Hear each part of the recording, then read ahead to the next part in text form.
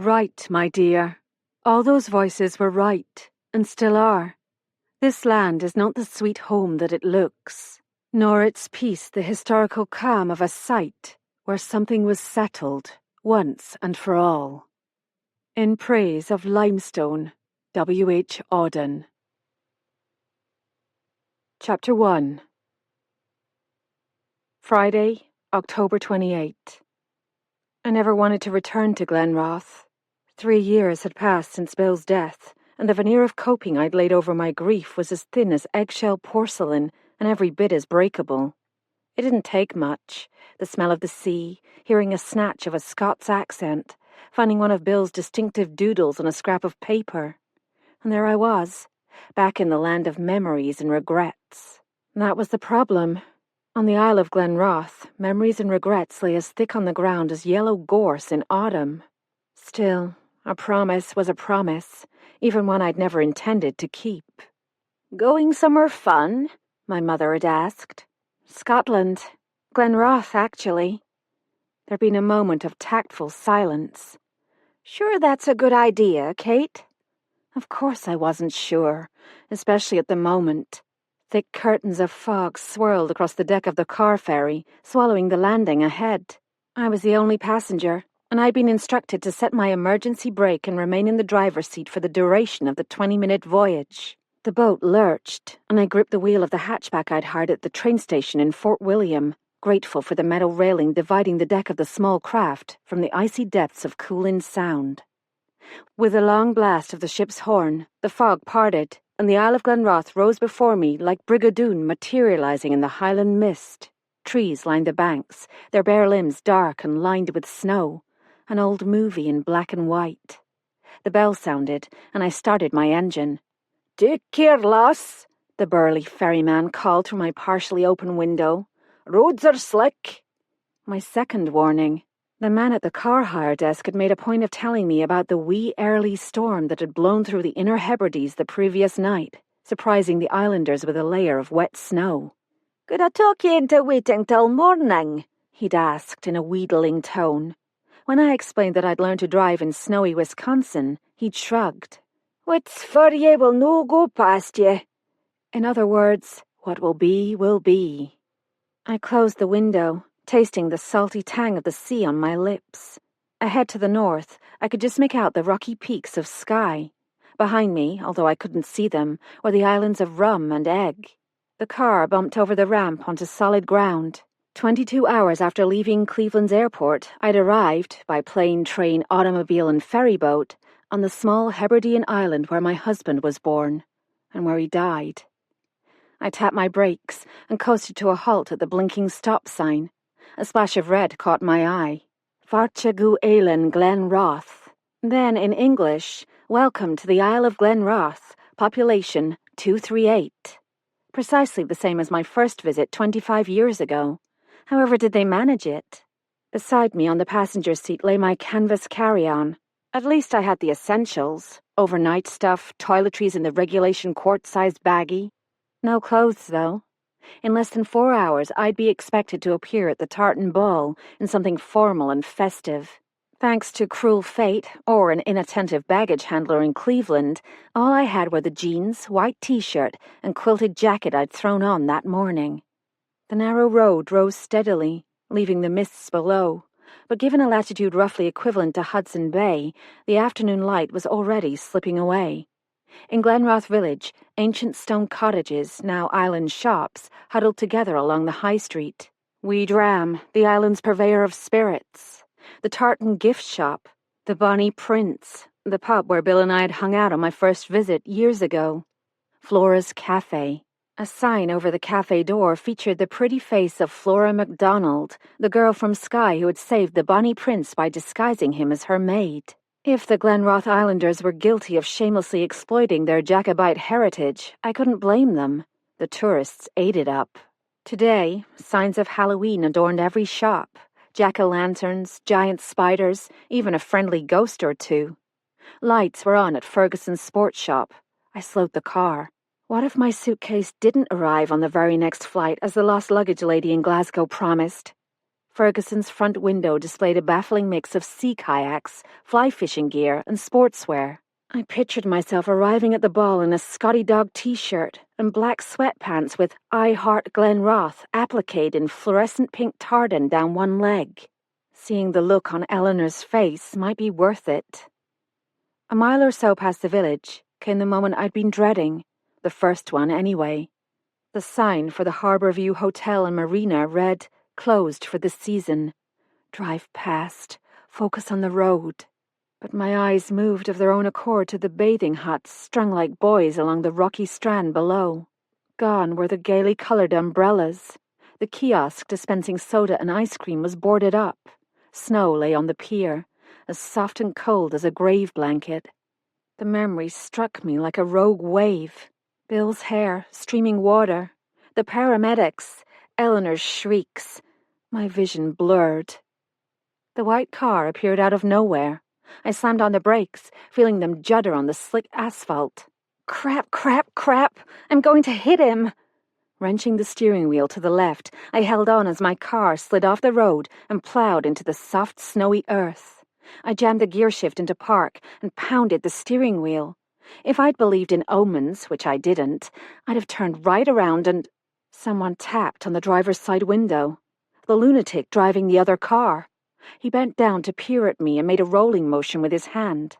Tall, lean, dark hair flecked with silver. I lowered the window an inch or two. The wind whipped my hair. "Are you injured?" The voice was low, concerned, and unexpectedly English. "I'm fine, no thanks to you. Why did you pull out in front of me?" "Why didn't you slow down? The speed limit's 25. You must have been doing at least 50. We glared at each other. He said, "Try backing out." I turned the key and put the car in reverse, feeling the tires spin. "Not like that," he said. "You're digging yourself in further. Gently. Try to rock it." I did, feeling absurdly pleased when it made no difference. "I'll see if I can free the tires. Do you have a shovel?" I gave him my best scornful look. "It's a Renault." He crouched near the front of my car, clearing snow and mud with his bare hands. A few minutes later, he straightened his back. His hands were lobster red, the knees of his crisply pressed trousers wet and soiled. "Now put it in reverse and go gently. I'll push." Even with the man's added muscle, the car refused to budge. This wasn't getting me anywhere. "Look," I said, sounding more confident than I felt. "I appreciate your help, but the rental company will send someone." He dashed toward the road. For a moment I thought he'd bolted, but I glimpsed him in the rearview mirror, waving with both arms.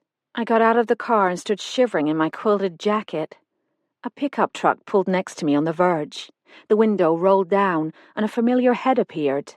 Long face, lantern jaw. "Need help, miss?" My heart leapt. "Beau! It's me! Kate!" Beau Duff jumped out of the pickup, all 6'5" of him, and caught me up in one of his massive bear hugs. "Mrs. Bell, you came back!" Beau was 57, exactly Bill's age if he'd lived. His voice was deep, his Scots accent thick, but his eyes were as wide and innocent as a child's. I almost melted. "I did come back, and seeing you is the best part." A lopsided grin split his face. "Got the photos. Best present I ever got in my whole life."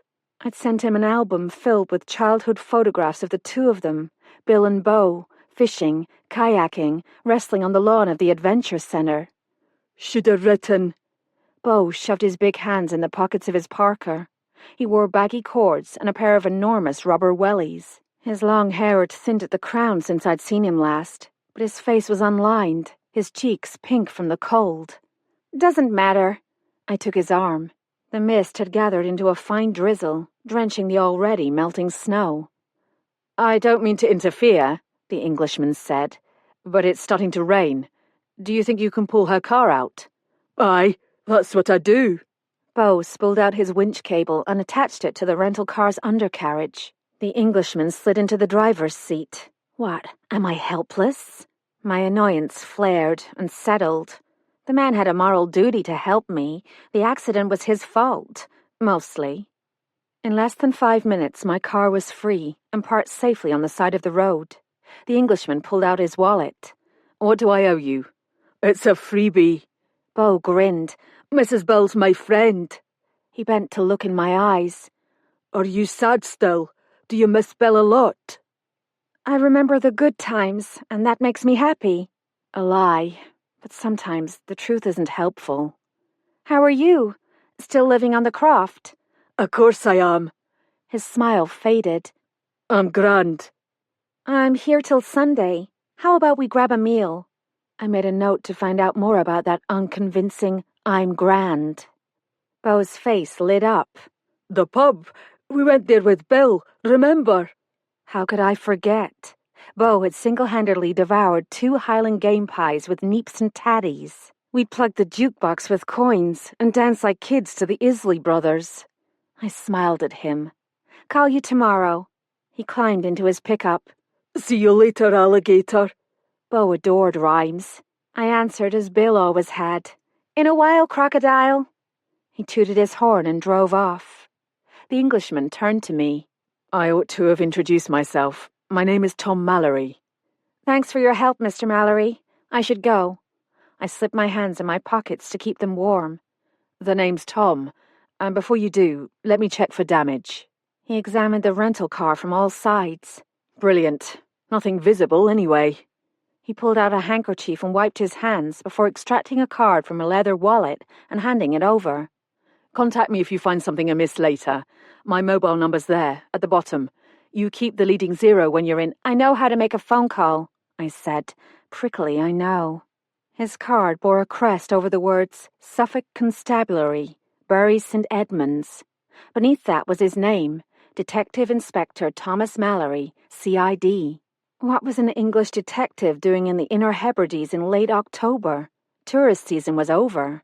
"Your friend with the truck, is he all right? I mean—" He stopped, unable or unwilling to put his question into words. "He's fine." I felt protective. Why should Beau's condition have to be explained to a total stranger? "My husband was born on the island. He and Mr. Duff grew up together."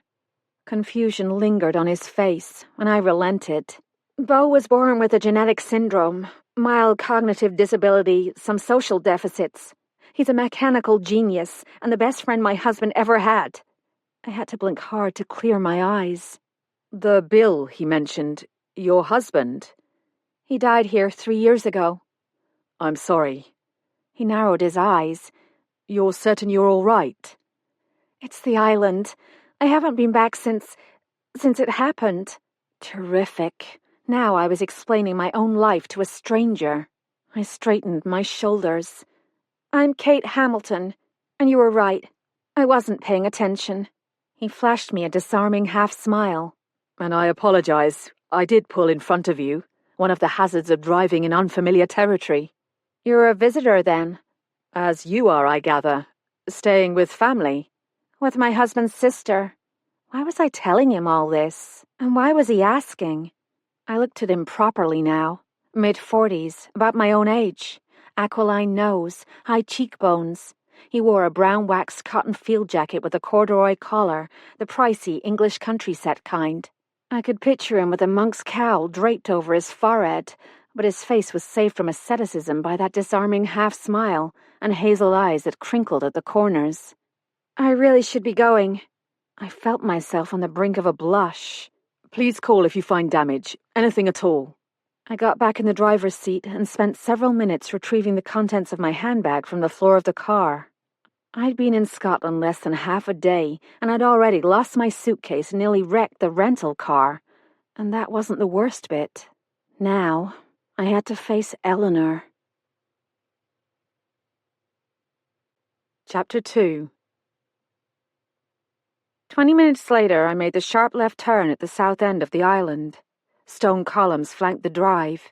A brass plaque on the left read, Glenroth House Hotel, Eleanor Spurgeon, proprietor. An identical plaque on the right advised visitors to kill your speed.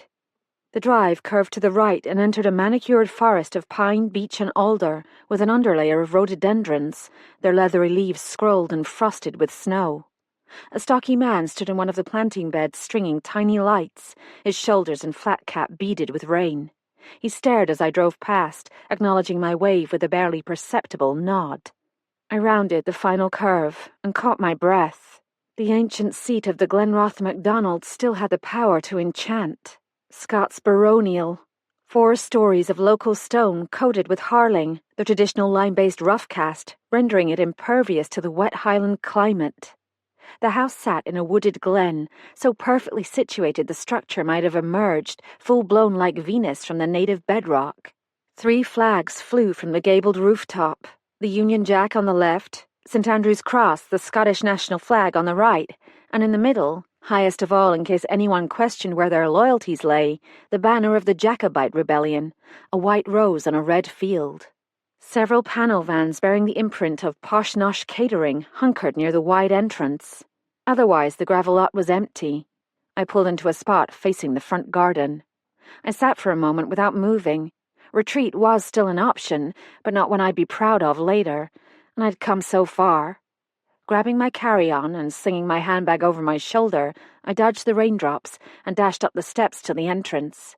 Pushing open the door, I caught a hint of lemon wax and something else, something warm and savoury.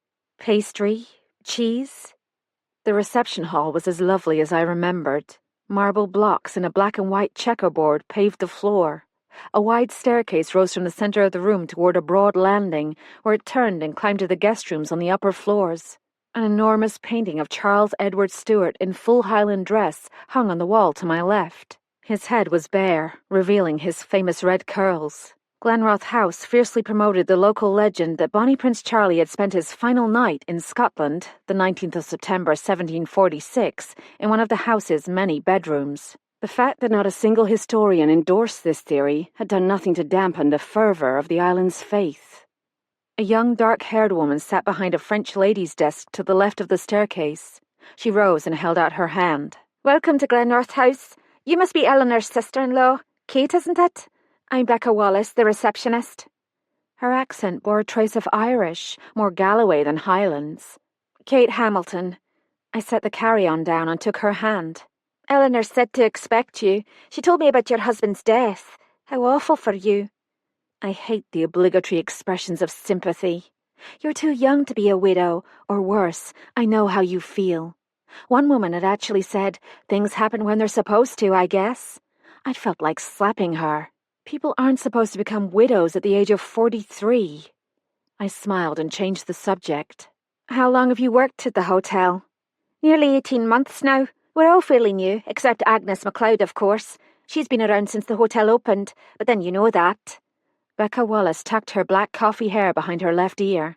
On the right it fell in a glossy curtain, almost concealing a thin white scar that tugged at the corner of her mouth.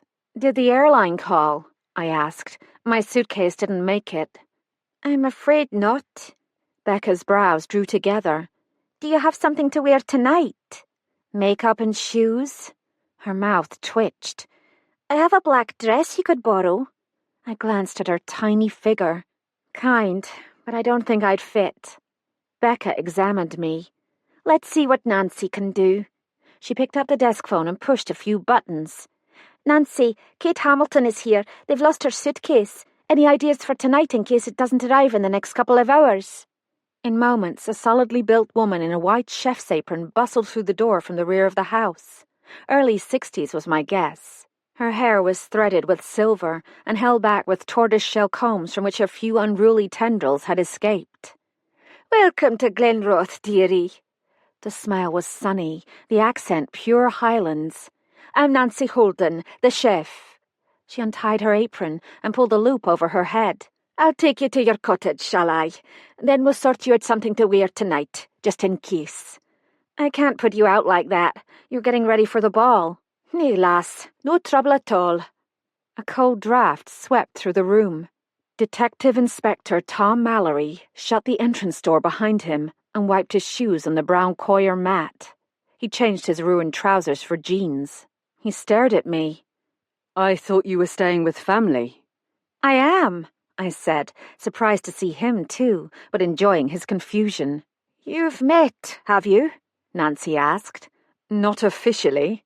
Tom ran a hand through his damp hair. We, ran into each other." Kate, this is Tom Mallory, Becca said. Our only guest at the moment. Besides you, of course. Mr. Mallory, this is Kate Hamilton, Mrs. Spurgeon's sister-in-law. Ah, yes, I see. He flashed me that charming half-smile. You've come for the ball. I'll see you tonight, then. He laid an envelope on Becca's desk. Promised my mother I'd write. Friend of Eleanor's? I asked when he'd gone. I don't think so.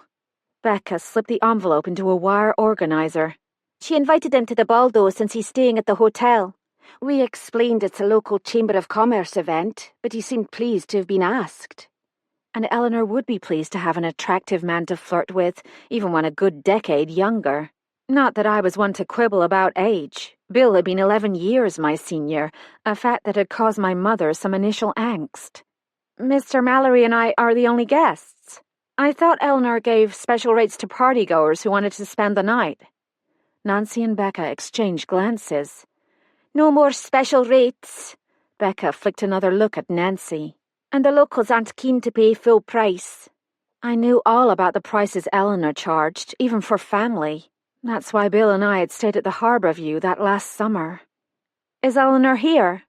Oh, aye, Nancy said, but she'll no be for long, getting her hair done up. I should say hello. Of course, dearie. Nancy patted my arm. Fetch me when you're ready. You'll find me in the kitchen. Eleanor's living quarters occupied most of the ground floor of the east wing. I faced the glossy white door and bit my lip.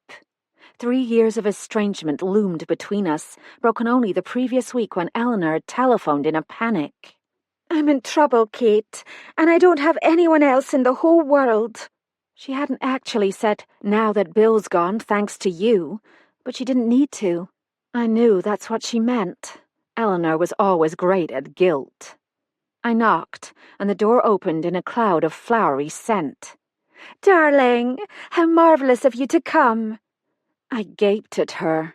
Was this the same woman who told me I'd ruined her life and she'd never speak to me again? Eleanor was in the process of getting dressed. She wore a slim tweed skirt and a silky camisole. Her blonde hair was caught in a ponytail that made her look more 30-something than 53. She took my hand and pulled me into the flat. Too bad about the weather. We haven't had snow like this since I was a girl. I've been worried about you, I said. You have? You said you were in trouble. You said you needed help. Oh, I do. Only I have to be at the salon at 4. But come look at something while I finish dressing. She took my hand again. I hated to be suspicious. She led me through a pale blue and white living room and bedroom to a bathroom, tiled in finely veined white marble. A table draped with a white bath towel held a small-footed chest, a casket it would have been called in past centuries. The case appeared to be constructed of satinwood, but it was difficult to tell because the entire surface, top and 4 sides, was inlaid with designs in what looked to me like rosewood, mahogany, ebony, and a lighter fine-grained wood. Boxwood, perhaps, or holly. The first sign was a tingling in my fingertips. I felt blood rush to my cheeks. My mouth went dry, and my heart raced. I knew the symptoms.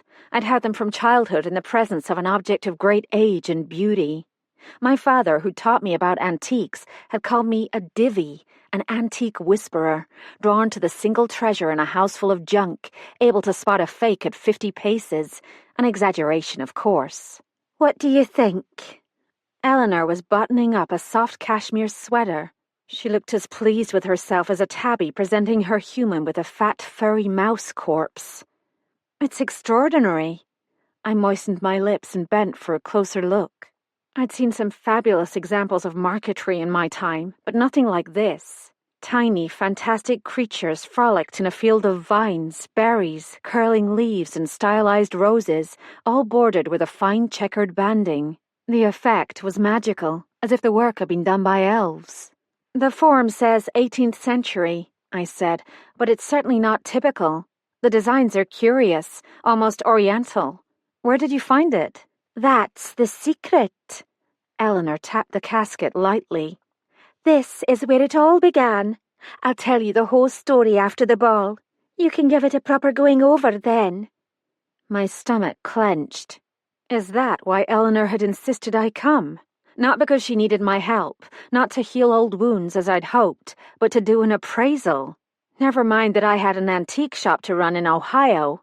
Never mind that I was in the middle of preparations for the prestigious Western Reserve Antique Show. Never mind that returning to Glenroth would rake up emotions I'd worked so hard to bury. You want a valuation? I fought to keep my tone neutral. Eleanor fastened a gold chain around her neck. No, well, yes, I wouldn't mind that actually, but there's something else. I want you to see it and tell me what you think. Someone knocked. Oh, for pity's sake! Eleanor tisked and rushed off. I heard the door open and Eleanor say, What is it now? Do you want 2 or 3 servers pouring champagne tonight? The caterers want to know. I knew that voice. Agnes MacLeod, Eleanor's old friend and the hotel manager. Were 3 included in the proposal? I don't know. I pay you to know these things, Agnes. How many did we have last year? I don't remember.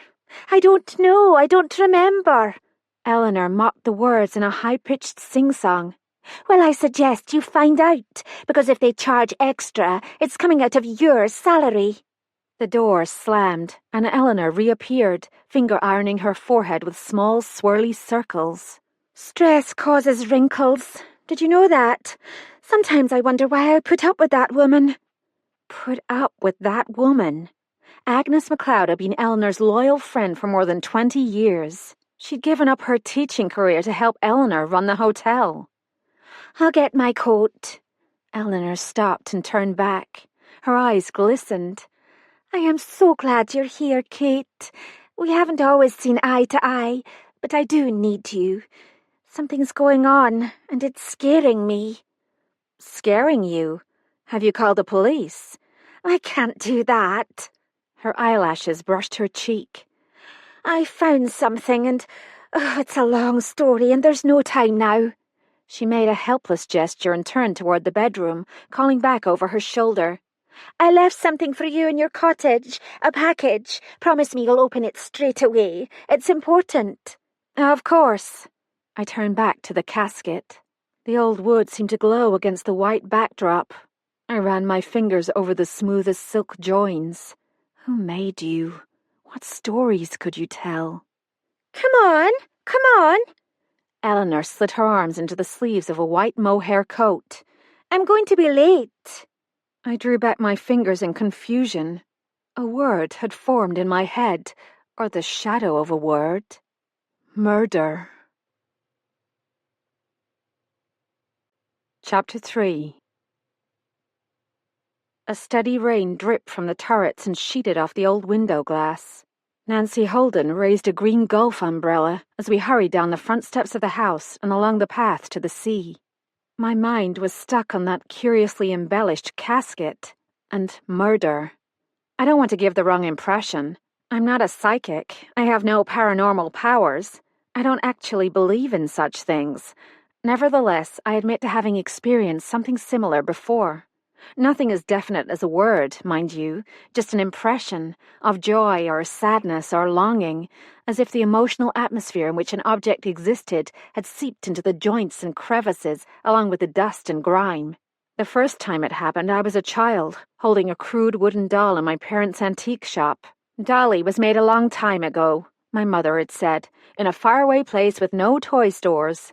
I was wondering why the doll's owner had been so careless as to lose her when I felt a powerful surge of loneliness.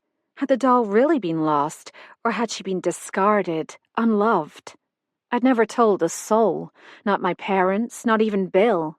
Dismissing thoughts of ESP or second sight, I'd written those experiences off as the products of my overactive imagination, filing them away under the category of unexplained things like déjà vu and why men can never find anything in a refrigerator. But murder, where had that word come from? Eleanor's fear must have triggered it. Nancy took my arm under the umbrella. Where did you and your husband meet? Cleveland, Case Western University. I was a graduate student. Bill was a law professor. Almost the first thing he told me about was this island and the history of the house. Did they find it strange when Eleanor turned their family home into a hotel? He never said so, but then we were only here twice after the hotel opened, once for the grand opening, and then 3 years ago when he— Aye, I know, dearie. Nancy squeezed my arm. I loved her for that. Nearing the sea, the gravel path split in two. Frank and I live there. Nancy pointed to a small stone cottage with an attached carport. I'm sure I can find you something bonny to wear. Thank you. I hoped I sounded gracious. If Becca's clothes were too small, Nancy's would be several sizes too big. I pictured myself arriving at the ball in a matronly knit two-piece, and I'd be obligated to wear it now that Nancy was taking so much trouble. Follow the path to Applegarth, Nancy said. If you give me your car keys, I'll have my husband drive your car around. I stopped walking. Eleanor put me in Applegarth. The name conjured images. A chill breeze off the water, the smell of a turf fire at night, and strong coffee percolating in the morning, the feel of Bill's flannel shirt against my skin, the narrow, creaky bed. Is something wrong? Nancy looked alarmed. Bill and I spent our honeymoon in Applegarth 24 years ago, before the hotel was a hotel. Her face relaxed. Lovely. She rushed off, leaving me with my memories. I stood on the path. No one would blame me if I asked for another cottage, or even one of the guest rooms in the main house. Coward's way out. I continued up the flagstone path. The sound was what I remembered most about Glenroth. The steady pulse of the sea, the rush of the wind. Applegarth stood on a low rise overlooking Coolin Sound. Unlike the estate's original stone outbuildings, the ex-caretaker's cottage was a relatively modern structure. Timber-clad, painted white with dark green shutters. Framed by pines, the cottage matched the picture in my mind, and yet there was a subtle difference. Like a long-lost photograph, the image both familiar and utterly alien. A wreath of twisted bittersweet hung on the door. I opened the door and looked around in amazement. The simple kitchen I remembered was now a sleek, modern space with granite countertops and a small cast-iron aga. A king-size mahogany four-poster stood in place of the old iron bedstead, barely wide enough for two. Almost nothing remained of the cottage I remembered. Even the simple fireplace had been refaced with local stone. I dropped my carry-on, pulled out my cell phone, and punched the numbers. Hello? Came a cheerful voice at the other end. This is Linnea Larson. I smiled. Mom always answered her calls that way. Well, I made it, I said, tucking the phone between my cheek and shoulder and beginning to unpack the welcome basket on the kitchen table. Everything all right at the shop? Splendid. I sold a Georgian teapot, a pair of gilt metal sconces, and that early Qing Dynasty celadon vase. I could hear the satisfaction in her voice. She was in her element. You're the best in the business, Mom. How was the trip? Long. I told her about the lost suitcase in the dense fog, deleting the near accident and the English detective. I'm surprised you went, she said. You never liked Eleanor. I considered protesting, but what was the use? Mom could spot a fib faster than a certified appraiser could spot a flea market forgery. She's not making it easy. First she calls and tells me she's in trouble, but can't explain because it's too complicated to go into over the phone. Now I've come all the way to Scotland, and she can't explain because she's late for a hair appointment. I feel manipulated. So, why are you there? Ouch. My mother always put her finger on the sore spot. Eleanor is Bill's sister, I said virtuously, tucking a bag of fresh roasted coffee beans next to the fancy coffee maker.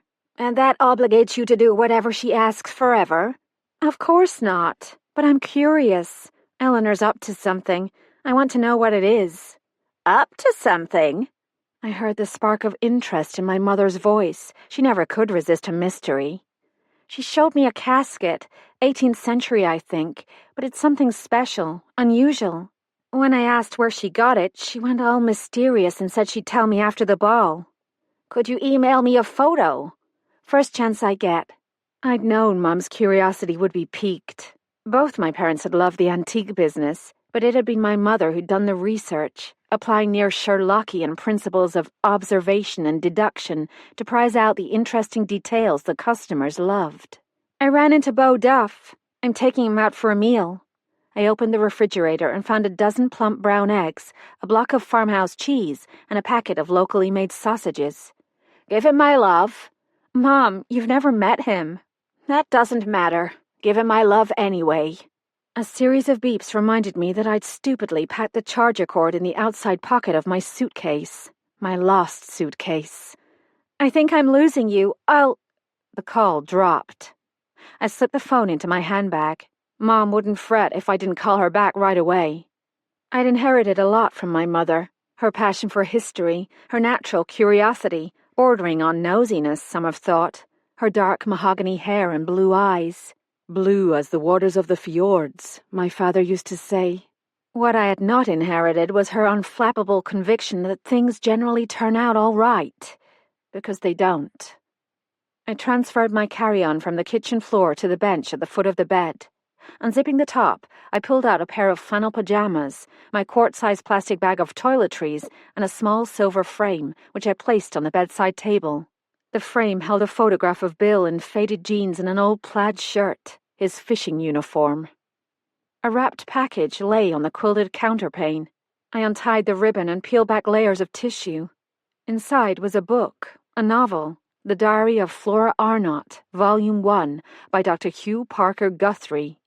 The dust jacket pictured a raven-haired girl in a white Regency-style gown, a tartan shawl around her shoulders. The name Guthrie was familiar. I'd met a woman named Guthrie at the grand opening 10 years ago, a pompous widow from one of the island's oldest families. She had a son, if I remembered correctly, off teaching history at some university near Aberdeen. I turned the book over. The author stared back at me through wire-rimmed glasses. "A real-life unsolved murder mystery," declared the blurb. "Beginning in the Scottish lowlands and ending on the Isle of Glenroth, we follow the short but remarkable life of Flora Arnott, who sacrificed everything for the sake of the man she loved." I thumbed through the book, finding an inscription on the title page. "For Kate, who knows the story." I did know the story. Everyone connected with Glenroth knew it. Bill and Eleanor's childhood home had been the seat of the Glenroth MacDonalds since the 14th century. After the defeat of the clans at Culloden, the estate was forfeited to the British Crown and granted to a loyalist from Dumfries who planned to raise sheep on the island. Finding Highland life too rigorous, he sold the house and land to Abraham Arnott, a fellow lowlander. Abraham never lived on the island, but in 1809 his son James brought his bride Flora to Glenroth. Their happiness ended less than a year later when Flora was murdered. Dr. Guthrie had turned a piece of island history into a novel. Good for him. From within the pages, papers fluttered to the floor. I picked them up, unfolding a sheet of the hotel's letterhead. The handwriting was Eleanor's. "Kate, I really am in trouble this time. I need your advice, but read this book first." The last words were heavily underlined. "Don't let me down. E." Her usual theatrics? I had dreaded Eleanor's phone calls when Bill was alive. There was always some calamity. Like the time she forgot to pay her income taxes for 2 years. Like the time she had an affair with the headmaster of her school and lost her teaching position. The second paper turned out to be a photocopy of 2 old newspaper articles. The Hebridean Chronicle, 9th of March, 1810. A shocking double murder was committed on Saturday last, 3rd of March, north of Angus Ransom's tavern on Glenroth. At dawn on the 4th, a cabinet maker on his way to Skye discovered 2 bodies on the road near the peat bogs. Mrs. Flora Arnott, wife of Captain James Arnott, lay on the road, her neck pierced by an arrow. The body of her companion, Miss Gowan Campbell, was found partially hidden in the brush. She had been stabbed in the back with a Highland dirk. How the women came to be there remains a mystery.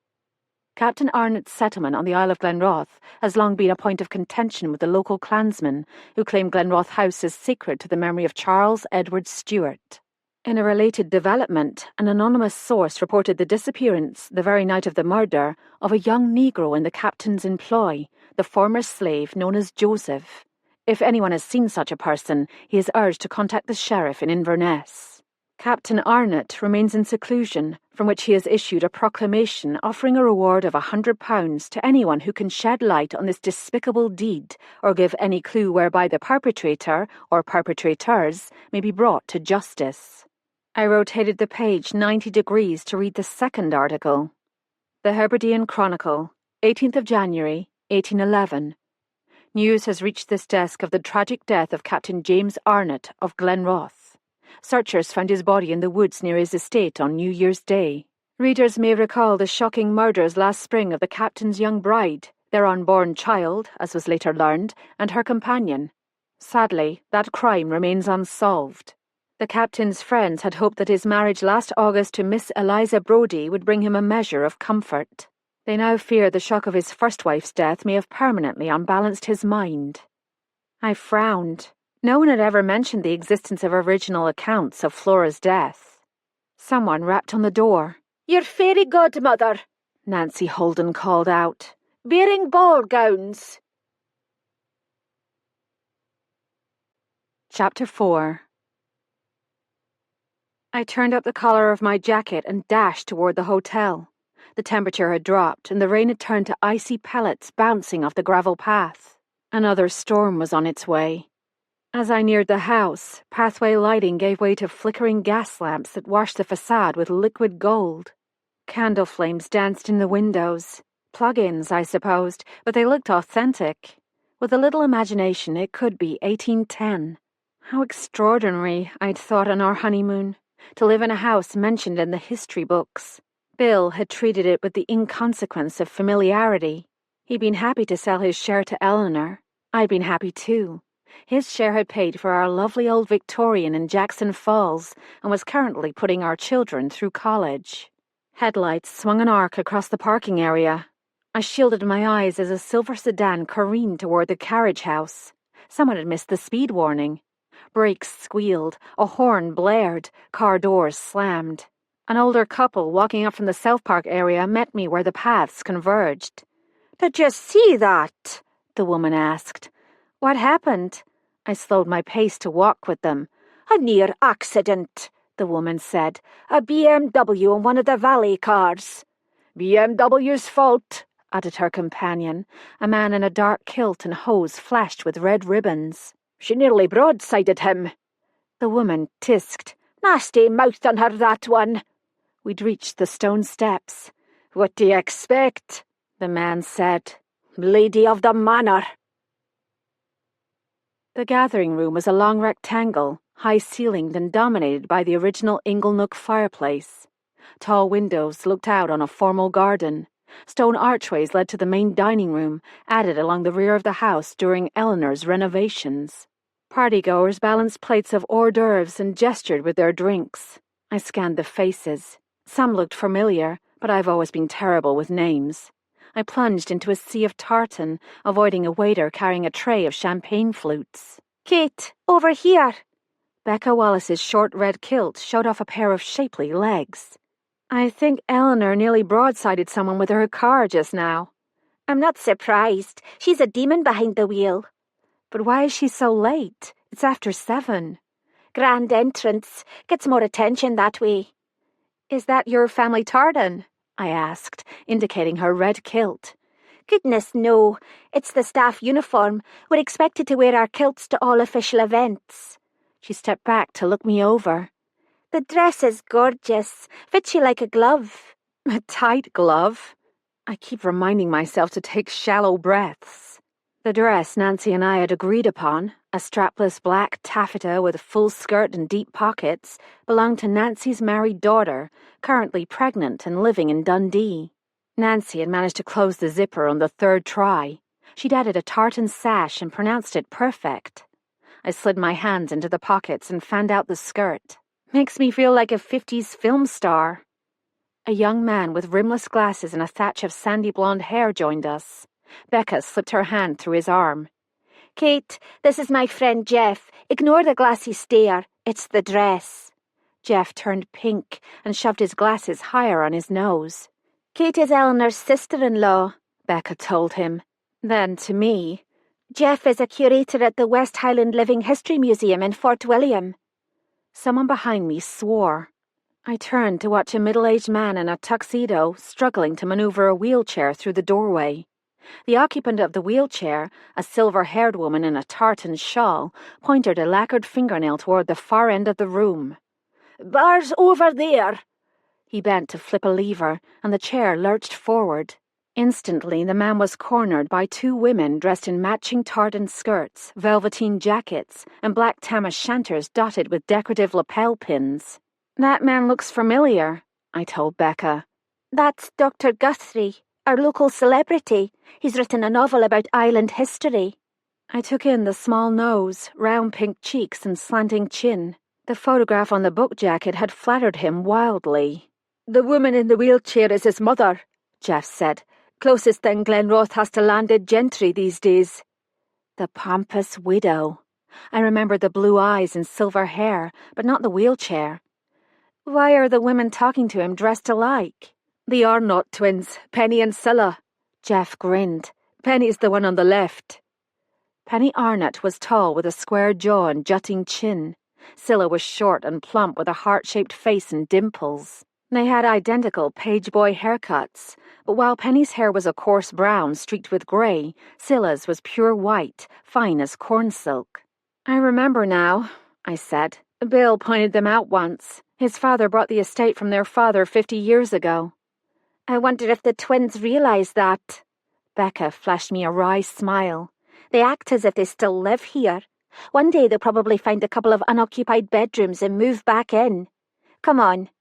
She took my arm and steered me toward the fireplace where the twins stood, warming their backs. Hugh Guthrie had excused himself, or escaped.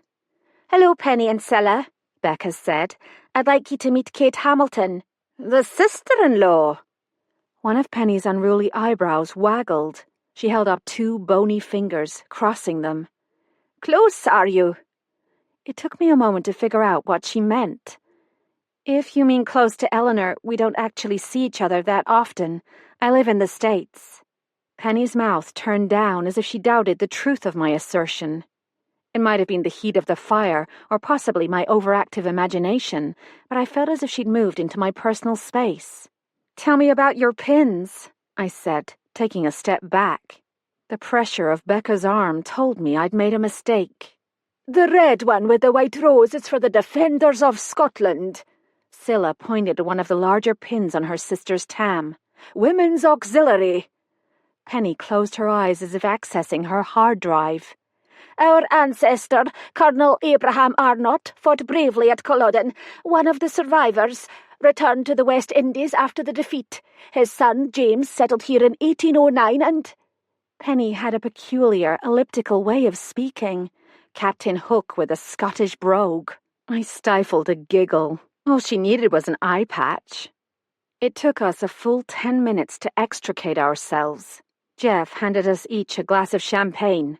"Another 5 minutes and I'd have staged a rescue." I sipped my champagne, feeling the bubbles tickle my nose. An enormous man with dark wavy hair circled the hors d'oeuvres table. He wore a tuxedo with a green and blue tartan cummerbund and matching bow tie. "That's Jackie MacDonald, right?" I whispered to Becca. "Well spotted, Kate, though Jackie is rather hard to forget." I took another sip of champagne. Tom Mallory stood in a circle of women near one of the stone archways. Seeing me, he waved. It looked like a "come save me" wave, the kind Bill used to do when cornered by a pack of academics chasing some theory to ground. More likely, Tom expected me to join his admirers. I gave him a brief smile. It was nearly 8 when Eleanor finally swept in. She wore a blue velvet, off-the-shoulder gown with a wool sash in the soft blues and greens of the ancient Hamilton hunting tartan. Her hair was gathered at her neck in an elaborate knot. Spotting me, she sailed over. "Thank you for the book," I said. "Where did you find the newspaper?" "Shh! Not here!" She flapped her hand as if erasing my words in the air. A gong sounded. "You're with me at the head table." Eleanor took me by the elbow and propelled me toward the dining room. I glanced over my shoulder. "See you later," Becca said. "Peasants sit near the kitchen." Fires blazed in huge stone fireplaces at each end of the dining room. Round tables had been laid with crisp white linen and centerpieces of white roses and purple heather. A banner hung over the band platform. "Welcome to the 10th Annual Tartan Ball." I found my place next to a woman already seated, a thin woman with a long neck and dark hair molded to a small round head. The name that popped into my head was Olive Oil. "Hello," I said, praying her real name would come to me. "Oh, Kate, remember me, Dora MacDonald, Jackie's wife. We own the tartan gift shop." Of course. How could I have forgotten? Privately, Bill and I had called them Olive Oil and Blue Toe. Dora downed her champagne and plunked the glass on the table near several empties. Jackie appeared and handed his wife another flute. "Wee Kate," he beamed. "Grand to see you again, lass." Across the table, Hugh Guthrie was attempting to position his mother's wheelchair. "You make such a fuss, you." Mrs. Guthrie grabbed the wheels of her chair. "Now, hand me that napkin and sit down." Guthrie sat between his mother and Eleanor, looking as if his license to exist had just expired. The remaining 2 seats at the table were claimed by Penny and Cilla Arnott. "Has everyone met Kate Hamilton?" Jackie asked. Guthrie rose, holding his napkin. "Hugh Guthrie, and this is my mother, Margaret. We've met," Margaret said in a rich alto voice. She eyed my bare shoulders. "You must be chilly, dear. Let me know if you need my shawl." Ooh, nasty. How sweet. Jackie stepped up to the microphone. Tap, tap, tap. His white teeth gleamed in the spotlight. Dora leaned in my direction. "Still gorgeous, isn't he?" "Very handsome," I said truthfully. "He got his looks from his mother. She was a MacDonald too, from another branch of the family. Jackie says we should be living in this house." She poked me with a sharp elbow. "But not around Eleanor or the Arnott twins." Jackie unhooked the microphone. "As President of the Chamber of Commerce, I welcome you to the 10th Annual Tartan Ball. We have a lot to celebrate. This year's tourist season has broken all records, and we know who to thank for that, don't we?" He raised his glass and saluted the head table. "As of October 1st, the Diary of Flora Arnott has sold more than 20,000 copies. Our island is quickly becoming a pilgrimage site for the growing ranks of florophiles." He raised his glass again. "Sláinte. God bless Hugh Guthrie, and God bless Flora Arnott. May she rest in peace." "Sláinte," echoed the crowd. Hugh Guthrie appeared to shrink in his seat. Spoons clinked on water glasses. Jackie MacDonald resumed his seat at the head table between his wife and Eleanor, who made room for the big man by moving her chair so close to Dr. Guthrie she could have eaten off his plate. Margaret Guthrie scowled. Waiters appeared with the main course. Jackie tucked a napkin in his collar and turned to me. "I still think of you as a new bride. How are you getting on?" "Poor Kate." Dora's eyes glistened with sympathy or alcohol or both. "It can't have been easy raising those children by yourself." I forced a smile. Why was I always poor Kate? Eric and Christine are both in college, doing well, no significant others. I crossed my fingers under the table. Christine's history with men ranked somewhere between Miss Havisham and Monica Lewinsky. Later, as the waiters cleared the main course, Jackie took the stage again, and the guests settled in for the evening program. "Our first order of business tonight is to announce the winners of the 82nd Annual Glenroth Archery Tournament. Ladies and gentlemen, I give you our new champions." The band played a drum roll. "Frank Holden and Dora MacDonald." I blinked as the audience exploded into applause. Dora stood and swayed briefly. Stabilizing, she made her way to the podium, where she joined a man with a wrestler's build and short-cropped grey hair, the man I'd seen working in the planting beds. Nancy Holden's husband, I presumed. Trophies were presented, speeches were declined. "Now, please," Jackie said, "everyone rise for the traditional toast." The crowd, having imbibed freely by this time, stood as best they could, locking arms and swaying together. It wasn't easy with Dora MacDonald leaning on me. "Bonnie Charlie's new awa," we sang, "safely o'er the friendly main. Mony a heart will break in twa, should he ne'er come back again." I knew the words by heart. Bill would sing them after a couple of glasses of red wine. Will ye no come back again? Will ye no come back again? Better lad you canna be. Will ye no come back again? Raise your glasses, Jackie said, to the Prince across the sea, Charles Edward Louis John Casimir Sylvester Severino Maria Stuart. Slancha vo. Glasses clinked, eyes misted over. Slancha vo. To the health of the woman. The coded Jacobite toast, referring to Charlie disguised as Flora MacDonald's maid. Humiliating, I'd have thought, but all accounts said Charlie donned the skirt, shawl and cap quite cheerfully. "'Tis now my privilege," Jackie said as the audience took their seats, "to introduce tonight's special guest from the Noble and Sacred Order of the 45. Please welcome—" A woman with bony shoulders and a beak-like nose made her way to the platform. Jackie handed her the microphone. I'd missed the woman's name. Dora MacDonald had knocked over her glass of champagne and borrowed my napkin to soak up the mess. "As you know," said the woman in a fluty voice, "the Noble Order exists to honour the heroes of Culloden and to cherish in our hearts the memory of our glorious and rightful king. Each year we choose a worthy recipient for our grant programme, and tonight we are pleased to present to the Isle of Glenroth Historical Society a cheque for £20,000 to be used for the erection of a statue." Cilla Arnott squealed. Penny dabbed her eyes with her napkin. "Honouring Glenroth's illustrious son and saviour of this historic house, Captain James Arnott. Not only did Captain Arnott's father fight with the Bonnie Prince at Culloden, but he himself fought in the war on Scottish shipping interests in the Caribbean." Huh? I had a graduate degree in history. Was the woman talking about pirates? Cameras flashed at the tableau surrounding a huge cardboard cheque. "Accepting on behalf of the Society," Jackie said, "are Miss Penelope and Miss Priscilla Arnott. Ladies, any remarks?" Cilla shook her head. Penny leapt onto the platform and pounced on the microphone. "Tonight's honour, long overdue I might add, is the fulfilment of a dream conceived by our father more than 60 years ago.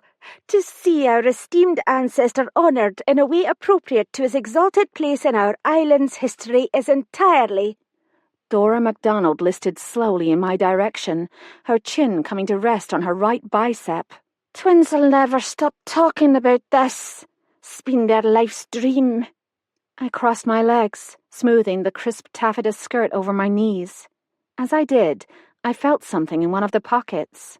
Reaching in, I pulled out a scrap of paper on which someone had printed 2 words in large capital letters. Go home. Chapter 5. I stared at the words in disbelief. Had someone slipped the note in my pocket without my noticing? Possibly. The gathering room had been jammed, and there'd been a crush funneling into the dining room. But why would someone want me to go home? I bit the corner of my lip. That didn't make sense. More likely the note had been in the pocket of the dress all along. A joke, meant for Nancy's daughter. I slipped it back in the pocket. I would show it to Eleanor, though, just in case. Penny Arnott concluded her speech, and the Highland Rovers launched into a Celtic folk tune. A number of couples stood up to dance, including Eleanor and Jackie MacDonald, who turned out to be remarkably light on his feet. Was Dora the jealous type? If she was, it didn't matter. She was snoring softly. The twins were in their own world, whispering happily behind their napkins. A waiter tried to set a dessert plate in front of Margaret Guthrie, but she pushed it away impatiently. "I didn't ask for this." Too bad. She could use a little sweetening up. Hugh Guthrie kept glancing toward the exit. I half expected him to slip under the table like my kids used to do when they wanted to escape boring adult conversation. The band, who transitioned to contemporary classics, was sliding into Etta James's At Last. Lights from the chandeliers twinkled overhead. Couples swirled on the dance floor. I experienced a pang of jealousy. Widowhood stinks. Care to dance? Tom Mallory held out his hand. My heart thumped alarmingly. The last time I'd danced with anyone other than Bill was, well, too long ago to remember. Taking his hand, I followed him onto the dance floor. He slipped an arm around my waist. That's quite a dress. I felt myself blush. I'd never have worn a dress like that to the faculty club dances, but then the faculty club had been overstocked with Margaret Guthries. What do you think of Glenroth? I asked, a shade too brightly. Quiet. Just what the doctor ordered. You should see it in summer. The beaches are packed. Some of the locals open their homes for a bed and breakfast. And Glenroth House? He pulled me in for a turn, avoiding a couple whose dancing skills were more exuberant than skillful. A bubble of pleasure caught in my throat. The hotel attracts mostly English and Americans, I said, trying not to sound breathless. The upscale crowd, you know, showing off their designer sportswear and comparing investments over cocktails in the garden. Once a week, everyone dresses up and pretends they're lost in the Highlands, like in Brigadoon. Not that it doesn't sound appealing. Lost in the Highlands, I mean. I was chattering. At the moment, I much prefer being here. Good-looking and smooth. His hand was warm on my back. He smelled nice, a kind of masculine, woodsy scent that made me think of bonfires and starry nights. I closed my eyes and rested my cheek against his shoulder. Someone tapped my arm. Cutting in, dearie. Hope you don't mind. One of Tom's lady admirers smirked wickedly. The lady's partner, a man in a red tartan bow tie, held out his hand. Shall we? Do you mind if I take a rain check? I hoped I wasn't offending him, but my conscience had been bothering me. Agnes MacLeod and I weren't exactly friends, but I knew she'd feel slighted if I didn't make an effort to speak with her. I located the staff table near the double doors to the kitchen. There were only 6 of them at the table, including Jeff, Becca's guest. Less than half the number of staff members I remembered from the grand opening. As I threaded my way through the crowd, I saw Becca whisper something in Jeff's ear. He threw back his head and laughed. A man in love, I thought, with another pang of jealousy. A striking woman with high cheekbones and smooth olive skin sat on Jeff's left. A thick ebony braid fell halfway down her back. Gold hoops hung from her ears. Like the other staff women, she wore a red tartan kilt, but on her it looked almost exotic. I wondered if she was Romani, a gypsy. Nancy Holden looked lovely, her hair tamed into a sleek twist. Her husband, Frank, ran a finger between his neck and the collar of his shirt. He leaned toward her and spoke something in her ear before leaving the table, his trophy in hand. Agnes MacLeod had teased her hair into a frizzy grey nimbus that, together with her sharp nose and receding chin, gave her the unfortunate look of an elderly hedgehog. I gave the group at the table a cheery wave. Nancy welcomed me. I believe you know everyone except Sophia. She indicated the exotic-looking woman next to Jeff. Sophia, this is Kate. She was married to Eleanor's brother. Sophia looked at me through her long dark eyelashes and bestowed a smile worthy of a princess. I gave Agnes a hug and took the seat next to her, the one vacated by Frank Holden. How have you been? What? She tipped one ear toward me. How are you? I shouted over the band. Me? Oh, I'm dandy. The sour expression on her face communicated the opposite. No one told me you'd arrived. If Agnes had a fault, it was a tendency to assume she was being overlooked. I saw Eleanor, but only for a minute. I had decided not to mention the argument I'd overheard, but it had occurred to me that Eleanor, who liked nothing better than rubbing things in, might mention it herself.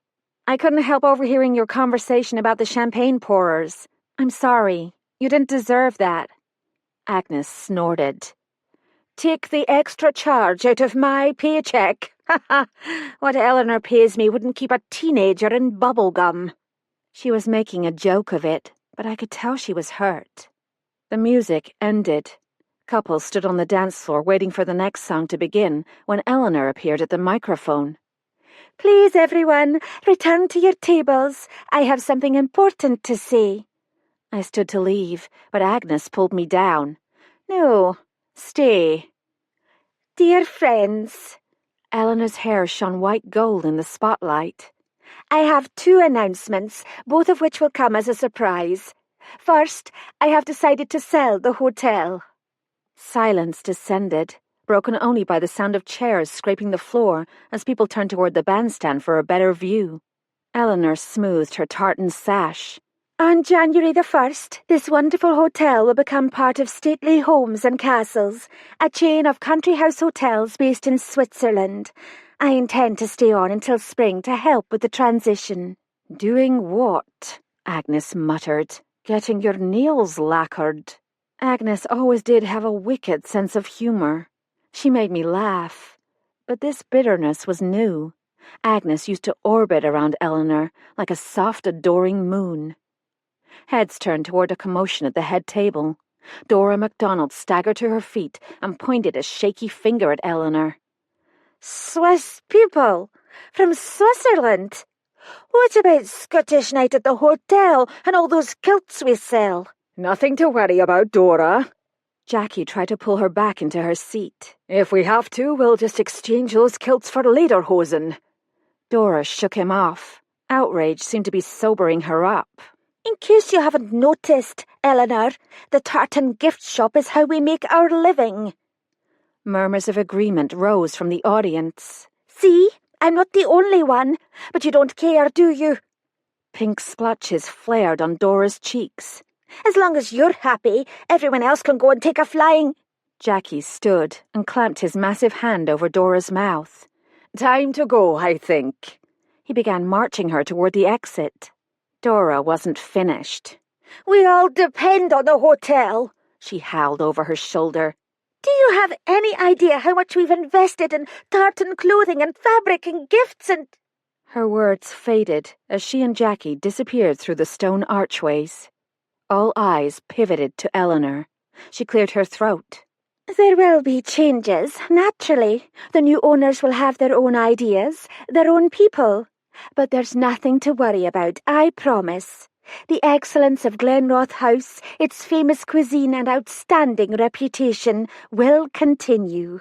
How very comforting, Agnes said tartly.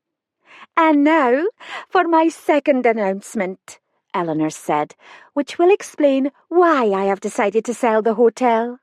She extended a slim arm toward Hugh Guthrie at the head table. He joined her on the platform with the look of a prisoner awaiting sentencing. Hugh and I are to be married. Eleanor beamed. Guthrie studied the top of his left shoe. In April, right here at Glenroth House. What? I realized my mouth had dropped open, and I snapped it shut. Hugh's publisher has arranged a book signing tour. It will be our honeymoon. When we return, we intend to make our home in Edinburgh, where Hugh will complete the manuscript for his new book.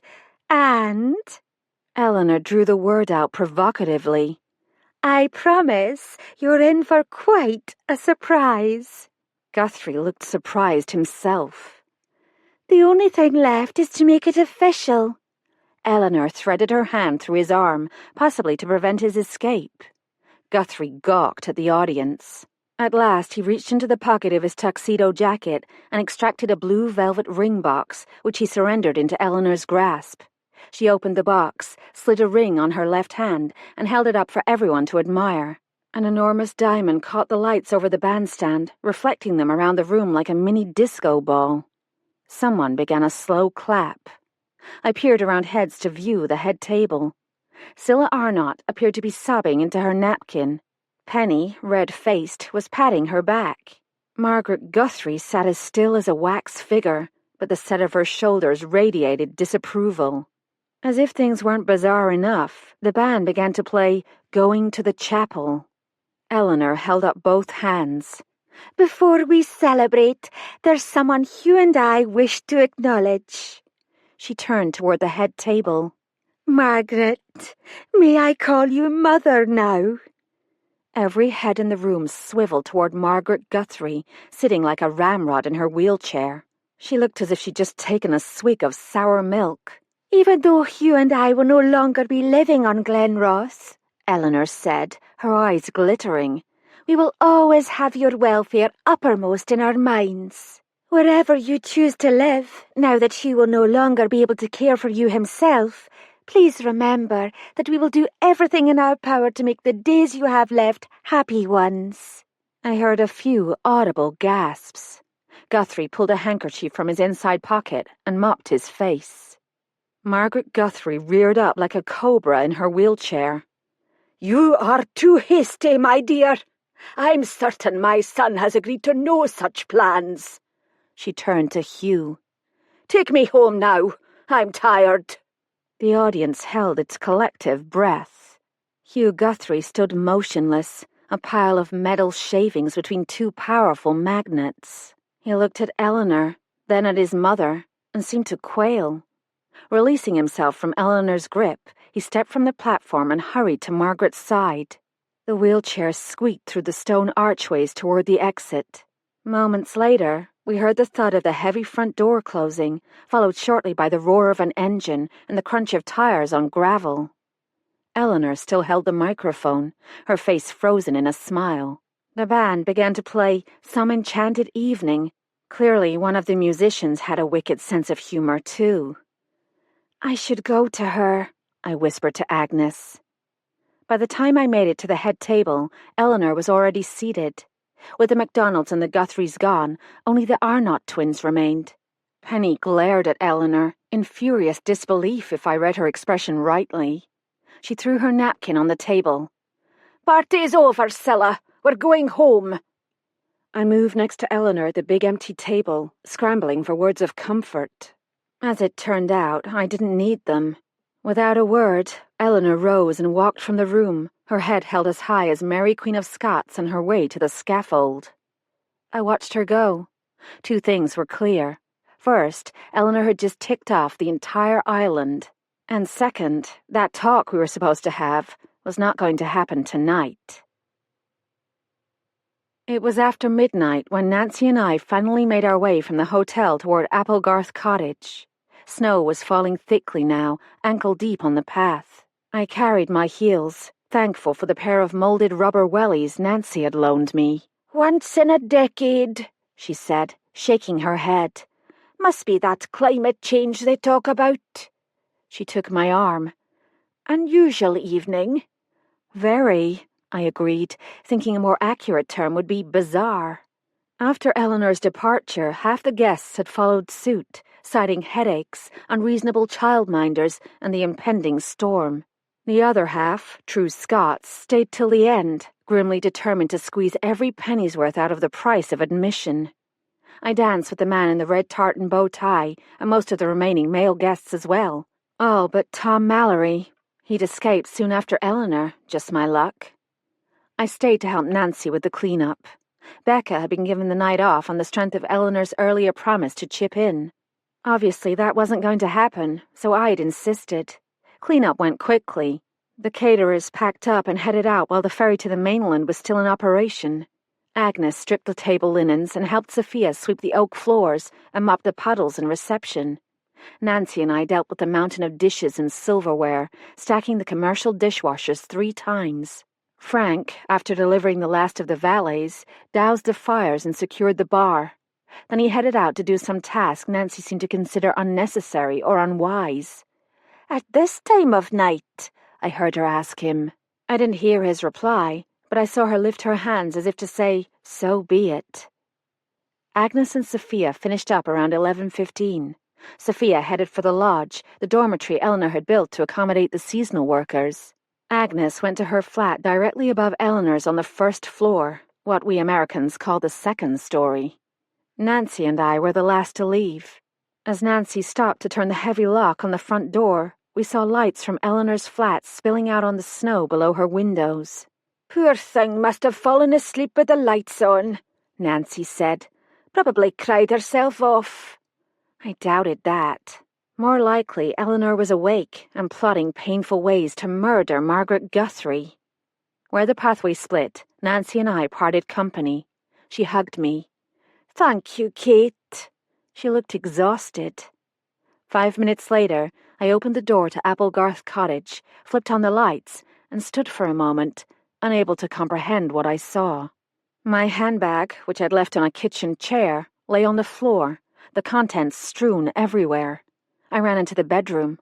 My carry-on, which I'd zipped and tucked under the bench at the foot of the bed, sat in the middle of the floor, the zipper open. It took a moment for my brain to catch up. Then I got it. Someone had searched my cottage. Chapter 6. My first thought was for my wallet. I spotted it under the kitchen table. My heart sank. There went my credit cards and the £200 I'd taken from the ATM at Glasgow Airport. Wrong. Every card, every bill was still there. What was the intruder after if not money? My second thought was to run to the Holdens' cottage for help, but then I remembered that Frank might not have returned from wherever it was he'd gone, and what could Nancy do? Besides, the intruder might still be out there in the dark.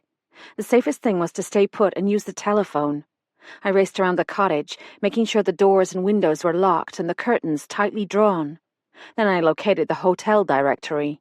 A section labeled Security, Emergencies listed 3 numbers: the emergency services on Skye, the police station on the mainland at Mallaig, and one of the hotel's extensions with the words 24 hours in parentheses. I dialed the hotel and got a recording. "You've reached Glenroth House. Please leave a detailed..." I hung up and dialed again. Someone had to be awake at the police station. It took some minutes to get through to the constable in charge. When I explained what had happened, he told me the entire area was under an amber snow alert. Ferries had ceased operation at 11, and the causeway between Skye and the mainland had been shut down shortly after that. The Isle of Glenroth was cut off. Could I wait until morning? I said I could, and accepted his offer to have the duty clerk call back at intervals to check on me. Then I climbed into bed and lay in the dark, listening to the rafters creak and the wind rattle the downspouts. The digital clock on the bedside table flicked from 12:44 to 12:45. The air was cool, the duvet soft and warm. I'd thrown my clothes, the only ones I possessed at the moment, in the washer-dryer, and the soft thump-thump should have lulled me to sleep instantly. Not a chance. Thoughts of the intruder circling the cottage alternated with images of Eleanor's face when the man who loved her had sided with his mother. If Guthrie did love her, that is. One of the dark thoughts plaguing my mind after Bill's death was the idea that he'd abandoned me. I knew it wasn't true. Bill hadn't wanted to die, but the notion refused to budge, looping through my brain like one of those blasted earworms. I stretched out my arm, resenting the emptiness. Bill should be there beside me. He was the reason I'd come to Glenroth in the first place. The memory returned, as vivid as the scent of the musk roses I'd planted near our front porch in Jackson Falls. Bill and I were sitting on the glider. Fireflies winked in the warm July evening. My feet were in his lap. "You will look out for Eleanor," he'd said in his soft Scottish burr, "if anything happens to me." I'd pulled away. "What do you mean? Nothing's going to happen, is it?" "Not if I can help it. But promise me, Kate. Please." So I did, and 2 weeks later, he was gone. The dryer stopped. The clock on the mantel ticked like a metronome. The bedside clock flipped to 12:50. I should have been sleeping. Instead, I was waiting for phone calls from the duty clerk at Mallaig. Oh well, I was never going to sleep anyway. Hugh Guthrie's book lay unopened on the bedside table. I sighed and flipped on the lamp. I really must stop making rash promises. Hazelbank House, Loch Weirin, Ayrshire, 26th of September, 1808. Today is my 15th birthday, and Father declares I must marry. He has given Grandmother an allowance for gowns, and instructed Mrs. Poole to train Gowan to attend me. My hair, which he called wild, is to be arranged in the latest fashion. No longer am I free to wander the estate, nor am I to ride Turk without a saddle. I am to be a lady, groomed, gowned, and paraded about like one of the Duke's prize racehorses. Father, having no son to take charge of me, should he die, pretends to be concerned for my welfare, but I know it is pounds and shillings he wants. Through a series of foolish ventures, Father has lost both his own modest fortune and poor Mamma's greater one. He paces the house in a black despair, while daily the post brings fresh demands. He is convinced that an influx of cash will set things right, and I am to be the means of this happiness, for Father, it is plain, hopes to prevail upon a wealthy son-in-law. It is hard having no mother to advise me. Tonight, as a kind of rehearsal, I was dangled before Sir Charles Murray, who is fond of saying he would be 6th Duke of Atholl, were several of his relations to perish together. He himself is quite venerable, a widower with several children, the eldest a girl near my own age. At dinner, he thought to impress me with tales of his exploits in Malta. He has a long red face and a kind of braying laugh that puts me in mind of a donkey. He also has 20,000 a year, which makes father quite in love with him. After dinner, pleading a sore head, I made my escape and met Gowan in the garden. She presented me with this diary, fashioned herself from writing paper and stiff board, covered in red calico from my old summer frock. The rest she is cutting up for a pieced quilt, which shall be mine, she says, when I am betrothed. I cannot help wondering how long she has been privy to a scheme communicated to me only this morning. The next entries concerned preparations for Flora's debut, a time-consuming affair, and an expense her father resented but agreed to on the grounds, as Flora's grandmother put it, that the first step in making hare stew is to catch the hare. A month after Christmas, Flora made her entrance into society at a ball given by the Murrays of Ashley Park, a 15-mile journey from Loch Weirin. 21st of January, 1809. The servants went by post on Wednesday. Grandmother and I arrived the following day in her ancient barouche, frozen solid, limp as rags, and bruised from bumping along the turnpike, but in state nonetheless, pretending the journey had been pleasant, and the shocking fortune spent on my gowns had not reduced father to the borrowing of a carriage. Tonight, I wore my ivory silk with Mamma's pearls. Grandmother says a good figure will go a long way, but I wonder how far a fine bosom and narrow waist can take me in the absence of a dowry. Sir Charles claimed the first dance, but soon huffed and puffed, begging that I excuse him as his new slippers were causing him pain. My other dancing partners were a distinguished lot. Several spoke nonsense. 2 trod on my feet. One, the younger son of some viscount or other, had sense enough, but as little interest in the game as I, and we satisfied ourselves by saying very little through a quadrille and a reel. I fear what father will say when I return home without a proposal of marriage. If I were to meet a gentleman of sense and character, I would accept him gladly enough. I marked the page and closed the book. Until tonight, Flora's story had been no more than a sad tale of long-ago events. People don't cry over the death of Joan of Arc anymore, do they? But Hugh Guthrie had brought Flora to life. She was now a living soul, a flesh-and-blood girl who'd known loss, who'd cope with her circumscribed role in society with intelligence and humour. Was this why Eleanor had insisted I read the novel? Was seeing Flora in this new light a preparation for whatever it was she wanted to tell me? In September 1808, Flora was 15, a child determined not to be a pawn in her father's financial schemes. In September 1809, she stood in what was now the gathering room of Glenroth House and pledged her hand and her heart to Captain James Arnott. 5 months later, she was dead. Why? I leaned back against the soft pillow and let my thoughts drift to that woodsy scent and charming half-smile. "Stop it," I scolded myself. I knew nothing about the tall Englishman with the smooth dance moves. Or was that precisely why I'd allowed myself to think of him? Our lives were on different tracks, headed in opposite directions. The chance of our paths crossing a second time were slim to none. Chapter 7. Saturday, October 29. I flung my hand out of the warm cocoon of the duvet. The shadow of a dream, dark and menacing, hovered beyond reach. My eyelids flickered as the events of the previous night came back with a rush. The tartan ball, Eleanor's announcements, the intruder. I squinted at the clock. 9:12. Yikes! I had to get up and get dressed. The constable at Malek had promised to send someone out that morning, rather half-heartedly now that I thought of it. Maybe I had overreacted. Nothing had been taken. No one was hurt. I slid out of bed and padded to the window in my bare feet.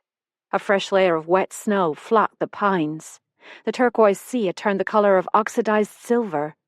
This morning, I'd tell Eleanor about the intruder, and the note in the pocket of the dress, assuming she was in the mood to talk. I stretched and stiffened my resolve. In the mood or not, she owed me an explanation. A waffle weave robe embroidered with a hotel logo, a thistle, hung in the back of the bathroom door. I layered it over my pajamas and headed for the kitchen. The fireplace was already banked with logs. Removing the spark screen, I struck one of the long wooden matches and turned the starter key, hearing the soft whoosh as the gas ignited. When the kindling caught, I turned off the gas, replaced the screen, and sat on the hearth, letting the flames warm my back. I should phone Beau Duff right now, before we headed out for the day. Lunch or dinner, his choice. Unless Eleanor had other plans. If so, there was always Sunday. My flight to London didn't leave till 8 p.m. I'd spend a few days with Christine in Oxford, then fly home for some time with my mother before she returned to Wisconsin. Beau's number was listed in the Slim Island directory. After 10 rings, I hung up. If he didn't answer, he wasn't home. Simple. I poured a cup or so of coffee beans into the automatic grinder and breathed in the rich, earthy aroma. My grandmother used to say Norwegians were born with coffee in their veins. She also used to say, only dead fish follow the stream. I still don't understand that one. But it reminded me I was starving. I'd barely eaten at the ball the night before. There'd be no room in that sexy black dress. I found an enameled skillet and fried up 2 thick slices of streaky bacon and 2 large eggs with deep orange yolks. I was finishing the last bite when the cottage phone rang. Mrs. Hamilton, this is Detective Sergeant Bruce of Police Scotland. Oh yes, I thought you'd call this morning. You did? Why is that? Well, because of the intruder. I don't know anything about an intruder. I'm calling about another matter. Could you come to the hotel, please? As quickly as you can. Why? What's happened? I'd rather speak with you in person. Tell me now, I insist. Eleanor Spurgeon's body was found this morning. I'm sorry, she's dead. Eleanor dead? Dead? I took the steps 2 at a time, nearly sliding on the slick stone. Had she fallen? Suffered a heart attack? The policeman said her body had been found near the Historical Society. That made no sense. A howl pierced the air. I pushed open the big entrance door to find Agnes MacLeod sprawled in Becca Wallace's desk chair. Becca was fanning her with a file folder. Nancy held her hand. There now, dearie, there now. Nancy looked up, her face pale. Kate, you've heard. A man in a black police uniform leaned against the newel post at the foot of the staircase. His face was deeply lined. Mrs. Hamilton? He flashed me his ID badge. I'm Constable Mackey from the police station at Mallig. The detective inspector is with someone at the moment. He'd like a word in the conservatory at 10:30. Of course. I glanced at the long case clock. Just after 10. I didn't know what to do. My tongue felt thick. My feet were rooted to the floor. I made a strangled sound and clutched my throat. Eleanor's really dead. Nancy rushed over. Catch your breath now, lass. I swiped at my eyes. I think I'm in shock. Constable Mackey stepped forward. Do you need help? I'm all right. I just need a moment to... To what? I couldn't finish the sentence. Try to remain calm. I've asked Miss MacLeod here to have a look at Miss Spurgeon's flat.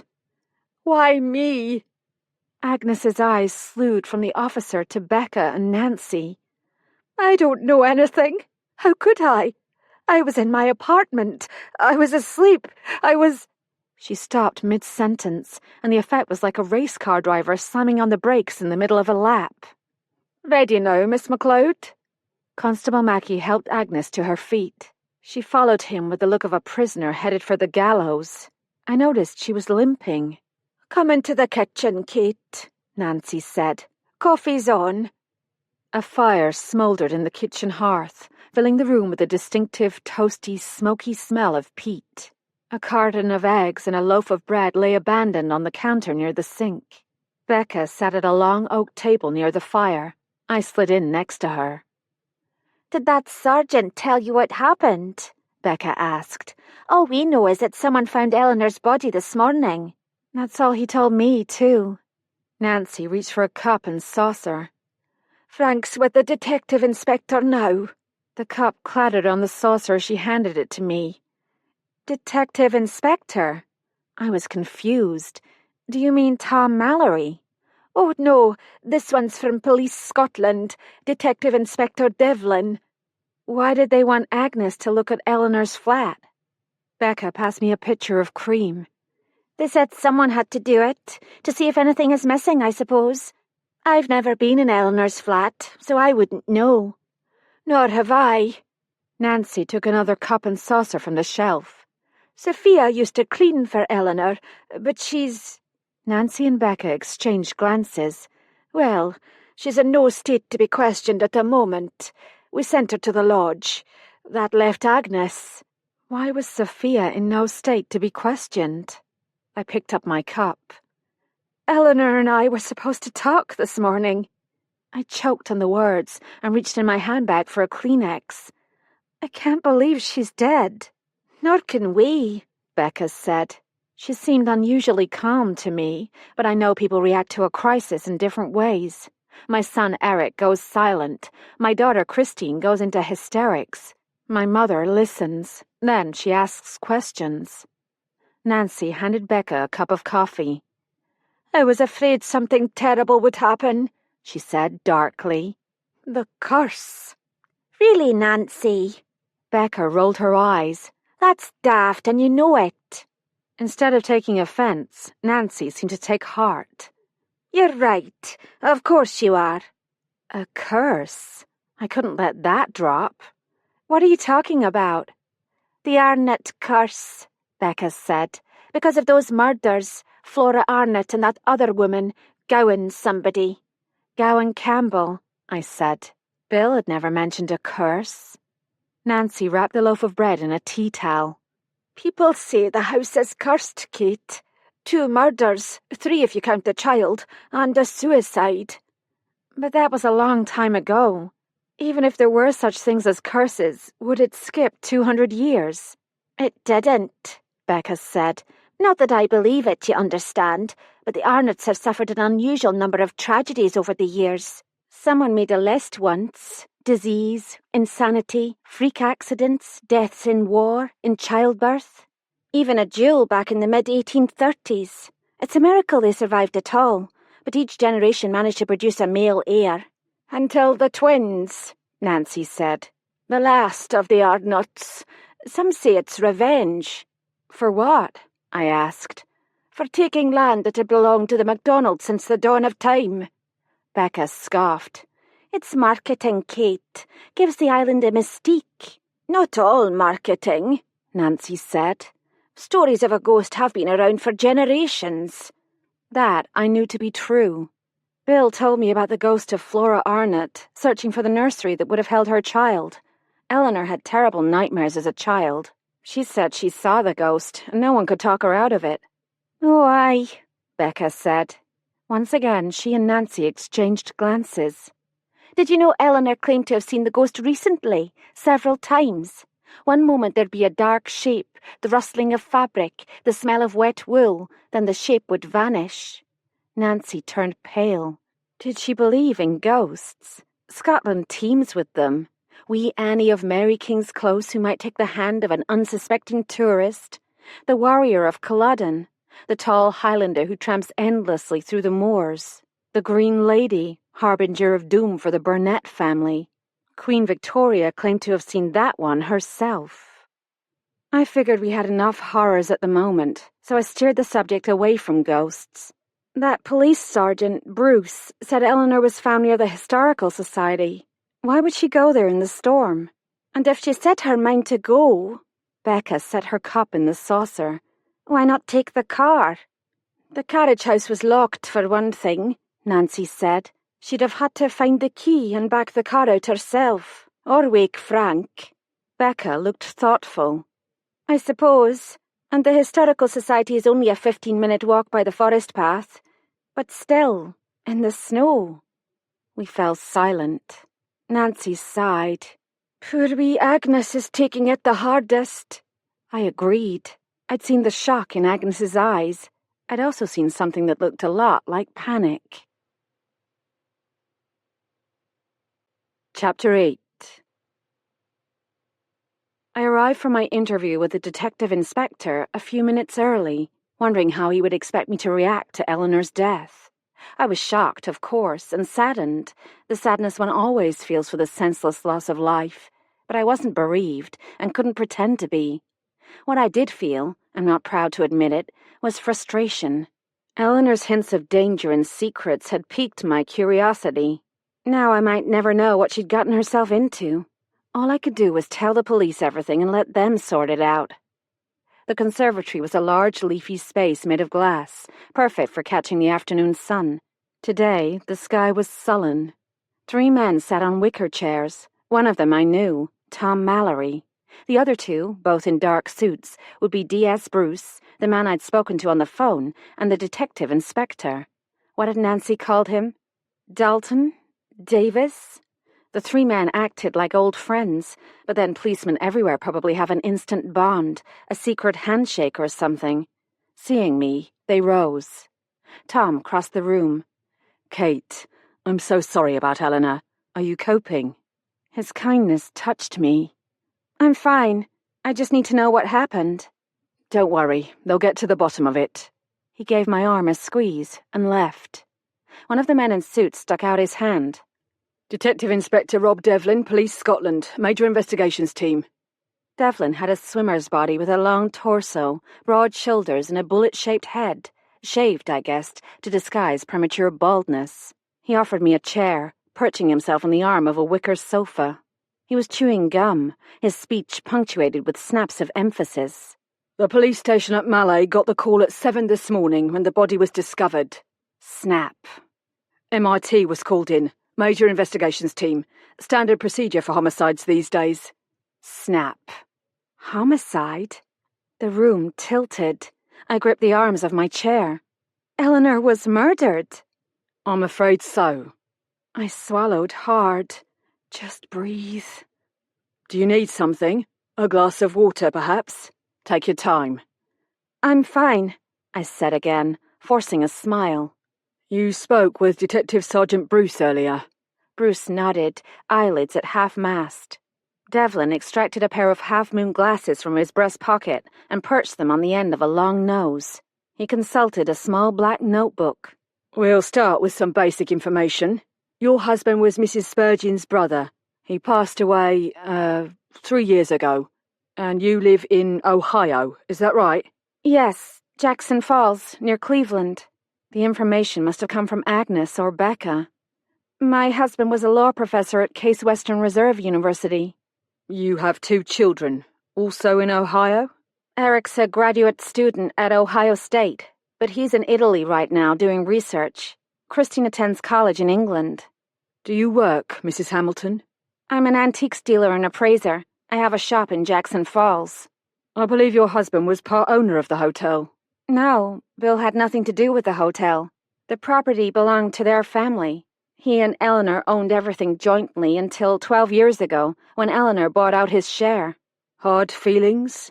Snap. "Of course not."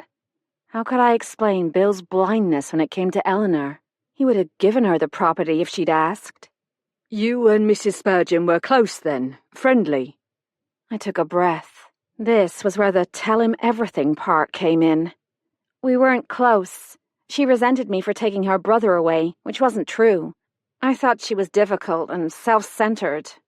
I searched Devlin's face for disapproval, but found none. He'd make a great poker player. "When did you leave the party last night, and where did you go?" "I helped with cleanup. Then Mrs. Holden and I walked together to our cottages, a little after midnight, I think." "Without speaking to Mrs. Spurgeon?" "She left the party at 9. I'm sure someone told you what happened." "The reaction to her announcements, yes." He ran a hand over his bald head. "Any idea who might have wanted your sister-in-law dead? Besides half the island?" "None at all. I hardly knew her." "Had Mrs. Spurgeon told you in advance about the sale of the hotel?" "No, and I didn't know about the engagement to Dr. Guthrie either. As I said, we weren't close." "When was the last time you spoke with her? Before yesterday, I mean." My husband's funeral 3 years ago. She came to Ohio. We'd had no contact after that, until last week when she telephoned. Devlin dragged the sofa forward to avoid a drooping palm frond. Why did you come to Scotland, Mrs. Hamilton?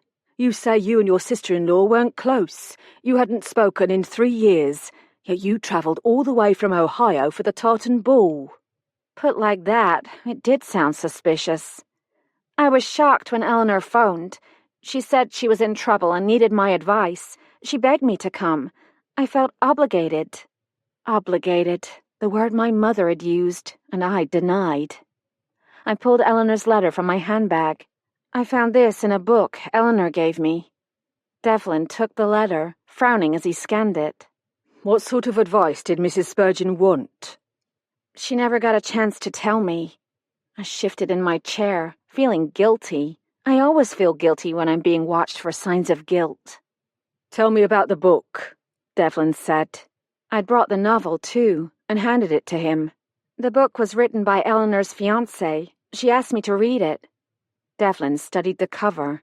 And you think this book is connected to her death? Eleanor wasn't the book club type. She would have had a good reason for wanting me to read it. My ears burned. I sounded like one of those eccentric villagers in a British cozy mystery, the ones who provide the red herrings.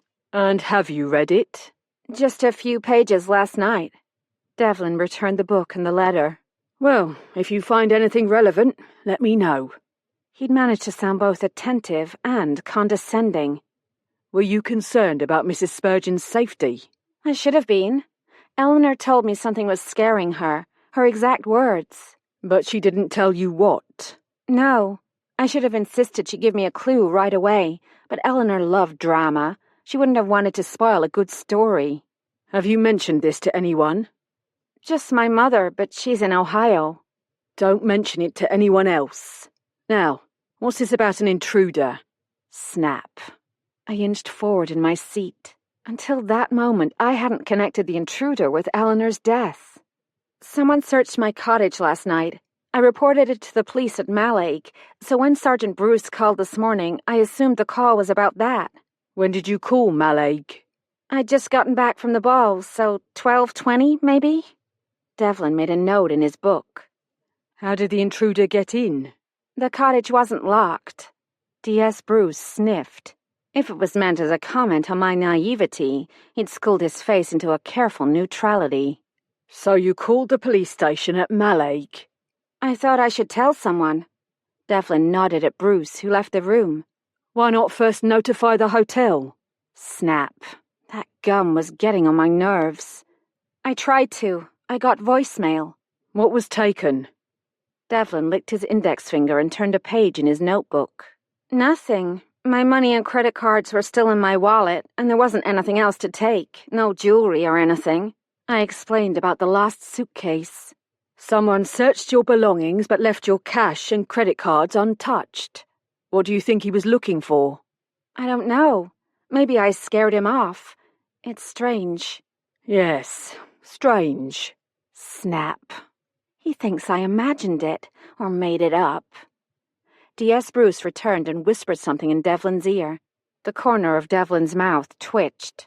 Constable Mackey verified your call last night. Light dawned. I wasn't being interviewed. I was being questioned. Well, I had a few questions of my own. You haven't told me how Eleanor died. Devlin studied my face. I can give you a bit more information, but you'll have to keep it confidential, just until we know what's relevant. Can you do that? I nodded. He closed his black notebook. Mrs. Spurgeon was shot through the neck with an arrow. I grabbed my throat. But that's what happened to Flora Arnott. Devlin pulled off his glasses and stared at Bruce. Someone else on the island was murdered. Why wasn't I informed? Bruce shrugged. No report of another death, sir. Not recently, I said. March of 1810. That's what the book is about, a well-known episode in island history. Flora Arnott was shot through the neck with an arrow. No one ever knew who or why. She lived in this house. Don't you see? Someone has recreated an historic murder. 200 years later?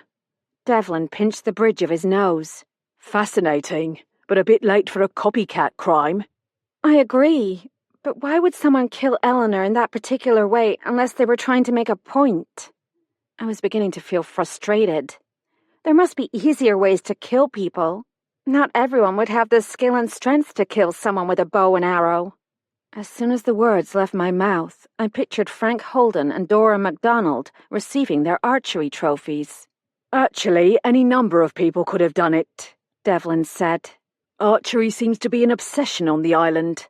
Are you familiar with the archery school at the Adventure Centre? I nodded. My husband was a camper there for years. The Adventure Centre sponsors public archery classes and an annual competition. The arrow that killed your sister-in-law had their signature red and yellow feathers. Fletching, sir. The feathers are called fletching, Bruce said, earning a sharp look. But hitting a target block isn't the same as hitting a moving person, I said.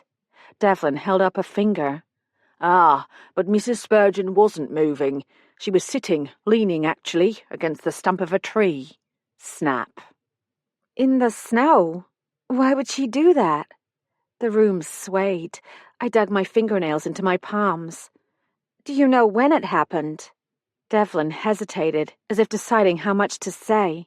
We don't like to speculate until after the post-mortem, but given the snowfall beneath the body and other physical signs, the police surgeon estimates death between 12:30 and 2 a.m. We have corroborating witnesses for the earlier time, the ladies who live across from the Historical Society. He consulted his black notebook. The Arnott sisters. I'm afraid we woke them up.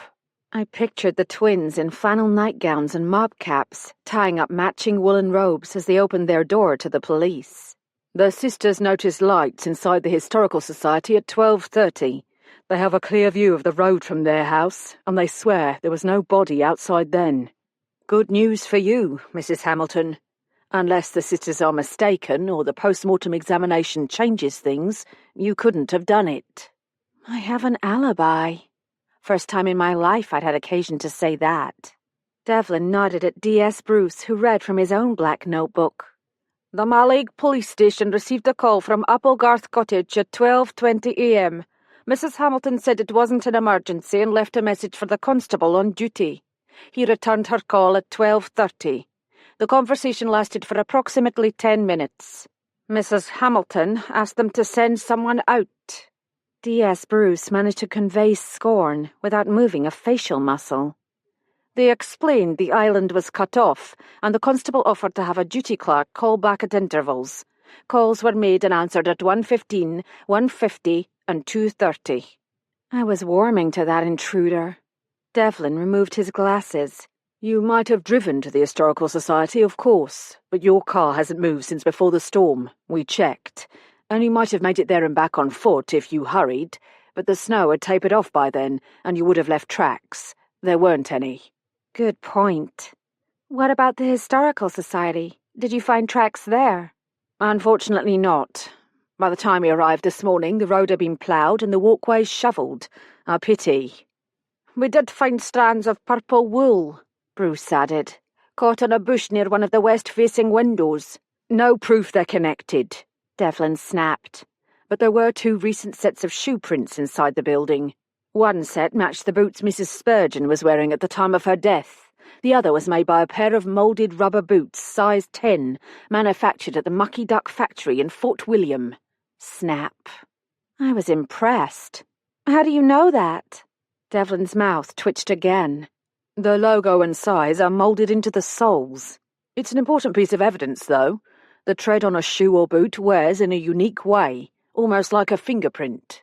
I couldn't help wondering why he was telling me all this. Because he'd decided he could trust me, or because he wanted to gauge my reaction. What about DNA? I asked. I knew absolutely nothing about DNA, but wasn't that what the police always checked for? We know our jobs, Mrs. Hamilton. Snap. The Historical Society is a public building, and DNA analysis can take weeks. I'd like to think we'll clear things up before that. You think the killer is still on the island? No one left the island after 11 last night. We set up checkpoints this morning at the ferry terminals at Mallaig and Skye. Trust me, whoever committed the crime is still here. Was that meant to reassure me? Is it safe? I mean, with a murderer on the loose? I don't believe you're in danger. How could he be so sure? I started to ask why, but he held up a hand. Hold that question for now, Do you have a suspect? A person of interest. That's all I'm allowed to say. We're taking statements. We'll fill you in as soon as we can, but remember, strict confidentiality. If you think of something you haven't mentioned, let me know immediately. He held my gaze for a moment before flipping a page in his notebook. Now, a few more questions. According to Miss MacLeod, Mrs. Spurgeon received a phone call at 11:30 last night. One corner of his mouth went up, not quite a smile. You, by any chance? No. The implications struck me. It must have been the murderer. Assumptions, Mrs. Hamilton. Devlin shook his bullet-shaped head. But that means Nancy and I were still in the kitchen. An icy hand clutched my heart. We might have just missed her. Did you hear the telephone? I don't think so. The big dishwashers were going. Was the front door locked when you left? Yes, Nancy locked it. We saw lights on in Eleanor's flat. Did you notice prints in the snow? No, but we weren't looking for them. You said you found shoe prints at the Historical Society. Have you checked the other members of the society? Mom, please. He waggled his finger in my face. Amateur detectives are popular in crime fiction, but this is real life. Leave the investigating to us, The rules were becoming clear. Answer when asked. Do not offer unsolicited opinions. There is something you can do to help us. Devlin smiled at me like a little league coach handing out ribbons for participation. I'd like you to take a look at Mrs. Spurgeon's flat. Tell us if anything appears, unusual or out of character. I thought Agnes MacLeod did that. No help, D.S. Bruce said dryly. Hysterical. Are you free after lunch? Devlin asked. Around 1. I'm free any time until my flight tomorrow afternoon. The moment the words left my mouth, I realized that wasn't going to happen. Oh, you won't be leaving just yet. Devlin reached into his suit jacket and pulled out a sealed plastic bag containing an enormous diamond ring. I blanched. That's the ring Dr. Guthrie gave Eleanor last night. She was wearing it at the time of her death. Not a robbery, then? No. He sounded disappointed. The ring will be kept in evidence for now. I trust you have no objections. Me? Why would I have objections? Because you are the executor of Mrs. Spurgeon's estate. We spoke with her solicitor an hour ago. Eleanor named me as her executor. You didn't know? I shook my head. Devlin was saying something about releasing the body and preliminary arrangements, but I was having trouble taking it in. Eleanor had been murdered, and in spite of Devlin's skepticism, I couldn't shake the feeling that her death was connected in some way with the death of Flora Arnott. How in the world could I fulfill my promise to Bill now? Chapter 9. I found the hotel kitchen empty. Nancy and Becker were gone. The coffee maker was turned off, the cups washed and left to dry on a wooden rack. The only sound was the ticking of the long case clock in reception. Time like an ever-rolling stream. The words of the old hymn popped into my mind. How many minutes, hours, days had that old clock marked? Years rolled by, then decades and centuries, and every morning the hands of the clock turned anew, as if it were possible to record over the failures and griefs of the past. The turf fire had died down in the hearth. I found a poker and prodded what remained of the crumbling peat, watching the embers flare and settle. If the past could be rewritten, I'd go back to that horrific July day 3 years ago and change everything. The bitter words, the guilt, the final, irreversible blow. That wasn't possible. All I could do was forgive and move forward. Well, that was easy. Conquering grief and guilt in 2 simple steps. Now I could tackle other challenges, like solving the mystery of the Bermuda Triangle and finding the remains of Jimmy Hoffa. A thin light slanted through the south-facing windows. I moved to the sink and looked out on the broad stretch of lawn sloping down to the cliff edge. Last night's snowfall was already melting. The trees dripped. Puddles had formed on the flagstone patio. D.I. Devlin was counting on a quick wrap-up, a disgruntled islander with a violent temper and a predictable motive. Nothing to do with convoluted things like island history and the death of a young lowland girl 200 years ago. Only Devlin hadn't seen the look on Eleanor's face when she had made me promise to open the package right away. He hadn't heard her say about the casket, "This is where it all began." When I got on that airplane in Cleveland, I had imagined that Eleanor and I could forgive each other and start again, for Bill's sake. Instead, she lay dead in a morgue in Fort William. The time for helping Eleanor was past. The most I could do now was make sure her killer was caught and punished. Not for Eleanor's sake, not even for Bill's sake, for my own. But what could I do? All I had was a conviction that Eleanor's death was connected in some way with island history. I'd promised Devlin I wouldn't share the little information I had with anyone. I would keep my word, but I hadn't promised not to ask questions. A few innocent questions. The trick would be knowing the right questions and the right people to ask. Someone on the island knew something, and the most likely person was Agnes MacLeod. "You okay?" Becca Wallace stood framed in the doorway to the reception hall. "Oh, yes. Is Agnes still in her flat?" "Nancy tucked her in half an hour ago with a thermos of tea and a hot water bottle. If she took one of her sleeping pills, we won't see her again until supper time, or possibly breakfast." The phone in reception jangled, and Becca dashed off. I shrugged on my jacket. My conversation with Agnes would have to wait. Plan B was Nancy Holden.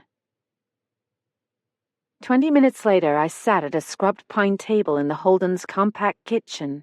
Crisply ironed curtains framed a wide, multi-paned window overlooking the sea.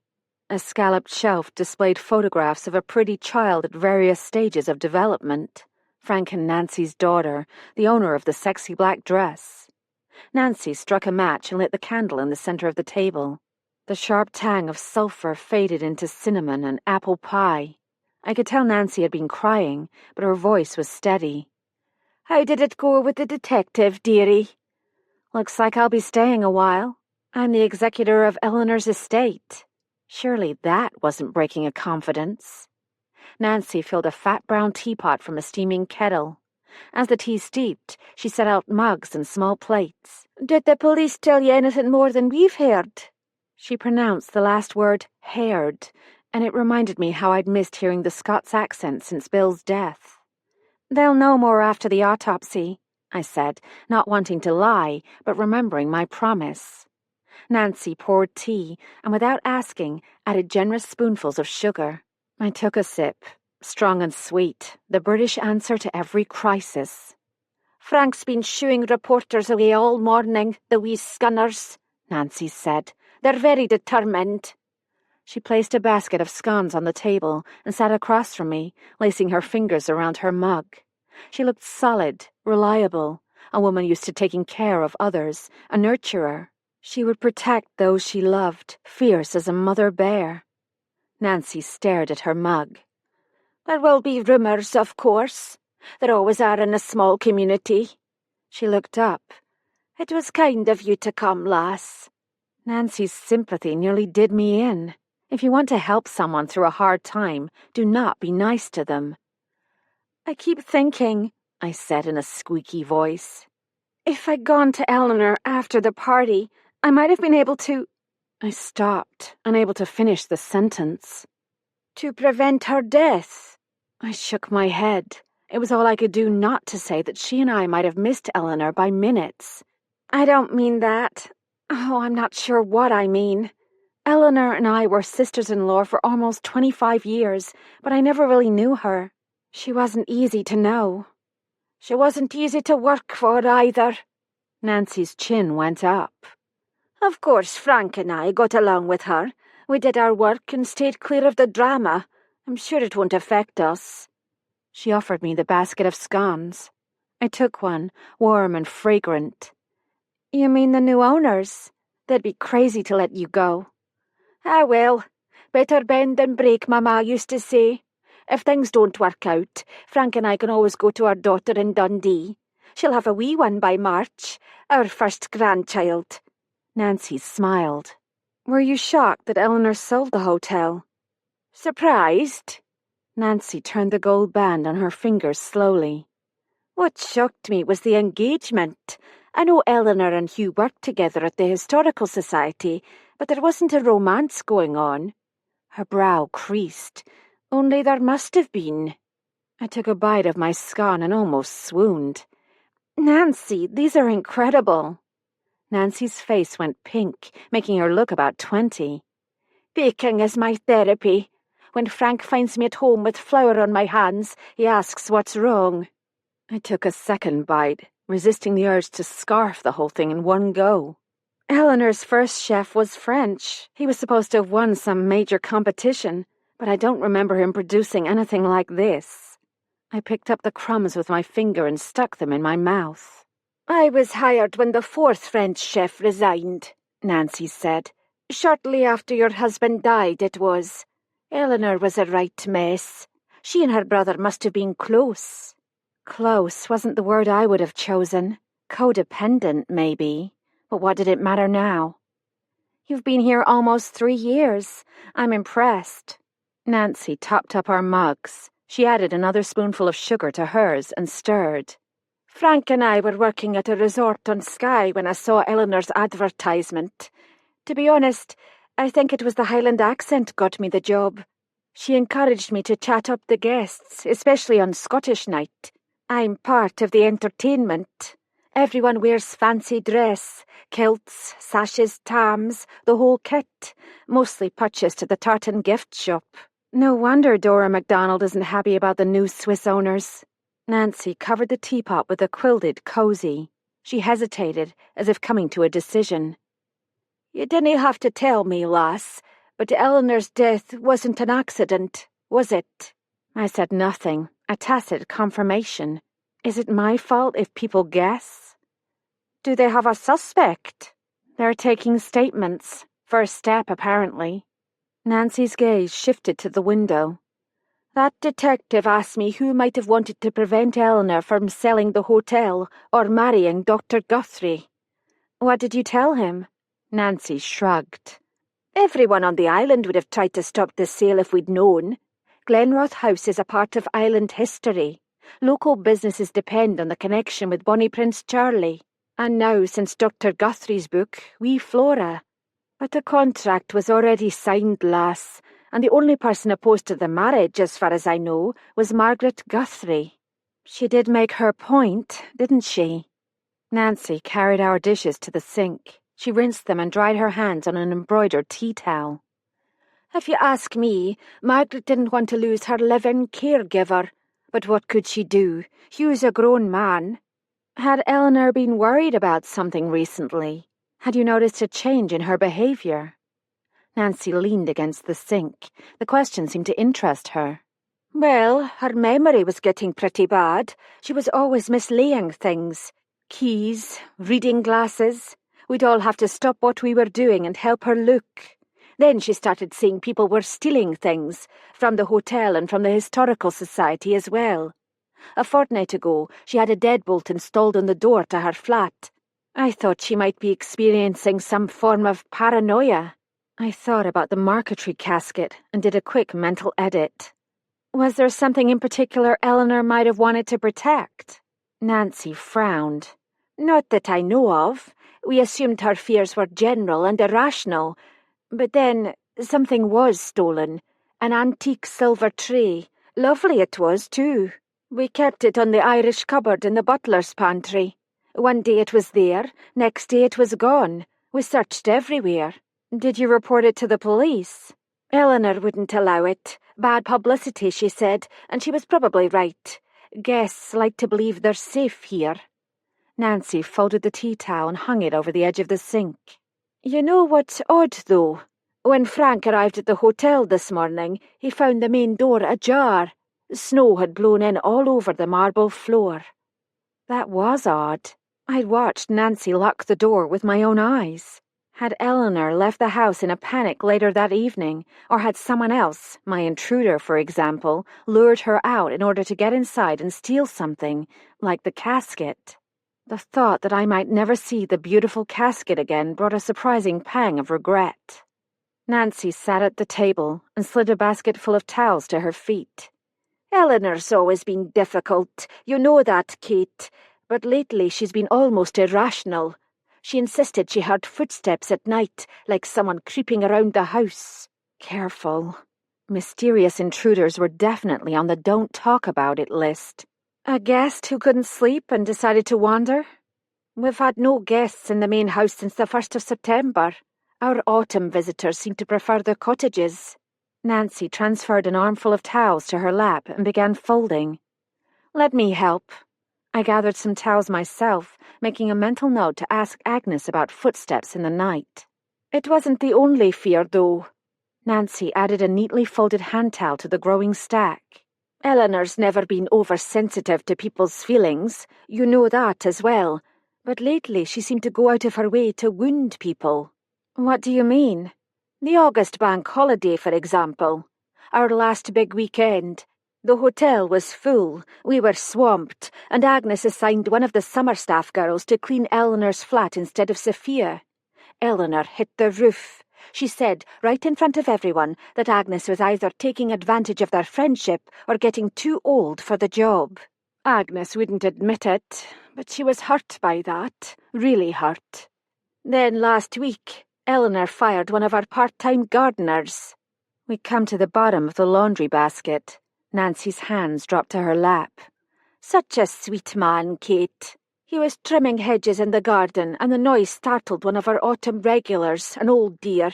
She dozed off, and her teacup smashed on the stone patio. She insisted it was her fault, but Eleanor blamed Beau. Not only did she fire him, Kate, she humiliated him. Beau Duff. A sliver of ice pierced my heart. I know him, Nancy. He is a sweet man. He tried to save my husband's life. Eleanor knew that. Frank was the one who persuaded her to hire Beau. Now he's right sorry for that. Beau didn't deserve that treatment. Any regret I might have felt over Eleanor's death was evaporating. Bill had seen Eleanor as vulnerable and insecure. I'd seen her as selfish and manipulating. The Eleanor Nancy had just described was cruel. That's not the worst. Nancy shot me a guilty look. Frank asked Beau to help him park cars last night. He shouldn't have done it, not after what happened, but Beau needs the work, and nearly everyone still on the island was a guest at the ball. There was an accident, a near one anyway. Eleanor was driving, flying like a demon, Frank said. She nearly crashed into Beau, driving one of the valets. Eleanor blew up. She slammed out of the car and screamed at him. She told him he was useless, and if he ever stepped foot on her property again, she'd have him arrested. I felt sick. Anyway, Nancy stacked the folded towels in the basket. The police said we should contact them if we think of anything relevant. Have you? Only an odd comment Eleanor made last week. Wednesday it was. She'd been impossible for weeks, snapping everyone's head off, criticising everything we did, especially Agnes. But at dinner she was different, nice, chatty. She stayed for a second cup of coffee while I cleaned up. We were talking about Dr. Guthrie's book and how the flora legend has brought money to the island. She got kind of dreamy, away with the fairies, my gran used to call it. She said, "Sometimes it's better not to know." I asked her what she meant by it. She said it wasn't important, but I got the impression that it was important, that there was something she was mulling over. Do you think I should mention it to the police? Probably. I could only imagine how D.I. Devlin would receive Nancy's airy-fairy story. I waited a beat.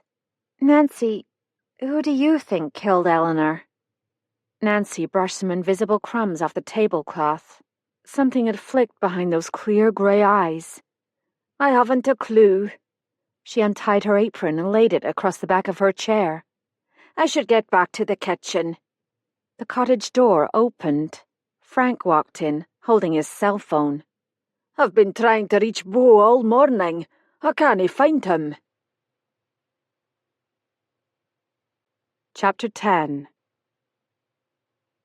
I made myself a mug of tea, my fourth shot of caffeine that morning, and sat near the still smouldering fireplace in Applegarth Cottage.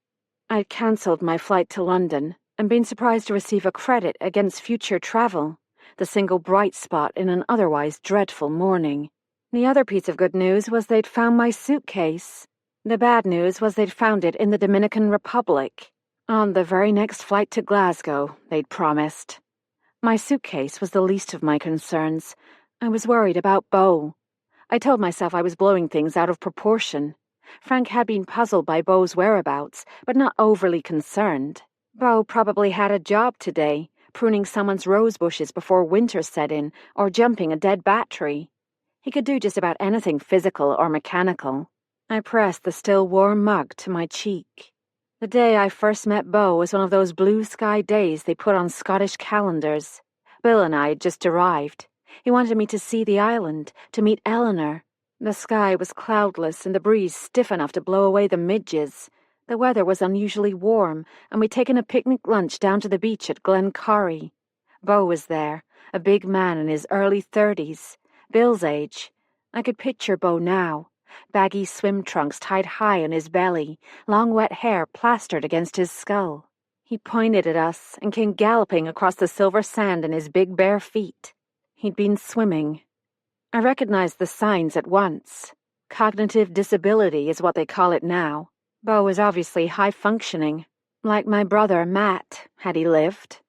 A smile split Beau's face, and he gave Bill a big damp bear hug. "No way, Jose," he said, grabbing Bill by the shoulders and looking him up and down.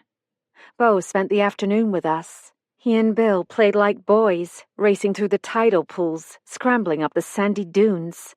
King of the hill. It wasn't hard to see the bond between them. On Beau's part, adoration, and on Bill's part, a complete lack of condescension.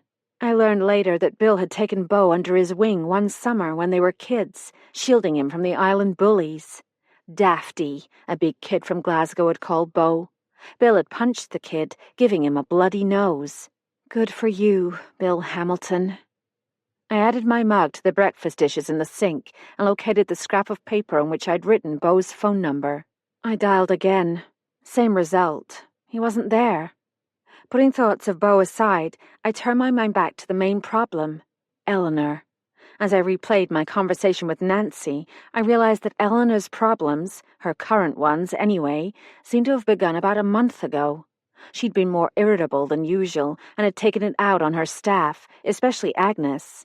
Nancy had wondered if Eleanor was experiencing some form of mental breakdown, but the symptoms, forgetfulness, bad dreams, mood swings, obsession with security, could also have been caused by fear.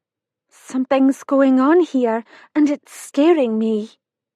When I'm confused, it helps me to put my thoughts on paper.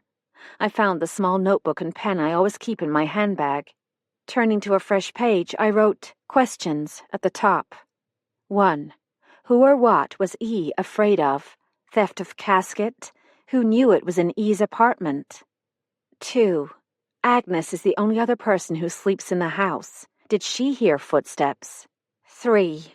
What caused E's mood to change so dramatically on Wednesday, per Nancy? 4. Is Nancy hiding something? I tapped the pen against my chin. 5. Why did E go to the HS and whom did she meet? Mucky Ducks, UK, size 10. 6. Where did E get the newspaper clippings about Flora Arnott's murder? That last question could probably be answered quickly. Old copies of the Hebridean Chronicle would be archived somewhere, kept in a repository, either on microfilm or digitized and stored in an online database. With my phone dead and without my laptop, no reason to bring it, I'd thought. I'd have to use the cottage phone. A magazine holder on the kitchen counter held several phone directories. In the one for the South Highlands, I found a listing for the University of Strathclyde. After explaining my question, I was directed to the Digital Resources Office. A pleasant female voice answered my call. "I hope you can help me," I said.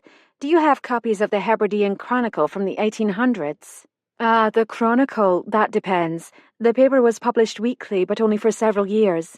Can you give me specific dates? I'll check our listing." "I'm interested in 2 dates." I consulted the photocopy. March 9th of 1810 and January 18th of 1811. Computer keys tapped. "Oh dear, I'm afraid we don't have the issues you're looking for." Would there be copies somewhere else? Another library, for example? Afraid not. Not even the National Library of Scotland has copies. The Hebridean Chronicle folded in August of 1812 after a devastating fire. Nothing survived. The copies we hold were donated by a woman on the Isle of Lewis who found them in her grandparents' attic. What about one of the local historical societies, like the one on the Isle of Glenroth, for example? All the historical repositories in Scotland share information. If additional copies of the Chronicle exist, we'd know about it. I thanked her and hung up. Wherever Eleanor had found the articles, it wasn't an official archive, but that didn't mean unofficial copies didn't exist. I took out my lighted magnifying glass and examined the photocopy. Apart from significant yellowing, the newsprint appeared to be in surprisingly good shape. No holes or creasing, no major foxing, but the edges were irregular, as if they'd been torn rather than clipped. To the last question in my notebook, I added, "Ask Dr. Guthrie about old newspapers," underlining it twice. Fresh air nut that I am, I cracked the window over the sink, and the curtains billowed slightly. I still had half an hour before lunch, and decided to make use of it. Agnes MacLeod wasn't the only person who might know something about Eleanor's fears. Using the Slim Island directory, I looked up Guthrie. Only one was listed. A young girl answered, "Dr. Guthrie isn't available. Sorry." "This is Kate Hamilton, Eleanor Spurgeon's sister-in-law. Will you ask him to phone me at Glenroth House? If I'm not here, he can leave a message. I'll call him back."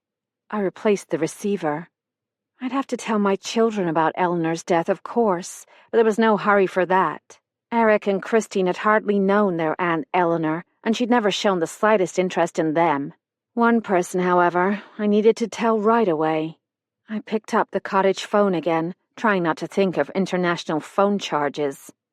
"Hello, this is Linnea Larson." "Hi, Mom." My voice caught. Dang it. "Kate, darling, what's wrong?" I could picture her face, lines of worry on her brow. "I'm fine," I said for the 9th or 10th time since arriving on the island. "It's Eleanor. She's dead." There was a moment's silence. "Tell me what happened." My mother let me talk, as she always did, without questions or interruptions.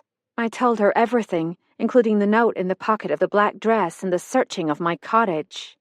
Finally, I took a breath. It's Nancy's story about Beau Duff I can't get out of my mind. How could Eleanor treat him like that? It feels like watching someone strike a child. Perhaps for Beau, the hurt faded quickly. Have you spoken with him? I tried to call him. He's not answering. My shoulders tightened. I'd been telling myself not to worry, but I was worried. Things happen to the people you love. When are you coming home? After the funeral, I guess, although I don't know when that will be. I won't be able to visit Christine now, and if you need to get home, just say so. I'll call one of my part-time helpers to fill in. I'll stay as long as you need me. When will you learn your duties as executor? Monday, probably. I have to set something up with Eleanor's solicitor. You will lock the cottage from now on, won't you? Of course, but I'm not in danger. Think about what you just told me, Kate. Do you know why Eleanor wanted your help? No. Do you know why she was murdered? No, but you believe the two are connected. I was silent. Someone else may believe they're connected too, darling. Promise me you'll be careful. After we hung up, I sat at the kitchen table and watched the wind ruffle the sea. Years ago, I typed up handouts for Bill's ever-popular class on investigative techniques. A line came to mind. Most violent crimes are personal. Begin with those closest to the victim. Those closest to Eleanor lived on the island, worked at the hotel. Eleanor's killer might be someone I knew, someone I'd thought I could trust. Reasons to dislike Eleanor were as plentiful as cold germs in January, but none, as far as I knew, had the slightest connection to the death of Flora Arnott. I thought about the casket and the word that had formed in my mind. Murder. Had it been a warning? Get a grip. I pulled my quilted jacket from the closet. If there was a link between Eleanor and Flora Arnott, something that led to Eleanor's death, the answer would come from research, not talking furniture. I set out for the hotel at 12:45. Nancy had insisted on preparing lunch, saying that everyone needed to eat, and she needed to keep busy. What I needed was answers. The ever-present wind carried the briny smell of the sea, layered with the mustiness of fallen leaves and the raw dampness of melting snow. I turned up the collar of my jacket, not that it helped. If my suitcase didn't arrive soon, I'd have to go shopping. Nearing the main house, I saw Agnes. She stood on the service drive near the post box, rubbing her arms against the cold and shifting from foot to foot. She hadn't taken a sleeping pill after all. I was about to call to her when the rear porch door opened and Nancy waved me inside. "Come in, lass. Warm your wee bones." She took my jacket and hung it on one of the brass hooks in the back hall. The kitchen was fragrant with the aromas of peat and baking bread. Sophia stood at the kitchen sink, rinsing leaves of romaine lettuce. She was taller than I'd realized. Today she wore a long black wool skirt and a denim shirt with the sleeves rolled up. Her eyes were as dark as obsidian over bruise-like shadows that suggested anxiety or insomnia. "You have my sympathy," she said, pronouncing it zimpathy. The first words I'd heard her speak. Eastern European. "Thank you," I said. It was a shock. "A shock, a big surprise." She reddened. "Excuse my English." "Your English is wonderful. Where are you from?" "I was born in Bulgaria, but I am in this country for many years." She returned to her task, transferring the lettuce to a large ceramic bowl and placing it on the counter. The back door opened, and Agnes appeared, wiping her sturdy shoes on the rug. She pulled off her dark woolen coat and hung it on a hook. "The post," she said, handing a packet bound with a thick rubber band to Nancy. "Do you think I forget?" Sophia asked. "I was going now." "No need to get hostile," Agnes snapped. "I was just passing the letterbox." "No, you weren't," I muttered silently. "You were waiting for the mail delivery." Sophia's lip quivered. "Is my job." "Never mind." Nancy put her arm around Sophia's waist. "Agnes is tired." "I'm not wired," Agnes said. "She's the one who's wired." "Tired," Nancy repeated. "Honestly, Agnes, if you don't get your hearing tested, we're going to have to buy you an ear trumpet." Agnes scowled. Nancy and Sophia laid out a buffet lunch on the long oak table near the hearth. Along with a romaine salad and a lemony dressing, there was a loaf of freshly baked whole-grain bread and a soup of winter squash and apples. Becca joined us, and Nancy ladled a generous portion of soup into her bowl, topping it with a dusting of nutmeg. Most murders are personal. Begin with those closest to the victim. I looked at the three women and lost my appetite. That was a first. Apparently, Agnes and Sophia weren't hungry either. They sat staring into their soup. Sophia sat slightly apart from the rest of us, as still as the doe rabbit I'd found nesting under my porch one March, nearly invisible in her spring camouflage. I'd given her privacy, rejoicing over the tiny balls of fluff that bounced across my lawn 5 weeks later. Sophia's coloring didn't lend itself to invisibility. "Where's Frank?" I asked, breaking the silence. "Looking for Beau," Nancy said. Again, I felt that frisson of fear. Why was Frank looking for Beau if he wasn't concerned? Agnes stirred her soup in little figure eights. Getting people to talk wasn't going to be as easy as I'd imagined. I tried a new tack. "What will happen to the hotel between now and January when the new owners take over?" That did the trick. "We carry on as usual," Becca said. "We've got a genealogy seminar in 2 weeks. No time to cancel now. Christmas is fully booked. And we do have a guest," Nancy said. "Poor wee man takes a holiday from crime, and next thing you know there's a murder."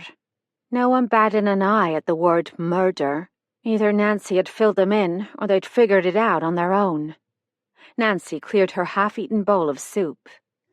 "What will you do this afternoon, Kate?" D.I. Devlin asked me to meet him at Eleanor's flat. Later I should work on emails. I turned to Becca. "My cell phone's dead, and the charger's in my suitcase.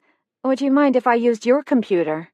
"Of course not. It's always on during the day. No password. Use it whenever you like." Did Eleanor have a laptop? I was pretty sure I knew the answer. Eleanor had been a dyed-in-the-wool technophobe. She didn't email or text. She barely returned phone calls. "If you want to contact Eleanor," Bill quipped once, "you'd best send a herald on horseback." Eleanor didn't trust computers, Agnes said. Nancy covered her face with her hands. "What's wrong?" I pushed back my chair. "Nay, lass." Nancy waved her hand. "It's the uncertainty, the way we're all looking at each other. Things will never be the same." "You're right about that," Agnes said. "By May we'll all be gone." Nancy stared at her. "What do you mean? The new owners will bring in their own people?" Agnes put air quotes around the phrase. "Think about it." "She didn't mean replacing us." Nancy shook her head. "No, without giving notice." "Maybe she meant the new owners will bring in a larger staff," Becca said. "That's right." I nodded. "You could use more help, couldn't you?" "We get along grand as we are," Nancy said. "Locals help in the off-season. They're glad for the extra income. During the season we have the wee summer girls, a whole busload from Ukraine this year." Nancy put her hand on her heart. "They come to learn English and get work experience, but they get homesick and stop by for cookies and hugs." "If it's cookies and hugs they want, they should stay at home with their mothers," Agnes said. "They're here to work, and most of them aren't qualified. I guarantee the new owners will do a more thorough job of vetting than Eleanor did." Sophia stood, waving away help as she succumbed to a paroxysm of coughing and ran from the room. "Was that really necessary?" Nancy asked, the first time I'd heard her angry. "It's the truth. Face it." Agnes stood. "If you want me, I'll be in my flat." She stumped out of the room, the Eeyore-like cloud over her head almost visible. Nancy's cell phone rang. She picked up. "Did you find him?" She listened for a moment before ringing off. Her eyes were wide. "That was Frank. Beau's pickup is at the Croft, but he's not there." Chapter 11. I stood outside Eleanor's flat while D.I. Devlin used 2 keys from a set on a jewel keyring to open the double-locked door. Now I really was worried about Beau Duff. He knew I was going to call him today. He was looking forward to our pub meal. Besides, where would he go without his truck? Calm down. There'd be a simple explanation. Maybe someone picked him up. Devlin handed me a pair of latex gloves. "We have to wear these. Regulations."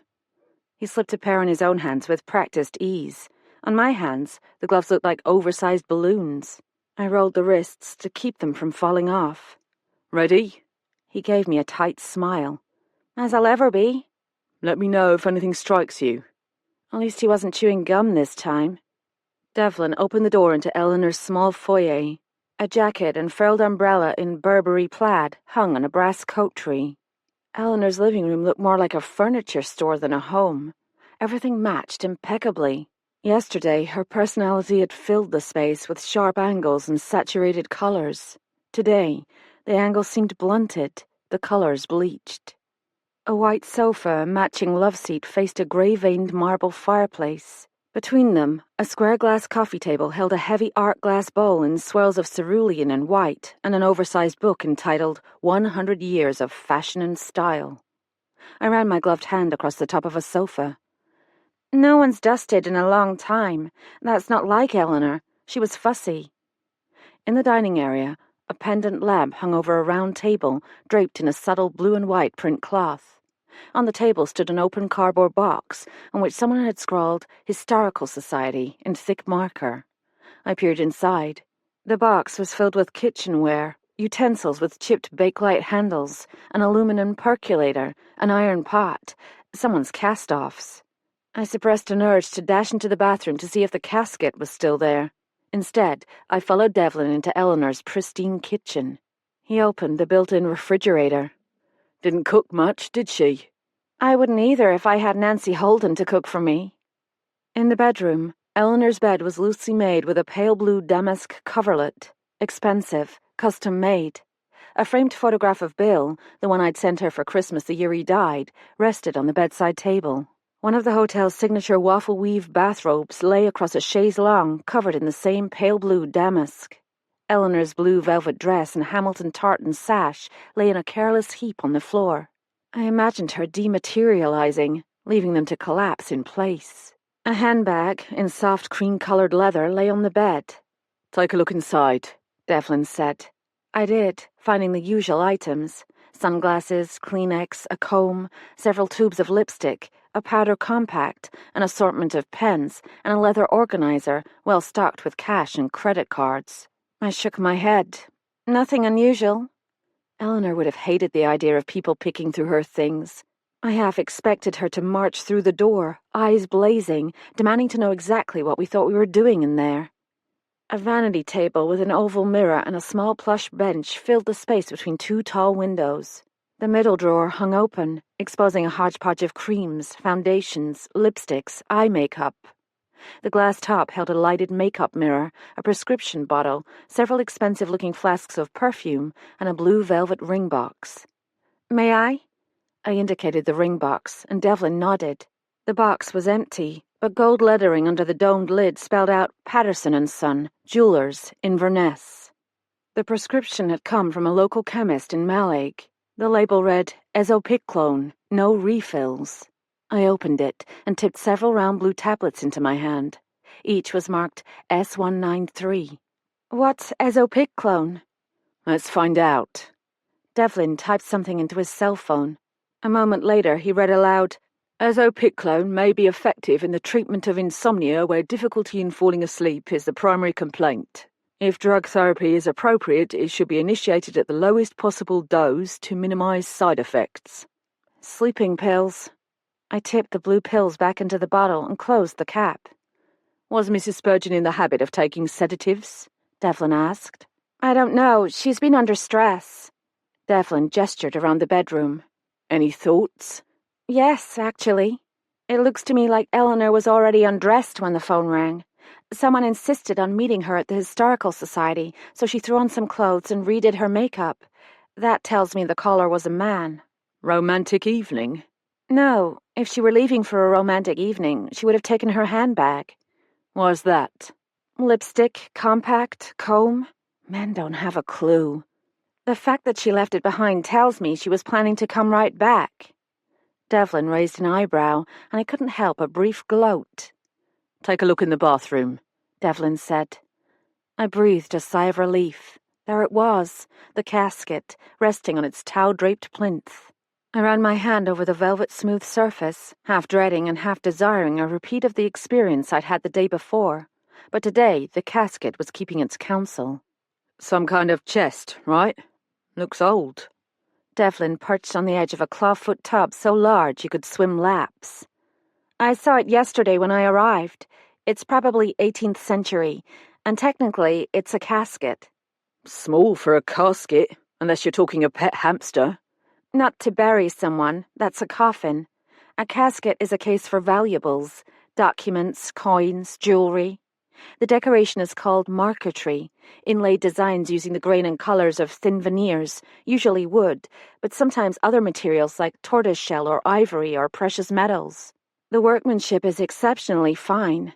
I looked up, wanting him to understand. "This piece is valuable, museum quality." "Why keep it in the bathroom?" "I assume Eleanor set it up to be photographed. I can think of 3 reasons she might do that. To document it for insurance purposes, to inquire about its provenance, its history, or to offer it for sale." "May I check the underside?" "Help yourself." British cabinet makers of the period rarely marked their pieces, but you never know.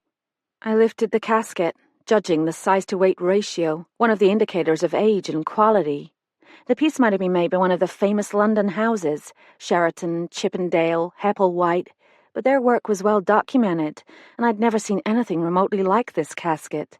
I considered the lesser-known houses, Frederick Beck maybe, or Ince and Mayhew, but even that was unlikely. Holding the key in place, I turned the casket over, feeling something shift inside. The underside of the casket was beautifully constructed, The boards fitted side to side to minimize shrinkage and expansion. "No marks," I said, replacing the box on the table. "But there's something inside." I turned the key and lifted the lid. Within the faded red leather-lined compartment was a copy of Guthrie's book. I opened the cover and found an inscription: "To Eleanor, with love, Hugh." D.S. Bruce poked his head in the room. "Message, sir." Devlin excused himself and stepped out. I looked at the casket, then at the book in my hands. What was it about Eleanor in that book? "Look for the details," my mother would say. "When you see things together, things that shouldn't be together, there's always a connection." Once, in a box of old pearl buttons, my mother found an unused train ticket, Stoughton, Wisconsin to Chicago, dated 1932. "What do you think the woman was like who owned this button box?" she asked me, then about 14. "Why would she keep a train ticket in with her buttons? Stuck it in there one day and forgot about it?" I hadn't especially cared. "No, look, the buttons are sorted and sewn onto pieces of muslin.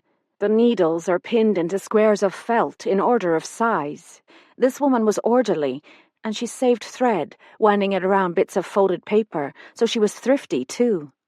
"What do you think?" I asked, interested in spite of myself. "I think she was a seamstress, and she saved up money for a long time to get away from her small town and start a new life. She hid the ticket in a place no one would look. But she never had the courage to go. Or maybe—" My mother's eyes had brightened with a happier thought. "She met a wonderful man and decided she didn't want to leave after all." Mother, the eternal optimist. But she was right about noticing details, things that shouldn't be together. That principle had come in handy when I was raising my children. Finding crumbs in the pocket of Christine's pink jacket after the cookies I made for the school bake sale vanished. Noticing the smear of lipstick on Eric's collar after the junior high youth group hayride. They'd called me Sherlock Holmes. So why had Eleanor put Guthrie's novel in the marquetry casket? What was the connection? "Sorry." Devlin returned to the bathroom. "That was Mrs. Spurgeon's doctor. He began prescribing the sedative 6 months ago when she said she couldn't sleep. Lately, she's been asking for more. He was concerned about addiction." Addiction? I'd known Eleanor to overindulge in alcohol on occasion, but never drugs. Devlin glanced at Guthrie's book, still in my hands. "We've already examined the book. Take a look at page 112. I turned to that page, finding in the margin a notation in Eleanor's handwriting. HS6 UP RTGRN LFT 51 BLUEDN 3RD. "Mean anything to you?" "Some kind of code." Devlin snorted. "And here's me without my secret decoder ring." I bit back a remark about boys who never grow up. "I'm serious. When we price antiques at the shop, we use a code to record the price paid and the date of acquisition. If it's a consignment piece, we include the initials of the owner. HS could mean Hughie Spurgeon, Eleanor's husband. He died in a plane crash more than a decade ago. Maybe he left a safe deposit box somewhere or a Swiss bank account."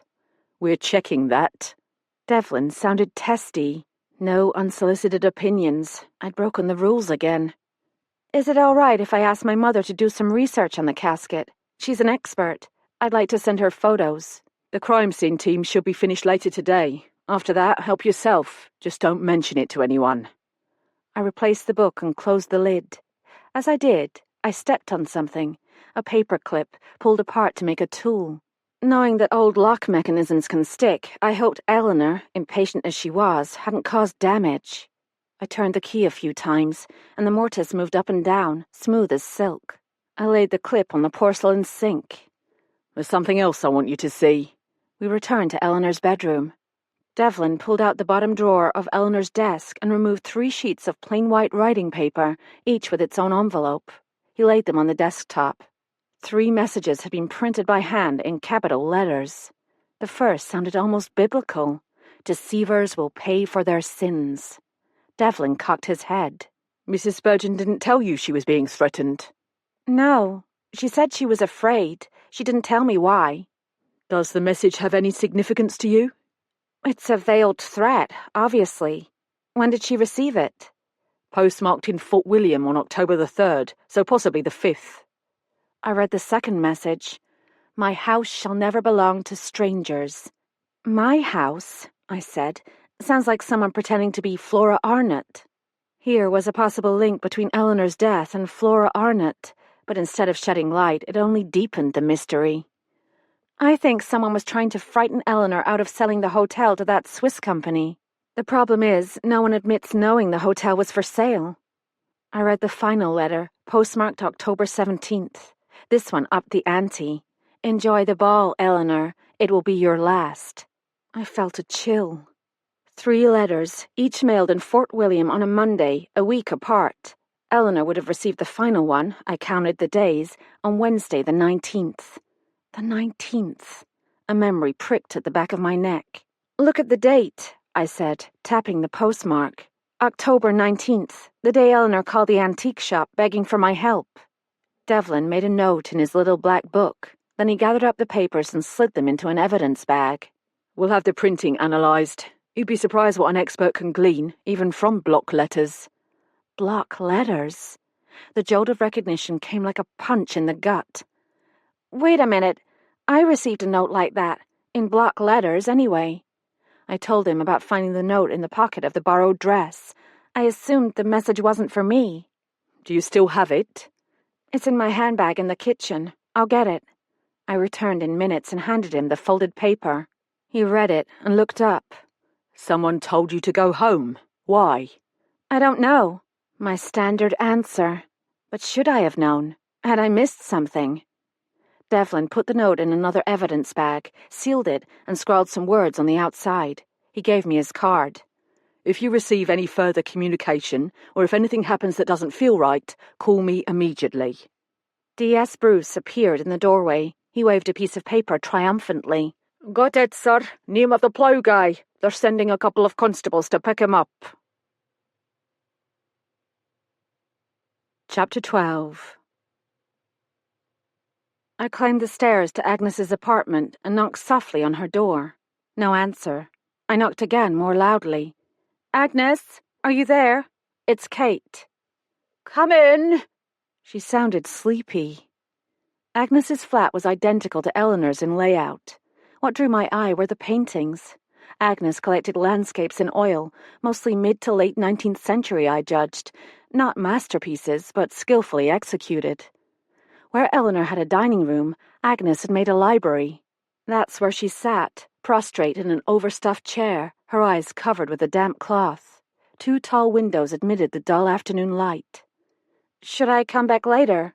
I see you're resting. Nesting! Agnes grabbed the cloth and struggled to sit up. I'm trying to pull myself together. Come sit. She slid an accusing look in my direction. I suppose you knew all about the sale of the hotel. I didn't, actually. I don't even know why Eleanor wanted me to come. Agnes's nut-brown eyes fluttered. Maybe she hoped with you here the Sirs wouldn't organise a lynching party. I marvelled again at the change in Agnes's attitude. I'd met Agnes more than 20 years ago, when Eleanor Hamilton then, had been hired as the sixth-form English teacher by St. Hilda's School for Girls near Aberdeen. Naturally, she couldn't cope, so Bill and I had left our 2 toddlers with my mother and flew over to help her find a flat, set up a bank account, and settle into her new job.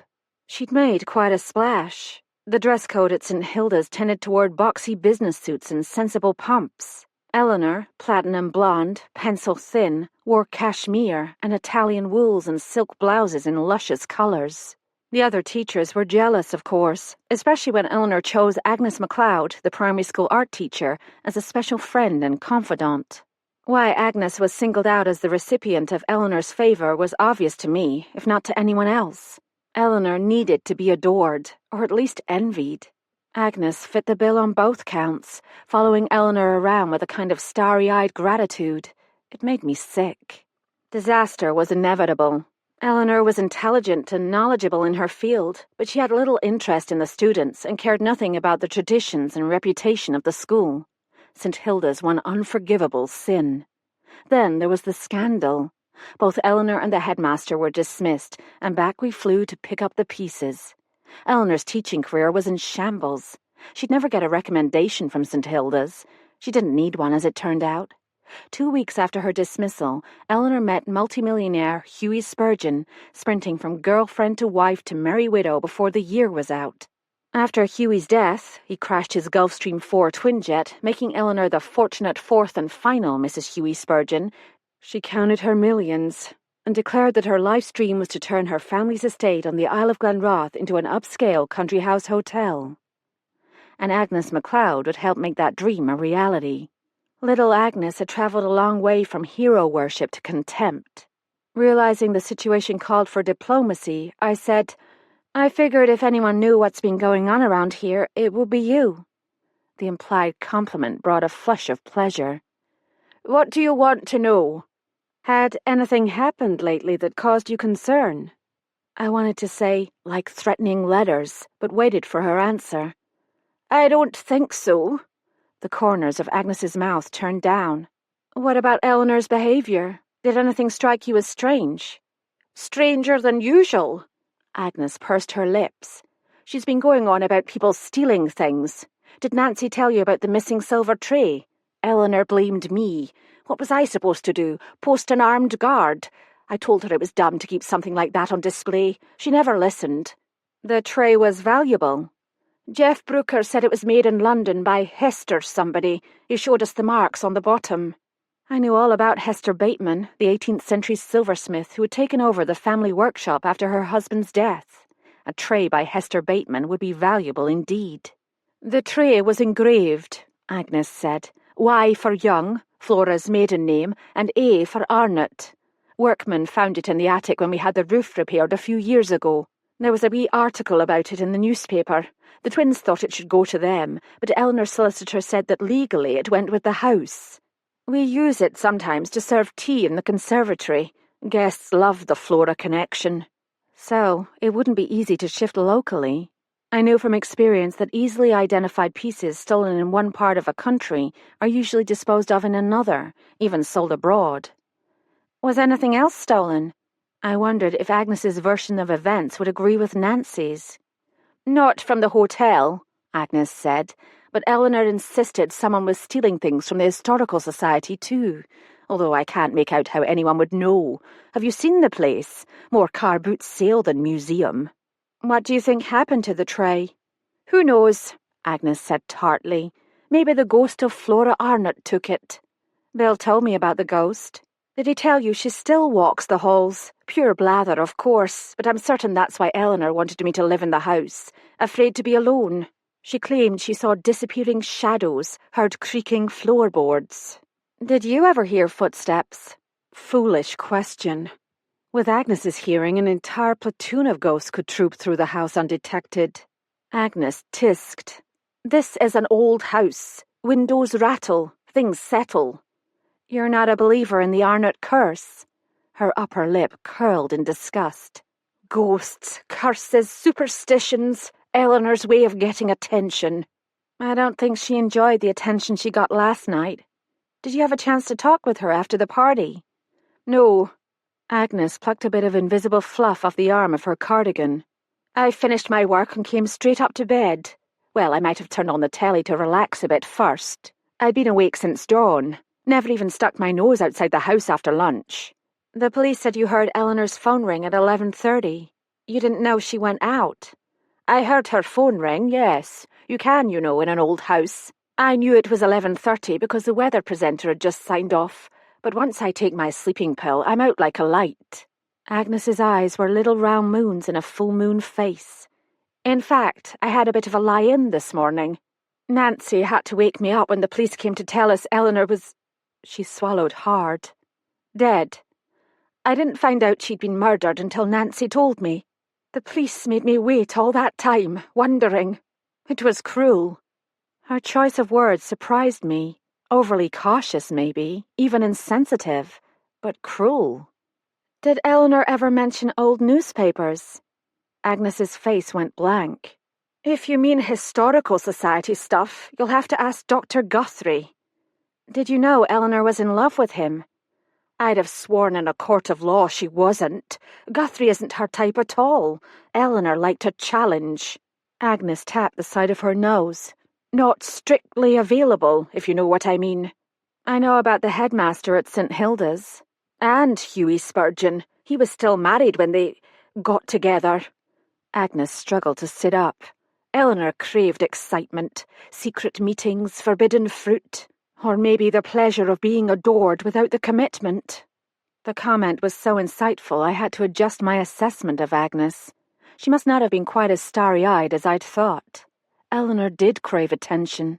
I'd always thought it was the reason she resented me. I'd knocked her off center stage in Bill's world.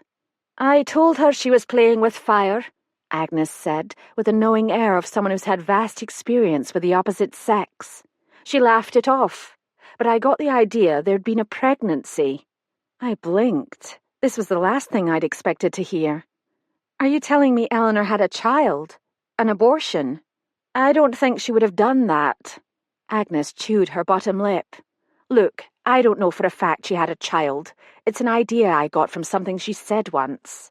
Bill had never mentioned a pregnancy. Of course he wouldn't if Eleanor had sworn him to secrecy. But if Eleanor had a child somewhere, then I had a niece or nephew. Eric and Christine had a cousin. There would be records. I refocused on what Agnes was saying. She lay back, half closing her eyes. The second year after Eleanor came to St. Hilda's, she invited me to spend my summer holiday with her on the island, when the hotel was still her family home. But my father got ill and I had to leave. Eleanor stayed alone, which she never liked. Later she told me she had an affair with a married man, a much older man. It broke up his marriage. There was a child involved. Something stirred in my brain. Was I wrong, after all, about the connection with Flora Arnott? A broken marriage could be a motive for murder years later, especially with an unexpected pregnancy. But Eleanor would have returned to teaching at the end of summer. How was she able to hide a pregnancy? That's the thing. She was present for fall term, but left school after Christmas for a special course at London University.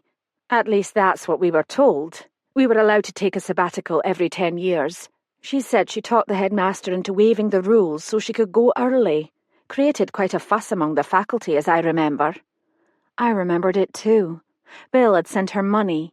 Had it really been to cover the cost of housing in London, or to offset the costs of a pregnancy and adoption? With Bill gone, I'd probably never know. Was her lover someone from the island? Eleanor never said who the man was. What happened? Happened? Agnes opened her eyes. Nothing. Eleanor wasn't serious about him. What I mean is, I can't see Dr. Guthrie as a challenge, can you? Now his mother, that's another story. True. I thought about the face-off between Eleanor and Margaret Guthrie at the Tartan Ball. Boadicea versus the Queen of the Amazons. Why was Margaret Guthrie opposed to the marriage? You mean apart from the fact that they sprang it on her like that? Frankly, though, I don't think she'd have accepted the engagement under any circumstances. They say Cilla Arnott took a shine to Hugh Guthrie once, years ago. Margaret Guthrie put a stop to it. Weird relationship there, if you ask me. What's Hugh Guthrie like? I was poking at shadows, hoping to hit something solid. Born and bred on Glenroth. The Guthries were one of the families who settled here with James Arnott in 1809. Hugh's mother is one of the Aberdeen Parkers, the fishery people who got in on North Sea oil in the late 60s. They say he has a whopping trust fund. They also say he's been a disappointment to his mother. Why? The Parkers are a prominent family, very proud. Hugh never made a name for himself academically. He's considered an expert on those ancient stone circles, but he never promoted himself. No ambition. Writing a book's pretty ambitious. A bit of a fuss. Agnes cocked her ear. Ambitious. Agnes looked thoughtful. He's writing a sequel. There's even talk of a movie. She spread out the damp cloth, smoothed it, and rolled it into a fat sausage. One thing bothers me. That constable, Mackie, told us Eleanor's body was found just after 7 this morning. But Beau Duff begins ploughing early, 4 a.m., never varies. He would have passed the Historical Society around 5. If he saw a body, he would have called the police. A trickle of fear ran down my back. If Beau Duff ploughed the island roads, then he was the one who'd inadvertently destroyed potential evidence the night of Eleanor's murder. And he was the person the deputies were on their way to pick up right now. I shook off the worry, or tried to. Agnes was right. Beau was kind, caring. No way would he find a body and fail to tell someone. Agnes ran her fingers through her hair, revealing several angry scratches on her forehead. "You've hurt yourself," I said. "Hurt myself? Oh, aye." Agnes finger-combed her hair over her forehead. "Bumped into a door, if you can credit it." I couldn't credit it, but I let it go. "What will you do now? Will you stay on at Glenroth House?" Agnes snorted. "We'll all be turfed out. If Eleanor had an ounce of decency, she'd have tried to save our jobs. Did you know she promised me part ownership in the hotel? That's why I gave up my career, my future. I even cashed in my pension to tide me over, just until things got going and she could afford to pay me more. That never happened. And then, after all I'd done for her, she ups and sells the place. And then she ups and dies." Red splotches flared on Agnes's neck. "What did she expect me to do? Hand out trolleys at the pound stretcher in Portree?" I rowed back into safer waters. "Couldn't you go back to teaching? Or work in an art gallery? You're clearly an expert. Your paintings are wonderful." "Art is my passion." Agnes unrolled the sausage and pressed it against her neck. "You must have been collecting a long time." "Oh no, just since we moved to Glenroth. I had a furnishing allowance. I chose not to use the fancy decorator from Edinburgh and bought paintings instead. They belong to me. It's in my contract." So, Agnes wasn't going to be left a complete pauper. The collection would fetch a good sum at auction. Not enough to retire on, but it would be a start. "That was generous," I said, foolishly. "Generous? Eleanor!" Agnes's face went bright red. "I was the one who did all the work. All the ideas were mine, all the good ones anyway. She couldn't have pulled it off without me. And not once in 11 years did she so much as give me a raise." A tear spilled out and ran down her cheek. "Never even said thank you." Agnes dabbed her eyes. "Only took me 20 years to figure it out. We were never friends. I was convenient, someone to keep around until my usefulness wore off." Probably true. Once the hotel was sold, Agnes was expendable. Eleanor always was better at making enemies than friends. "I'll tell you one thing," Agnes sniffed. "I wouldn't want to make an enemy of Margaret Guthrie. That woman is scary." "What do you mean?" "I'm just saying, you don't poke a tiger with a stick." I collected my handbag. "Don't get up. I'll let myself out." Agnes's dark woolen coat hung on a hook in the foyer. Something stuck out of the pocket, the cuff of a glove. A purple knitted glove. Like the strands of purple wool the police had found outside the Historical Society. I felt the cuff, soaked through. A pair of molded rubber wellies sat on the floor in a slowly evaporating puddle. "Never even stuck my nose outside after lunch." Agnes lied. She had gone outside before lunch today to collect the mail, but she'd been wearing shoes, not wellies, and I would have noticed purple gloves. Unless she had gotten up at the crack of dawn for a snowball fight with Frank Holden, she'd been out in the storm last night. "Everything all right?" Agnes called from around the corner. "Just leaving." I plucked a bit of damp purple fuzz and stuck it in my pocket. I pictured the angry red scratches on Agnes's face. Had Eleanor poked a tiger? Which one? Chapter 13. I was overjoyed to see my suitcase on the bench at the foot of my bed. Frank Holden must have delivered it while I was with Agnes. The first thing I did was locate my charger cord and plug in my cell phone. Then I unpacked my clothes, smoothed out the wrinkles, and hung them in the closet. My thoughts circled back to that wet purple glove. Agnes had been out in the storm the night Eleanor died, I was sure of it, and it wasn't only the wet gloves and wellies that convinced me. Those little round eyes, the set of her shoulders. Agnes wasn't a natural liar. She was probably telling the truth about hearing Eleanor's phone ring at 11:30, though. The police could check that. Maybe the caller was Agnes herself, confronting Eleanor with the broken promise of partnership. But why would the two of them leave in the middle of a snowstorm to fight about it? When Nancy and I left the hotel that night, we'd seen lights on in Eleanor's flat, but that didn't mean she was there. I should have asked D.I. Devlin if her lights were still on when the local constable arrived before dawn on Saturday. I folded my cherry wool sweater and tucked it in the top drawer of the high dresser.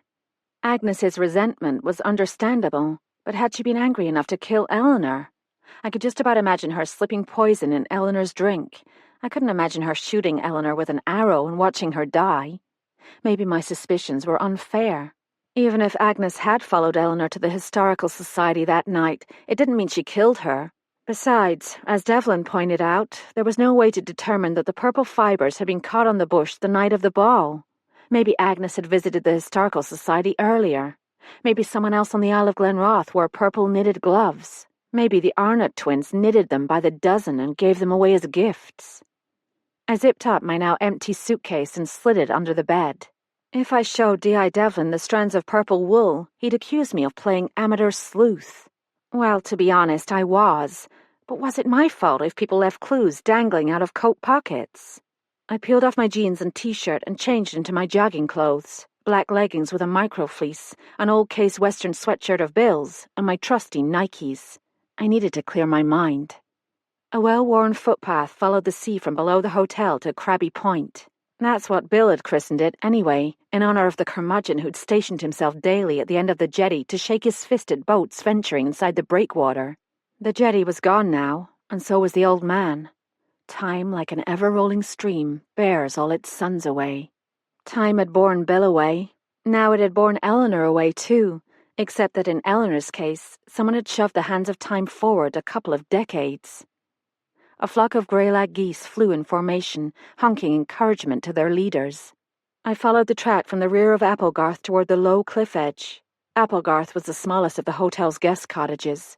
The others were tucked in the woods east of the main house, stone structures with steeply pitched roofs and leaded windows, the stuff of fairy tales, Snow White, Cinderella, Hansel and Gretel. Romantic if you ignored poisoned apples, wicked stepmothers, and old ladies with long, sharp teeth. The melting snow had left icy patches. I picked my way cautiously down the stone steps to a rocky cove. The path, cushioned by white crushed coral sand, skirted the edge of the dark turquoise sea. Fingers of amber kelp rose and fell among the rocks. Sea spray whipped my hair and wet my face. I pulled up my hood. A question niggled at the back of my mind. Could Beau have missed Eleanor's body in the pre-dawn shadows? I lengthened my stride, taking in the scent of fish and peaty earth. 2 dark smudges on the southern horizon picked out the small islands of Rum and Egg. In the distance, a colony of spotted seals lay like giant sausages on the half-tide rocks. Several raised their whiskered dog-like faces and barked. I was headed north. In a mile or so, I'd be able to see the tip of the Sleet Peninsula on the Isle of Skye. The narrow beach widened, and the footpath snaked through a sliver of forest skirting the sand. I pushed myself into a jog, feeling the pleasurable burn in my thighs. Bill and Eleanor had loved the sea as children.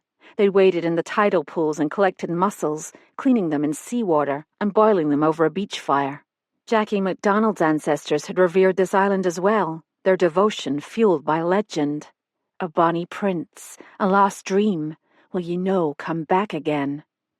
The land was thick with memories, the kind that never die but go dormant, waiting for someone to remember and mourn. Would I ever stop mourning? A riptide of sorrow took my breath. I stopped running, gulping in the cold, salt air and trying to regain my equilibrium. The wind tore at the hood of my sweatshirt. The day Bill died, a gusty wind blew in spurts from the southwest. We'd come to Glenroth by ourselves, a second honeymoon, Bill said, except we were staying at the Harbourview instead of Glenroth House. Fine with me. Better, in fact. That evening, we'd decided to eat at the Bonnie Prince. We might run into a few of the lads, he'd said, and I could tell he hoped we would. I hoped so too, for his sake. The next day, we'd planned to take the ferry to Skye and hike to the chilly, sparkling blue fairy pools near Glenbrittle. I was unpacking when Bill returned from what he'd promised would be a quick visit to the hotel, just to say hello. Sorry, Kate. He reached out to touch my hair. Sunlight picked out the lines around his eyes and mouth, and I remember thinking he'd been looking tired lately, older. We'll have to postpone the Skye trip. Eleanor needs my help in the morning. It may take most of the day. A problem with one of her suppliers. Can't it wait? She says not. We can go another day, can't we? I'm not proud of my reaction. I flung the shirts I was holding onto the bed and turned to face him. Why do you always put Eleanor first? She probably manufactured the problem to sabotage our time together. I wouldn't put it past her. That's unkind, Kate, and selfish. Are you going to put me in time out? You're not my father, Bill. That's when I saw Eleanor standing in the cottage doorway. The look of triumph on her face told me she'd heard every word and relished it. Bill grabbed his blue windbreaker. I'll take my sister home. Then I'm going sailing. Later, I sat, fully dressed and miserable, in one of the canvas loungers along the Strand. A paperback novel, an Agatha Christie, lay in my lap. I read the same page 3 times before closing the book in disgust. I'd have to apologize to Eleanor. No getting around that. But first, I'd apologize to Bill the minute he came in. Even if Eleanor had purposely ruined our day, it wasn't his fault. Bill's kindness was one of the things I most admired about him. I couldn't stop him loving his sister. I didn't want to. The problem was mine. I had to fix it. The sea shimmered in the afternoon light. Waves folded upon themselves along the silver sand. Bill was tacking back and forth in his single-hand dinghy about a half-mile offshore, his red life vest a bright dot. I watched the sail luff and fill again as he brought the small boat about into the wind. A strong gust threatened to topple my umbrella. I reached to steady it. Then I grabbed my binoculars and turned the focus. The sails snapped as the boom swung free. Bill? What's wrong? A sharp crack rang out, jerking me back to the present. My head turned instinctively toward the sound, but all I saw were trees, ferns, lengthening shadows, silence. Did predators still live in these woods? Something rustled, and this time I caught a dark shape melting into the foliage. That was no animal. I turned toward the hotel, striding quickly as images flipped through my brain. Terrible images. The dead bodies of Flora and Gowan near the peat bogs, Bill lying cold and still on the pier, Eleanor seeing the face of her killer as he, or she, drew back the bow. Spooked now, I began to run, but the section of path was uneven, and the light was fading faster than I'd imagined. I narrowed my eyes, scanning the track for roots or stones, anything that might trip me up. Someone had lain in wait for Eleanor at the Historical Society. Was that person stalking me now? Kate, watch out! My head shot up just in time to see Tom Mallory before I barreled into him. Blimey, he said, catching me and holding on until I regained my balance. We will keep running into each other.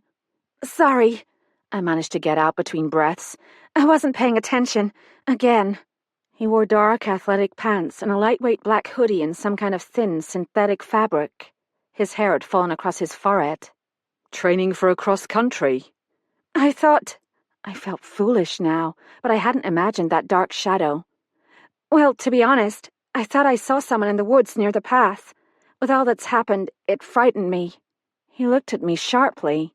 What did you see? A shadow. That sounded terminally lame, even to me. An animal? A deer? It didn't look like an animal. I got the idea someone was following me. Tom nodded, probably deciding if I was given to hysterics. He glanced at the sky. It's getting dark fast. Come on, I'll walk back with you.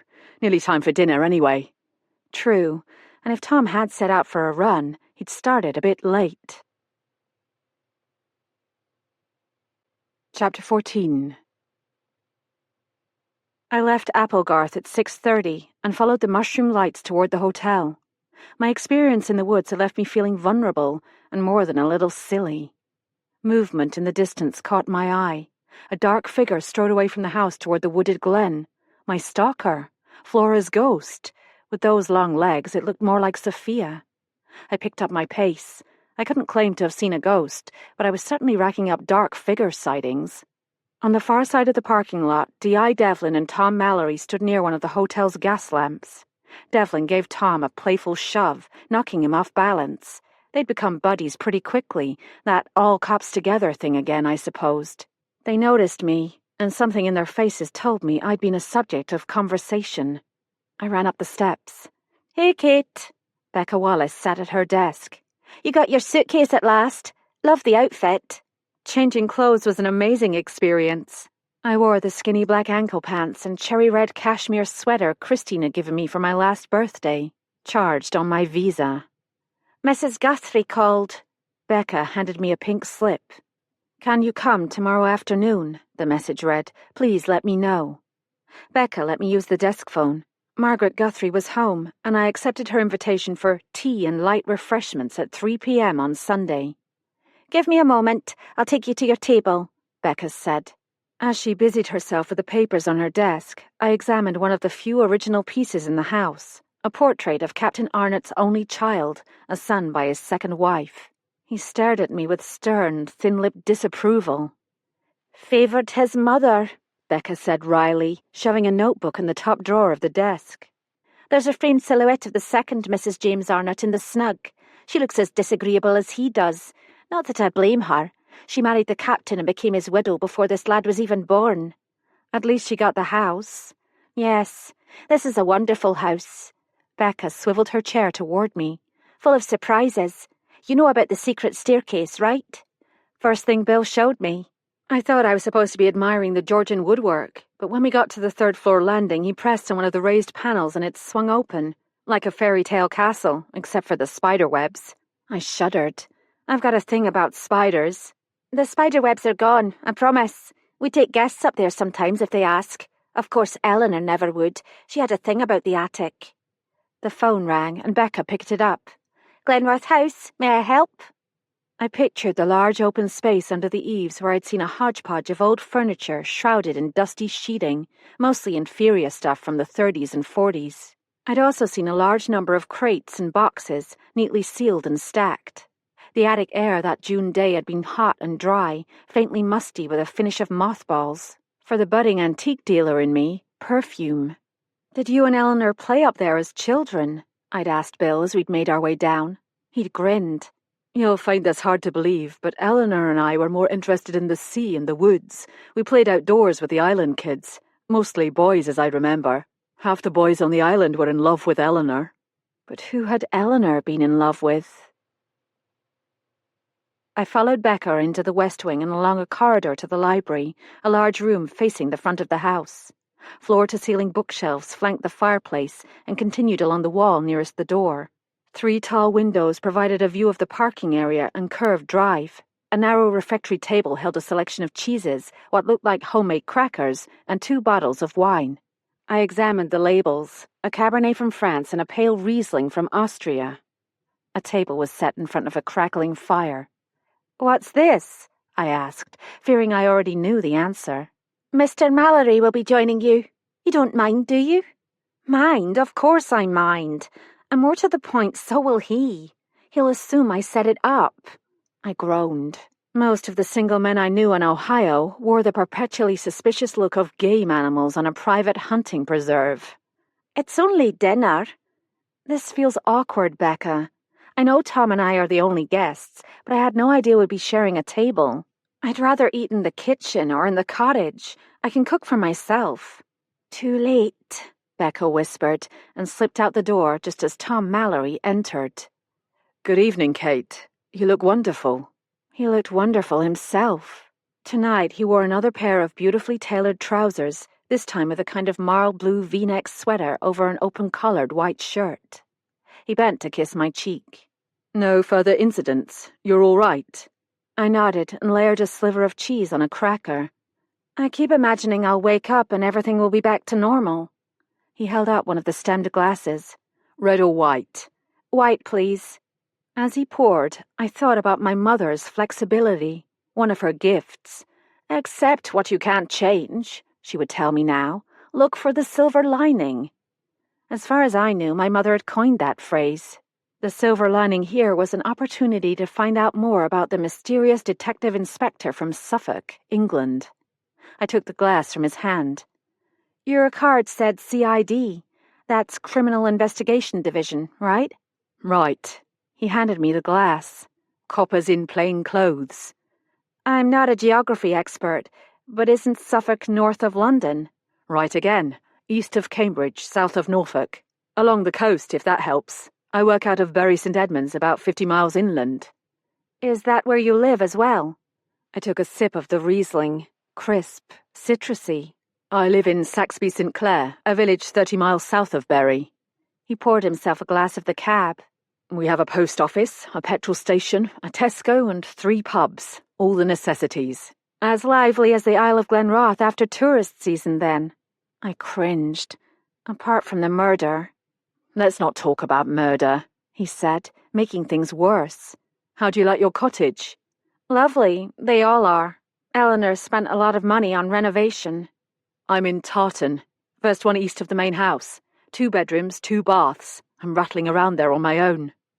I was about to ask him if he'd come on holiday when the library doors swung open and Sophia entered with a tray stand. If Sophia was the person striding away from the house earlier, she'd made it back in no time flat.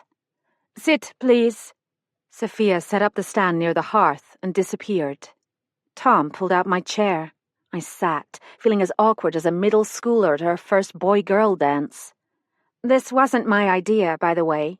His eyes crinkled at the corners. Too bad. I was hoping it was. I pictured my mother doing one of her "I told you so" looks. Sophia returned with bowls of fresh green salad and a basket of warm rolls. After filling our water glasses, she left again, shutting the door behind her. The feeling of awkwardness returned. What would we find to talk about for the next hour or so? Quite a lot, as it turned out. Like me, Tom was single. His wife, Sarah, had died of ovarian cancer 5 years earlier when their daughter Olivia was 13. Eric was in college and Christine in high school when Bill died, I said. At least he was there when they were growing up. How did you manage?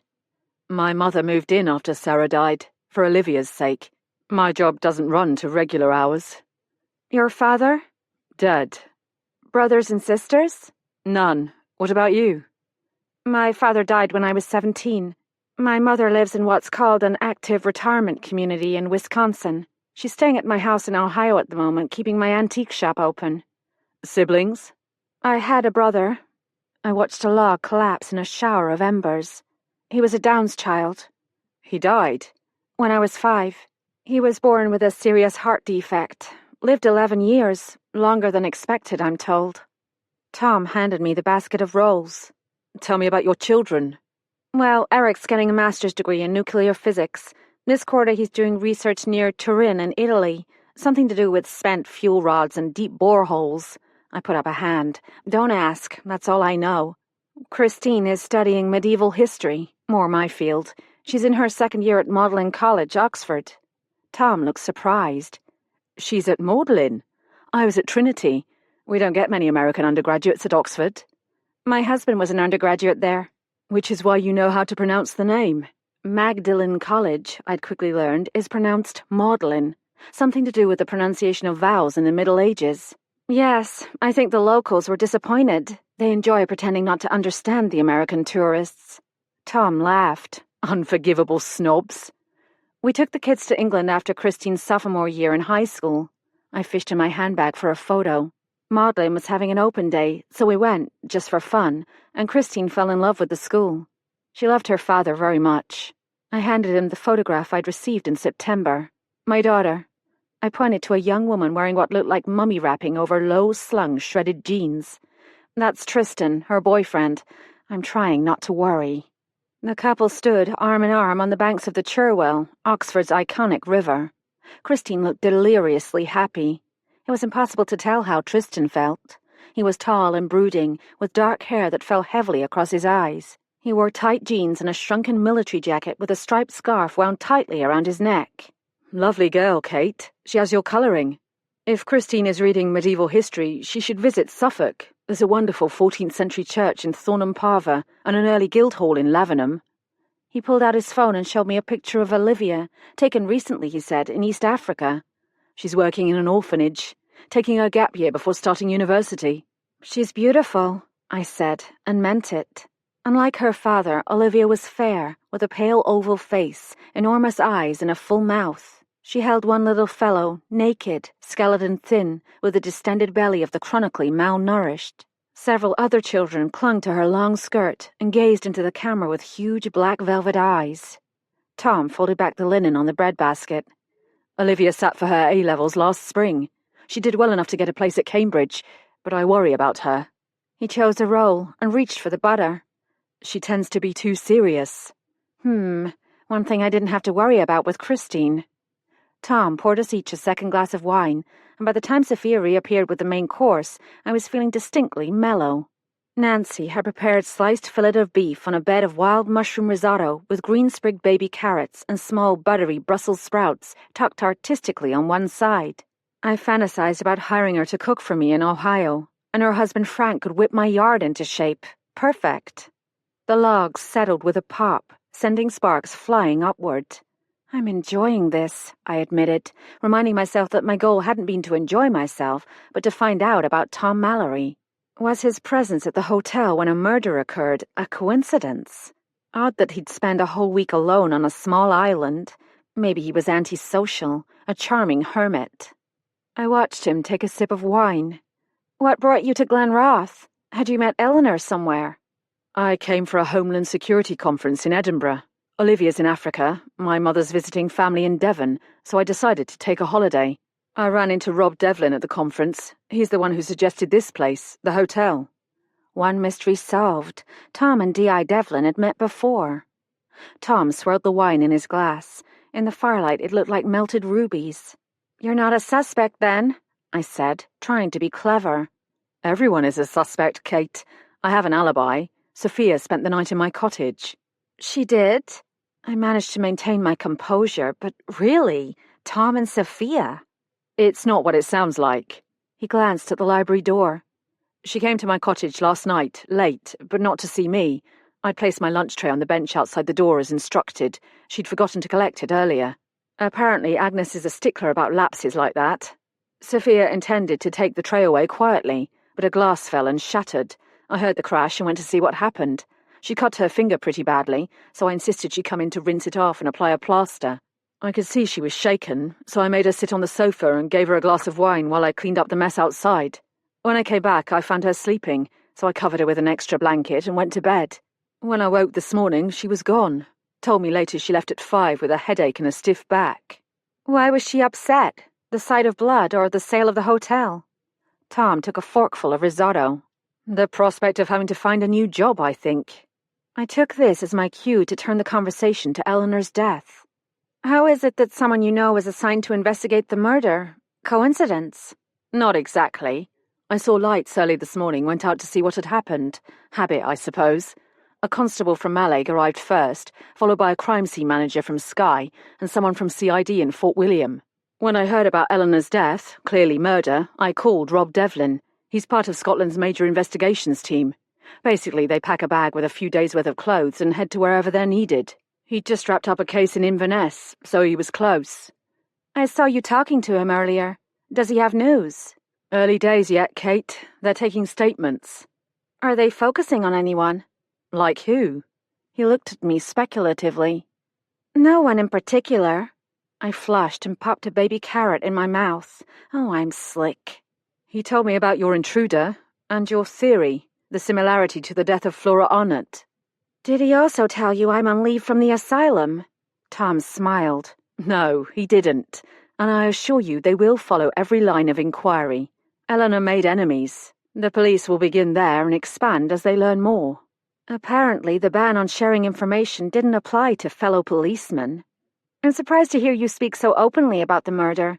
Devlin threatened to have me drawn and quartered if I breathed a word to anyone. I'm not speaking openly, Kate. I'm speaking to you. But how do you know these things? I'm helping with the investigation. Had I heard him right? I'd watched my share of British police procedurals. As in, helping the police with their inquiries. I thought you said you weren't a suspect. He looked amused. As in helping Police Scotland with the investigation, Kate. They're short-handed. I called my gov. He gave his permission. Your gov? My boss, Chief Superintendent Rowlands. Devlin asked me to read the evidence reports and the interviews they've taken so far to see if I could find discrepancies, or anything I could add. My impressions of the staff, what I'd seen and heard. He also asked me to keep you informed, to be a liaison, which is what I'm doing right now. Really?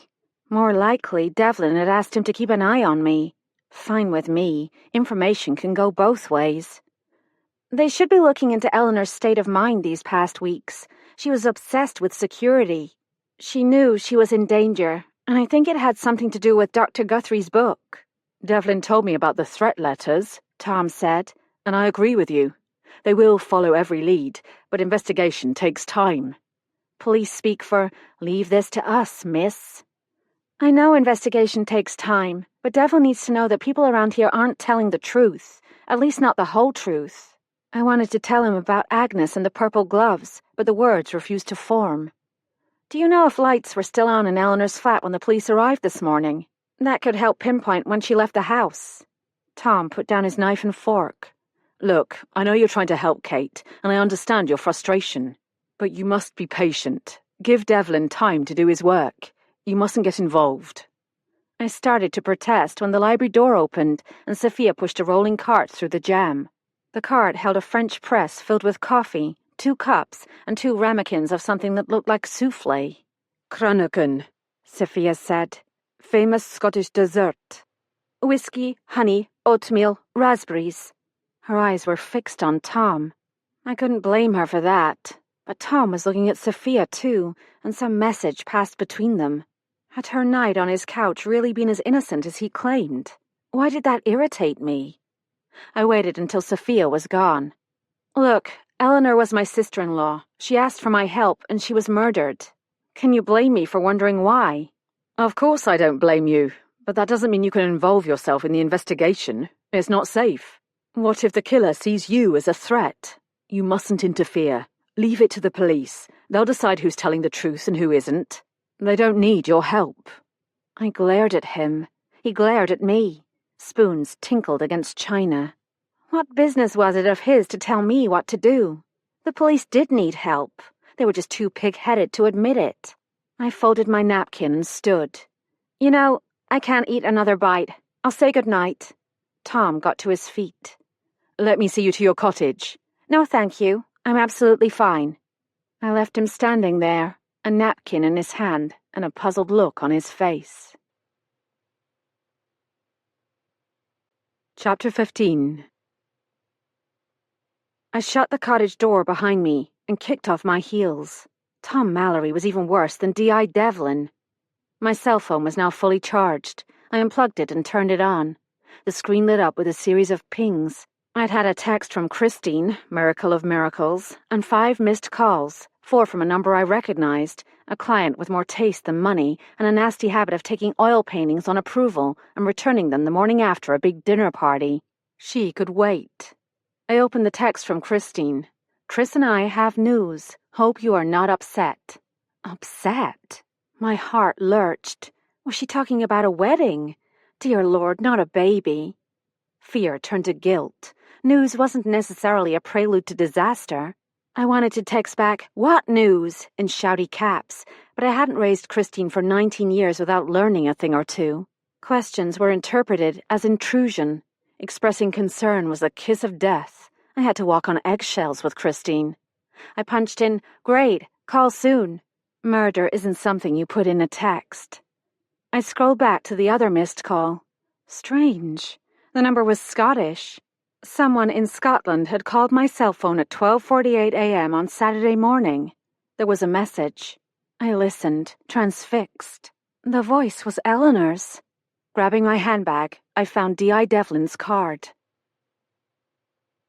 It's definitely Eleanor's voice, but she sounds strange, kind of slurry. I stepped back as Detective Inspector Devlin barreled through the door of Applegarth Cottage. His shirt was rumpled, his tie askew. Dark circles had appeared under his eyes. I wondered how long he'd been away from home. I put my cell phone on speaker. "Kate, need you." The voice caught. "It's okay. Help's coming. Need you to keep something hidden." We listened until the time ran out, but there were no more words. Are you sure it's Mrs. Spurgeon? Devlin took the phone. Positive. I shivered. Did you hear it? Right at the end. At first I thought it was the movement of air or the rustling of fabric, but when I listened again it sounded more like a footstep. Forensics will analyze it. He dropped the phone in an evidence bag and wrote out a receipt. We should be able to return it to you in a day or so. Eleanor said help was coming. Do you think she called 999? We'll check. He eyed the door. There's something I need to tell you about Agnes MacLeod. Did you know she has a pair of purple knitted gloves? I saw them. They were wet and... We'll check on that too. But I took... Please, Mrs. Hamilton, leave this to us. Try to relax. Get a good night's sleep. He backed out, pulling the door firmly shut. I stared furiously at the closed door. Did the man ever let anyone finish a sentence? I could bring him a signed, notarized confession, and he'd probably say, "We'll check on that." His taillights disappeared into the darkness. Snatching the strands of purple wool from my jacket pocket, I held them mutinously over the wastebasket. But I didn't drop them. Instead, I carried them to the kitchen, where I sealed the wisp of purple wool in a plastic baggie and tucked it into the outside pocket of my handbag. 10 minutes later, I slipped between the smooth cotton sheets, switched on the bedside lamp, and opened the diary to the page I'd marked. In early February, events took a troubling turn for Flora. At a country dance given by a neighbouring family, old Sir Charles Murray, in the middle of a Scottish reel, proposed marriage. Flora refused him as tactfully as she could, but her father, exasperated by the sums spent on his daughter's fruitless entrance into society, blew up. 4th of February, Hazelbank House. This evening I was called to Father's study and made to account for what he called my unreasonable wilfulness. He will not let Sir Charles go, clinging to his fortune like a sailor with only a plank between himself and a watery grave. "He is very old, Father," said I. "I cannot marry him. I shall not change my mind." "Will ye not obey me?" said he, calling me a most obstinate and ungrateful child. Thinking to frighten me into submission, he brought his fist down with such a blow that poor old Macpherson burst in, fearing Father had succumbed to a fit. Father vows to lock me in my chamber until I come to my senses and accept Sir Charles's proposals. He has persuaded this credulous gentleman that I, being full young and inexperienced in the ways of the world, am merely reticent and will acquiesce in the end. If Sir Charles is fool enough to believe this fiction, I shall regret the pains I took in my refusal to avoid mentioning his age. Father is desperate and thus dangerous. I fear no one can defy him. In the end, however, Flora's grandmother summoned the courage, if not to defy, at least to divert. 1st of March, 1809, Edinburgh. Father at last has given up hope of Sir Charles, or rather Sir Charles has given me up as a hopeless cause. In any case, Grandmother pleaded with my Aunt Grantley for aid, and I am now installed in her townhouse on Queen Street in Edinburgh. This good lady has the distinction of marrying off 3 daughters to gentlemen of fortune and breeding, and is presently waging a campaign on behalf of her youngest, Adeline, a sweet, compliant girl of 17. Last evening we attended the assembly rooms on George Street. Among those present was one who claims an acquaintance with Father. His name is Captain James Arnott, lately returned from the Indies, where his own good father operates a sugar plantation. This I learned from Adeline, who says a vast fortune is entailed upon the captain, but he is considered by some not quite respectable. Respectable or not, Captain Arnott has the very good sense to be both rich and handsome, and so made quite a stir among the young ladies, who passionately wished him to quit the gambling tables and stand up with as many of them as possible. Lady Grantley arranged an introduction. I found him to be perfectly amiable. We danced 2 dances. I declined a third, reminding him that he was neglecting the other young ladies. "And why should I not?" said he, "when you are the handsomest lady in the room." He then bowed, quite gallantly, I thought, and said that while he did not seek society's good opinion, he did seek mine and would obey my command. But what do you think? He did not dance after all, and spent the rest of the evening standing near one of the chimney pieces, observing me with a look that made me blush. My aunt seems inordinately pleased with herself. 12th of March, 1809, Hazelbank House. I returned to Loch Weirin 5 days ago and found Father curiously silent about my prospects. You may imagine my surprise, dear diary, when a letter from Captain Arnott arrived by post. Having completed his business in Edinburgh, he declared his intention to pay his respects to Father and to me. Shall I admit to being flattered?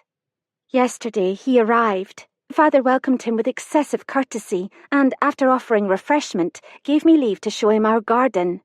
I thought this strange, as I could offer him only crocus and snowdrops, but the captain seemed to take a great interest. As we walked, he told me about the islands where he'd spent his youth. "Flowers there," said he, "grow in wild abandon. The breezes are warm and scented with jasmine. Women wear colourful lengths of cloth and adorn their hair with orchids and hibiscus."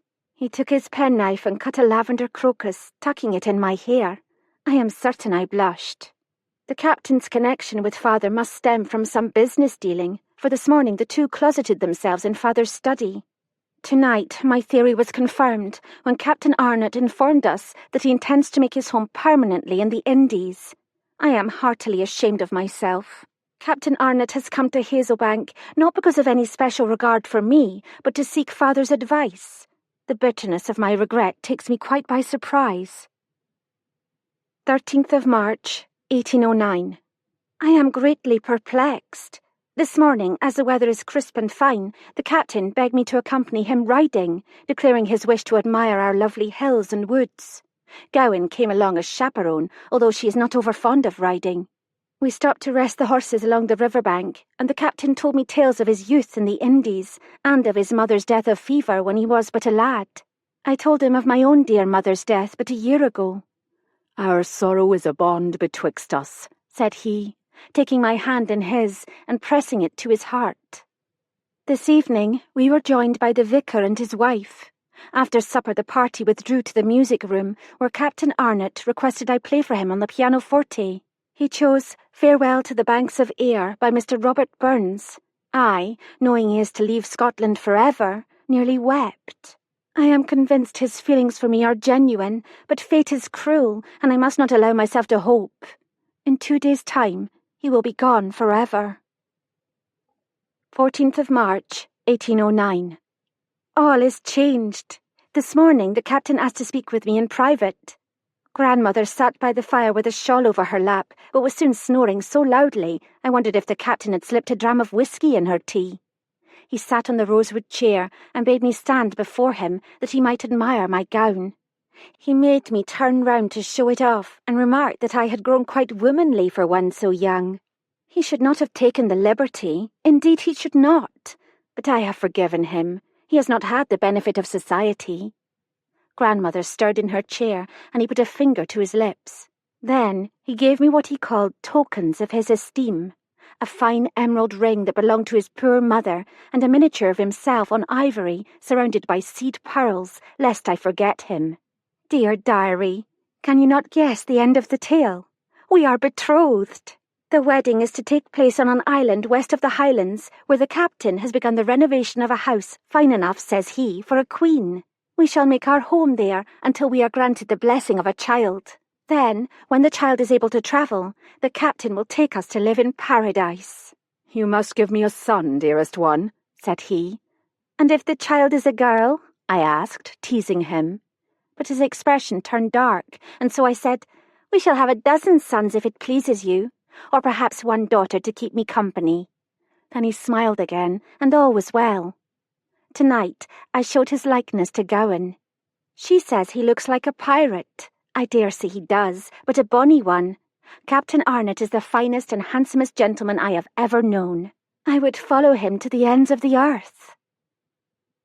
The betrothal was sealed, Guthrie explained in a footnote, when James Arnott was 34 and Flora Young 15. I think that's illegal today.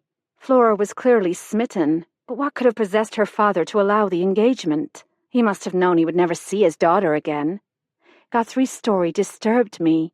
Maybe it was Flora's innocence, her naive assumption that the new life she'd embraced would be an adventure, that marriage to a man she'd known for so short a time would be perfect. But then I, and all Guthrie's readers, knew the dark thing that was coming. I marked my place and flipped off the lamp. Nothing I'd read so far shed any light on Flora's murder. More to the point, nothing I'd read so far had any bearing on Eleanor's life or death. Had I missed something? Start with what you know, my mother always says. Well, nearly a full day after Eleanor's murder, I could say a few things with confidence. 1. Eleanor's death wasn't a random act of violence. It was personal. 2. According to Agnes, Eleanor received a phone call at 11:30 the night of the ball. She dressed and walked to the Historical Society. To meet someone? 3. The person Eleanor met wore mucky ducks, size 10. 4. Eleanor was alive, if not exactly well, at 12:48 a.m. That's why the twins hadn't seen a body at 12:30. There wasn't one yet. 5. Eleanor said someone was coming to help. Who was it, and why hadn't they arrived? 6. Her slurry voice. Was she drunk, or had she suffered one of those mini-strokes? The autopsy would tell that, but even if she had, it was an arrow through the throat that killed her. 7. She wanted me to keep something for her. She used the word hidden. Did she want me to hide something, or was it hidden already? If so, where? No answers there, either, except that if Eleanor had whatever it was with her when she died, her killer must have taken it. 8. And here was the cobweb's connection to Guthrie's novel. Someone had been threatening Eleanor, playing on her superstitions about Flora Arnott and her ghost. The obvious reason was to prevent the sale of the hotel, but who knew a sale was a possibility? 9. The casket and the puzzling notation in Guthrie's book. No one at the hotel had mentioned the casket, and I wasn't allowed to bring it up. 10. Only Eleanor heard footsteps, and only Eleanor saw a ghost. I yawned.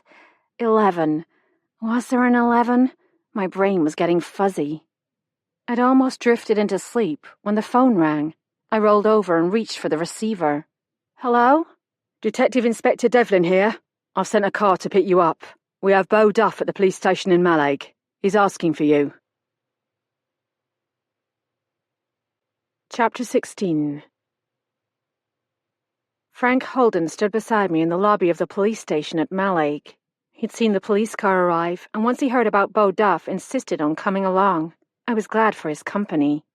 We can't get a thing out of him, Devlin said. He asked for you, Mrs. Hamilton. Beau sat between two police constables in the waiting room, knees together, big feet splayed outward. His hair hung in lank strands around a face brindled with a growth of beard. He gave me a wobbly, heartbreaking smile, and I saw that the bridge of his nose was raw. A trickle of dried blood ran toward the corner of his mouth. One of his eyes appeared to be turning a greenish black. I felt sick. This was Beau, the gentle giant. I turned on Devlin, furious. The police did this. Devlin had perched himself in the corner of a grey metal desk. The deputies found him hiding in his barn. When he saw them, he took off. That's called resisting arrest. A serious offence. They had to subdue him. He needs medical attention. He got it. He'll be fine. Frank's hands were clenched. I saw the muscle in his jaw working. Does he need a solicitor? Is he under arrest? He's not under arrest, but he needs to explain a few things. Like, why did he run when the constables came to take his statement? He can talk, can't he? Of course he can talk, Frank snarled. And he'll tell you the truth if you care to hear it. Devlin ignored the jibe. Wait here, Mr. Holden. No, I'm serious. We'll let you know if you're needed. He turned to me. This way, please. I'd like a moment. He led me down a short hallway to a windowless cubicle with a tiled floor, a metal table, and 4 molded plastic chairs. I straightened my back and put on my best impression of my mother. The angrier she gets, the more dignified she sounds. I'm putting Beau's injuries aside for now, Detective Inspector, but I won't forget them. You can't think Beau had anything to do with Eleanor's death. It isn't possible. I've never known anyone with a kinder spirit. He wouldn't harm a fly. And Mr. Holden is right. He won't lie. Devlin regarded me with something like pity. Before we begin, you need to know a thing or two. Mr. Duff is paid to plough and grit the island roads. If he followed his regular route last night, and everyone we talked to says his route never varies, he would have passed the Historical Society around 5 a.m. No way could he have missed the body. Get it? The question is, why didn't he call for help? My dignity faltered. I'd asked myself the same question. Was Beau protecting someone? I refused to consider the alternative. I can't answer that, but I'm sure Beau will tell you if you don't frighten him. Devlin bent over the metal table and fiddled with some kind of recording device. Then he stepped into the hallway and signaled to the PCs. Beau entered the interview room. His face screwed up. Afraid he might burst into tears, I adopted the super calm tone I used when my children were overwrought. The police have some questions, Beau. It's all right to talk to them. I'll stay with you. He gave me a nod. Beau and I sat on one side of the table. Devlin and one of the constables sat on the other. The second constable positioned himself near the door. In case Beau decided to bolt again, I guessed. I took one of Beau's big rough hands in mine and held it. Devlin pushed a button on the audio recorder and stated the date, time, and names of those in the room. Then he began. Now, Mr. Duff, 2 constables went to your croft this afternoon. Why did you run? He looked at me. I was scared. Am I in big trouble? You're not in trouble, Devlin said evenly. I could see he was trying. But we need to know what happened last night. Can you tell us? Beau looked at the floor and began to rock. For the record, Mr. Duff refuses to answer, Devlin said into the recorder. Then he addressed Beau. Well then, why don't I say what I think happened, and you tell me where I go wrong, all right? That will be helpful. You began ploughing around 4, is that correct? Beau gave him a tentative nod. Aye. Everything was fine until you got to the Historical Society. You saw something. Can you tell me about it? Beau stared at the table. It's all right. Tell me, I said, and released his hand so he could turn toward me. The corners of his mouth went down. She was going to yell at me. She was going to say I'm useless again, and it wasn't right because I was doing a good job. I always do a good job. Devlin almost left his seat. Are you saying Mrs. Spurgeon was alive? Beau's arms flew up, as if fending off a blow. His face was pinched and white. When was the last time you ate something? I asked him. Dunno. He needs a break. I shot Devlin a pointed look. You can't expect Mr. Duff to answer questions without something in his stomach. Stop the recording. Devlin stated the time. Then he addressed the constable at the door, a young fellow with a thin neck. What do we have? Tea, coffee, Horlicks, said the constable. Anything else? Dougie's wife sent shortbread. Some left, I think. How about Horlicks and shortbread, Mr. Duff? Asked the constable. Beau brightened. Is it over now? Can I go home? Not quite yet, I said. But you'll feel better when you've had something to eat. The deputy returned minutes later with a steaming styrofoam cup and a chunk of shortbread liberally dusted with powdered sugar. Beau tested the liquid with his tongue. Satisfied, he crammed the shortbread in his mouth and drained the cup. He looked at me, his mouth rimmed with chocolate and powdered sugar. I fought the impulse to clean him up. Devlin was looking at Beau as if he were an exhibit in a freak show. I swallowed the lump in my throat. This couldn't be happening. All right, Mr. Duff, let's begin again. Devlin pushed the button on the recorder. I'm going to ask you an important question. We need your help here. We know you saw Mrs. Spurgeon's body. No sense denying it. Beau nodded his head warily. An icy hand clutched my heart. Mr. Duff indicates agreement. And what did you do? Beau was silent. Mr. Duff. Devlin's voice had risen. Tell us what you did. Beau covered his face. It's all right, I said. But was it? An alarm bell went off in my brain. He needs a solicitor. Why doesn't he have a solicitor? We offered, by the book. He declined, and we read him his rights. Devlin crossed his arms over his chest. Well, he wants a solicitor now. I grabbed Beau's arm. Don't say anything, not one thing, do you hear me? Too late. Beau stood, knocking the styrofoam cup to the floor. His fists knotted at his sides. He took a deep breath, grimacing as he forced out the words. I hurt her. Then he opened his powdery, chocolate-rimmed mouth and began to wail. The cubicle erupted. I shrank back as both constables sprang forward, struggling to force Beau back into the chair. Frank Holden burst into the room, shaking off a policeman who was trying to restrain him. What the bloody hell's going on? Beau's wails were becoming rhythmic and atonal. I pushed my way into Devlin's face. He's going into shock. Can't you see that? Devlin stuck his head outside the door and barked, Call the doc, now. Then legal aid. Leave a message. Mark it urgent. You can't mean to keep him, Frank said, visibly astonished as one of the constables fastened a set of plastic handcuff ties on Beau. Let me take him home. I'll stay with him. I'll bring him back first thing in the morning. I'm sorry. Devlin looked like he meant it. I can't risk it. Frank lifted his hands. What do you suppose he did? Ran her over with the plough? Beat her with the snow shovel? You can't be serious. Devlin answered in that soft voice that always gets attention. Someone shot an arrow through Mrs. Spurgeon's neck. Frank's face turned the colour of putty. The constables led Beau away. Are you charging him? I demanded. With what? Murder? We're holding him tonight, Devlin said, until the doc's seen him and we hear from legal aid. Check back in the morning. He's not fit, Frank said. "You can see that." "The doc will make that call. He'll be treated properly." Frank pushed a finger into Devlin's chest. "You shouldn't have questioned him. I shouldn't have allowed it." "Whoa, calm down." Devlin took a step back. "Neither of you has the facts. Mrs. Spurgeon's body was buried under a mound of snow. Now, who do you think did that? The same person who shoveled the walks, perhaps?" It took a moment for the words to sink in. I swallowed hard. "But Eleanor was dead long before Beau started ploughing. You said so yourself." "How do we know he didn't kill her earlier and return later to hide the body? I think that's exactly what someone like Mr. Duff would do. You heard him. He said he hurt her." "That wasn't a confession." I steadied myself against the table. "He's in shock. He doesn't know what he's saying." A woman in a black skirt and a white blouse with epaulets tapped on the open door. She held a leather jacket in one hand and a slip of paper in the other. Devlin snatched the paper and glanced at it. "Gotta go. But before I do, there's something you need to know, Mr. Holden." He shoved an arm into the jacket. "I took your wife's statement this morning, and I've read yours. One of you is lying." Chapter 17.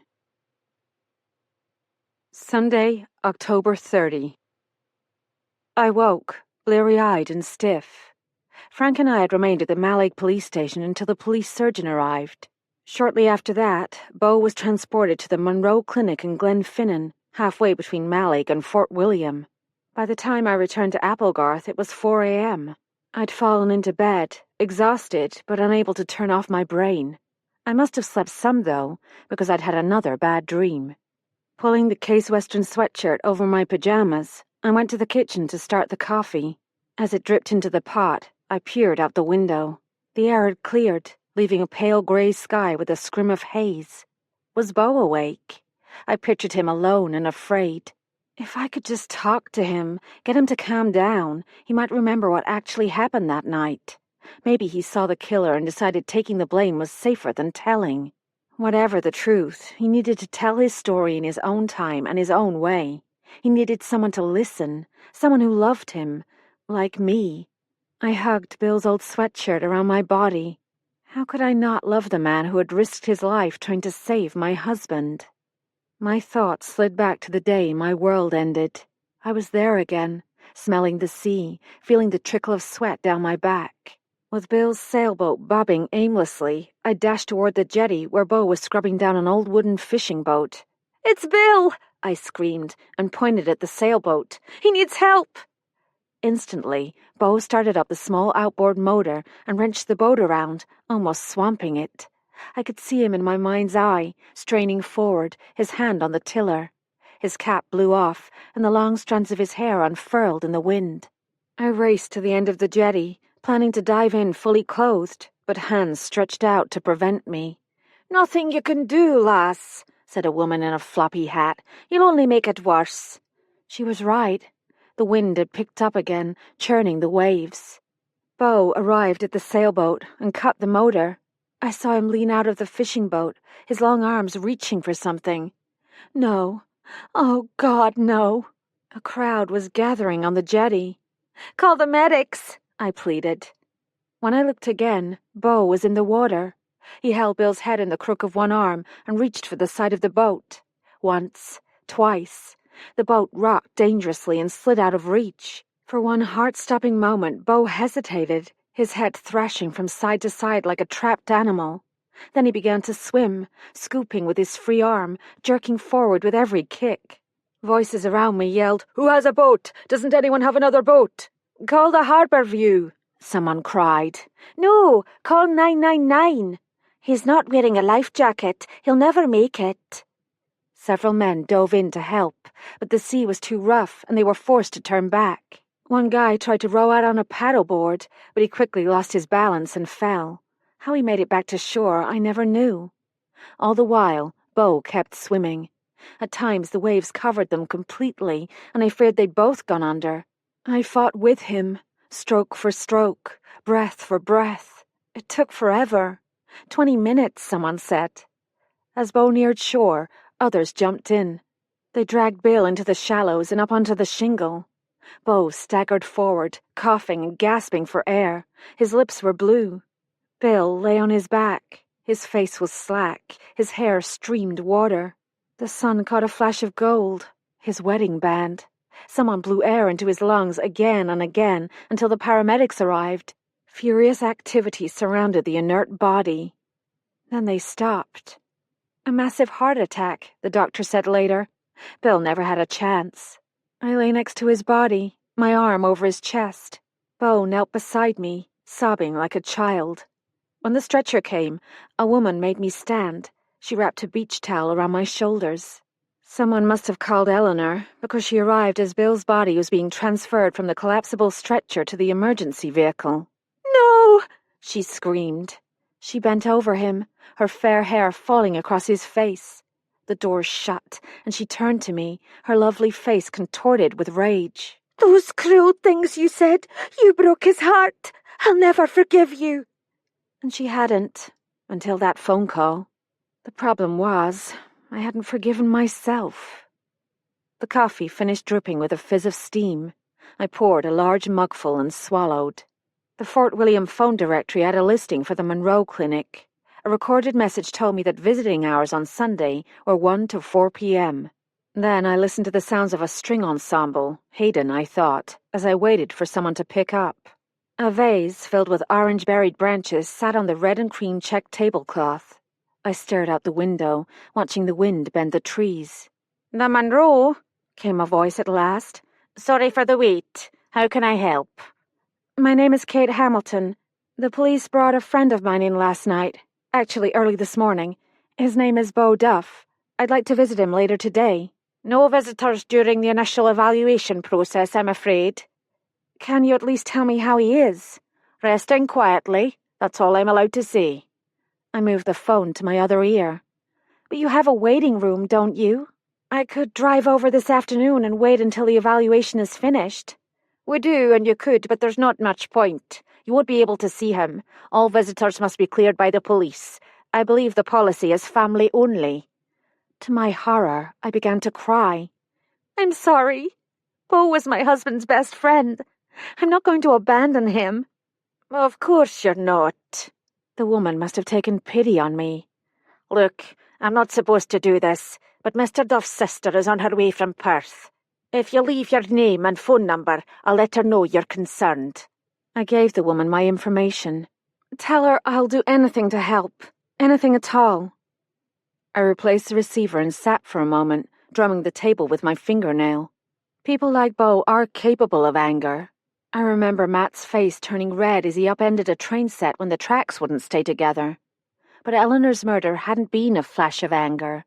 Eleanor's killer had come armed with a bow and arrow. That meant calculation, and that was the point. Beau was capable of anger, but not the level of calculation required to plan and execute a murder. I knew that. Frank knew it. Getting D.I. Devlin to know it was another matter. Now I had an even more compelling reason to find Eleanor's killer. I had to clear Beau Duff. That thought occupied my mind as I dressed. Someone had killed Eleanor face to face, in cold blood. A person who could do that wouldn't hesitate to let an innocent man take the blame. I sat on the edge of the bed, replaying Eleanor's phone message in my mind for the umpteenth time. She hadn't known she was about to die. Her last conscious thought concerned something she wanted me to keep for her. Keep, not know. That meant an object. And then there was that cryptic notation in Guthrie's novel. HS6 UPRTGRN LFT 51BLUE DN3RD. Whatever that meant, it was important. Something Eleanor wanted to remember. I thought of a new question. Was Beau Duff even capable of shooting a bow and arrow? I'd never heard him talk about archery. I picked up Bill's photograph. "I will protect him," I said aloud. "And I will find out who killed your sister." Was it a trick of the light, or was it disapproval I saw in Bill's eyes? "You had another call." Becca Wallace sat at her desk in the reception hall. "Eleanor's solicitor from Inverness, Andrew Ross. He wants you to phone him first thing Monday morning." "Thanks." I tucked the pink message slip in my pocket. Detective Inspector Devlin said I could get into Eleanor's flat today. May I borrow a key? And your cell phone, if you don't mind. I promised my mother I'd send a few photos. Sure. Becca handed me her phone and a set of keys from her desk drawer. A small brass key bore the initial E printed on a strip of white tape, like no one could figure out what that meant. Not the cleverest security measure I'd ever seen. Becca closed the computer window she'd been using, and the hotel's blue tartan home screen popped up. Toss them in the drawer when you're finished. You'll find me in the kitchen, or the library. Her heels clicked on the polished marble floor. I watched her go. Becca was bright, competent, polished. Why would she choose to live and work on an island that was, for much of the year, practically deserted? A similar job in Inverness, even Fort William, would pay higher wages, and she'd be closer to her boyfriend, Jeff. Maybe she had family on the island. Or was there another reason she'd chosen such isolation? The computer pinged. The envelope flap on the email icon opened. I slipped into Becca's chair and eyed that open email flap. I tried not to click on it. I really did. Call it research. An email list appeared. I read the subject lines. Booking for Scott party. Cancel booking. Christmas. Genealogy seminar. I scrolled down, finding more of the same. Switching to sent items, I typed into the search bar the name of the old newspaper, the Hebridean Chronicle. The computer responded unhelpfully, "No matches found." Deleting that search, I tried another, Flora Arnott. This time there were 7 matches. I opened each one, finding enthusiastic references to Dr. Guthrie's book. One potential guest wondered if she could book the exact room where the ghost appeared. Still in sent items, I began scrolling backward in time. I was about to give up when, in the emails for a year ago, August, I found something that caught my attention. The address was adoption.co.uk, and the subject line read, Birth Parents. I sat back. Had Eleanor sent the email, trying to find a baby she'd given up for adoption? You can't open other people's mail, carped the voice of conscience. Oops, too late. I'd already opened it. Just long enough to read the name at the bottom. The sender had been Becca Wallace. Knock, knock. Anybody home? Dora MacDonald peered around the hotel's front door. I closed the screen and coughed to restart my heart. Kate, just the person we came to see. Under his navy jacket, Jackie was dressed in dark trousers and a coral V-neck sweater. Dora wore slacks and a matching wool jacket in asparagus green, not a flattering hue. We weren't sure we should come, Dora said, but we thought you ought to know, in case the police didn't tell you. Tell me what? That I was the one who found Eleanor's body, Jackie said. You found her? You're the person who called Malek? Jackie nodded. Lovely woman. So sad, so sad. Jackie was on his way to Flora's cafe, Dora said, taking his arm. He goes first thing every Saturday for Claire's yum-yums. Yum-yums? Claire's speciality, Dora said. A glorified donut, twisted into a plait and drenched with icing. Jackie ignored this. I saw a mound of snow near the Historical Society, and...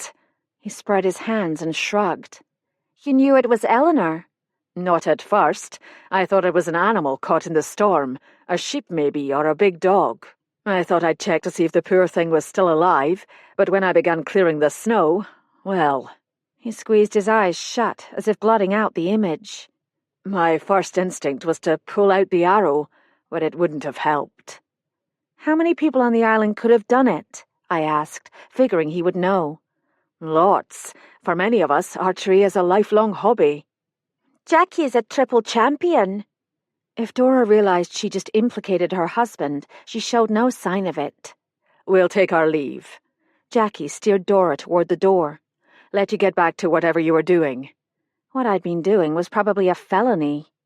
The entrance door closed with a thud, sending dry leaves scuttering across the marble floor.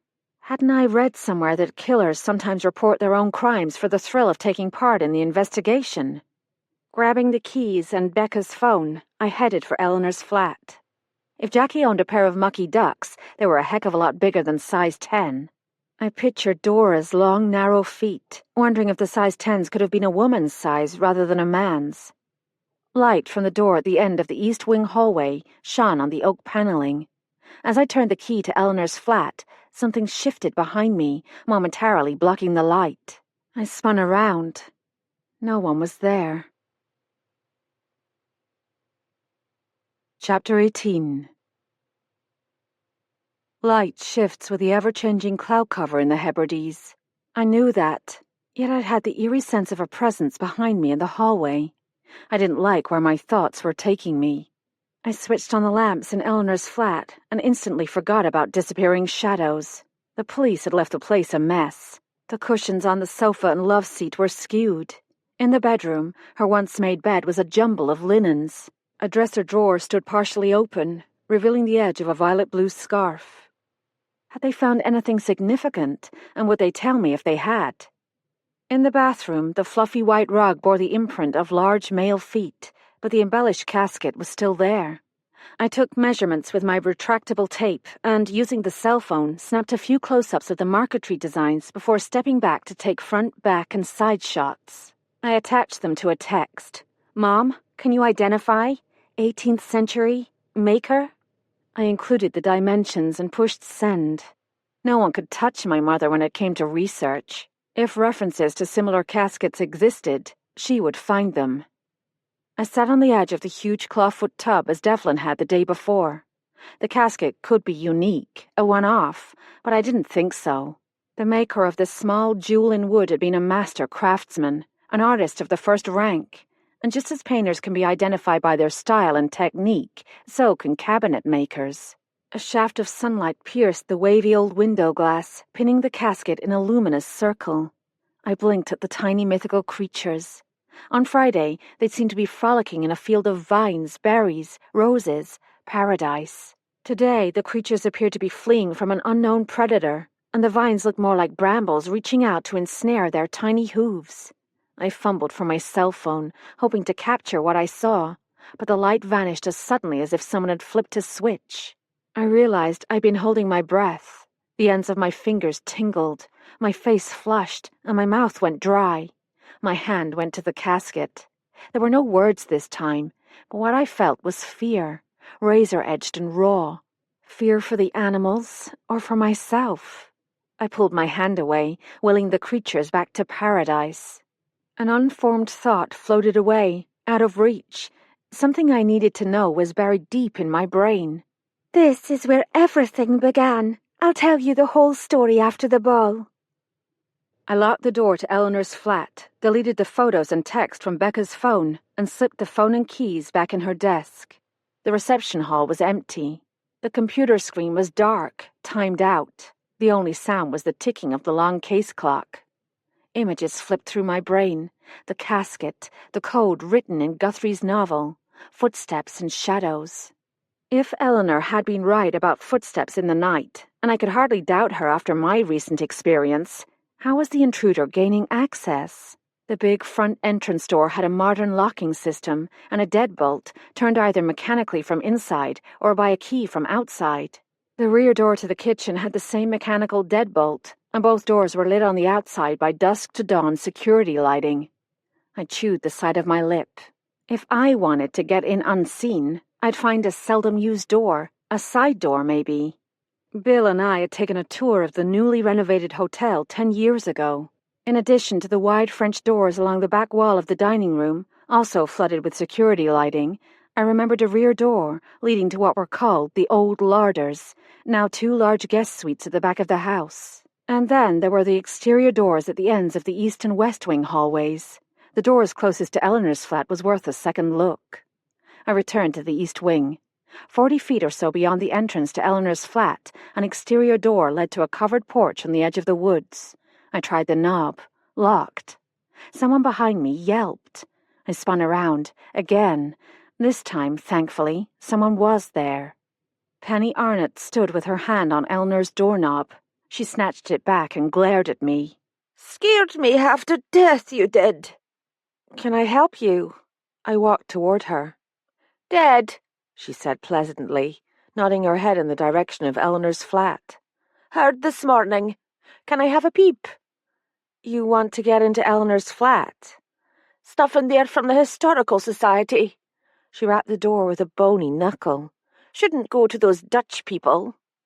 They're Swiss, actually, but that's something the solicitors will have to... My words faded as I saw Penny's face crumple. The last thing I needed was Penny Arnott in tears. Why don't you tell me what you're looking for? I'll check. Come for tea sometime, Penny said, apropos of nothing. She smiled, baring yellow teeth. Across from the Historical Society. We're always there, except when we're here. With a flap of her voluminous raincoat, she was gone. I found Becca in the library, balanced on a rolling ladder. I just had the strangest conversation with Penny Arnott, I said, deciding to wait for an opening on the adoption thing. I can play it cool when I have to. Becca laughed. Every conversation with the Arnott twins is strange. She slipped a book into place on the top shelf. She was trying to get into Eleanor's flat. Really? Probably still looking for her property. Becca slid the ladder along its polished brass track and began shelving books in a section labelled Local History. Why would Penny think Eleanor had her property? Because she probably did. Eleanor often brought boxes home from the Historical Society to catalogue. Penny came bursting in a few weeks ago, accusing Eleanor of taking something Scylla had donated by mistake. Eleanor said if Penny was stupid enough to leave Scylla in charge, she deserved to lose it. There is a box in Eleanor's flat, but it's just old kitchenware. Junk. Junk to you, Kate. Becca moved the ladder again. The twins believe anything connected with the Arnott family is a rare treasure. Would you care to see a tin of their grandfather's tooth powder? They've got one at the Historical Society, along with a badminton set from the 30s, a ball of twine that belonged to Grandmother Arnott, and a pile of fabric scraps some long-dead Arnott intended to make into a quilt. Penny thinks the Historical Society should install a security system. I'm surprised the hotel doesn't have a security system. Not practical. What if a guest decides she needs something out of her car at 3 a.m? We can hardly lock them in. You do lock the doors at night, though, right? At 10 sharp, but guests have room keys that also unlock the front door. Pretty casual for a house containing valuable antiques, I thought. Anyone could have taken the keys out of Becca's desk and had them duplicated. Penny invited me for tea. You must go. Becca grinned. Think of it as a cultural experience. One experience at a time. I'm having tea with the Guthries this afternoon. Becca moved down a rung. Hand me that book, will you? She indicated a large cloth-bound book lying on the table. Early Residents of the Isle of Glenroth. Someone interested in island history. Always. You'd be surprised at the people who traced their lineage back to the clans driven out in the Highland clearances. Mostly Canadians and New Zealanders. Later, of course, Captain Arnott granted parcels of land to 15 Scottish men, all from the shires south of Glasgow. Their descendants come too. She took the book and placed it on a shelf with other oversized volumes. That's why we hold a genealogy seminar here every fall. People use our library and the one at the Historical Society for research. So that's why the Arnotts and Guthries were resented. They weren't Highlanders. This was one part of the story I hadn't heard much about. Exactly so.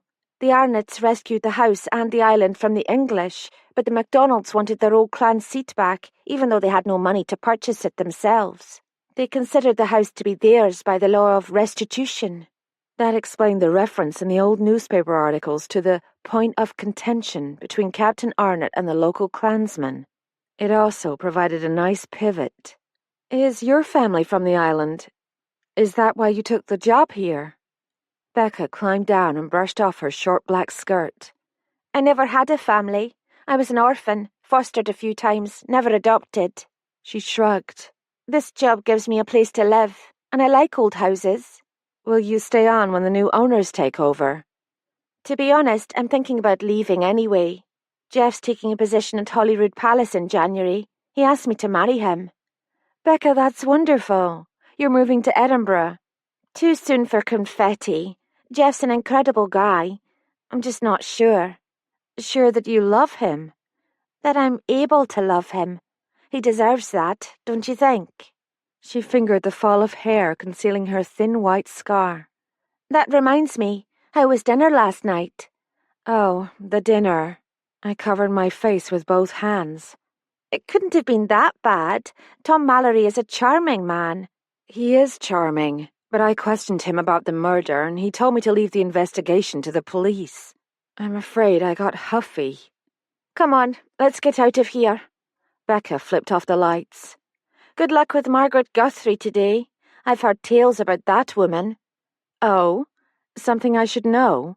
Just that she's a witch, and not quite the invalid she wants everyone to think she is. I laughed. Do I need backup? You'll be safe enough. Becca smirked. Just don't flirt with her son. That, as it turned out, was excellent advice. Chapter 19.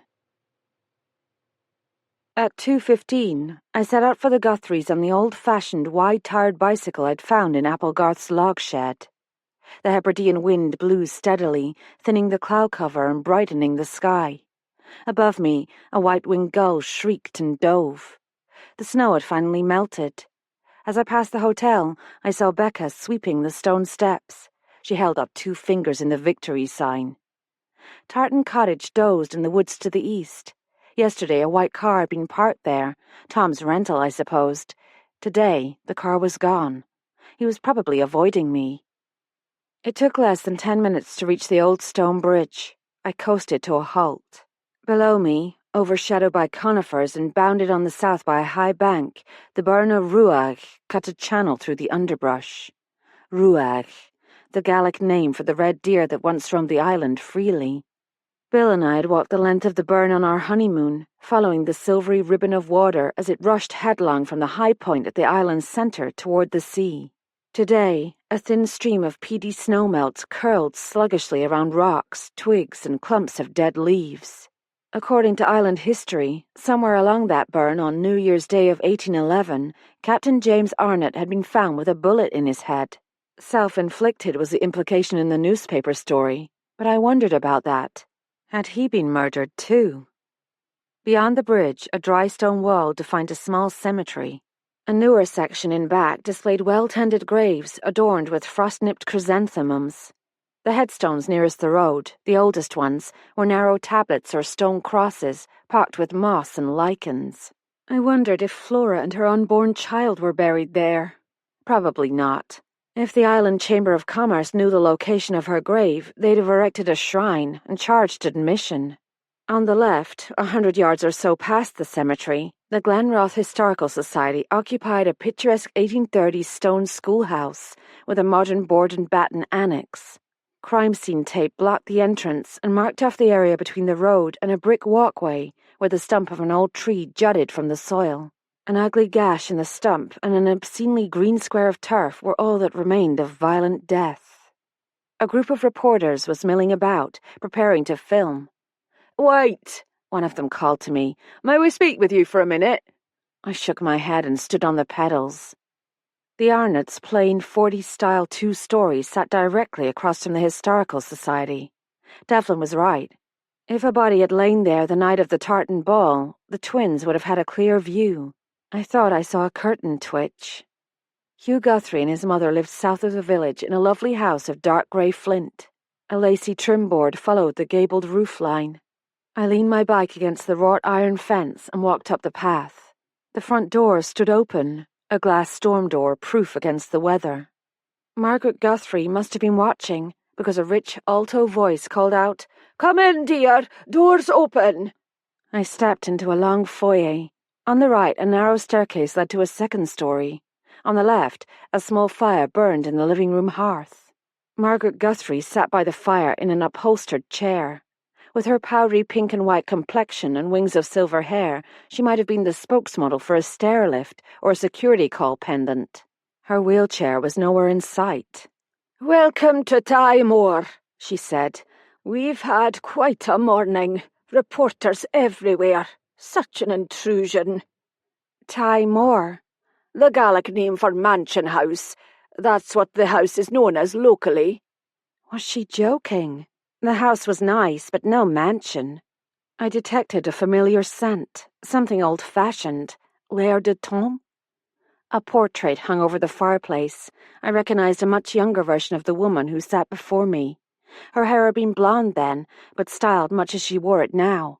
She'd chosen to sit in a gown of shimmering lapis lazuli, showcasing a pair of creamy shoulders and a youthful décolleté. I offered my hand, and Margaret imprisoned it in both soft palms. "Sit here, dear." She indicated a ladder-backed chair with a hard rush seat, her head lolled to one side like a marionette whose string has snapped. "Such a tragedy. Only 3 years ago you lost your husband, and now you've lost Eleanor as well." "The loss is your son's." Margaret's smile puckered. "Of course, but Hugh is such a sensitive person. I must ask you not to press him about—" She twirled her hand. "You know." I didn't know. Was I supposed to pretend Eleanor hadn't been murdered, or was she warning me not to mention the unpleasantness at the tartan ball? "Mrs. Guthrie, Margaret, dear, and Hugh, no need to be formal." "I don't want to upset your son, Margaret, but I need to discuss the funeral arrangements. He was closer to Eleanor than anyone." She did a slow blink. "I suppose so, although it still surprises me. Eleanor could be quite overpowering at times. Of course," she added quickly, "her death is a great loss." "Is Hugh here?" "Certainly," she snapped, as if I'd accused her of withholding evidence. "I gave him a task so we could talk for a moment in private." "Oh?" "Hugh is vulnerable right now. Can you imagine who the police sent to inform us of Eleanor's death? An attractive young woman.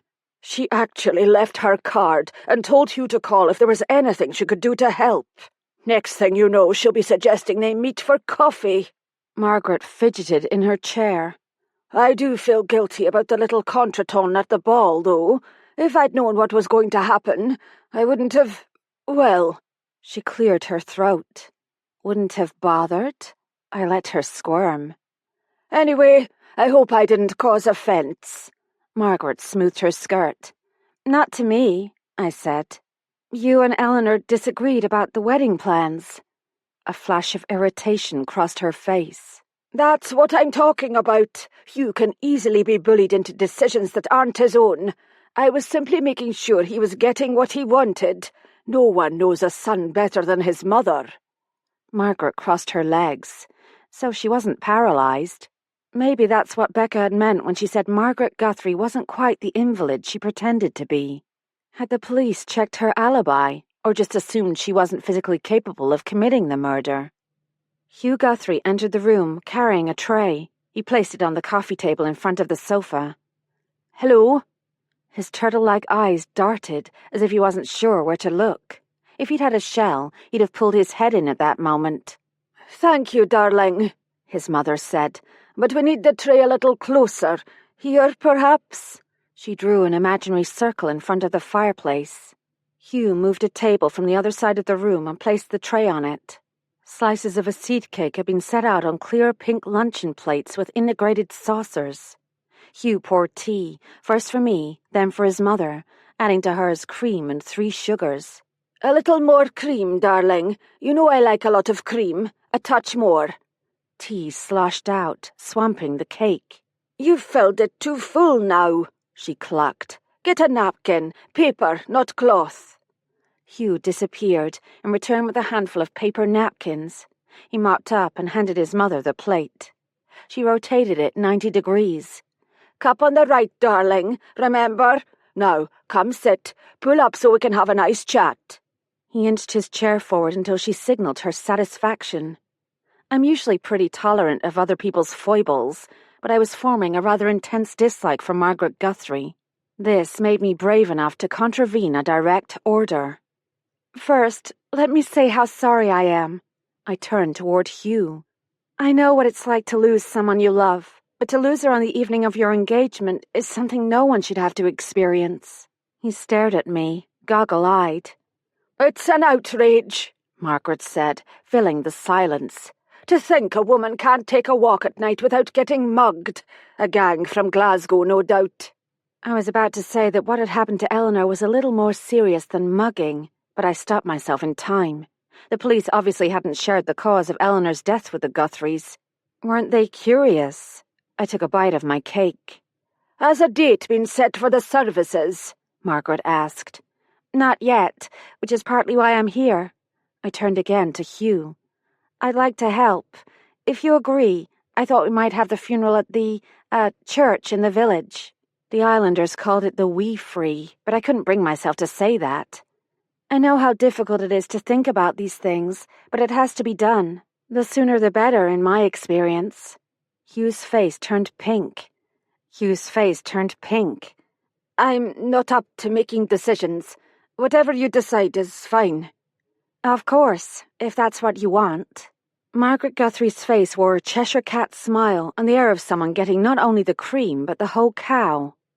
A young girl in goth gear came through a door at the far end of the room. She peeled off a black leatherette jacket and held up a striped cloth sack. Got everything on the list, Mrs. G? Her hair had been dyed black, hacked into chunks and spiked with gel. Under a spackling of pale makeup, the girl's face was angelic. The incongruity was made perfect by dimples that appeared when she spoke. Oh, hello, she said to me. Kylie, this is Kate, Mrs. Spurgeon's sister-in-law. Have you heard the news? Margaret's voice dripped with the horror, or the thrill, of delivering bad news. Eleanor Spurgeon is dead. The police aren't saying, but we think it's murder. The girl turned even whiter under her pale goth makeup. Do they know who did it? No one from the island, I'm sure. We're devastated, naturally. Eleanor was Dr. Guthrie's friend. Poor Mr. G. What do you want done today? Anything special? There is something, Margaret said, looking uncertainly from me to Kylie. But I'd need to explain. I jumped at the opportunity. Please, go. In the meantime, Hugh can show me the house. Well, don't be long. It sounded like a command. Hugh retrieved a folded wheelchair from behind a curtain and helped his mother transition. I followed him into the hallway. The house is baronial, revival, a style popular in the late 19th century. It reflects a reverence for the past and Scottish culture. I could see him lecturing in the classroom. Who named it Tymore? My father's idea. Embarrassing, really. Makes the place sound far grander than it is. How long has your family lived here? My parents purchased the property in 1954, shortly after they were married. I've only recently returned. Mother needed care and was opposed to leaving the house. I took early retirement.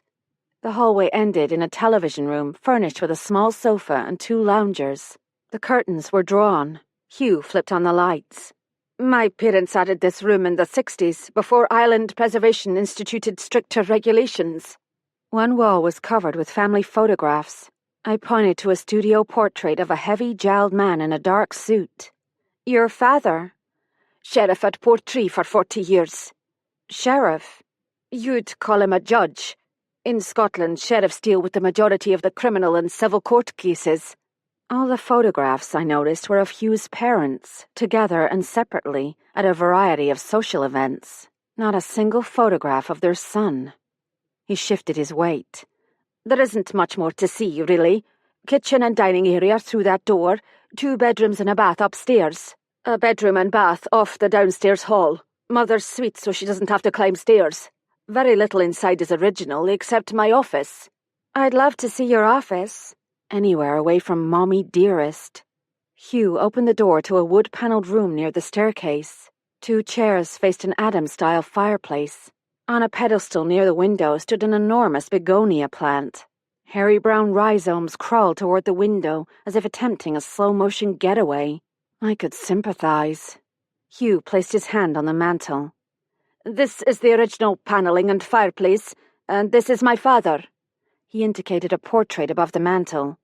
Painted, as you can see, in this very room. The portrait was a companion to the one in the living room. The thick-jowled man I'd seen in the family photos wore black judicial robes and the traditional off-white horsehair wig worn in court. He sat on the edge of a leather-topped desk, one hand on a stack of books. Behind him, on the mantel, a statue of a Lady Justice wielded the sword of justice and the scales of truth. Lady Justice was still on the mantel, and the desk still occupied the center of the room. On the desktop was a small laptop computer and a glass paperweight. I started reading your book last night, I said. It's very good. Thank you. He shifted his weight again. His expression had changed, but I wasn't able to read it. I hear you're working on a sequel. Have you decided how you'll deal with Flora's murder? I assumed there was an investigation, maybe contemporary records. I never talk about a work in progress, he snapped. Then he seemed to wilt. Forgive me, I'm not myself. I understand, I really do. When someone you love dies, your whole life changes, but the universe spins along as if nothing has happened. It's very disorienting. Goggle eyes again. Had I lapsed into Hungarian? If Hugh Guthrie had hidden depths, it would take a spelunker to find them. What had Eleanor seen in him? It couldn't have been his trust fund. Eleanor had money of her own.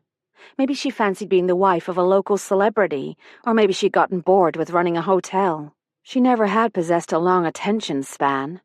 Will you continue your work at the Historical Society? Of course. He straightened his shoulders and appeared to pull himself together. We're making an inventory of our holdings. Eleanor would want me to complete the project. Having found a topic of interest, I held on. Eleanor spoke of thefts at the Historical Society. The staff at the hotel thought she was imagining things. No, it's quite true. We started noticing things going missing several months ago. Random things, a box of photographs, a hand-woven blanket, a gun. The gun worried us, but it showed up again the day after it was taken, as if it had never been gone. Most of the items showed up again, although I have to be honest, we're so disorganized we might not have noticed, except we're in the process of cataloguing. It was almost as if someone were playing a game, seeing what they could get away with. What did the police say? Eleanor wouldn't report it. He picked up the paperweight and shifted it from hand to hand, as if gauging its weight. She said the culprit would eventually give himself away. But he hasn't. Hugh shook his head. Not surprising. Our security is pretty lax. We try to staff the museum with volunteers, but it's not always possible in the off-season. People come and go. There's a bell on the door, but most of us have tuned it out by now. How many volunteers do you have? More in summer, but if you mean regulars, there's myself and Eleanor. He set the paperweight on the desk. Agnes MacLeod and the MacDonalds, that's 5, and the Arnott twins, 7 total. Could the thefts be connected with Eleanor's death? Why should they be? He looked genuinely baffled. Who besides Eleanor has access to the museum after hours? Look, I've been through all this with the police. Are you implying one of our volunteers killed Eleanor? I'm not implying anything. I'm trying to understand why Eleanor went to the Historical Society the night of the ball. You must have asked yourself that question. Of course I have, he said irritably. And 100 others. He wiped his forehead with the back of his hand. Forgive me, I'm really not myself. There are 2 sets of exterior keys. Eleanor had one, and I have the other, although we loan our keys to volunteers occasionally. We keep another set for the locked exhibits in the desk. I'm afraid we're not careful about that either. As I said, we're not well organized. I've never seen the museum. I know it meant a lot to Eleanor. The police said we can get back in tomorrow. Stop by if you like. A petulant voice drifted in from somewhere beyond the door. Hugh, where are you? I need to speak with you immediately.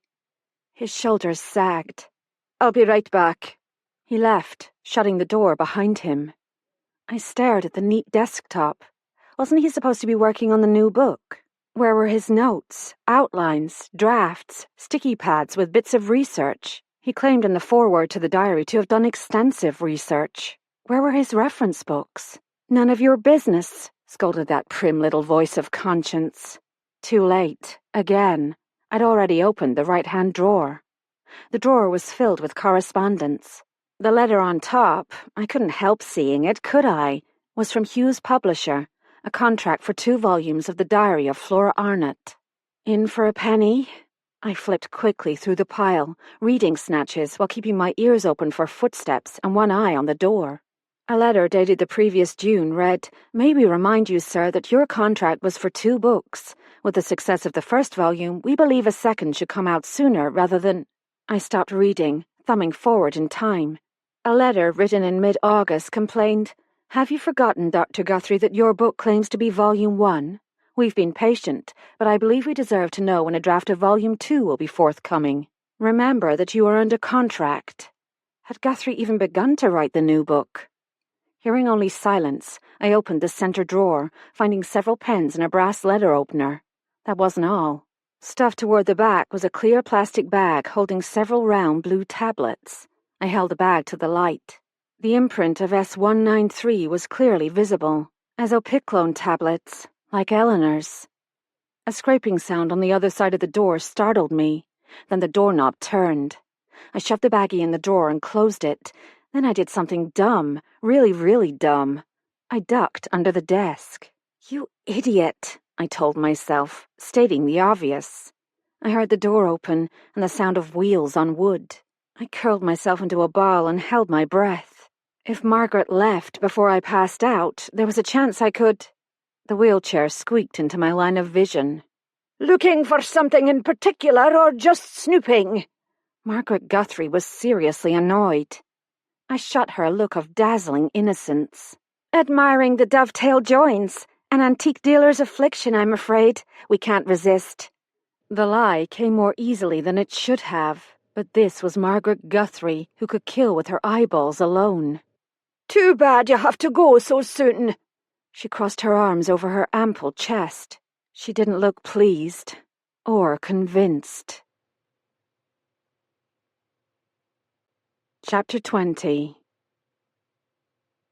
Dusk was settling on the island when I pedaled down the long drive toward the hotel, alive and unscathed, not a phrase I use often. Things hadn't ended as badly as they might have. With Margaret Guthrie looming over me, I'd scrambled awkwardly from beneath the desk, mumbled something about the delicious cake, and beat a swift retreat. The humiliation had been worth it. If Eleanor had been sharing sleeping pills with her fiancé, illegal, of course, it might explain why she'd been asking the doctor for more. And, even more tantalizing, someone really had been stealing things from the Historical Society. Stealing them and putting them back. I walked my bike over the gravel parking area. Tartan Cottage was still dark and there was still no car. Maybe Tom had checked out. Nothing to do with me, of course. I'd have dinner in the cottage, read more in Guthrie's book, and get a good night's sleep for once. I found Nancy and Frank in the kitchen. Frank stood with his back to the sink. Nancy slumped at the oak table. I got the impression they'd been arguing, and remembered that one of them had lied on their police statement. I'd forgotten about that. As much as I liked Nancy, I had to admit she'd been cagey about the night of the ball, and there'd been something behind those clear grey eyes when she denied having a clue about the identity of Eleanor's killer. Frank nodded and resumed his scrutiny of the floor. Nancy tucked her hair into place and stood, smoothing her skirt. Detective Inspector Devlin phoned. He said to call him back if you got in before 5. Nothing urgent. It was almost 5:30. I'd phone him in the morning. Did Beau's sister call? She has not. Frank's been trying to contact her as well. Would you mind if I had dinner in the cottage tonight? Not at all, lass. Nancy opened a drawer and pulled out one of her snowy white aprons. Mr. Mallory won't be joining us either. I'll send Sophia with a tray, shall I? 6:30? Perfect. I wanted to ask why Tom wouldn't be having dinner that night. Instead, I said, "Any news about Beau?" Never signed a public defender, Frank said tersely. Probably some idiot fresh out of university who doesn't give a... Frank! Nancy stopped him. I refrained from comment. In my experience, most recent law school graduates still wore the shiny halo of truth and justice for all. I walked the bike back to Applegarth. The sky had cleared. The sun's dying rays laid a shimmering path on the dark surface of the Sound. In the cottage, I slipped out of my shoes. Applegarth was beginning to feel like home.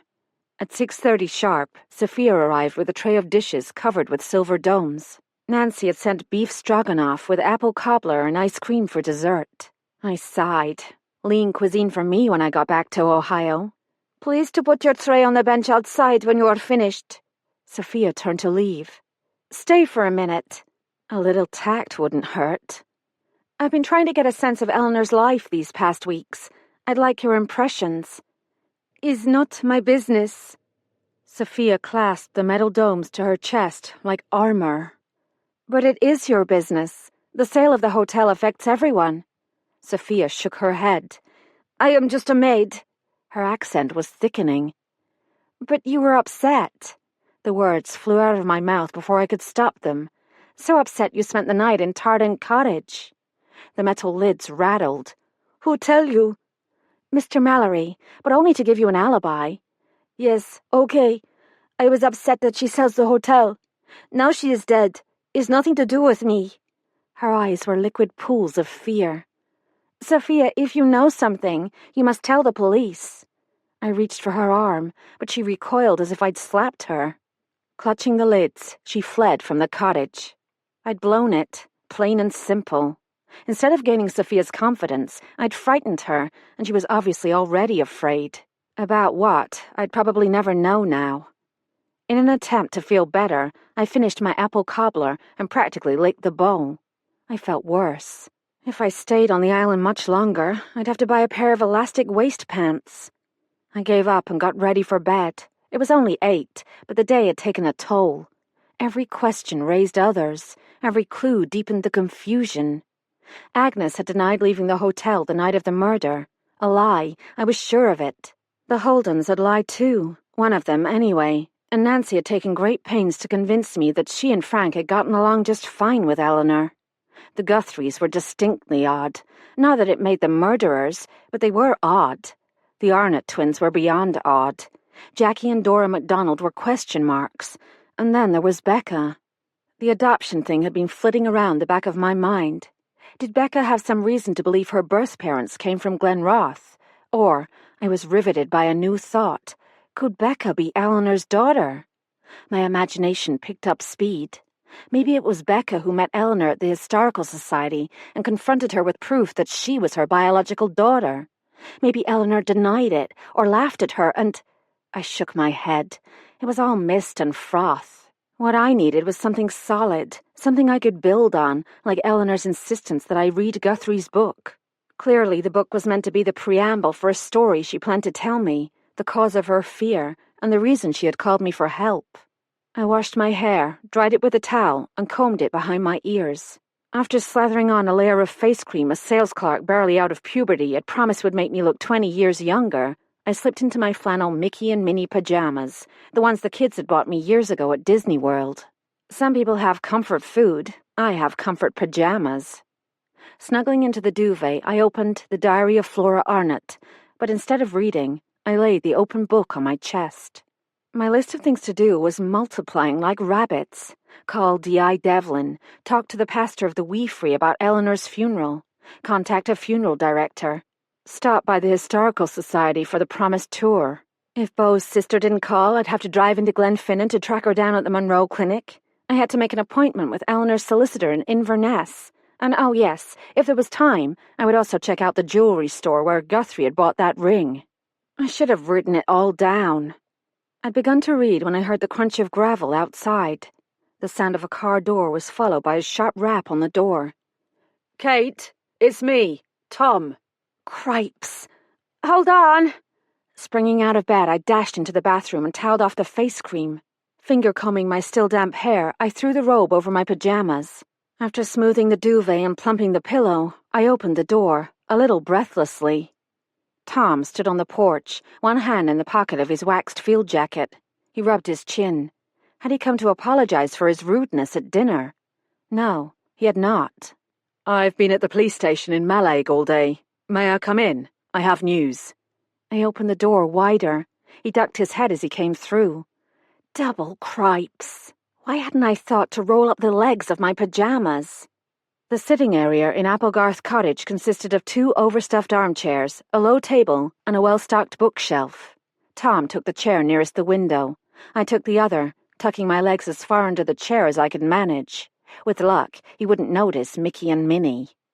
"Devlin said not to bother returning his call," Tom said. "He asked me to give you an update."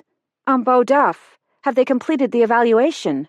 "Not yet, but there's a hearing scheduled sometime next week." A hearing? I snapped, and immediately felt guilty. Shooting the messenger never helps. I'm sorry, Tom, but this whole thing is a mistake. Something traumatized Beau that night, and the sooner he gets back to his familiar environment, the sooner he'll be able to remember what that was. Maybe he witnessed something. Maybe he can identify the real killer. I'd leaned so far forward on my chair that I almost slipped off. I sat back. I'm not going to let the police railroad him, I swear. Devlin's not out to railroad anyone. I'm not a legal expert, but I doubt Beau's confession alone will stand up in court. They'll need corroborating evidence. Beau didn't confess. I threw up my hands in exasperation. How many times do I have to repeat that before someone listens? Kate, I hear you. But if Beau is deemed competent and if he continues to insist that he hurt Eleanor, they will have to take him seriously. What if he's deemed mentally incompetent? I don't know, but if he isn't guilty, there won't be corroborating evidence. My toes prickled. I wiggled them to get the circulation going. You've read the statements. What do you think? I think Eleanor made a lot of people angry. He reached into the pocket of his jacket and pulled out my cell phone. They finished with it. I took the phone and checked for messages from Christine. There were none. So, what's the update?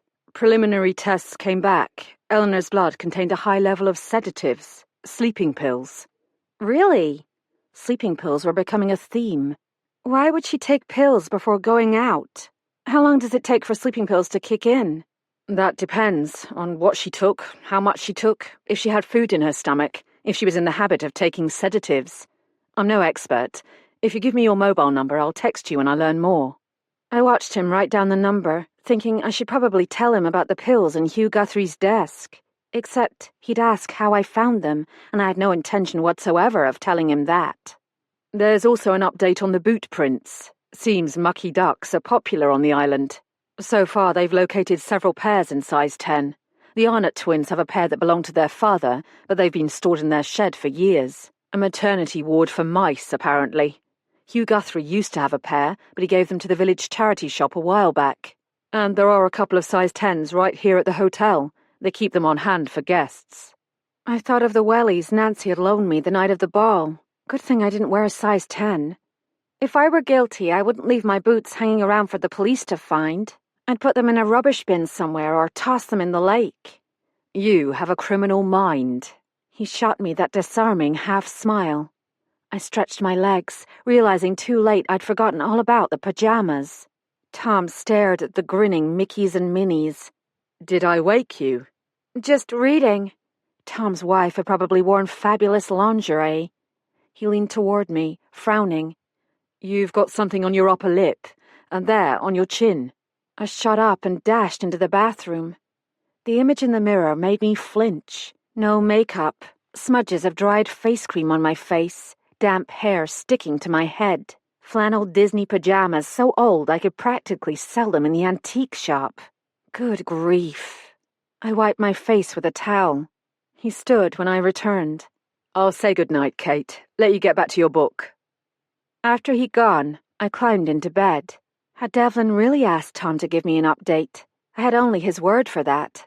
What did I know about him anyway? Chapter 21. After settling in for the night, for good this time I hoped, I picked up the diary and began to read. From mid-March to July of 1809, Flora's household was a whirl with preparations for her journey to Glenroth.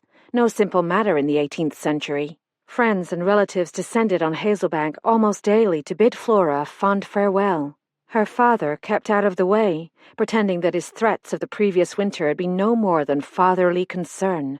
Her grandmother alternated between spurts of activity and bouts of depression. Grandmother is forever calling for my presence, first clinging to me and weeping because I am to leave her, and then scolding because I am not as unhappy as she. She says I will break her heart, but in truth I am longing to be away. Dear Gowan will be my companion. She faces her future in the Hebrides with the courage of a martyr bound for the flames. I wonder what Captain Arnott will think when I arrive like a merchant ship laden with treasure. He says I am dowry enough, but in that opinion he cannot be entirely truthful. At last, on the 1st of August, 1809, 2 months before her 16th birthday, Flora Young and Gowan Campbell set sail from Greenock, Scotland, on the Venture, a 3-masted cargo ship bound for Galtrigill on the Isle of Skye. In addition to Flora's trousseau, the ship carried furniture, tools, whiskey, and molasses, plus 8 additional passengers bound for the Tweed Mills on the Isle of Harris. With rough seas and many stops along the coast to load and unload cargo, the journey took 14 days. Guthrie's description was harrowing. All the passengers fell ill. The food, what Flora and Gowan could keep down, was inedible. Sanitation was poor to non-existent. I found myself skimming, eager for Flora's reunion with James. On the 14th of August, the rocky coast of Skye was sighted. On the 15th, the Venture docked at Galtragill. 15th of August. We have arrived. As our ship entered the harbour, I was giddy with anticipation. Gowan and I searched the quay, and at last we saw dearest James. He bowed, flourishing his hat in the most charming manner possible. He is as handsome as ever, though perhaps not quite so elegant. Gowan remarked upon it, and I was quick to remind her that we are no longer in society. James brought with him 6 men, 4 horse-drawn wagons, and a small curricle. We stayed 2 nights at Castle Dunvegan, a fearsome sight rising from the barren rock. The current laird extended every courtesy, and regaled us with tales of the visit by Dr. Johnson and Mr. Boswell during his father's tenancy as chief of the MacLeods. Gowan vows she will rather die than set foot again on a ship of any description. 17th of August. Yesterday we set forth much refreshed. Soon, however, we were overcome by the muggy climate and devilish biting insects. The curricle is open to the weather and the roads, no more than vague tracks marked out by sheep and cattle, shockingly rutted. We make slow progress, as we are often required to mend the wheels of the carts or carriage. Gowan is mute with apprehension, and I too am sensible that life in the Hebrides will be quite unlike the one I have resigned. James is tanned by the wind and sun. He wears leather breeks and a sturdy waistcoat of tweed, eminently practical in this inhospitable climate. His men treat him with a deference that those who do not know his true character might mistake for fear. With one of the men he appears to be on terms of some intimacy. The man's name is Joseph, a young Negro of perhaps 17 or 18, I presume from the Indies. The captain rides a fine horse and keeps near the curricle. Gowan insists I guard my reputation, so I smile at him from behind my fan like a proper gentlewoman. I shall not take the liberty of calling him James until we are alone, if ever we are to be alone. Gowan takes her role as chaperone quite to heart. I shall not be surprised if, after the wedding, she follows us into our bedchamber. We rest for the night at Ulnish, at the inn where Dr. Johnson and Mr. Boswell stopped also. The fare was edible, but the beds as rank as the stews in Glasgow. We spread our plaids over the straw and stopped our ears against the scuttling behind the skirt-board. The captain raises our spirits with the promise of clean beds and a great feast. 18th of August. Today we boarded a barge with 8 oarsmen for the journey along Loch Harport to Drynach. After our days in the curricle, Gowan happily broke her vow. Our hearts soared, for the loch is very like the Clyde Inlet near Greenock. Shall I admit to feeling a wee bitty homesick? Tonight we put in at Ballintour, where we shall be met by our horses and wagons. Here we rest at Ian McKinnon's tavern before making the final journey to Glenroth. In 4 days' time, I shall bathe in a copper tub and sleep in a carved mahogany bed. Never has the prospect seemed more welcome. 19th of August, evening, Ian McKinnon's tavern. Tonight, an event of a most disturbing nature occurred.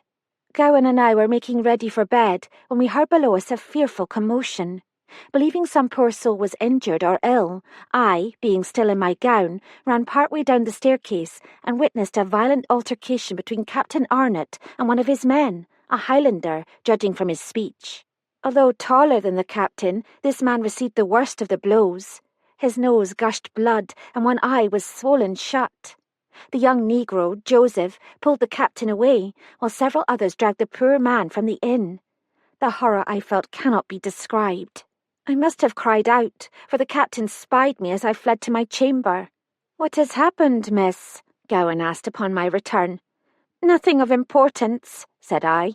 "Only there was a fight among the men." I did not tell her about James.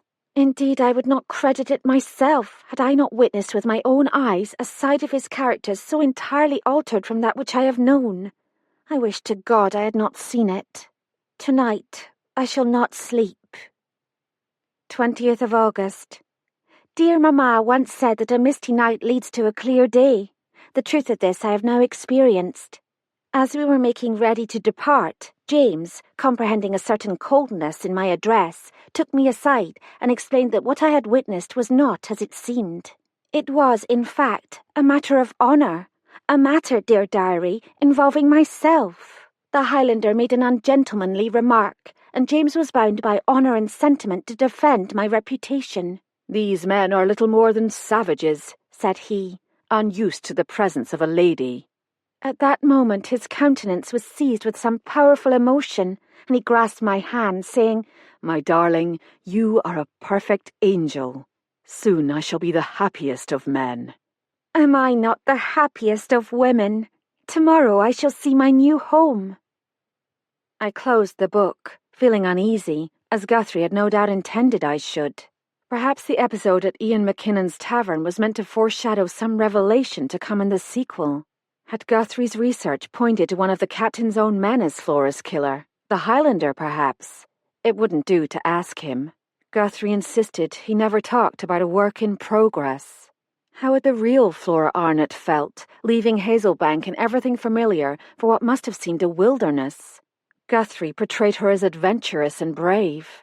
Was that entirely true? I marked my place and closed the book. Grief and loneliness, always prowling at the edge of my consciousness, had crept in with my thoughts.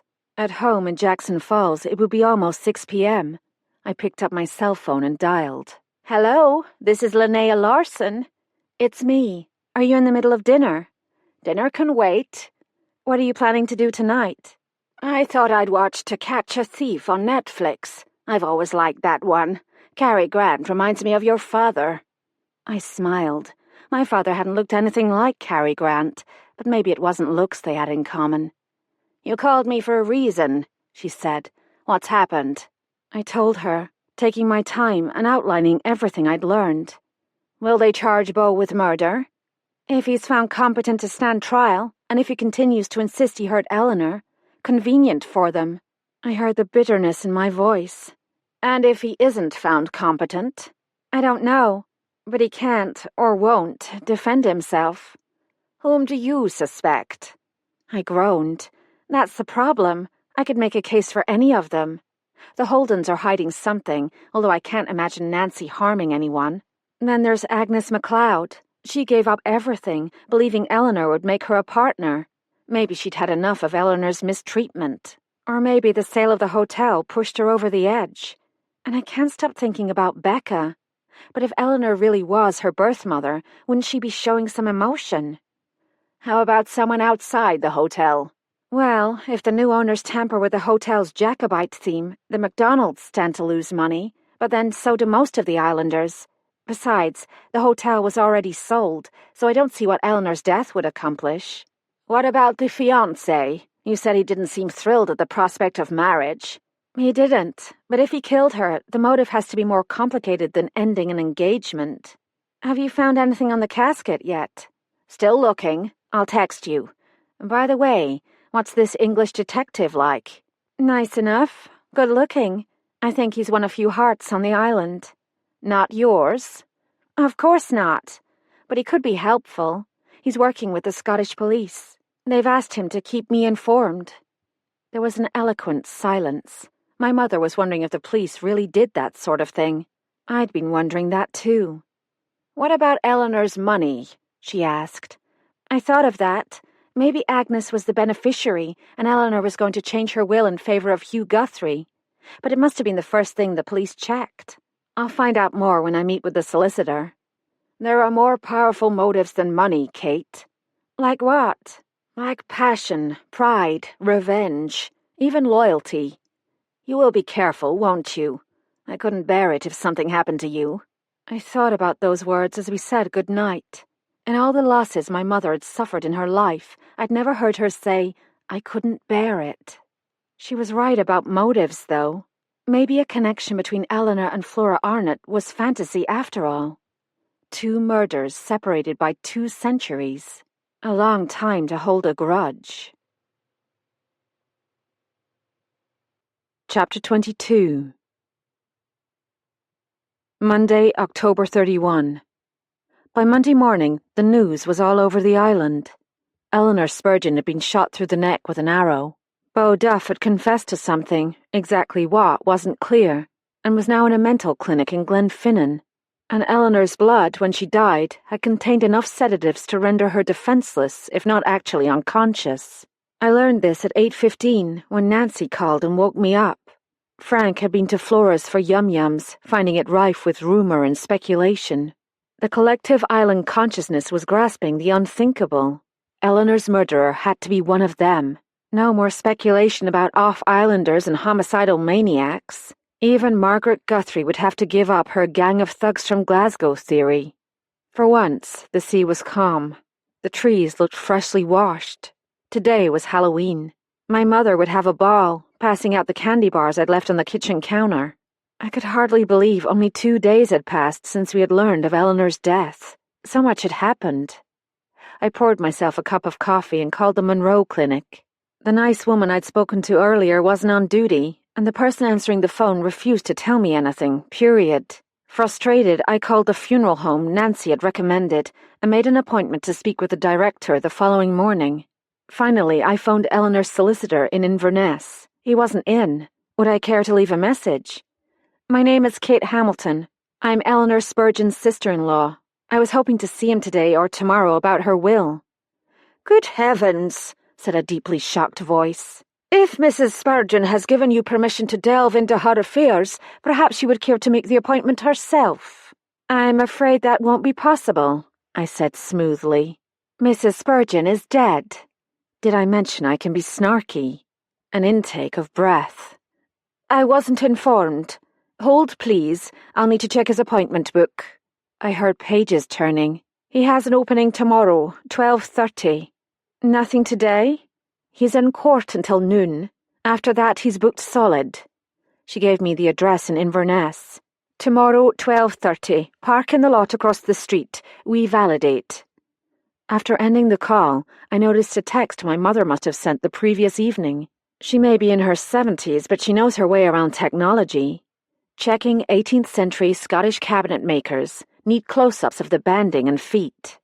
I pictured her bent over her laptop, a pencil in her teeth, having the time of her life. If she lived in Jackson Falls instead of Wisconsin, we could run the shop together.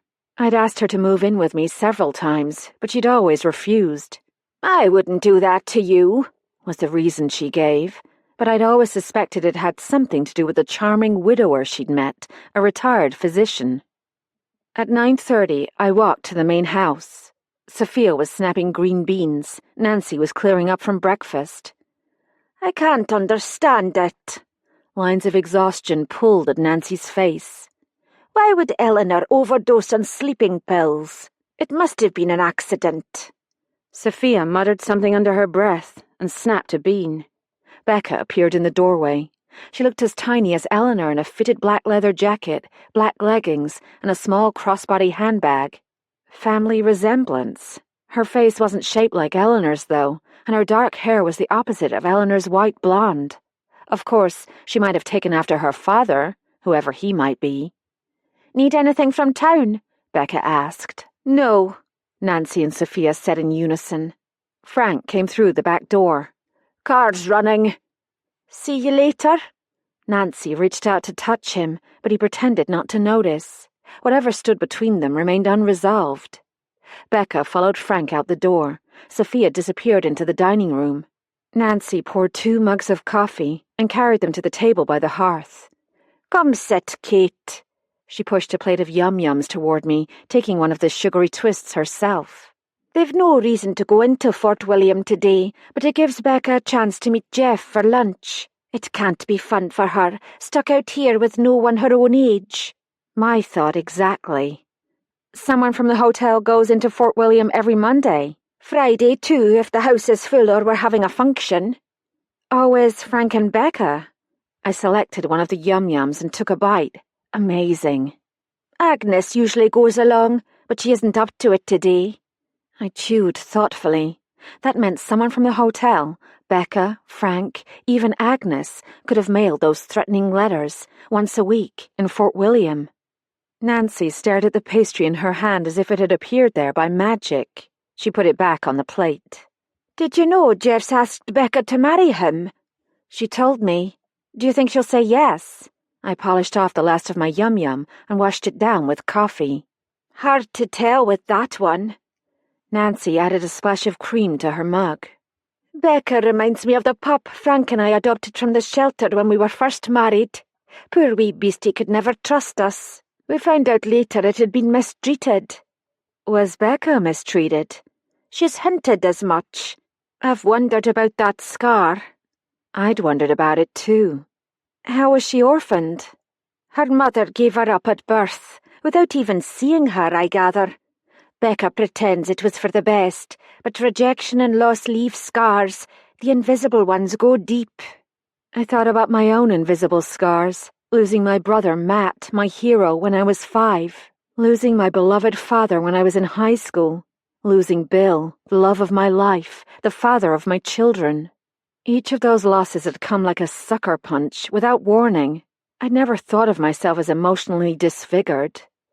What will you do today, dearie? Nancy blew across her coffee and took a test sip. I thought I'd have another look at Eleanor's flat. As executor, I'll probably have to provide an inventory. It took every ounce of personal discipline I had, not to mention the casket. I'm not good at keeping secrets. Nancy repositioned the tortoiseshell combs in her hair. Well, come back later for a bite of lunch. I'm on my own today. I stopped in reception for the keys. The drawer wouldn't close, so I rattled the contents and slammed it shut. That brought a thud, followed by the sound of running feet. I raced toward the east wing, reminding myself that ghosts don't run. The door to Eleanor's flat swung on its hinges. No one in sight. I ran for the door at the end of the hall, finding it firmly locked. I peered outside.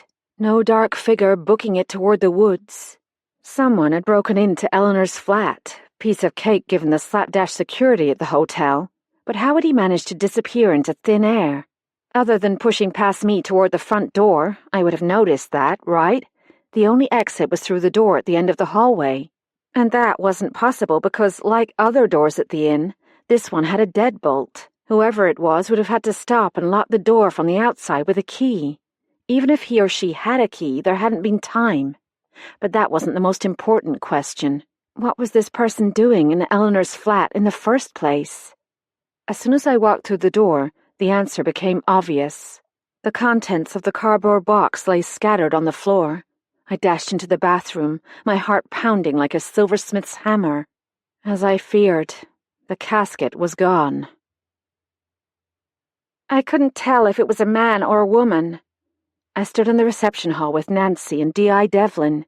I heard Eleanor's door slam, at least I think it was her door, and then footsteps running. I didn't actually see anyone.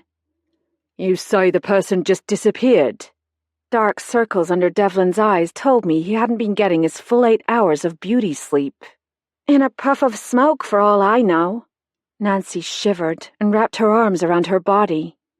Were you aware Mrs. Spurgeon had a valuable chest in her flat? Devlin asked her.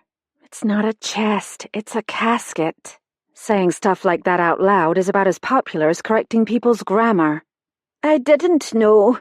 Nancy's voice quavered. She clasped her hands, flexing and unflexing her fingers. Eleanor was keen on privacy. Only Agnes and Sophia were allowed in her flat. Excuse me, I said in a small voice.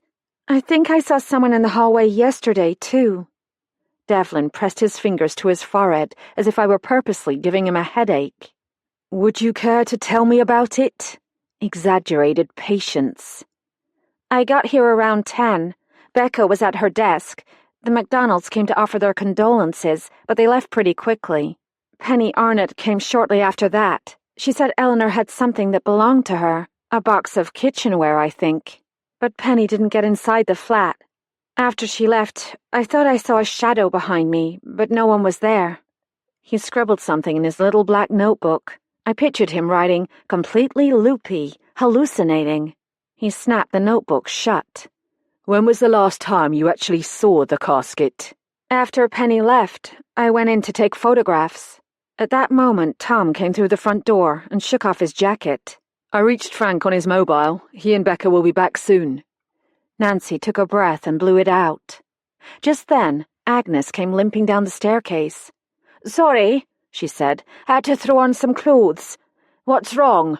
"A valuable antique is missing from Mrs. Spurgeon's flat," Devlin said. "A small chest with inlaid designs." Agnes's eyes flicked. "Well, I never saw it." Devlin made another note in his black notebook. "How would someone leave the east wing without going through reception or the door at the end of the hallway?" "They couldn't," Agnes said. "There isn't another way." "Are you sure?" "Of course I'm sure." Devlin looked at me. "And you're positive the intruder didn't get past you and run out the front door, or up the staircase?" "I would have noticed." Agnes glared at Devlin. "I hope you're not accusing me of stealing the antique." "I'm not accusing anyone," Devlin said. "We'll notify local dealers and pawn shops, but we'll have to search the house." "You won't find the thing in my flat." Agnes shot him a defiant look and hobbled off. Why was she being so defensive, and why was she limping? Devlin slid the notebook into his breast pocket and snatched up his jacket. He was about to leave when Frank and Becca burst through from the kitchen. Frank took Nancy's hand. "Tom says there's been another theft." "I must go." Devlin shrugged into his jacket. "Mrs. Hamilton will explain." There wasn't much to tell. When I got to the part about the intruder vanishing, Frank put his arm around Nancy's shoulder. "Come on, Nancy, let's go home." They left, holding hands. Becca pulled her handbag strap over her head and peeled off her jacket. "This disappearing ghost thing is going to frighten Nancy." "I never said there was a ghost," I protested. This was how stories got started. "They must have been good parents, Frank and Nancy. I envy their daughter." Just the subject I wanted to talk about. "It must have been hard, not knowing your parents. Do you have any information at all?"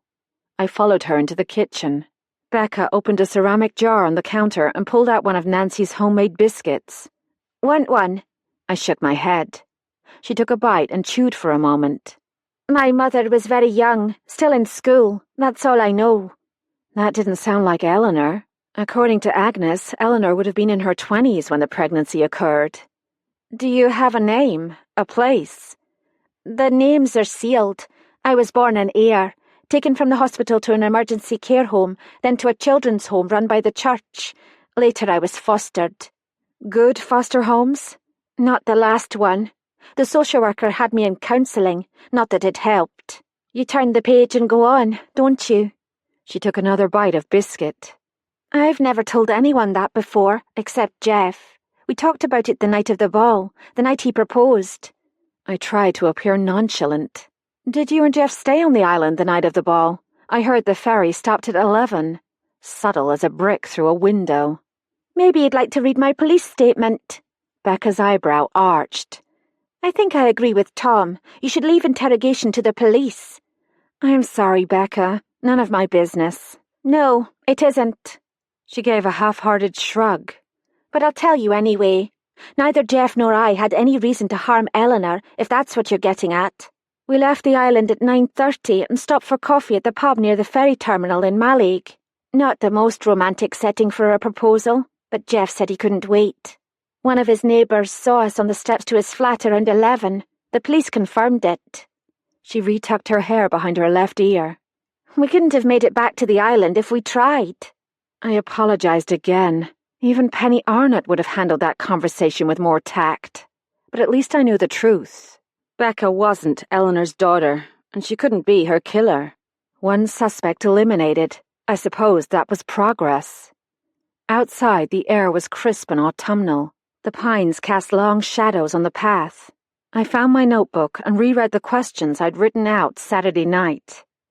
Who knew the casket was in Eleanor's flat? No one, as far as I could tell. Did Agnes hear footsteps in the night? Agnes wouldn't hear a fire alarm in a library. What caused Eleanor's mood to change on Wednesday? No clue. Is Nancy hiding something? Probably, but no idea what. Why did Eleanor go to the Historical Society, and whom did she meet there? Dr. Guthrie might have an idea about that. I hadn't had a chance to ask him on Sunday, nor had I asked him about the Hebridean Chronicle. He'd offered to show me around the Historical Society. Then again, After my fiasco of a visit to his house, he might shoot me on sight.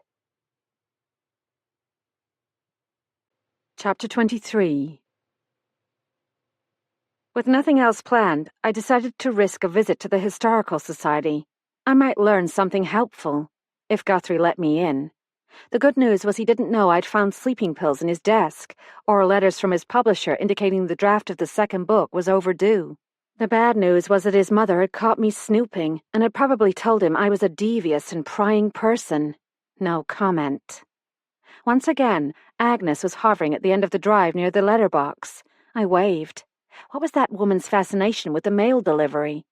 Since the weather was clearing, I decided to walk to the Historical Society via the forest path, a shortcut that curved through the woods before joining the main road west of the stone bridge, the route, according to Becca, Eleanor would have taken the night of the ball. Walking quickly, I reached the Historical Society in less than 20 minutes. The crime scene tape was gone. The doors stood open. Dora MacDonald was wiping down the frame with paper towels and a spray bottle of blue liquid. "Hello, Kate."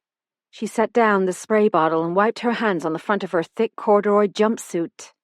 "Jackie and I are truly sorry about Eleanor. We weren't friends, I must be honest, but we've known the Hamiltons all our lives.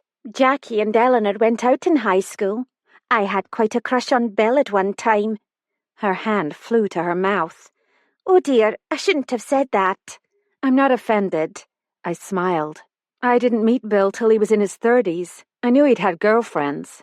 Dora relaxed. "Anyway, Jackie came along and that was that. Everything works out for the best." The statement, innocently spoken, felt like a punch in the gut. Bill and I were supposed to travel, have grandchildren, grow old together in our lovely house in Jackson Falls. "Is Dr. Guthrie here?" "He's in the office. I said he shouldn't come in today, but you know men." She winked. I did know men. That was the problem. My story about the dovetail joints had been terminally lame. Hugh Guthrie probably wouldn't shoot me, but he might throw me out. A bell sounded as I stepped on the mat inside the door. Guthrie's arm was inserted up to the elbow in an enormous roll-top desk. He whipped it out, looking as guilty as a teenager caught fiddling with a pop machine. "Is this a good time to have a look around?" "Of course. I need a break anyway."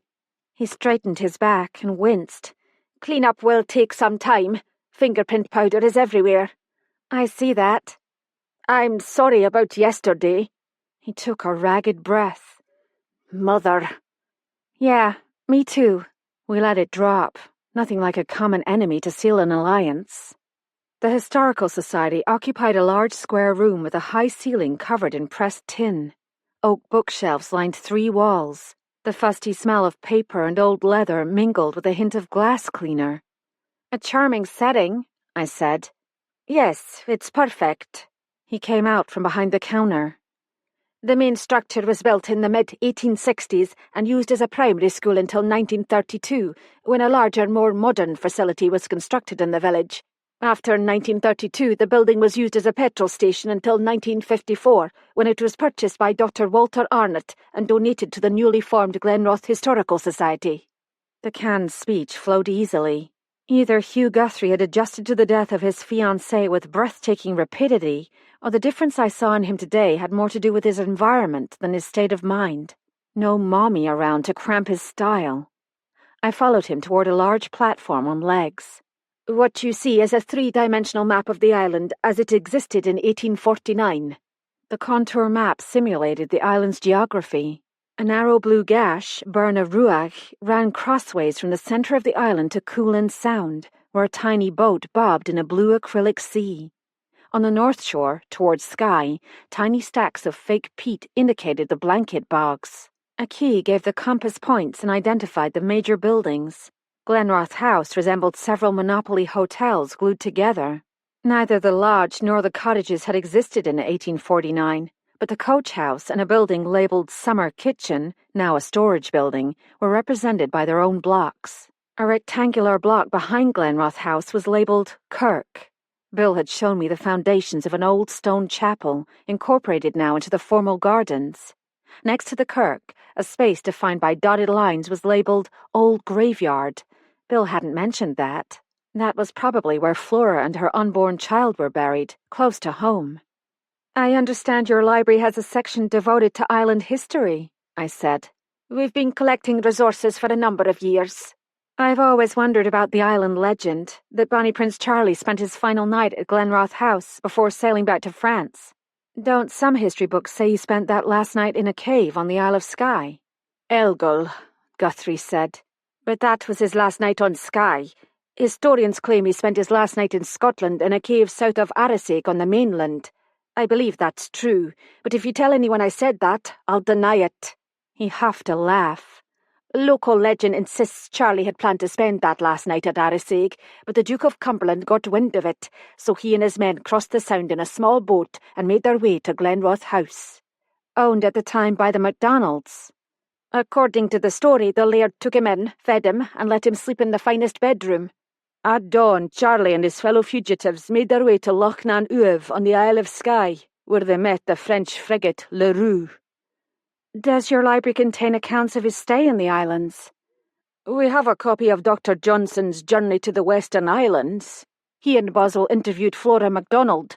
Most of our books belong to the Arnots, donated to the museum when the house was sold to your husband's family. Half the volumes are scientific in nature, not especially valuable today except as curiosities. Several thousand books, I estimated, were shelved there, most marked on the spine with a series of numbers in white ink. Does your collection include old newspapers?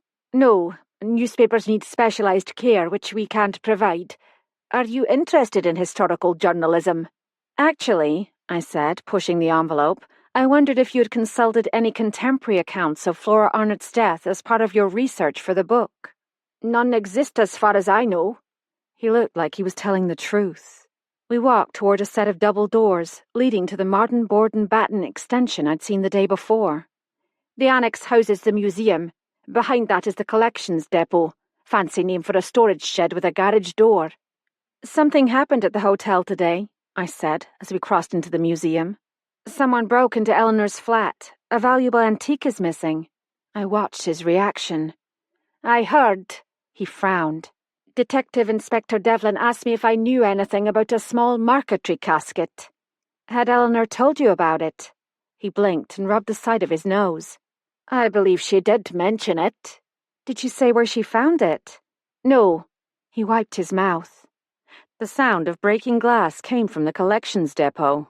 Guthrie rolled his eyes. What's she done now? I followed him toward the sound. Penny Arnott stood over the shattered remains of a glass vase. You again, she said, seeing me. She stepped away from the glass shards. Hello, Penny. I decided not to be offended. You make allowances for loonies, don't you? And turned my attention to the museum. No wonder Agnes had called it a flea market. The place was stuffed with items of every description, displayed, as far as I could tell, in no order whatsoever.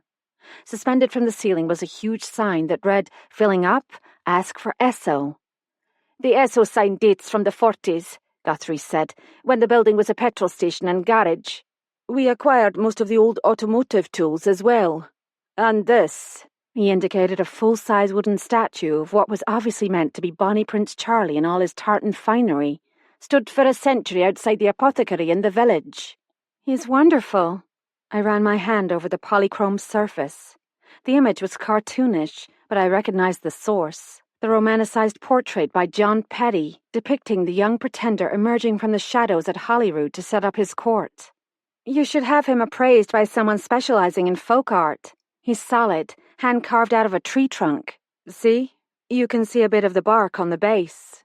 We need to stabilize him with ceiling wires, Dora MacDonald said. Kiddies are tempted to climb. She began sweeping up the remains of the vase with a broom and dustpan. Glass display cases on legs filled the center of the room. Atop one, featuring a collection of antique patent medicines, lay an abandoned feather duster. You were meant to be dusting, Hugh said to Penny. I was. Penny grabbed the duster.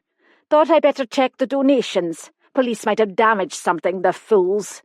Looks like you're the one in danger of damaging things. Penny shot him an evil look and attacked an ancient sewing machine with the duster. One of the glass cases held a collection of vintage pocket watches, none especially old or valuable. I leaned over the case to inspect them. Careful, Dora said. That one's got a wonky leg. The one nearest you, on the right. As you can see, Hugh said, our displays are in poor condition and the collection isn't well organised. Our goal is to pare it down, putting the most important items on display and either storing or disposing of the rest. We're making an inventory. Jackie MacDonald is putting it all on the computer so we'll have a database to work with in the future. Hugh pulled a handkerchief from his pocket and wiped his face. Of course, there's little of real value here. Penny tisked loudly. Hugh sighed. Our collection has great historical value in regard to the settlement of the island, certainly, but except for Charlie and a few first editions, the only items of monetary value are the weapons. Several of the glass cases featured weaponry. In one, flint and bone arrowheads had been mounted on black velvet. Another contained a collection of knives, swords, and claymores, the traditional two-handed Highland sword. The weapons were old, but, like most of the items on display, in poor condition. In the center of the case, however, I saw something special. A fine, narrow-bladed dagger, highly embellished. The label read, Ceremonial Highland Dirk, CA 1800. The blade was beveled, about 8 inches long, and chased with a scroll-like design. The grip was made to resemble a Scottish thistle, carved in an interwoven basket design, adorned with silver brads, and topped with a large faceted cairngorm, the golden gemstone prized by the Scots. Guthrie took a keychain from his pocket, unlocked the cabinet, and lifted out the dirk. This is our most important piece. It's quite remarkable. He ran a finger along the edge of the blade. Hand-forged steel, still sharp enough to cut meat. We had an expert on Highland weaponry here last year. In the right hands and within range, it's as deadly as a gun. I shuddered, picturing the dagger lodged in poor Gowan Campbell's back. He must have read my mind. One just like this was used to kill Flora's companion. Not a nice way to go. Guthrie replaced the dagger, locked the cabinet, and returned the keychain to his pocket. This is the gun I mentioned, the one that was stolen and returned.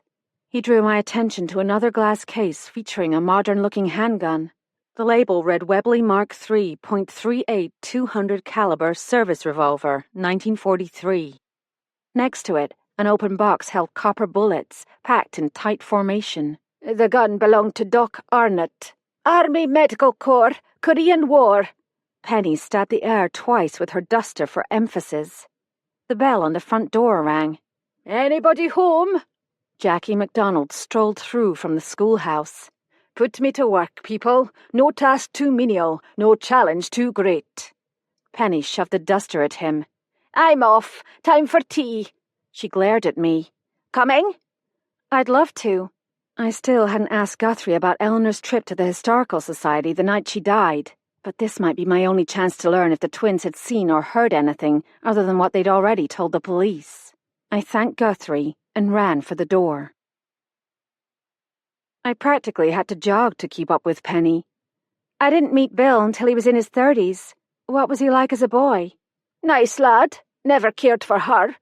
Eleanor? Why not? Stuck up. Thought she was the queen of the island. She probably did. Usurping the rightful twin queens? We'd reached the Arnott's crumbling concrete path.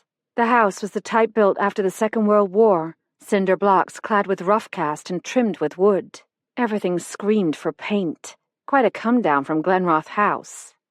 In the parlour, Cilla Arnott sat on a threadbare velvet sofa like a life-size doll, her feet propped on a needlepoint stool. She and Penny were dressed alike again, in matching pleated skirts and white blouses with Peter Pan collars. I wasn't expecting company, Cilla said. Delightful surprise, of course.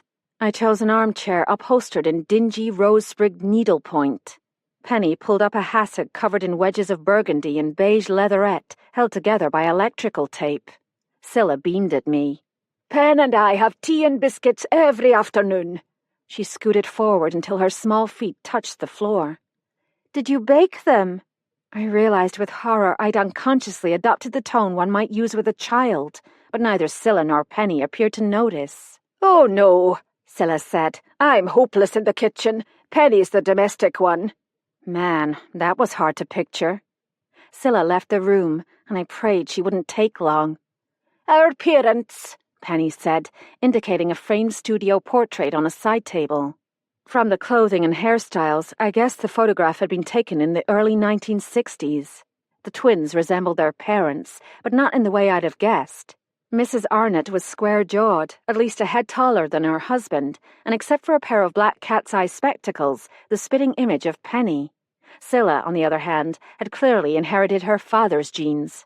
Doc Arnott was short and plump, with Scylla's vacant blue eyes and a dimpled chin. Scylla returned with a tray holding a blue flowered teapot, 3 mismatched cups and saucers, and a plate of cookies with burnt edges. "Molasses biscuits, our favourite," she said. The tray wobbled. Penny jumped to her feet. "Let me take that, dear. Too heavy for you." Everyone has a redeeming quality. Penny's was a rather touching concern for her sister. While Scylla poured, I examined the room. Several framed medical certificates hung on the wall left of the fireplace. Opposite, on the right, a shadow box frame displayed what looked like instruments of torture, but were probably medical tools. The twins didn't mind clutter. Every surface in the room was occupied by curios. Porcelain ladies twirled in lace-trimmed ball gowns. Ceramic kittens tumbled with balls of yarn. A clutch of birds huddled around a marble bird bath. Glass bowls brimmed with artificial fruit. And clowns. Some misguided Arnott had started a clown collection. I took a bite of my cookie, tasting charred flour. "You can see the value of our heritage," Penny said, "you being an antiques dealer. Penny and I are the caretakers now," Scylla said. "Sadly, the last of the line. The last of a line," Penny said, sweeping her arm perilously close to a pressed glass pitcher. "Running back to ancient Scotland. Scylla and I are the direct descendants of Robert the Bruce." Scylla completed the sentence. I tried to look impressed. On their mother's side, no doubt. If the photograph was any indication, Mrs. Arnott could have led the charge against England and been home by tea time. "Our ancestor, Colonel Abraham Arnott," Penny told the ceiling, "had the courage to support the clans in their battle for the succession, joined up with Lord Drummond." I followed Penny's gaze to the ceiling, where a large crack snaked from one corner toward the central light fixture. I hope no one sneezed. The whole thing might come down. "Such a handsome man, the Colonel," Scylla said dreamily. "We have his portrait here somewhere, or is it across the street, Pen?" How fortunate that you live so near the Historical Society," I said, cleverly turning the conversation to the night of the murder. "I bet you notice everything that goes on over there." "We don't spy," Scylla said primly. "But you can't help seeing things, can you?" I began to sweat. Lights going on and off, people coming and going. The police were grateful for your sharp eyes the night of the murder. "'Twasn't me," Scylla said. "I was sound asleep. Penny got up to... well, she got up and just happened to take a wee peek outside. That's when you saw lights, right, Pen?" "What?" Penny was scrabbling through a drawer in a china cabinet. "Lights at the Historical Society." Did you see anything else?" I asked. "Like what?" "I don't know, like a person or a car." "Nope. Ah, here it is." Penny shoved a folded newspaper in my hand. A copy of The Islander, a daily paper specializing in local events and Tesco coupons. The headline read, "Arnott Twins Carry On Family Tradition." "My goodness," I said. "You were in the newspaper." "On telly, too," Scylla added, "with Dr. Guthrie when the book was published. Such a charming man, the presenter. Scottish, naturally." Penny swiveled in my direction. "Did you know Scotsmen played key roles in world history? American politicians like Alexander Hamilton and James Monroe. Captains of industry like Andrew Carnegie and Andrew Mellon. Writers like Robert Burns and Sir Walter Scott. Scientists and inventors like Alexander Graham Bell. The conservationist John Muir and Sean Connery." Scylla again. "What a dreamboat." She was on her feet, prowling the room like a child on a scavenger hunt. She removed a shaving brush from its brass and porcelain stand. "This brush was used by our grandfather every day of his adult life, except the day he died," Penny corrected her. "Didn't bother to shave the day he died." I tried to think of an admiring remark, but Scylla's attention had already drifted to the china cabinet. "Grandmother Arnott served tea on... Pen, what happened to the... Penny ignored her. She was stuck on the subject of great Scotsmen. Our finest British heroes were born in Scotland. We should insist on memorials. Scylla clasped her hands under her chin. I can hardly wait to see the statue of Captain Arnott. Should he be standing or sitting, Pen? Standing, naturally, Penny said. Man of action. Do you think they'll show him in informal dress? Scylla's cheeks had gone pink. His shirt open, maybe his gun broken over his arm. She picked up a lace doily on the china cabinet and frowned at a large brownish stain. I've fallen down the rabbit hole. I almost forgot, I said, trying to make it sound like an afterthought. You were looking for something the other day in Eleanor's flat, and I— What about it? Penny demanded. I just thought if I knew what you were looking for, I could return it to you. Penny arranged her face in an approximation of a smile. I overheard what you were telling Dr. Guthrie about the theft at the hotel. What was taken? She cocked her head to one side like an intelligent spaniel. A small chest. Since D.I. Devlin had mentioned it to Dr. Guthrie, I figured it was no longer a secret. Interesting, Penny said. I think Eleanor was going to sell it. Fascinating. I was beginning to lose the thread of the conversation. Nothing of yours was taken. The whole estate is ours, Penny growled. Or should be. Scylla waved her little hand. We don't blame your husband, Kate. Of course not. But when our father sold the house, he was in a bit of a pickle, money-wise. The Hamiltons took advantage of him. They stole our inheritance. The conversation had veered into treacherous waters. That must have been difficult for you. I meant that. Over the years, I'd helped plenty of families dispose of treasured heirlooms to pay for college tuition or a staggering medical debt. No wonder the proposed statue of their ancestor was so important to the twins. No wonder they cherished shaving brushes and tooth powders. Their dignity in these small artifacts of the past were all they had left. Agnes MacLeod said you were in your early teens at the time. Penny scowled. Agnes should mind her own business. She's the one the police should question about Eleanor's death, Scylla said. I heard them arguing, Agnes and Eleanor. A real shouting match. Eleanor kind of shoved her, and Agnes said, "That's the final straw," something like that anyway, and "You'll be sorry." When was this? I didn't like what I was hearing at all. A few days ago. Did you tell the police? Scylla pressed the stained doily to her cheek. I just remembered. Never mind about that now.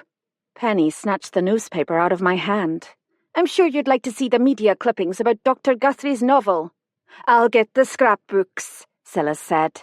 I'd all but abandoned hope of ever being allowed to leave the Arnott house when deliverance arrived like the deus ex machina of Greek drama. My cell phone pinged. A text from Tom. Where are you? Everything okay? Oh, dear. I turned the corners of my mouth down. I'm needed at the hotel. No, Scylla pouted. Can't you even stay to see us on Good Morning Inverness? We've got the DVD. Not today, but thanks for the tea and biscuits. I hope I'll see you again. Bound to, Penny said. Funeral. Outside, I took a deep breath. First the Guthries, then the Arnotts. The Glenroth Islanders were obviously the victims of chronic inbreeding.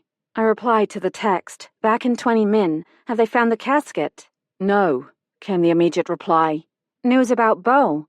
Hearing still set for Thurs. My heart sank. Somehow I had to talk to Beau. I had to convince him to confide in me, and to do that I'd have to go through his sister, Brenda. Would she appreciate the help, or resent my intrusion? Would she even agree to talk with me? I pressed my lips together and picked up my pace. I couldn't wait any longer for her to call me. If you can't get the bull's attention, wave your red cape and get ready to run. Chapter 24. I stopped at Applegarth to freshen up and grab a slice of Nancy's whole grain bread with raspberry jam. It was almost 2 p.m., and all I'd had to eat since breakfast was a cup of weak tea and half a burnt molasses cookie. My plan was to drive to the Monroe Clinic. If Brenda was busy, I'd wait, as long as it took. This time when I called the clinic, I got the woman I'd spoken to before, the nice one. "I did give Mr. Duff's sister your information," she said, lowering her voice. "Listen, she's meeting with the psychiatrists at 4. If you want to catch her, come around 4:30. I checked my watch. 2:15. I was locking the cottage door when I saw Tom walking up the flagged path. He looked sheepish, a new look for him. Hello, Kate. I thought I might drive into Inverness this afternoon. Care to keep me company? We could have dinner there and be back by 9. I can't. I'm sorry. I dropped the key in my handbag and stepped off the porch. I need to find Beau's sister. You're driving to the clinic? It's just half an hour beyond Malek on the A830.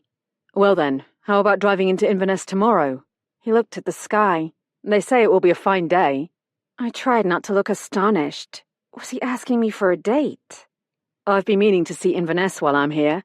The river, the castle, maybe do some shopping. He shifted his weight. I have an appointment with Eleanor's solicitor in Inverness tomorrow, 12:30. Brilliant. We'll have to get an early start if we want lunch. Meet you at the hotel at 7:15. I hadn't actually agreed. I want to stop at the jewellery store where Dr. Guthrie bought the engagement ring, in case I need an appraisal. You might not want to wait. I don't mind. In fact, is it all right if I tag along today? I won't interfere, I promise. He wasn't making it easy to refuse, but then I really didn't want to refuse. I clicked open the car doors and grinned at him. Come on, then. Maybe Tom was like me. When I'm swamped at the antique shop, I fantasize about a lake, a recliner, and a good book. When I'm actually at the lake, in the recliner, I can read for about a half hour. Then I'm done. I need to move. We drove north toward the village. Where the road forked, a sign pointed left. Glenroth Adventure Centre and Camp, 1 mile. Let's drive in, I said. We have time. The birch-framed sign read Glenroth Camp, High Adventure since 1924. We passed a tennis court, a series of soccer fields, and an archery range. Beyond that, the road divided around a massive signpost, cabins to the right and left, visitor parking straight ahead. Do you have summer camps in England? I asked. I suppose so. I spent summers with my Uncle Nigel in Devon, summer camp in a castle. A castle? Your uncle lives in a castle? A small one. He shot me that half-smile, and his eyes crinkled. What an attractive man. A pebble of guilt dropped in my heart and lay there accusingly. I'd hardly thought about Bill all day. We pulled into a circular parking area. Directly ahead was a massive wooden glass structure, identified by another birch-framed sign as the dining hall. Farther down, along the lakeshore, a boathouse rested on a foundation of dark Hebridean stone. A young man, blond with a crew cut, strode toward the boathouse, hefting a red kayak on his broad shoulder. He stopped, lowering his burden as Tom and I approached him across the expanse of lawn. Do you mind if we look around? I asked. Reporters! He gave us a wary look. No, just curious. My husband was a camper here years ago. He grinned. I'm the facilities manager. If you wait till I unload the kayak, I'll unlock the dining hall for you. It's worth a look. Let me help. Tom grabbed the kayak's handle at the stern. I followed them down the gentle slope. The lower level of the boathouse was a storage area for sporting equipment, much of it relating to archery. Bows, canvas quivers, and arm guards hung from the walls on wooden dowels. Ventilated metal bins held arrows, all with the distinctive red and yellow fletching. I felt faintly queasy. Archery is the main sport here. The young man slotted the kayak into a rack with several others. As we left, he threaded a padlock through the door hasp and clicked it shut. You keep the archery equipment locked up? I asked. I thought you weren't reporters. We're not, Tom said. She knew the woman who was murdered. Then I'm sorry. But if you think the arrow that killed your friend came from camp, you're wrong. The sports shop in the village sells them by the hundreds. I told the police this morning. It's an island thing, not a camp thing. We'd arrived at the dining hall. The young man unlocked the double doors. The structure was huge, with a vaulted ceiling and shiplap paneling. Picnic-style tables lined up in rows beneath tartan banners emblazoned with the names of Highland clans. A bucket and sponge sat on one of the tables. The yearly purge. The young man mopped his face on the sleeve of his sweatshirt. Several hundred kids come through here every summer, all with sticky fingers. Tom had wandered to the far wall and appeared to be examining a group of framed photographs. Photos dotted every wall of the log structure, hundreds of them, most in colour, some in black and white. Kate, come and have a look, Tom said. Guess who was senior boys champion of 1973? One photo showed a much younger and slimmer Jackie MacDonald posing with a bow and arrow. He looked like a young Johnny Weissmuller. Broad shoulders, dark wavy hair, straight white teeth. No wonder Dora and Eleanor had been smitten. And now this one. Tom drew my attention to a black and white image farther along the wall. A blonde, 16 or 17, arched her back as she drew her bow. The label read, Margaret Parker, Senior Girls Champion, 1951. Unmistakably, Margaret Guthrie.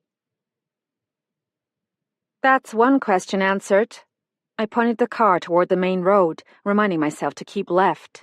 Arrows with red and yellow fletching are as common on the Isle of Glenroth as pebbles on the beach. The sky was brightening. Tom pulled down the visor. Means, motive, and opportunity, the classic elements of crime. If such arrows are readily available, then everyone on the island, in theory, had the means. Right now, the police are checking opportunity. Whose statement doesn't add up, whose alibi can't be proved. What they need is a motive. Once they know the why, they're a long way toward finding the who. That's my point. I hit the steering wheel with the flat of my hand. Beau Duff had no motive. His response to being fired would have been shame, not rage. I don't disagree, Tom said mildly. So who did have a motive? I pictured him calmly disarming a maniacal gunman. As far as I can tell, most islanders would have cheerfully wrung Eleanor's neck. She acted in blatant self-interest without giving a thought to anyone else. You mean the sale of the hotel? Light bounced off the windshield. Tom, I said, shielding my eyes, what if the motive for Eleanor's murder is something no one knows about yet? Then how do you explain the threats? Oh, someone wanted to scare her out of selling the hotel, all right. But what if that had nothing to do with her death? I held up my index finger. 1, Eleanor was afraid. 2, she said everything began with the casket. 3, now it's missing. 4, she insisted I read Guthrie's novel. I just need to connect the dots. He gave me a look that said, leave dot connecting to the police, but refrained from saying so. He was starting to know me. We passed through the village toward the ferry terminal. The press cars had finally departed. Tom shifted in his seat and attempted to stretch his long legs. Sometimes it helps to come at a problem from a different angle. Instead of asking why Eleanor was killed, let's ask why she went to the Historical Society. Whom did she meet there? Jackie MacDonald? He had a crush on Eleanor when they were teenagers. Maybe he couldn't stand the thought of her marrying Hugh and met her that night to talk her out of it. I was only half serious, but he took it a step further. Would Dora cover for him? But Dora wouldn't know. With all that champagne, she'd probably passed out. Maybe she found out Jackie and Eleanor were having an affair. She sobered up and... Stop it! I had to laugh. You make it sound like one of those cheesy soap operas. Now those we do have in England. Not that I admit watching them. I turned right onto North Shore Road. Tom clutched the armrest. Sorry, I said, slowing down. Lead foot. If we were in England, I'd have to arrest you for speeding. I have a perfect driving record, I'll have you know. Except for the odd speeding ticket. And last Friday when we almost crashed. Almost crashed? He gave me an innocent look. I have no memory of that. Beyond the low-lying peat beds, we could see the ferry terminal. The roll-on, roll-off, as the locals call it. Have the police considered Dr. Guthrie? I asked. Isn't the husband or boyfriend usually the first suspect? What motive? If Guthrie was the killer, and I'm not saying he was, Eleanor must have had some hold over him, something that made her a threat. I'd thought the same thing. You don't kill someone to get out of an engagement. What did the Guthries say about the night of the ball? Same thing everyone said. Went straight home and stayed there. Margaret Guthrie claims she's a light sleeper. Her son couldn't have left the house without her hearing. What about Margaret herself? Becca Wallace implied she isn't as much of an invalid as she wants people to believe. We know she can shoot an arrow. At least she could. But she doesn't drive. She could hardly make it to the Historical Society in her wheelchair. She could try. I pictured Margaret Guthrie motoring down Bridge Street with a longbow over her shoulder. How about the Arnott twins? Tom said. Maybe they were plotting to get Eleanor out of the way so they could move back into their ancestral home. I can almost believe that. Except they wouldn't get the house, would they? The hotel belongs to the Swiss investors now. Okay, so assuming the murder was committed by someone close to Eleanor, who's left? The staff of the hotel, I suppose. Becca and Jeff can prove they were off the island when she was killed. That leaves Agnes, the Holdens, and Sophia. Tom tried to cross his legs and gave up. Means, motive, opportunity. They all had means and opportunity. Who had the strongest motive? I don't know about a motive, but I'm pretty sure Sophia's hiding something. Like what? No clue. You seem to have influence. Ask her. He rubbed his ear thoughtfully. And the Holdens? Detective Inspector Devlin said one of them lied on their police statement. I'll check that out. I could make the best case for Agnes MacLeod. She'd banked everything on Glenroth House. Eleanor promised her a partnership. The sale of the hotel would have been the ultimate betrayal. Maybe Agnes stole the silver tray, and the casket too. Payment due for years of abuse. I wanted to tell Tom about the wet purple gloves, but it felt like piling on. Besides, I couldn't imagine Agnes killing Eleanor in cold blood. The problem is, I don't want it to be any of them. Oh dear, I wouldn't make a very good policeman. First rule of the job, Kate. Never get personally involved. A line of trees deepened the shadow along his jawline. Only sometimes we do. We'd reached the terminal. The ferry was in the process of offloading. Away to the south, a bank of clouds was building over the mountains of rum. Anyone we've left out? He asked. Just you. I turned my head to watch his face. One corner of his mouth went up. What's my motive? Give me a minute.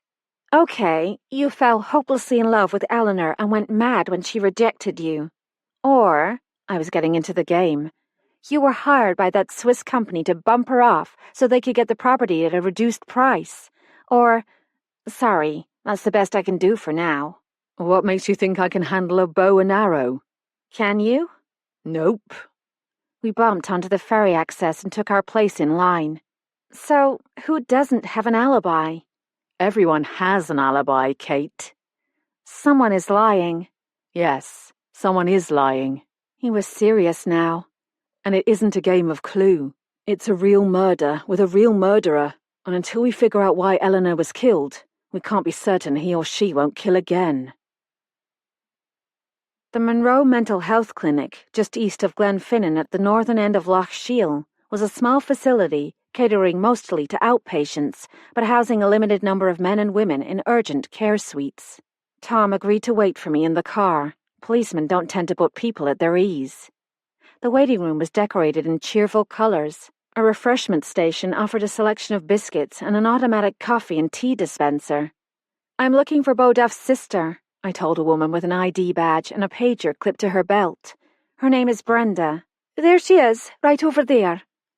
A woman with a barley-coloured helmet of hair emerged from a door labelled Conference Room, followed by two men in white coats. They shook hands, and the men strode briskly down the hall. Brenda's eyes darted around the room as if she wasn't certain what to do next. Brenda didn't resemble her brother in the least, except for her height. Even in flat shoes, she had to be 6 feet tall. I walked over and introduced myself.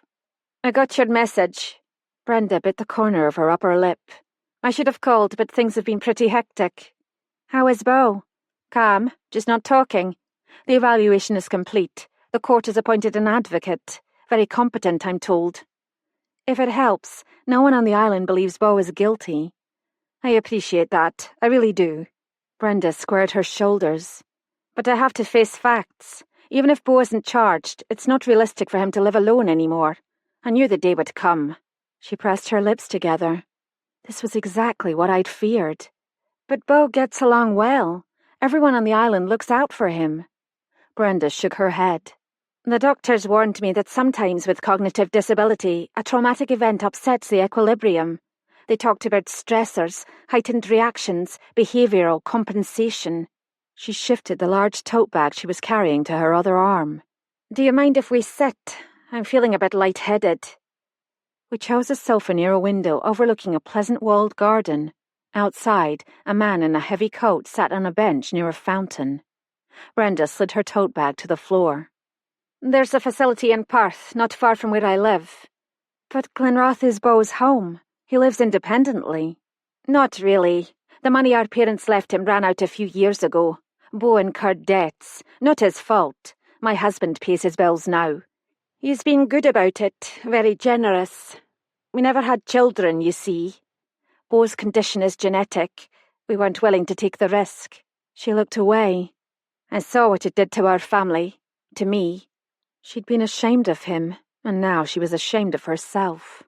A nursing sister approached Brenda. Would you like a wee visit with your brother now? Don't stay long. He needs his rest. Let me come with you, I said. Please, Brenda. He might talk to me. Beau's room was at the end of a wide hallway with a shiny tiled floor and walls painted a cheerful yellow. He sat fully clothed in a lounge chair. Through the wide window, Loch Shiel stretched toward the south. Beau's face was shaven, his hair clean and tied back with a band. His nails were trimmed. I sat near him on the edge of his bed. Hello, Beau. It's me, Kate. He blinked, a sign of recognition. Brenda watched us warily from across the room. I put my hand on Beau's arm. Remember when you tried to help Bill? I want to help you now. Will you let me? Could we talk about the night Eleanor died? He flinched. I know you didn't do anything wrong. You wouldn't, ever. But something happened, and I need to know what it was so I can help you. Beau's shoulders hunched. He began to rock, his lips moving soundlessly. I leaned in. Did you see someone that night? Has someone threatened you? A low vibration began deep in Beau's chest and came out in a moan, wretched and pitiful, like an animal caught in a trap. I'm calling the nursing sister. Brenda ran from the room. My eyes filled.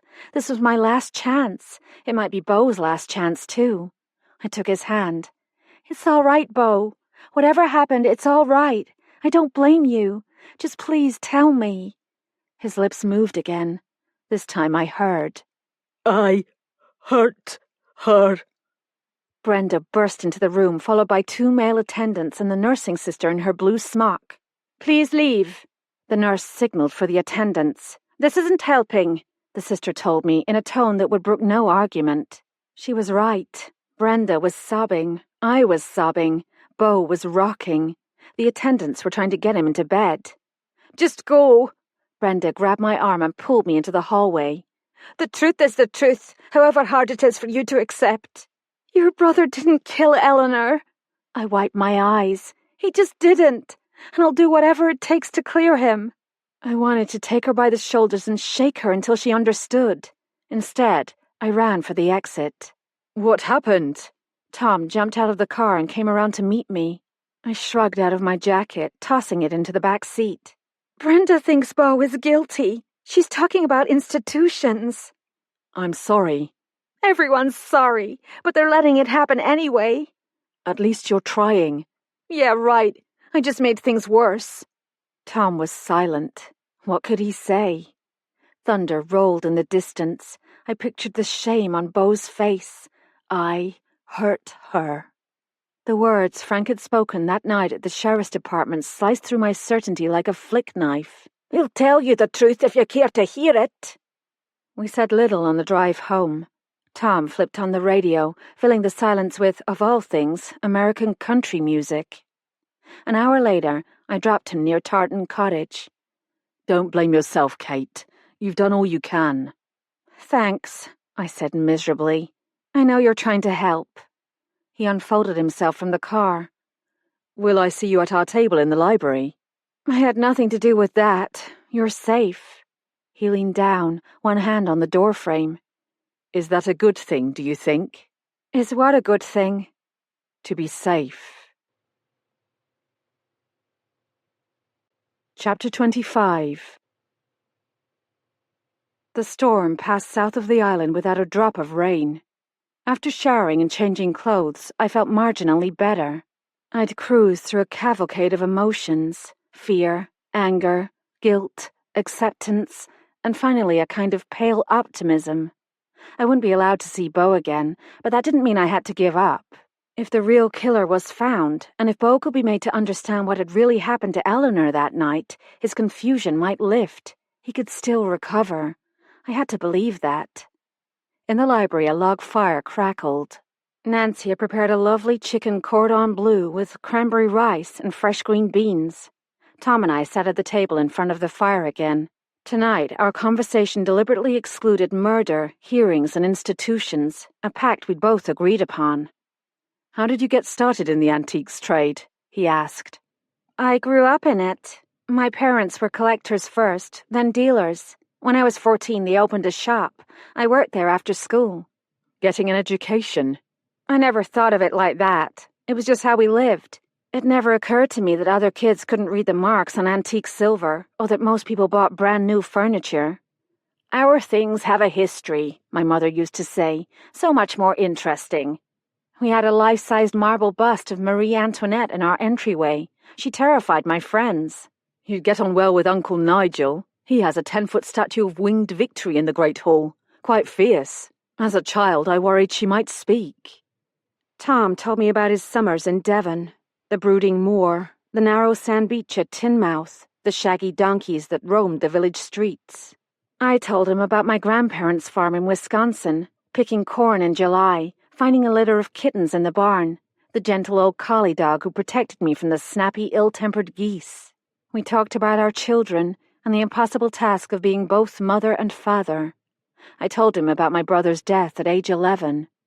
Over dessert, a cloud like pavlova with a drizzle of raspberry syrup, Tom showed me a photograph of his wife, Sarah, standing in a sea of blue flowers. Along the bottom of the photo, someone had printed "The Bluebell Walk, Breed High Woods." The photo was taken, Tom said, a week before the diagnosis of cancer. Sarah was slim and fair, an English rose. She smiled into the lens, unaware of the shadow of death looming over her. I didn't have a photo of Bill in my handbag. When Tom walked me back to Applegarth, I showed him the framed photograph from the bedside table. "Nice chap?" he asked, handing the photo back. "Very." "I'm glad." He bent down to kiss my cheek, and I took in the faint woodsy scent of his aftershave. "Good night, Kate. Sleep well. You really are doing all you can." When he'd gone, I got ready for bed, but instead of climbing into the big empty space, I curled up in one of the overstuffed chairs and watched moonlight dance on the silver sea. I touched my cheek, remembering Tom's scent and the slight roughness of his stubble. How ironic. The only man I'd been physically attracted to since Bill's death lived on the other side of the ocean. And of all the single men I knew, the ones my well-meaning friends kept tossing in my path, Tom Mallory was the only one irrevocably out of the running. I undressed, climbed into bed, and settled in to finish as much of Guthrie's book as I could. Flora set foot on the Isle of Glenroth, according to Guthrie, on the 20th of August, 19 days after she and Gowan had watched the harbour at Greenock recede into the mist. Once they reached the island, it took a full day to travel from the peat bogs on the north to the southern tip of the island and Glenroth House. Flora was filled with praise for the house and the beauty of the lake and woods. Even Gowan seemed more cheerful, now that the long and difficult journey was over.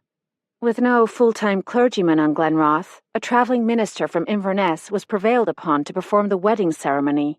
As his circuit schedule did not permit a visit to the island for another 10 days, Flora and Gowan were settled into temporary quarters in the East Wing, Agnes's flat. The early autumn weather was glorious, breezy, and fair. Flora and Gowan spent their first days on the island unpacking, exploring the estate, and getting to know the captain's servants. Besides Joseph and the men, most of whom worked in the fields or with the livestock, there were a coachman, a groom, and a stable boy. The household was managed by a married couple, the Frasers from Aberdeen, who had been with Captain Arnott in the Indies. They supervised 2 housemaids, a scullery maid, and a boy called Wee Ian, whose job it was to light fires, kill rodents, and black boots. Mrs. Fraser was a sturdy woman, reserved, a wonderful cook. Mr. Fraser was the typical dour Scotsman, his vocabulary limited to aye or nay, with an occasional grunt indicating something in between, or more commonly, as Flora put it, disgust. If they ever made that movie out of Guthrie's book, Frank and Nancy could play the parts to perfection. Most interesting to me was the reference to Bonnie Prince Charlie. 24th of August, Isle of Glenroth. The clansmen remaining on Glenroth, those who have not emigrated to the New World, scratch a living from the sea and the rocky soil. They remain faithful to the Stuarts and revere this house where, they say, the young Pretender spent his final night in the Hebrides. This morning I found a bunch of wild flowers on the steps. Mrs. Fraser says this is a frequent occurrence to honour the one they consider their rightful king. Some of the locals, she says, resent the captain as he is not a clansman. This is quite unfair, as he has done much to raise their lot. As August turned to September and the wedding day drew near, Flora's optimism was tested. 1st of September, Glenroth House. I am being watched. This, I assure you, dear diary, is no girlish fancy. When I enter a room, conversation ceases. If I go to the yard with apples for the horses, the eyes of the stable hands follow me. The captain is, as ever, attentive, kind, solicitous for my well-being, but the atmosphere among his servants is strained, and I cannot make out the cause. Gawain does not see this, and so I say nothing for fear of planting troublesome thoughts in her head. But with you, dear diary, I must tell the truth. I perceive nothing amiss in the girls, Susan and Janet. They are too busy making love to the young Highlanders who have come to help with the harvest. The Frasers are scrupulously civil, but regard me with a reticence I find puzzling. Mr. Fraser rarely addresses me, and when he must, he averts his eyes. Often I catch Mrs. Fraser observing me in secret. Perhaps she thinks me too young and inexperienced to be mistress of a great house. Or she is concerned for her authority once James and I are married. There is one other I must mention, the young Negro Joseph. At times he appears as if he would speak, but does not. He may desire no more than to wish me joy, but fears I will not welcome it. I would confide in James, but casting suspicion without cause is unjust. Perhaps I am imagining this after all. 2nd of September. I am greatly perplexed and much distressed. Tonight, I found an envelope on the table in my chamber. I opened it and read this. Ask him about his wife. There was no signature. Can the author of this letter mean James? I turned the page, my heart in my throat, when I heard a sound, so indistinct I wondered if I'd imagined it. I sat up in bed, narrowing my eyes to focus on the darkness beyond the circle of lamplight. A small white patch on the floor near the front door appeared to shimmer and float. Someone had pushed something under my door. Was this a prank? Could someone have guessed I'd be reading about Flora's anonymous letter and thought it would be funny to spook me? I flipped off the light and crept out of bed. Snatching the square of paper by an edge, I carried it into the windowless bathroom, where I shut the door, turned on the lights, and stared at the carefully formed block letters. Destroy it now, or else. Or else what? It sounded like a playground taunt. Now that I thought about it, all the threats had sounded childish, as if written by someone playing the part of a villain. One thing was clear. This note was intended for me. But what was I supposed to destroy? I switched off the bathroom light and made my way in the dark to the nightstand where I'd left my cell phone. Childish threat or not, my fingers trembled as I punched in Tom's cell number. Voicemail. I didn't leave a message. I scrolled through my calls and found D.I. Devlin's number. You didn't see anyone? Devlin sounded sleepy. I'd probably woken him up. No, I whispered, feeling my way around the fireplace. The thing is, I don't have anything to destroy. Are you certain of that? I thought for a moment. Eleanor mentioned something she wanted me to keep for her. Remember? In that phone message. The note writer might think I have it, but I don't. Is the cottage locked? Curtains drawn? I just checked. I climbed into bed and drew up the duvet. Do you think it could mean the casket? Am I supposed to destroy the casket? I was still whispering. If so, the writer doesn't know it's been stolen. Are you feeling safe? I could drive out there. Where's Tom? I tried to call him. He didn't answer. Look, the note was meant to deliver a message. I got the message. There's nothing you can do tonight. You sure? I can be there in 40 minutes if the ferry's running. No need. I'll drop the note off tomorrow at the police station in Mallaig. We'll have it analysed. And while we're on the subject of notes, we learned today that the note you received at the ball and the threat letters sent to Mrs. Spurgeon were written by different people. Something about the slant of the printing and the number of strokes on the capital E. 2 people on the island are sending anonymous threats. That's weird. Yes, it is. We also learned Mrs. Spurgeon had a safe deposit box in Inverness. She signed in on the afternoon of October 12th and then again for the last time on the morning of the 19th. The box is empty. The clerk remembers her leaving with a small tote bag. Wednesday again, the day Eleanor had phoned me in a panic. So the notation in Guthrie's book had nothing to do with the safe deposit box? No, but there's more. A boat captain fished something out of the sea this afternoon. Ready for this? A mucky duck, size 10. We found its mate near the first pier, weighted down with a rock. I'd predicted that, but refrained from saying so. I could hear his delight. Rubber wellies were hard evidence, not insubstantial things like theories and impressions. I heard a muffled yawn. I'll try to reach Tom, he said. Tell him to have a look around, make sure no one's lurking. Any news on the casket? No, and I'm not holding my breath. Try to get some sleep now. Good advice, I thought, as we disconnected, until I remembered what I'd just read. Ask him about his wife. Man, talk about a cliffhanger. The wedding would take place in 4 days. I switched on the bedside lamp and grabbed Guthrie's book again. Tomorrow I will find James and ask him what this means. Regardless of the outcome, he deserves an opportunity to explain. 3rd of September. I awoke early and dressed as usual, concealing the note in my reticule. "Where is the captain this fine morning?" I asked Mrs. Fraser, feigning cheerfulness. "In his study, I believe, miss," said she. I walked quickly, my heart pounding, and knocked on the door. "Captain, may I enter?" Of course, dearest, said he. A fire blazed in the hearth. He was writing a letter. Without speaking a word, I laid the note before him and watched his face turn pale as death, confirming my fears. He stood abruptly, overturning his chair.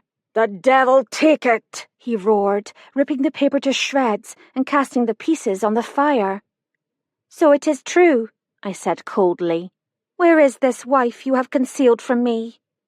Oh, the look on his face I cannot describe. She is dead, dearest one. Now, come and sit by my side. I shall tell you everything. This is the tragic tale. When James was 25, his father sent him from the Indies to Scotland for a bride. There he met and married a distant cousin, Cecily. Twice she was found to be with child, but brought to bed early and delivered of a stillborn son. Hoping to restore her health, James determined to carry her to the islands, but on the voyage she fell overboard, whether by mishap or design he never knew. "I thought to spare you this sadness, my dear," said he wretchedly. "I should rather have trusted your strength and sense. Can you forgive me?" "With all my heart," I said, drawing him to my breast. "We shall never speak of it again unless it is your express wish." "You know me perfectly, my love. Now there is nothing betwixt us, and when we have our own son, I shall take you both to the Indies." I rejoice, dear diary, knowing I will bring him happiness, and if I can give him the son he desires, my joy will be complete. My former complaints now appear foolish and soon mended. I am certain all those in the captain's employ will accept me, even, dare I hope, love me, as I shall endeavour to love them. My handwriting is very ill, for I have come to the end of this book. This strikes me as fortuitous, for when next I write, it shall be in a new volume, and I shall be the new Mrs. James Arnott. I'd come to the last page of the book, and the final implied question. Who in Captain Arnott's household hated him enough to murder his pregnant wife? If Guthrie didn't finish that sequel soon, his readers might storm the publisher. The wind was picking up. From a distance came another low rumble of thunder. It might rain after all. I switched off the lamp and settled into the downy pillow. The only sound was the ticking of the clock on the mantel. Flora's life had ended at the tender age of 16. The child she carried never took breath, never felt the warmth of the sun, or heard the tenderness of his mother's lullaby. Silly as it was, I felt a pang of sorrow for this girl I never knew, and an equally pointless impulse to warn her. Watch your step, trust no one. 200 years too late. Who killed Flora Arnott? One of the local clansmen? Joseph, the ex-slave who fled that night? The Frasers? The writer of the note found in her chamber? Flora's murder was never solved. Had Guthrie discovered new facts about an old crime, and was that what Eleanor had meant by a big surprise? The thought tiptoed in so quietly I almost missed it. Eleanor had tucked the original accounts of Flora's death in Guthrie's novel. She wanted me to read them before she told me her story. Could it have been Eleanor, not Guthrie, who discovered the identity of Flora's murderer? Is that why she wanted my advice? Is that why she was killed? Chapter 26. Tuesday, November 1.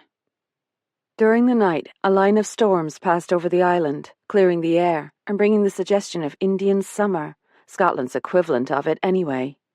The islanders were used to the changeable weather. "Winter one day, summer the next," Nancy had told me. At 6, when I'd woken, I'd had the sense something was missing. Then I'd realized. No wind. Now sunlight, the first real sunlight I'd seen since arriving on the Isle of Glenroth, spilled through the French doors and pooled on the kitchen's wide-planked floor. I dropped my handbag and jacket on the table in Applegarth's kitchen, ready for the trip into Inverness with Tom. My early morning conversation with the funeral director had been less painful than I'd anticipated. Eleanor would be buried in the old cemetery, not far from where she died. He'd suggested a simple oak coffin, and I'd agreed, although I felt sure Eleanor would have opted for the regal bronze top-of-the-line model. With no time for breakfast, I grabbed a quick cup of coffee and thought about the idea I'd had the night before, that a long-forgotten injustice could reach out from the grave to take a life today. I supposed Flora's death could have current legal implications, like the loss of property rights or inheritance issues. That seemed far-fetched, but then I knew nothing about Scottish law. I did know there were other families on the island, not only the Guthries and Arnots, who could trace their lineage back to those 15 settlers who arrived in 1809. And then there was Jackie MacDonald, whose clansmen had felt cheated out of their sacred family seat. How would the sale of the hotel affect them? According to the handwriting experts, Glenroth boasted not one, but 2 anonymous note writers. That suggested 2 separate motives.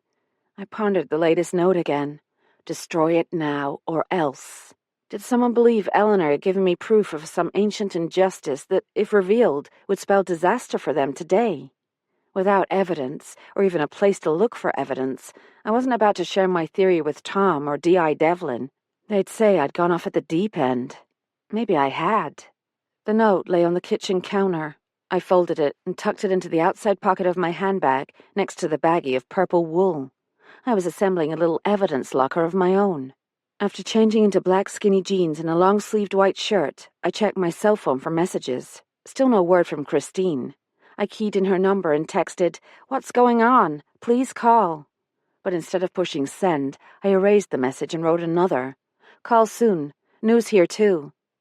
Now that might get a response. Christine can't abide a mystery any more than I can. Grabbing my handbag and denim jacket, I set off for the hotel. It was almost 7:15. Tom had been right about the weather. The early morning air was crisp, but the sky was a cut-glass blue, and the sea that colour of turquoise Bill had always talked about. The gravel path sparkled in the bright sun. I felt a curious mixture of anticipation and apprehension. Among the bare trees along the path, a single beech clung stubbornly to its coppery leaves. A breeze set them fluttering, and a few lost their grip, windmilling to the ground. Is that what I'd become? A dormant tree, clinging to the dead leaves of a past season? Bill and I had never talked about the fact that one of us would die first. We'd never spoken about death at all, and we'd definitely never spoken about remarriage. Reality check. Tom Mallory would return to England in a few days, and I'd return to Ohio. End of story. The outing was no more than a much-needed break from murder suspects and threatening notes. I should seize the day, or at least enjoy it while it lasted. A small red van with a sign saying Royal Mail circled toward the postbox. A hand removed something and replaced it with a thick packet. The driver angled his head out the window. "Early delivery today. Dan's got the flu." He'd taken me for an employee. As he drove off, I heard a voice behind me, calling my name. "Kate?" Agnes stood on the back porch in her blue working smock, her mouth turned down. "Postie's here already." "I'll get it," I called, but she'd already darted into the kitchen. The mail packet was bound by a heavy rubber band. On top was a plain white envelope addressed in block letters to Eleanor Spurgeon. Someone would have to explain that she... Block letters. I stopped walking. A fourth threat. I checked the postmark. Like the others, the envelope had been mailed in Fort William, but not on a Monday this time. This letter had been posted on Friday, the day of the tartan ball. Using only my fingernails, I pulled the envelope free and dropped it in my handbag. A moment later, Agnes came rushing out of the house, buttoning up her cardigan. She met me at the foot of the porch steps. "I'll take that." She snatched the mail packet, pulled off the rubber band, and sorted through the stack once, then again more slowly. "This is the lot." Her forehead wrinkled. "Are you certain there's nothing left in the box?" "Nothing." I wasn't lying. The letter was in my handbag. "I'll just have a wee look." Agnes stumped down the drive. The truth hit me like a slap in the face. Agnes knew a fourth threat letter was coming. That's why she'd been hovering over the letterbox since Saturday. I felt for the baggie of purple wool in the outside pocket of my handbag. This time I'd make Devlin listen to me. A rich, yeasty aroma met me as I opened the back door. "Morning, Kate." Nancy was alone, rolling out pastry. Her hands were covered with flour. "Did you get things arranged with the funeral director?" "What? Oh, yes." "You're getting an early start. What's on tap for today?" She brushed back an errant curl, leaving a smudge of flour on her cheek. "I'm going to Inverness with Tom." "A grand day for it."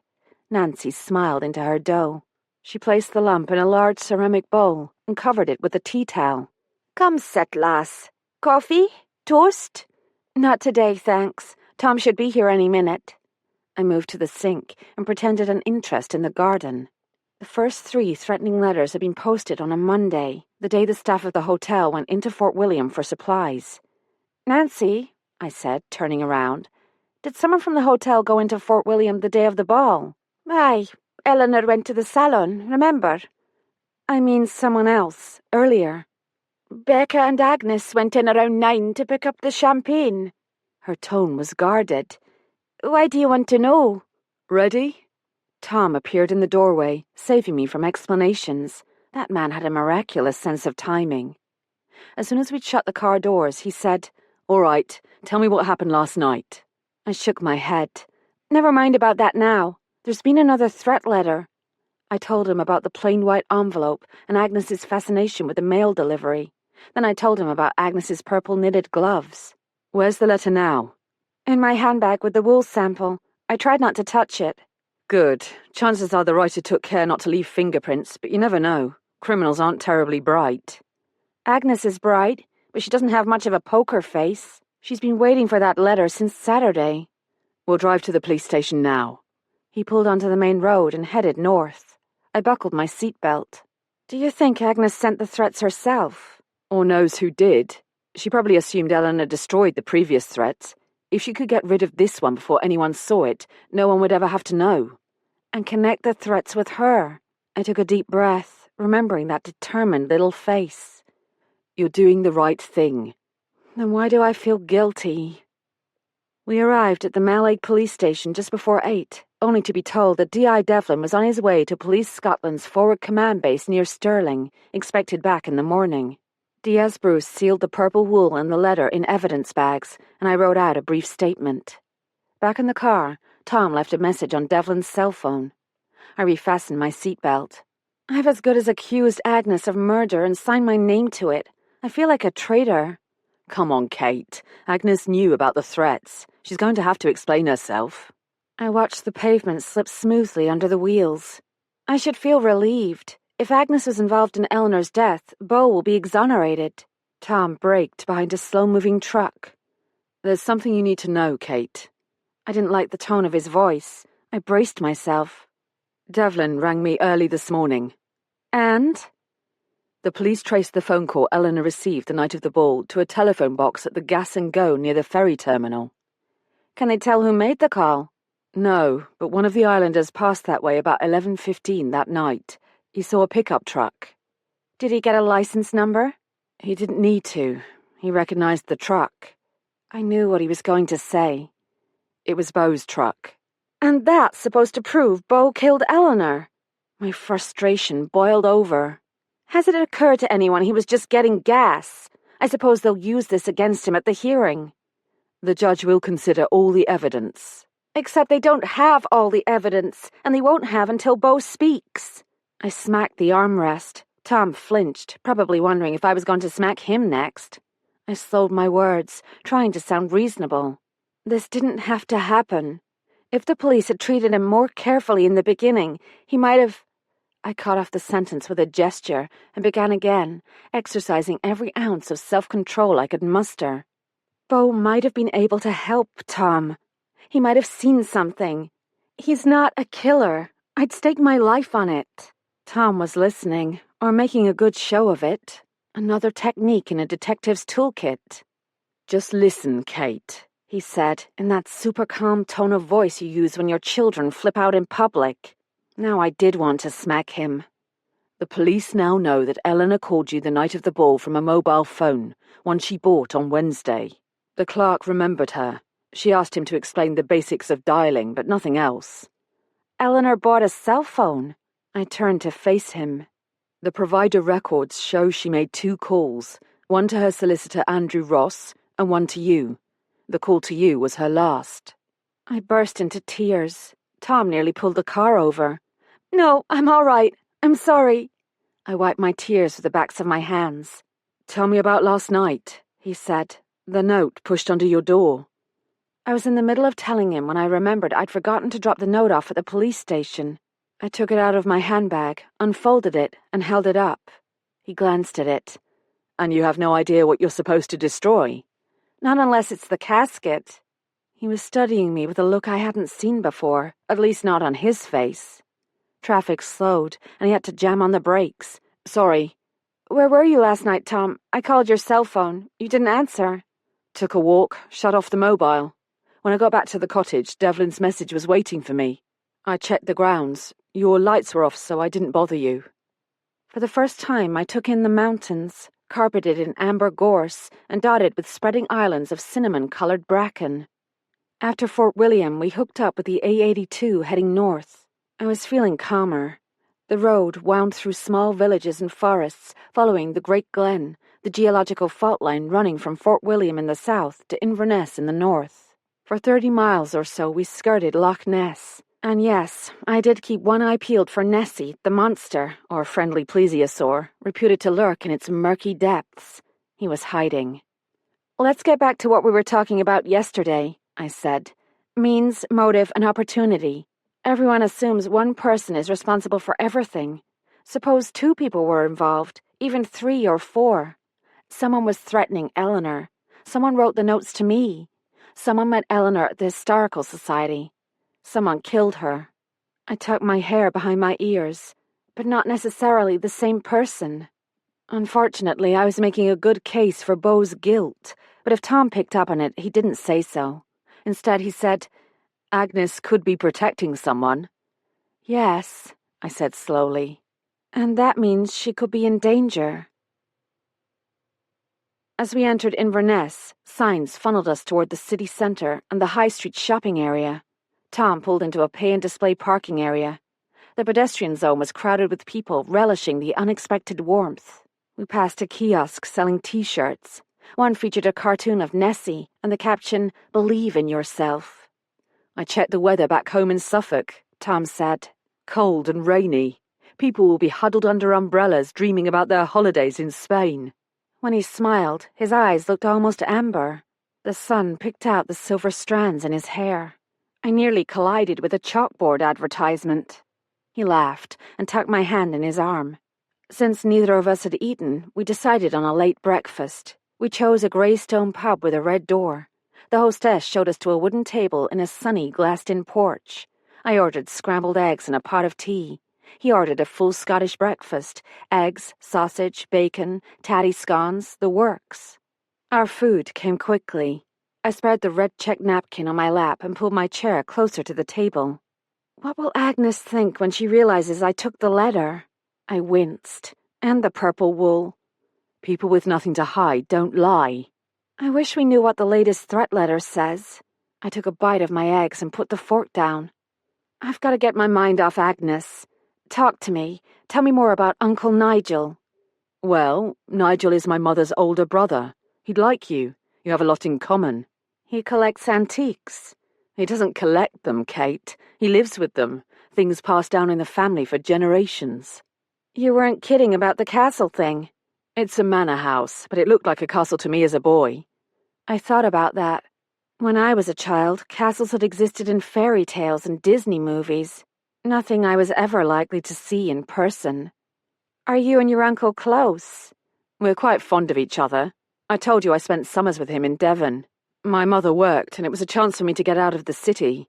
Uncle Nigel has always been kind to me, very generous. When I went up to Oxford, he paid the fees. What's he like? Tom laughed. They say England breeds eccentrics. Nigel is one of a kind. Witty, opinionated, unconventional, charming. He's almost 70, and he has a penchant for fast cars, French wine, and pretty women. He never married, but he's always had what he calls his lady friends, most over 60 by now. He bought one of them a ring once. Naturally, she thought he meant to propose, and it was obviously a favourite family story, slightly exaggerated over the years. By the time Tom got to the part about the lady's son bearding Nigel in the library and asking what his intentions were, he had me laughing so hard I almost snorted tea up my nose. We'd finished eating by 11:15. The waitress pointed us in the direction of Patterson & Son, jewellers. 3 blocks south, she said. Turn right on Lombard. Look for the navy awning. Small shops and cafes lined the street. An enterprising busker on stilts juggled oranges and apples. The sun warmed my neck. I reminded myself that in 3 days, Tom would be back in Suffolk, out of my life. The navy awning of Patterson & Son jewellers shaded a plate glass window displaying an eye-popping array of jewels. I pushed the entry button, and a security guard buzzed us inside. A young woman met us at the door. "Welcome to Patterson's," she said, eyeing my ringless left hand. "How may I help?" "I'd like to ask about a ring purchased for my sister-in-law, Eleanor Spurgeon." The woman blanched. "We heard about her death. Shocking. Are you the one who sold Dr. Guthrie the ring?" "Oh, no, that was Mr. Patterson, Sr. He prefers to handle important clients personally." "May I speak with him?" "He isn't in at the moment, but he has an appointment in the store at 1:30. He should be free after that, say 2 o'clock. With half an hour to kill before my meeting with the solicitor, Tom and I decided to explore a gourmet food shop. He bought a tin of whiskey fudge for his mother, plus a bottle of white wine, a package of Scottish oat crackers, and a selection of artisan cheeses. Wasn't Nancy feeding him enough? We walked west, then followed Castle Street down toward the River Ness and the solicitor's office. Couples strolled past, walking well-behaved dogs and less well-behaved children. In 10 minutes, we'd reached the bronze statue of Flora MacDonald, shielding her eyes from the setting sun as she gazed west toward the Isles and the death of dreams. My phone beeped, and we stopped to sit on a bench. "It's my mother, about the marquetry casket." I cupped my hand against the sun and read, "First quarter 18th century, a Persian named Ibrahim Kazvini arrived in Edinburgh, specialized in marquetry. Only 4 pieces known to exist. 1 in the V&A. 1 about same size as yours sold 5 years ago in Hong Kong for £500,000. I handed the phone to Tom. "The Victoria and Albert." He whistled. "An invitation for theft." "And a motive for murder." Chapter 27. The offices of Ross and Markham, solicitors, occupied the entire top floor of a red sandstone building not far from the river. A private elevator opened in a waiting room furnished expensively in cool neutrals. A woman with hair dyed a startling shade of burgundy commanded the prow of an L-shaped desk. She stabbed at her computer before peering over the top of leopard print eyeglasses. "Do we have an appointment?" I bit back a snarky remark about the "we" and said, "I'm Kate Hamilton, here to see Mr. Ross." Tom touched my shoulder. "There's a coffee shop across the street. I'll wait for you there. Take your time." I followed the receptionist into the inner recesses of Ross and Markham. A well-dressed man with a silver mane of hair welcomed me into a large glass-walled office. "I'm Andrew Ross." He extended a gold-ringed hand. "Welcome." Ross's office looked out on the river and the squat red castle that houses the Inverness Sheriff's Court. A massive desk and credenza exuded corporate opulence. In one of two leather side chairs sat a man with fiery red hair bristling from his scalp like copper wool.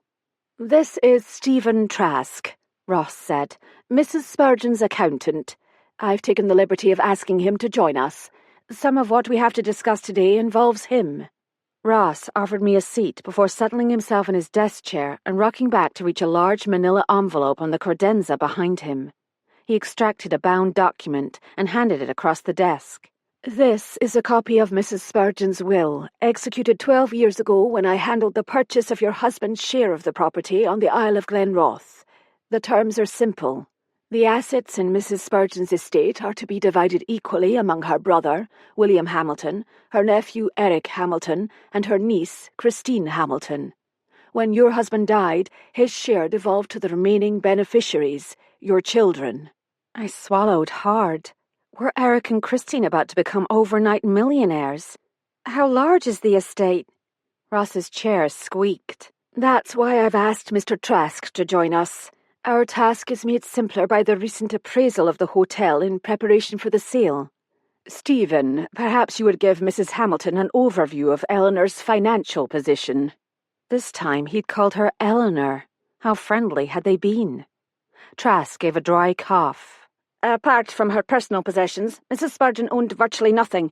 In the years since her late husband's death, she managed to spend nearly all of his considerable fortune. If the hotel is sold, the proceeds will be barely sufficient to pay off a mortgage on the property taken out 5 years ago. With her outstanding bills and other commitments, Mrs. Spurgeon's estate will amount to, this is an estimate, you understand, less than £20,000. Good thing I hadn't gone for the pricey bronze coffin. What do you mean, if the hotel is sold? Ross rolled a gold pen in his fingers. A week ago, Wednesday the 19th, I received an email informing me that the Swiss company had accepted the terms of sale. There were details to iron out, but a week later, last Wednesday, I received a PDF copy of the agreement for Eleanor's signature. She would have stopped in yesterday to complete the sale. I blinked at him. "You mean Eleanor hadn't actually signed the contract? But she said—" The sentence died on my lips. Eleanor had never been fussy about the truth, and she would have considered the contract as good as signed anyway. "What happens now?" Ross pointed the gold pen at Trask. "As executor," Trask said, "you are authorised to fulfil any contracts made by Mrs. Spurgeon. In the interest of preserving capital, I'd say the sooner the better. The Swiss people could change their minds." Ross removed a packet from his desk and handed it to me. "The court has prepared a brochure to help you with your duties. Don't let it overwhelm you. I'll register the death as soon as we get the medical certificate." Sunlight from the window fell on his silver mane, producing a halo-like aura. "You will provide a list of assets, an inventory. I'll go into that in a moment. After all outstanding bills are paid, we'll have a final decree. There will be no death duties to pay unless Mrs. Spurgeon had assets we don't know about. To begin the process, we need your signature." Ross called in his receptionist to act as witness along with Trask. Trask said, "I prepared instructions for the inventory. They're in the envelope as well." "What do I include?" "It's all in the envelope. Furniture, artwork, jewellery, antiques, that sort of thing." Like the marquetry casket, except it was missing. "As I mentioned before," Ross said, "the hotel's furnishings were included in the sale. All but the attic. Eleanor specifically exempted the attic. Take a look. See what's up there. We can arrange for a local appraiser if you'd like." "I'd like to complete the sale as soon as possible. I guarantee my children don't want to run a hotel in Scotland together." Ross was making notes on a yellow pad. "How did Eleanor get herself into such a mess?" I asked. "She was unusually private about her financial affairs," Ross said. "When I found out she was in trouble 2 years ago, I advised her to seek professional help. That's when Mr. Trask became involved." "Her record-keeping was non-existent," Trask said. "When I finally untangled the mess, it was clear the hotel had been losing money since the beginning. Far too much was spent on renovation. She seemed to believe her resources were unlimited. I explained that if she continued at her current rate of expenditure, she would exhaust her entire fortune in a matter of years." He settled back in his chair. "She chose not to take my advice." "This spring," Ross said, picking up the thread, "I convinced Eleanor that keeping the hotel was no longer an option. She had to sell or face bankruptcy. That got her attention. The sale price wasn't what I'd hoped for, but we were fortunate to find a buyer at all. I thought about what I'd said to Tom, that Eleanor had acted in blatant self-interest. That wasn't precisely true. She'd had no other option. Ross tapped the yellow pad with his pen. Frankly, I've wondered if that was her motivation for marrying again. Dr. Guthrie is said to be a wealthy man. He bought her a very expensive ring, I said. Is the ring part of the estate? Interesting question, which might change my earlier comment about death duties. Ross balanced the gold pen on his index finger. The ring should be hers, although there are some legal decisions regarding an engagement ring as a commitment to fulfill an obligation she can no longer perform. In that case, the ring would be returned. The more modern approach is that it was a completed gift, but if Dr. Guthrie wants to argue the point, he could. Is that all? I asked. Not quite. Ross opened a desk drawer and pulled out another manila envelope. On the day of the tartan ball, Eleanor dropped off a disposable camera. I had the photos developed the same afternoon. He unfastened the clasp and spread a stack of 8x10s on his desk. The photos showed the marquetry casket from every conceivable angle. She asked me to make inquiries about selling the chest in London. I emailed the photos to a dealer I know there. Why London? She said she didn't want local attention. The casket is missing, I said. Stolen. Ross raised an eyebrow. Well, I'll have to advise the London dealer. I'm told you do appraisals yourself. I'm curious. Do you have an idea of the value? $500,000, maybe more. Ross dropped the pen. I stood on the sidewalk behind the law offices, clutching my manila envelopes and wondering how much time the job of executor would really take. A dark brick building on the corner housed a community theatre. A bulb-lit sign announced the current production, The Importance of Being Earnest, a classic, one of my favorites. 3 years ago, I'd been Kate, wife, mother, daughter, friend. I'd known my lines by heart.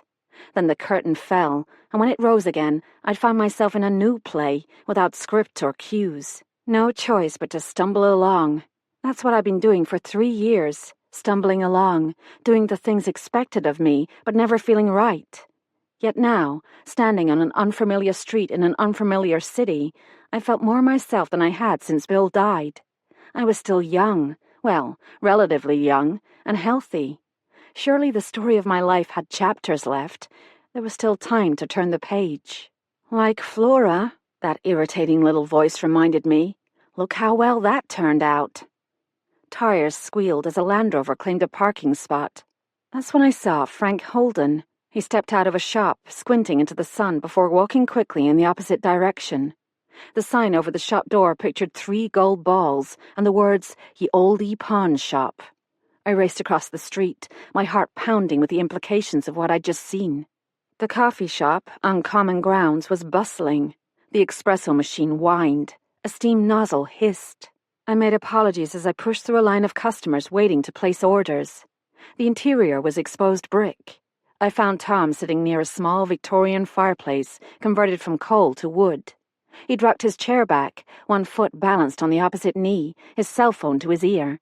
He ended the call and looked up. How'd it go? I just saw Frank Holden coming out of a pawn shop. The words tumbled out. Do you think he took the casket and the silver tray? Maybe he's the one Agnes is protecting. That was Devlin on the phone. He's on his way back from Stirling. They've decided to take Agnes in for questioning. They should arrive on the island by 4 at the latest. I gaped at him, picturing Agnes being marched away from the hotel in handcuffs. My voice wasn't working properly.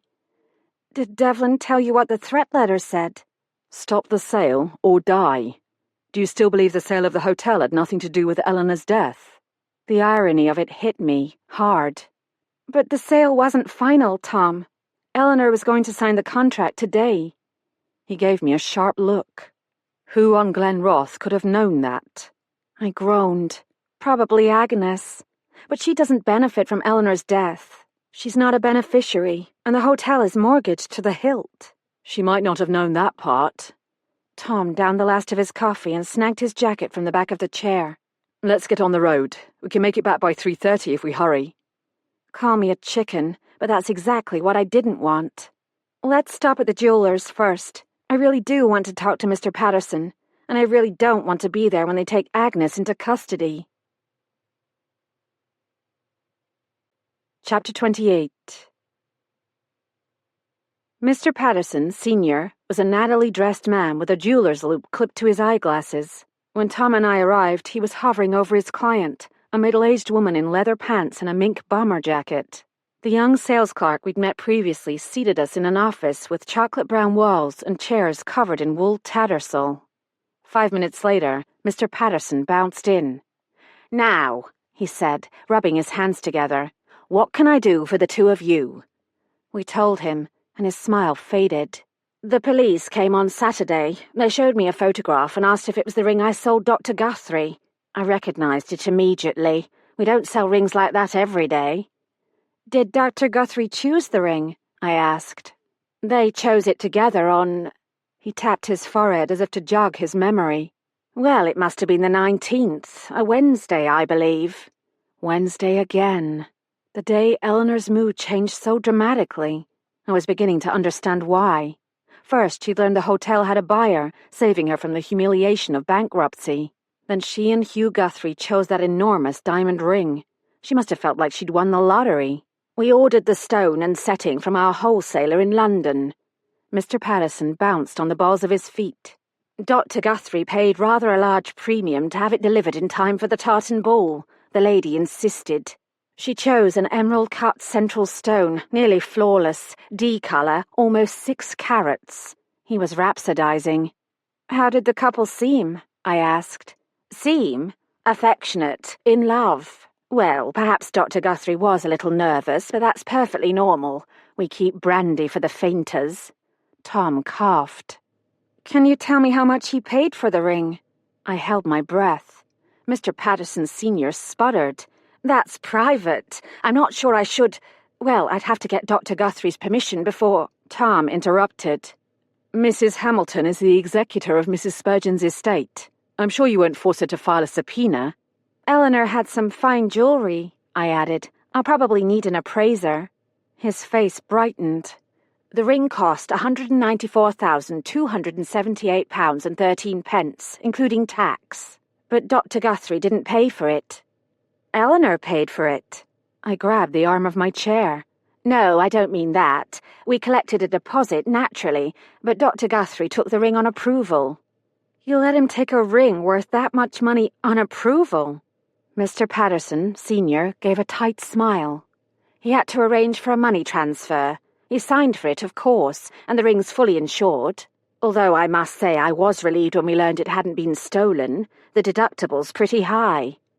"So," I said, "the question of ownership isn't relevant." "The ring," Mr. Patterson said firmly, "belongs to me. Dr. Guthrie is welcome to return it for a refund, minus the deposit, of course." "We couldn't afford a diamond," I said, as Tom and I reversed our course on the A83, the road to the Isles. The late afternoon sun washed the western sky with lavender, rose, and lemon. At Glenfinnan, the loch was a sheet of hammered silver. I dug in my handbag for my sunglasses and imagined Beau viewing the same scene from his room at the Monroe Clinic. Was he all right? Had he calmed down? Tom lowered his visor. "Love isn't measured in diamonds." I wondered if he'd given Sarah a ring. Maybe Olivia wore it now. My mother's ring would go to Eric when the time came. My own ring, a scant carat Bill had surprised me with on our 15th wedding anniversary, would go to Christine, if she wanted it. I examined Tom's profile. His hair curled slightly around his ears and at the nape of his neck. He looked— the word edible came to mind, and I felt myself blush. Christine had said that about a boyfriend once, and I'd thought it vaguely pornographic. Tom had a small scar on his right cheek, one I hadn't noticed before. I found myself wanting to touch it, to feel the texture of his skin. My stomach swooped. "What happened with the solicitor?" he asked. Closing the lid firmly on distracting thoughts, I told him about Eleanor's will and her financial condition. "Disappointed?" "Just the opposite." The light shifted as the road bent toward Malake. "Money changes things, usually not for the better." "Fortunately, I've never had to worry about the temptations of wealth. My mother's family had money, but everything was entailed on Uncle Nigel." Entailed. If I remember my Jane Austen, that means passing an estate to the oldest male heir. Primogeniture. Can people still do that? Not as such, but Nigel has no children. An older cousin of mine will inherit the house and land when Nigel is gone. Speaking of houses and land, will the sale of the hotel go through? Unless the Swiss people back out. Why would they buy a property that's losing money? I wondered that. They must think they can turn things around. Or they know something we don't. Tom grinned. I watched those old American westerns on TV. Wasn't there always a hidden oil well or secret diamond mine on the ranch? I laughed, picturing a smoke-filled room with a gang of Swiss bankers giving themselves high fives. I've been thinking about Wednesday the 19th. Eleanor was in a foul mood that morning. She visited her safe deposit box in Inverness and removed something. Around noon she called me and begged me to come for the tartan ball. She was desperate. I could hear it in her voice. And she bought a mobile phone, which you say was totally out of character. But then things changed. She learned the Swiss people had signed the contract to purchase the hotel. That must have been a huge relief.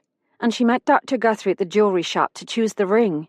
She depleted her first husband's fortune. Now she had a fresh source of funds to work her way through.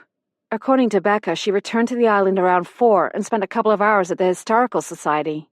At dinner, she was a completely different person. Nancy called her nice, chatty. She assumed the danger was over. She'd handled it. How can you know that? Because whatever else Eleanor was, she wasn't a fool. And she wasn't brave. She didn't like admitting a mistake. But the moment she was in trouble, something she couldn't handle, she'd call for help. Wouldn't she be afraid the note writer would carry out his threat? Not if she knew who was sending the threats and decided it was a bluff. Besides, she'd assumed that once the hotel was sold, the threats would lose their leverage. Bad decision.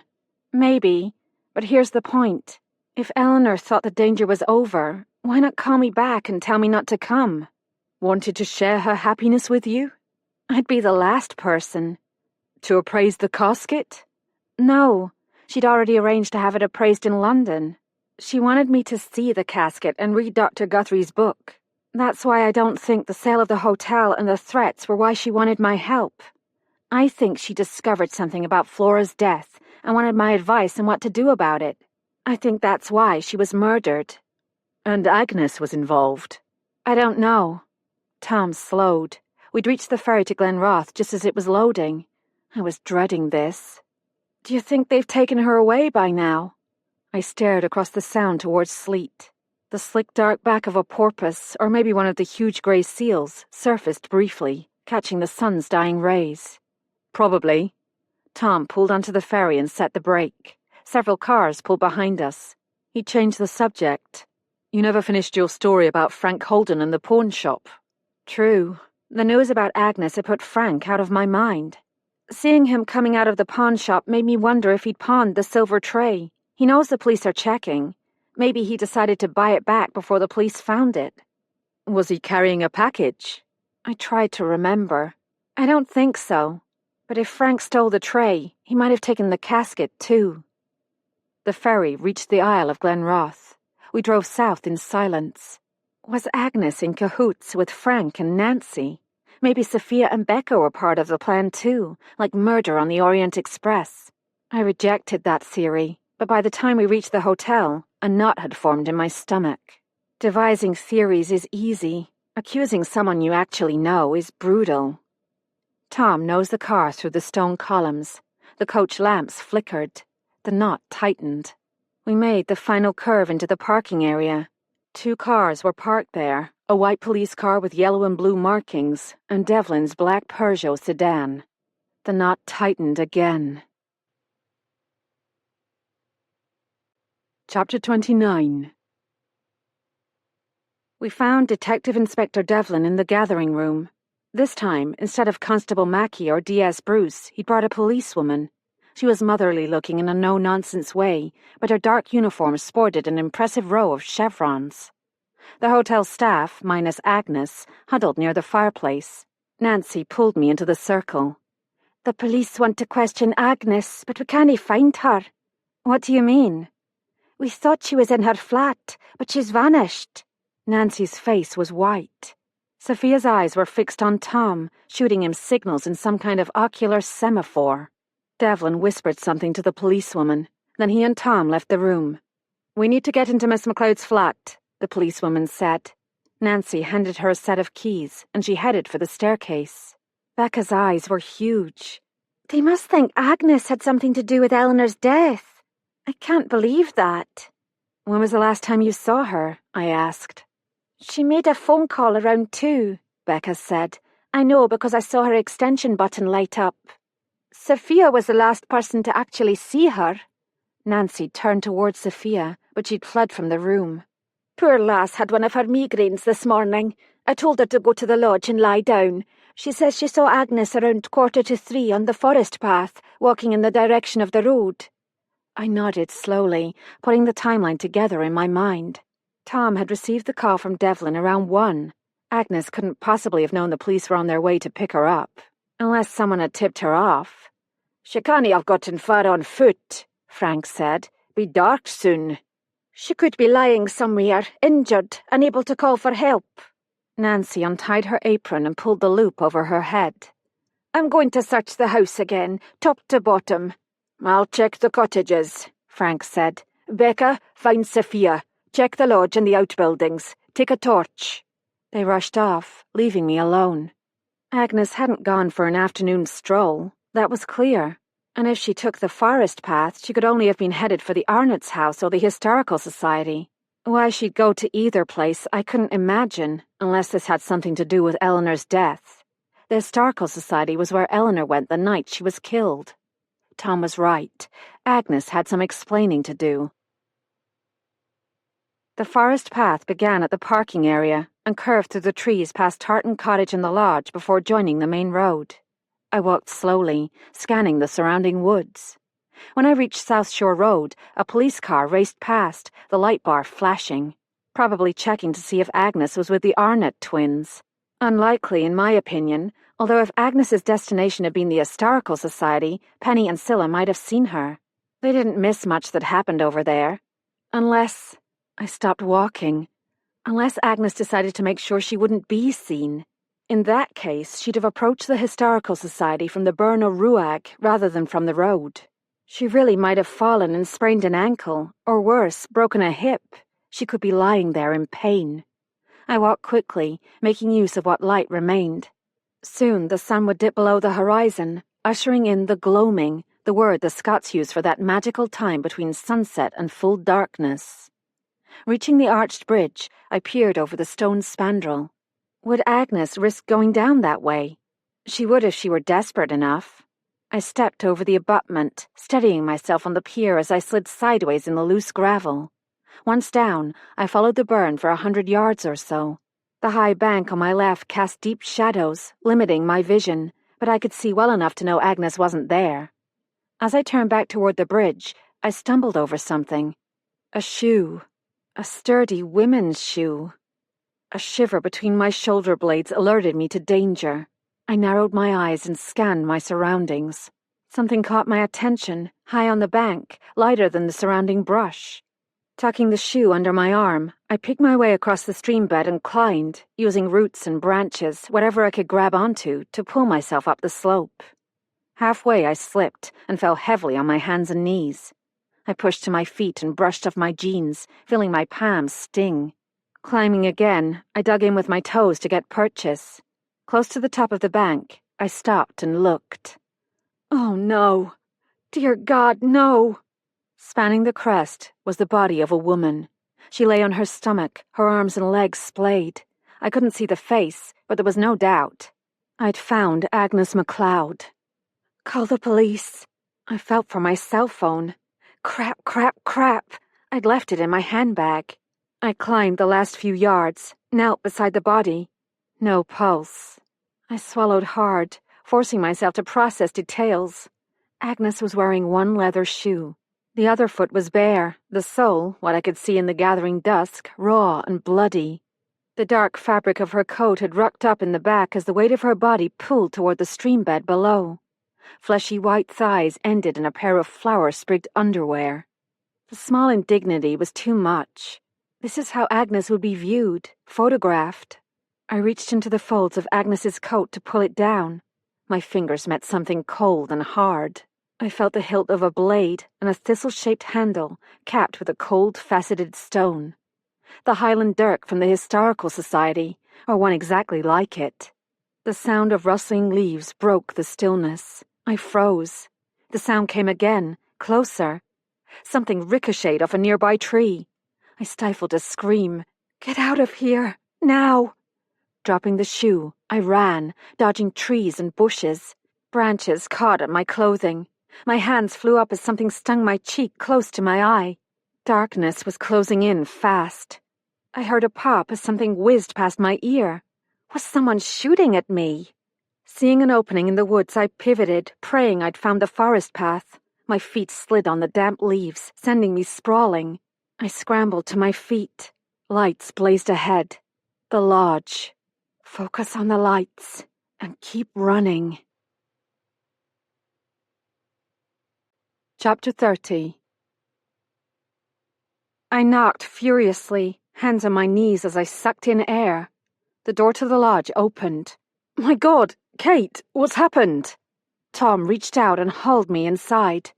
"It's Agnes," I gasped. "In the woods. Dead." Bloody hell. He helped me to a chair. Are you injured? Do you need an ambulance? "I'm all right. Just let me sit." You're shaking. Put this around you. He tucked an Afghan around my shoulders and left the room.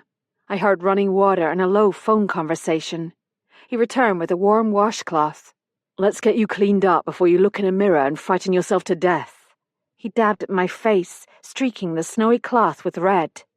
You're certain she's dead? Very. My heart was still racing, but I was getting my breath back. Did you see anyone? "You mean apart from the guy shooting at me?" I croaked a laugh. My God, Kate. Tom leaned forward to examine my head, as if he might find a bullet hole I'd neglected to mention. I held up my palms, seeing abrasions and more blood.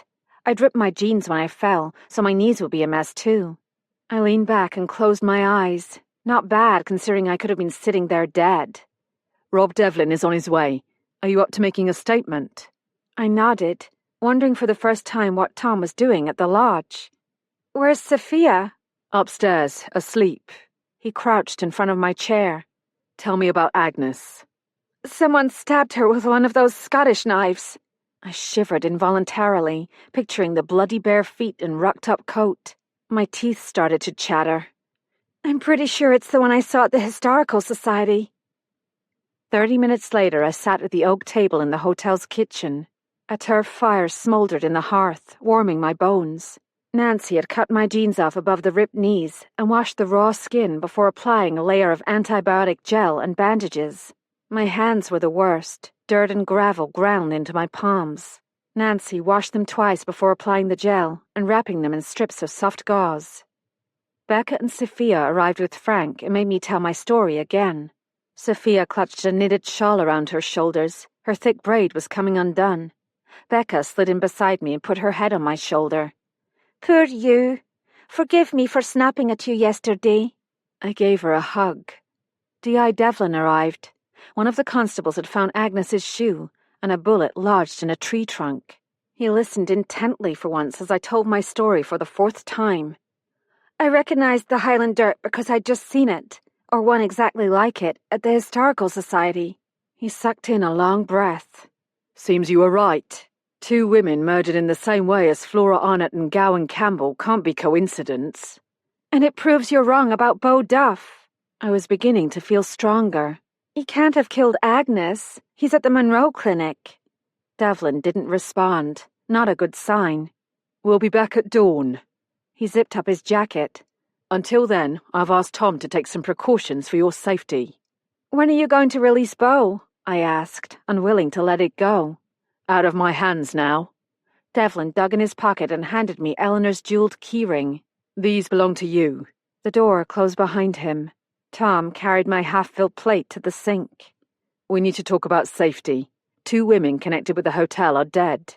Sophia pulled her shawl closer. Nancy took Becca's hand. Several plans were discussed, all complicated. Eventually it was decided that Sophia would spend the night on the Holden's sofa in Argyle Cottage. Becca would go to Fort William with Jeff, who was already on the way to pick her up. Tom would sleep on a rollaway in my kitchen. Normally, I would have insisted I was fine on my own. Not tonight. Not after hearing that bullet whiz past my head.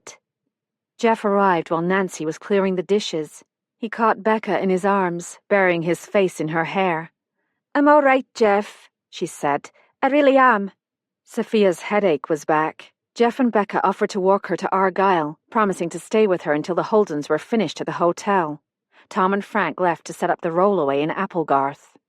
I wasn't allowed to do a thing, so I watched Nancy clean up the kitchen. 20 minutes later, Frank returned and took the chair opposite me at the table. Nancy spread her tea towel over the edge of the sink and turned to face me. "There's something we wish to tell you." "You saw me today in Inverness," Frank said. "Look, you don't have to explain." The last thing I wanted to do at the moment was accuse someone else. "Aye," Nancy agreed. "but we've had our fill of secrets." She stood behind Frank, her hands resting on his shoulders. Frank ran his fingers roughly through his hair. "Beau had some debts last spring. He pawned his telly and some of his mother's jewellery. I had to be sure that... well, I was wrong." He looked up at Nancy and she brushed the back of her hand against his cheek. "My mother was 17 when I was born," Frank said. "My father was a soldier, that's all I know. He denied paternity. No such thing as DNA testing back then. My mother's folks disowned her. She ended up in a shelter. An older couple, childless, offered her a place to live.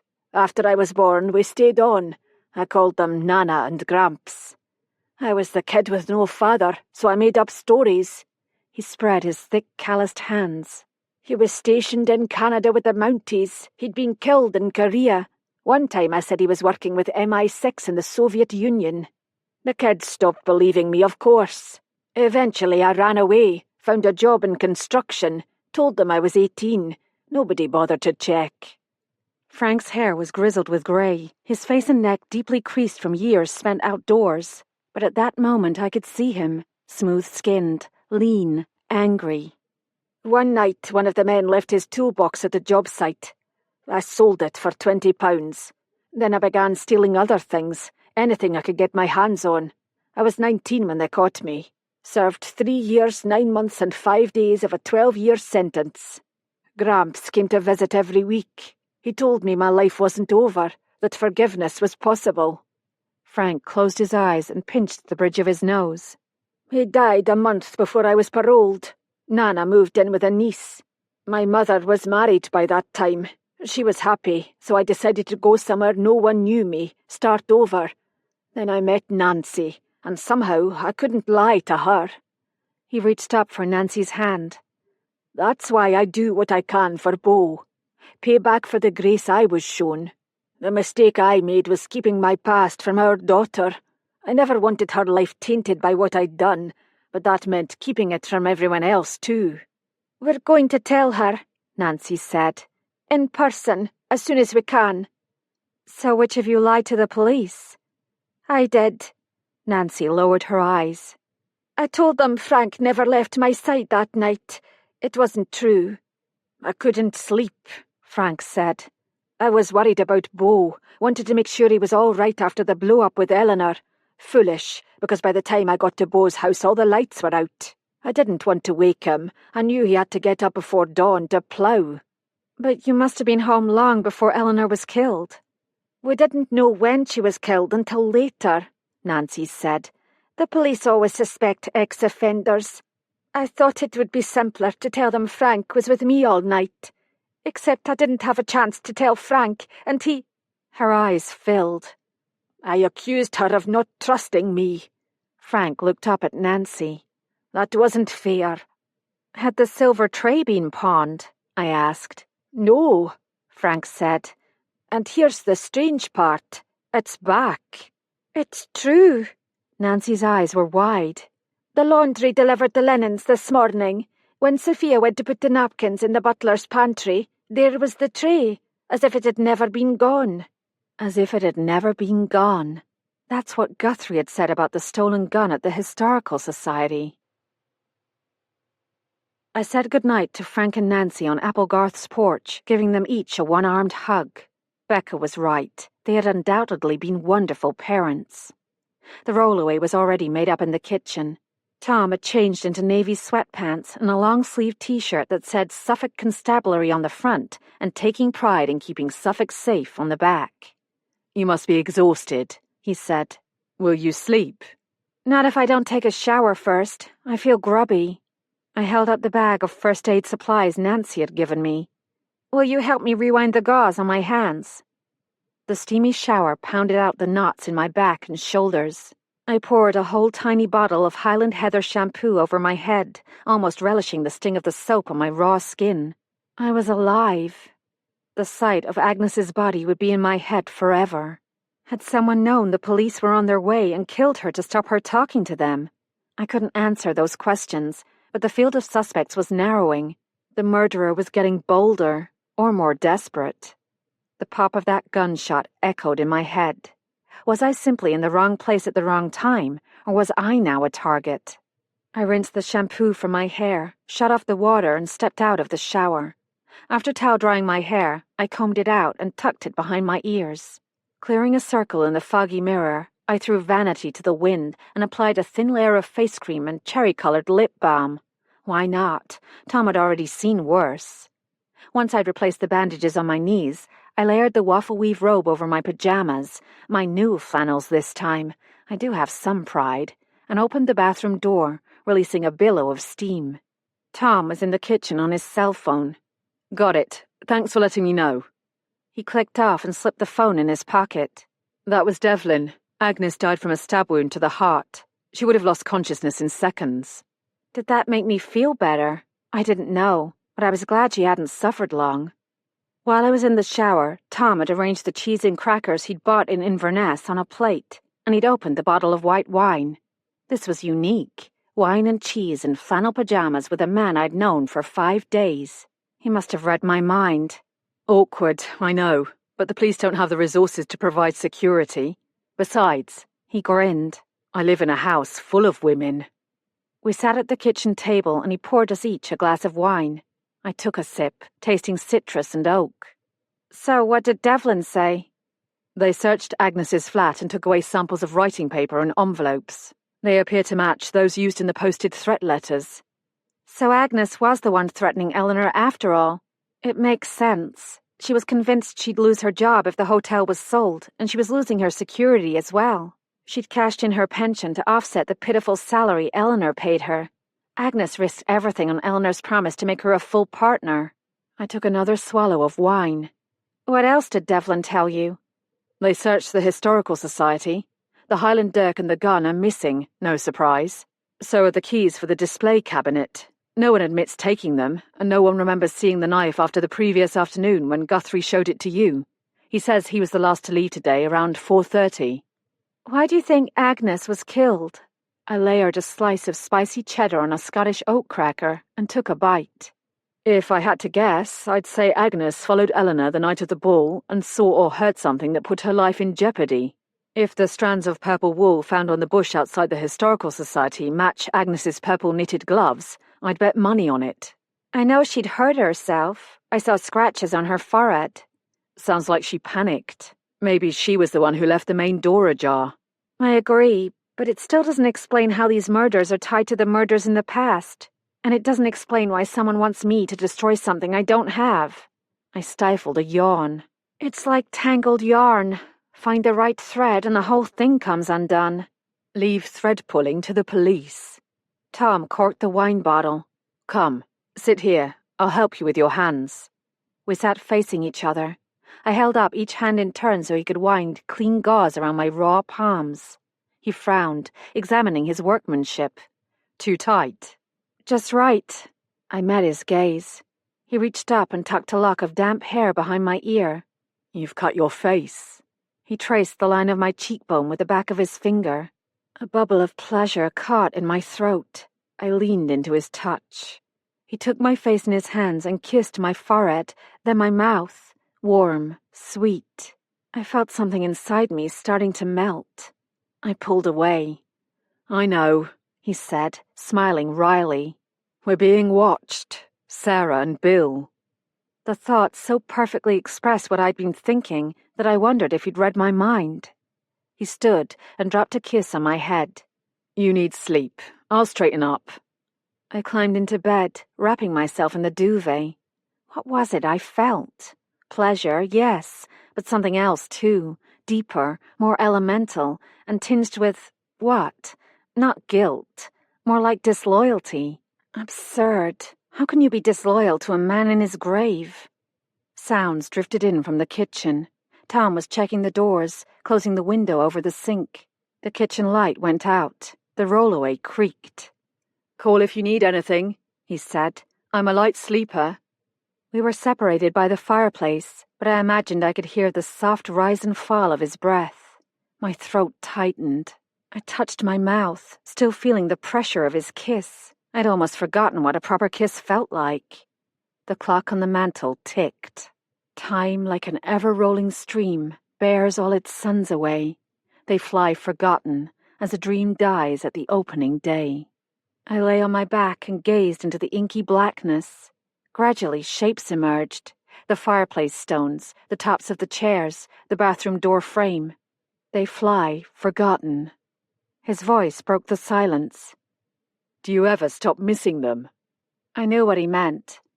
I don't know. Sarah's been gone 4 years. Sometimes it feels like yesterday, sometimes another lifetime. I'm beginning to forget what Bill looked like. It scares me. I remember too well those last months. She was no more than a skeleton, her eyes huge in her face, pleading with me to do something. For months afterwards, I saw those eyes in my sleep. Sometimes I still do. At least you had time to say goodbye. Yes, at least I had that. The clock on the mantel ticked. Tom, why did you really come to Glenroth? Silence. Then, I lived here once. You lived here? I sat up. The summer I turned 16. My father was in the RAF, stationed at Lakenheath in Suffolk. My parents met, married, had me. We moved around a lot. Cyprus, Gibraltar. Eventually, my father decided to get out of the military, move back to Scotland. Mother agreed to spend a summer on the island. His family had a croft house here. It's gone now. He said he'd find work. We could see what we thought. They sent me to the Adventure Centre. Interesting to see it yesterday. Don't tell me you knew my husband. No, Kate. I'd have been there well after he went up to Oxford. I met Rob Devlin there, though, and we've kept in touch all these years. He's the one who told me about the Homeland Security Conference in Edinburgh. He encouraged me to come back, to lay old ghosts. Oh, ghosts. It wasn't a happy summer. My father had an affair. Mother and I packed up and returned to England alone. Why come back now? Something niggled at the back of my brain. I wanted to see if the pictures in my mind were real, and the solitude appealed to me. I'd come off a difficult case, triple murder. I needed time to think, to decide if I want to stay in the force. The investigation was brutal. There was a child involved, but in the end... My breath caught. There was a child involved. Agnes had said that. 30 years ago, Eleanor had begun an affair with a much older married man. There was a child involved, not a pregnancy, a child whose family was ripped apart. I did some quick mental calculations. Tom was my age. 30 years ago, he would have been 16. Eleanor would have been 23, working at St. Hilda's, spending her summers on Glenroth. What effect would an affair have had on a 16-year-old boy? A father's betrayal, a mother's humiliation, his world shattered. Had Tom come back to take revenge? My throat tightened painfully. I covered my mouth to keep from making a sound. But why would Tom kill Agnes? My mind raced. Had she seen him with Eleanor at the Historical Society and threatened to expose him? No, that couldn't be true. Relief flooded in. Tom was with me in Inverness when Agnes was killed. Then my brain made another leap. He had help. Sophia? I pressed my fingertips to my temples. I couldn't think straight with that wretched clock ticking. Thoughts crashed upon thoughts, hardly giving me time to breathe. Sophia had spent the night in Tartan Cottage. I'd seen the looks that passed between them. I could picture Sophia wielding a bow and arrow, or a knife. Tom just happened to be in the woods on Saturday when I'd seen that shadow disappear into the brush. He'd been somewhere on the estate when the note was pushed under my door. Was that why he hadn't answered his cell? Tom was the one who opened the door to my frantic knocking at the lodge. I'd never asked him why he was there. I swallowed against the lump in my throat. Was Sophia really sleeping, as Tom said, or had she been out there in the woods with a gun? Why had Tom been spending so much time with me, asking all those questions? My vision blurred. The final wave crashed. Maybe it wasn't Devlin Tom had been speaking to at the coffee shop at all. He might have phoned Sophia, warning her that Agnes was about to implicate him, telling her to make certain it never happened. And if I have to face that, at least I'm making a difference. He was still talking, but I'd heard nothing. Panic surged. Leave now. Run. The Holden's cottage was nearby. If I waited for him to fall asleep... No. Then he'd realized I'd figured it out. I reached for my phone and tucked it under my pillow. I considered texting my mother, but what could she do from 3,000 miles away? The safest thing was to sit tight and phone Devlin first thing in the morning. Would he believe me? I had no actual evidence of Tom's guilt. He and Tom had been friends nearly all their lives. Are you awake? Tom's voice startled me. I didn't answer. Sleep well, Kate. Sleep well? I wasn't going to sleep at all. Chapter 31.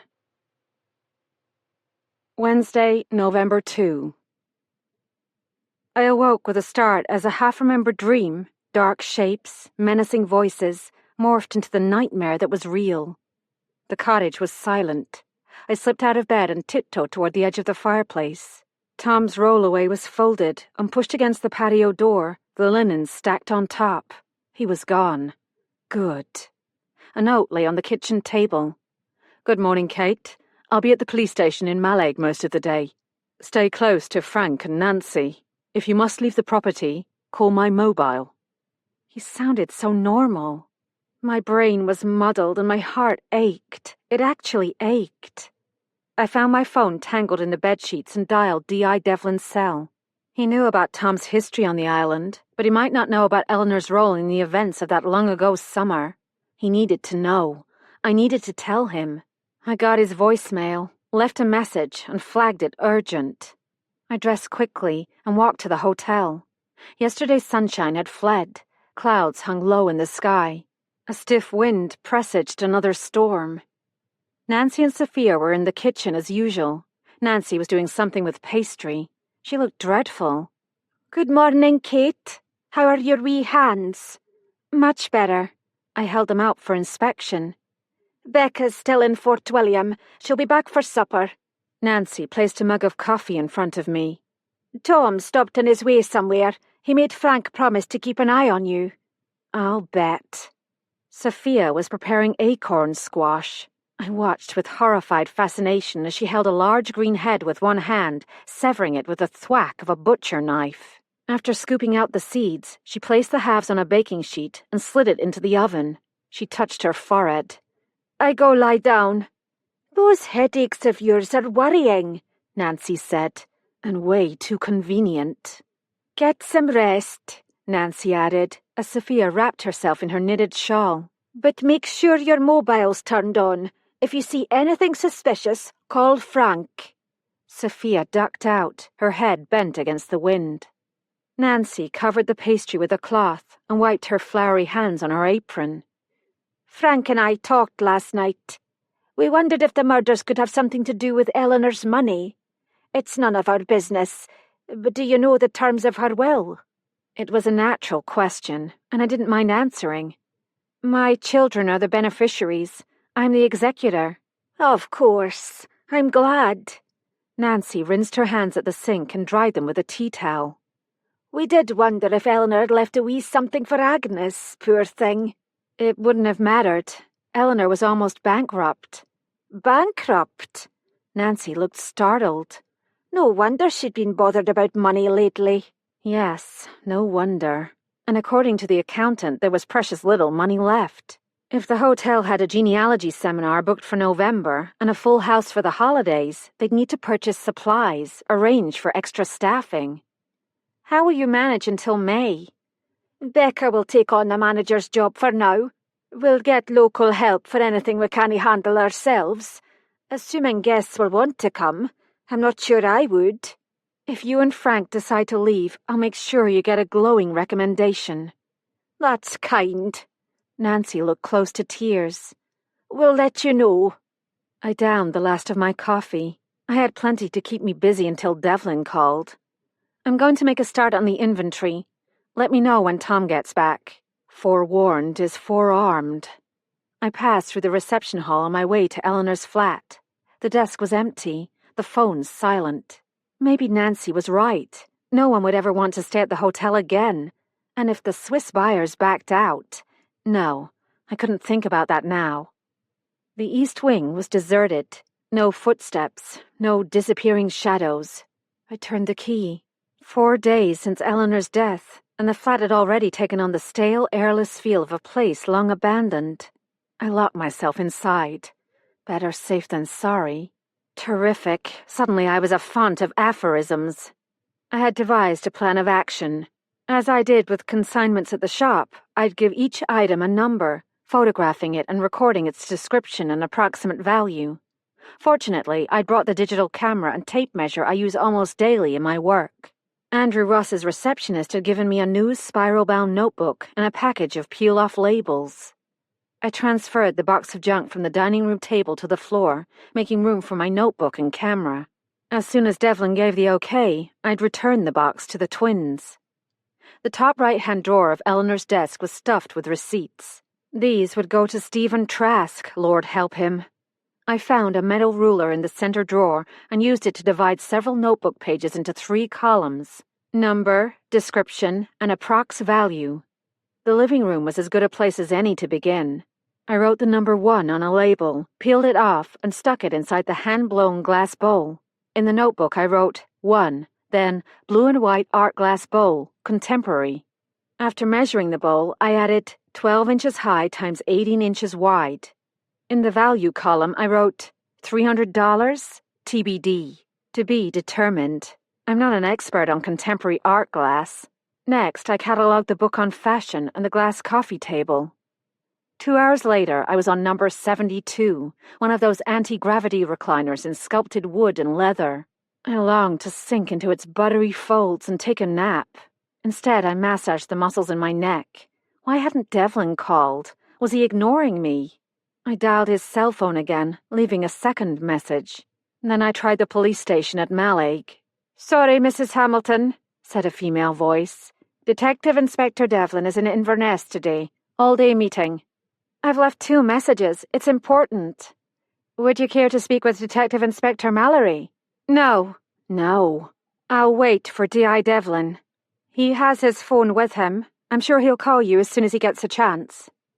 At noon, Nancy brought lunch, that wonderful squash soup again, this time with rounds of puff pastry topped with a layer of chèvre cheese, a slice of tomato, and a sprig of fresh basil. She'd stuck a phone message from the funeral home on the tray.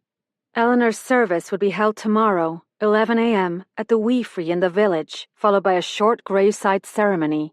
The women of the church were organizing light refreshments afterward and suggested the Historical Society as the venue. A perfect choice. Apart from the hotel, the Historical Society seemed to have been Eleanor's main interest in life. The sky was turning dark. Rain pricked the windows. I finished every drop of soup and popped the last bite of pastry in my mouth. After shifting the tray to the chest in Eleanor's entrance hall, I went in search of coffee.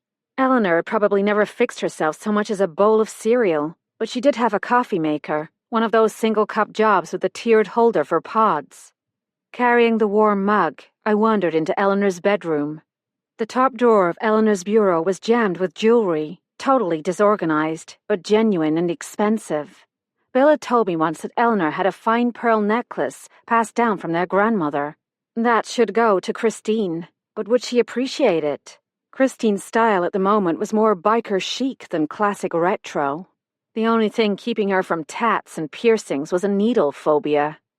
I was working on a set of vintage botanical prints when my cell phone rang. I snatched it up, praying it was Devlin.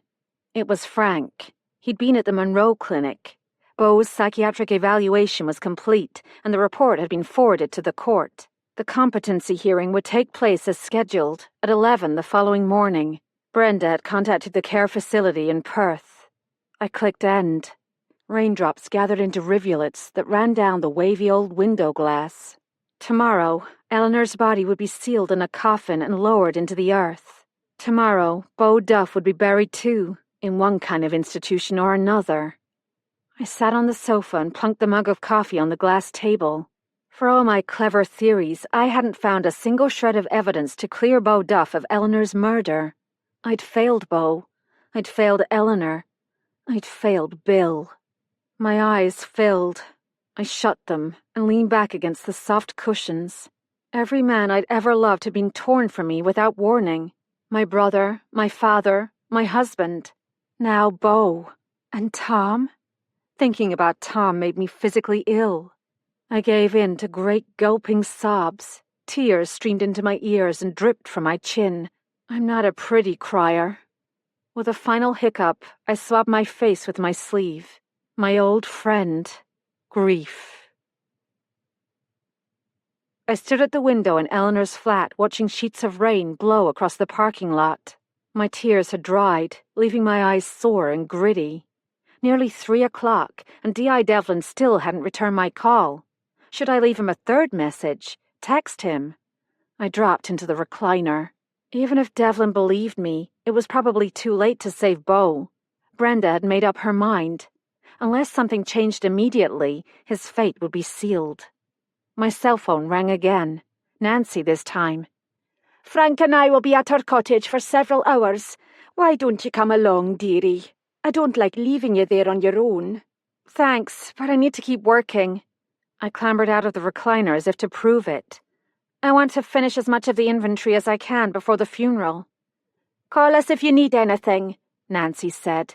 We're locking both doors on the way out. Don't leave the house. Too busy for that. I gave a breezy laugh, hoping I sounded more sanguine than I felt. My phone was low on power. I plugged it in at the dining room table. A blustery wind whipped the sodden leaves and hurled them against the windows. I picked up the pen and wrote number 234, set of 6 dining room chairs. By 3:45, the living room and dining room were complete. Eleanor's bedroom was next.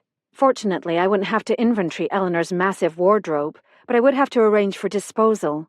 I might try a resale shop in Inverness, or donate them to a clothing bank.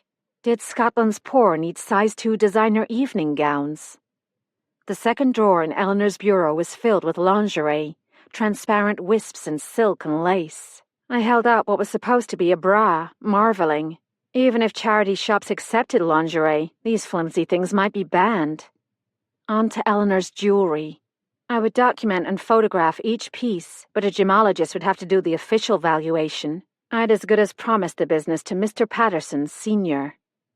I found a permanent marker in Eleanor's desk and, in a kitchen drawer, several unopened boxes of sealable plastic baggies. Pulling out the jewelry drawer, I carried it to the bed and dumped the lot on the pale blue spread. I worked steadily for an hour, pushing thoughts of Tom Mallory and Beau Duff out of my mind. I was getting good at compartmentalizing. I found the pearl necklace in a dark red clamshell box with Maison Cartier Paris printed across the top in gold lettering. The pearls were high quality, a lustrous cream with lovely pink undertones. The clasp was Art Deco, late 1920s or early 1930s, gold with small diamonds. After photographing the necklace, I returned it to the clamshell box and sealed it in a quart-sized plastic baggie. I wrote the inventory number in permanent ink on the label strip. Eleanor's jewelry would add substantially to the value of her estate, unless it had to be sold to cover her debts. That remained to be seen. But if the police found the missing casket, my children's inheritance might double or triple. Eric would do something sensible, like pay for his doctoral degree. I didn't want to think about what Christine would do with that much money. Someone knocked. Probably the Holdens, come to tell me they were back. I ran to open the door. Tom stood in the hallway, his head and shoulders flecked with rain. Nancy says you've been working all day. How's it going? He stepped past me into the room, shedding his rain gear. Making progress? I forced to smile. Was I acting normally? I couldn't tell. Would you like a coffee? No, thanks. I've had enough coffee to last a lifetime. I have news. Can we sit? He took a seat on the sofa, stretching his long legs under the coffee table. I faced him on the love seat, eyeing my cell phone on the dining room table and trying to look relaxed. More toxicology results came back this morning, he said. In addition to alcohol, Eleanor had 2 different sedatives in her system when she died. One was her own sleeping tablets, the bottle on her dressing table.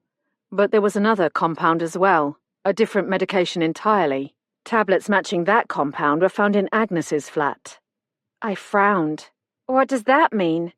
It means Eleanor took, or was given, some of Agnes's sleeping pills, as well as her own. I remembered what Nancy had said about Eleanor's memory issues. Weren't sleeping pills said to be a cause of early-onset dementia? Are you saying Agnes drugged her? Easy enough to do. Slip a few tablets in a hot drink, mask the taste with spices. Tom met my gaze, calm and cool. Was he speaking from experience? He'd left the tartan ball right after Eleanor. If he had followed Eleanor to her flat, he might have... Where's Detective Inspector Devlin? In meetings all day. He asked me to give you the update. Was that why Devlin wasn't responding to my messages? Don't bother returning her calls. I'll be seeing her later.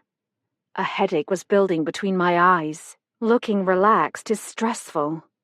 There's something else, Kate. I wanted to tell you in person. That didn't sound good. The police searched Beau's shed this afternoon. They found arrows concealed behind an old refrigerator. One of them was fitted with a multiple-blade broadhead. Same as the arrow that killed Eleanor. I'm afraid that's evidence. I jumped to my feet. But everyone knows Beau's shed is never locked. Someone probably planted those arrows to implicate him. The one person on the island who can't defend himself. It's cruel. It's absurd. Beau was in custody when Agnes was killed. The police understand that, Kate. But you said it yourself. There may be 2 murderers. Maybe there are. I clenched my jaw. But one of them is not Beau Duff. He stared at me. What's wrong? Careful. I'm sick of this. That's what's wrong. Beau is being set up, and why the police can't see that is beyond me. I gestured toward the door.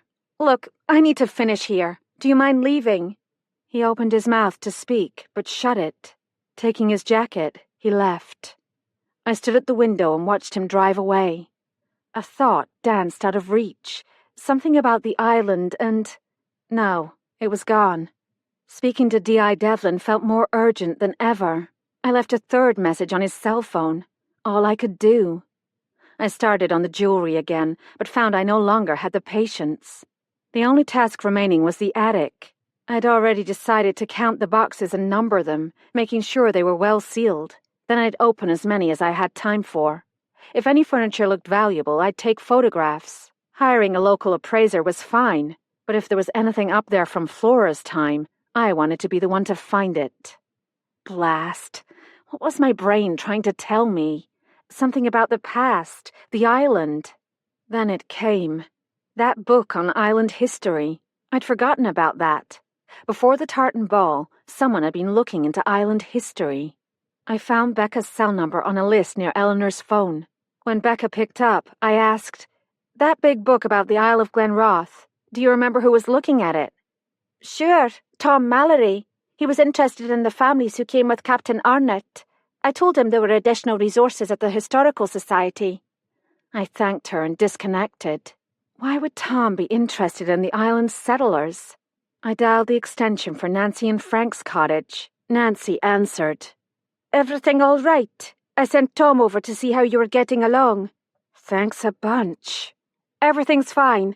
I was wondering how many of the families who settled here in 1809 still live on the island. I thought you might know." "You mean besides the Arnotts and the Guthries?" "Well, there were the Murches, but they sold the pharmacy and moved south last year. The Moffats own a flower shop in the village. They left in mid-October to spend the winter in Spain. There may be others. I'm not sure. Why do you want to know?" "Curiosity. Probably wasting my time." I replaced the receiver, feeling hopeless. I was wasting my time. Family names change with marriage. I hardly had time to trace genealogies, nor could I ask Tom the names of all the females in his family line. I was missing something. The one puzzle piece that would make the picture clear. Outside, the storm howled. A downspout rattled. From somewhere above me came the creaking of wood. Just the shifting of an old house, but it did sound eerily like footsteps. I squared my shoulders. I'd had my fill of ghosts, lies, and attempts to frighten me. I really had. If someone was up there, I was going to find out, once and for all. Chapter 32. I scrabbled in Eleanor's hall chest for a flashlight. Someone had been sneaking into the hotel. I'd witnessed that myself. But how? The why was easy. Everyone knew the silver tray had been found in the attic. Why not assume there were other treasures up there as well? Had Tom come back to avenge his mother and reclaim some valuable antique that belonged to his family? For a moment, I wondered if the attic was where Eleanor had found the marquetry casket, but that wasn't possible. She'd refused to go up there. More importantly, the casket's condition was too fine to have spent years in a place where the temperature and moisture levels fluctuated with the seasons. Lightning split the air, followed by the rumble of thunder. Armed with a flashlight, I started up the main staircase. The third step squeaked. Yikes. If this were one of those B-movies, I'd be shouting, "Don't go up there, you idiot!" Well, an idiot I might be, but I was an idiot with a bad temper and no other options. When I reached the third-floor landing, I ran my hand along the right side of the wall as I'd seen Bill do. The fourth panel clicked almost soundlessly and popped out an inch or so. I pulled it open and saw a narrow staircase rising into blackness. I climbed, steadying myself on the wall and praying Becca had told the truth about spider webs. At the top, I paused to listen. The beams and rafters creaked in the wind like the bones of an old woman. "Who's there?" My voice cracked. Good job there was no response. My only weapon was a mini mag light. I shone it in a wide arc. Oh my golly. Boxes, once neatly sealed and stacked, had been ripped open, their contents strewn over the diagonal planking. Sheets had been pulled off the old furniture and left in piles. Moving forward, I kept one eye on the floor so as not to trip, and the other on the massive hip rafters that slanted downward. I directed the beam of light methodically around the large, open space. I almost missed it. Tucked into one of the eaves, partially concealed by a supporting timber, was a small carriage trunk. My flashlight shone on studded leather hide, a high-domed lid, and what looked like hand-forged banding and hinges. Late 18th century was my guess. Excellent condition. Moving closer, I saw I was wrong. Someone had forced the latch, damaging the hide and leaving flakes of oxidized iron beneath the smashed plate and locking mechanism. Recently done. Crouching, I lifted the domed lid, supporting its weight as I swung it back to rest on the attic floor. Folded inside the trunk was an old quilt, skillfully pieced, a geometric pattern in red and white. That rang a bell. Hugh Guthrie mentioned a quilt in his novel, one that Gowan pieced, using the red calico from Flora's old summer dress.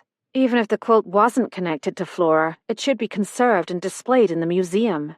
I touched the delicate fabric and felt something solid within the folds. Propping the flashlight on the beam, I lifted out the bundle and laid it on the floor. Wrapped inside the quilt was a framed portrait about 18 inches square. I focused the light for a better look and felt an instinctive flash of anger. The canvas had been vandalized, sliced through from corner to corner. But not recently. The torn fibers were stiff and dark with age. Even in its present condition, the image was compelling. A young woman sat in three-quarter view, her face turned to fix the viewer's gaze with grave, black-lashed eyes.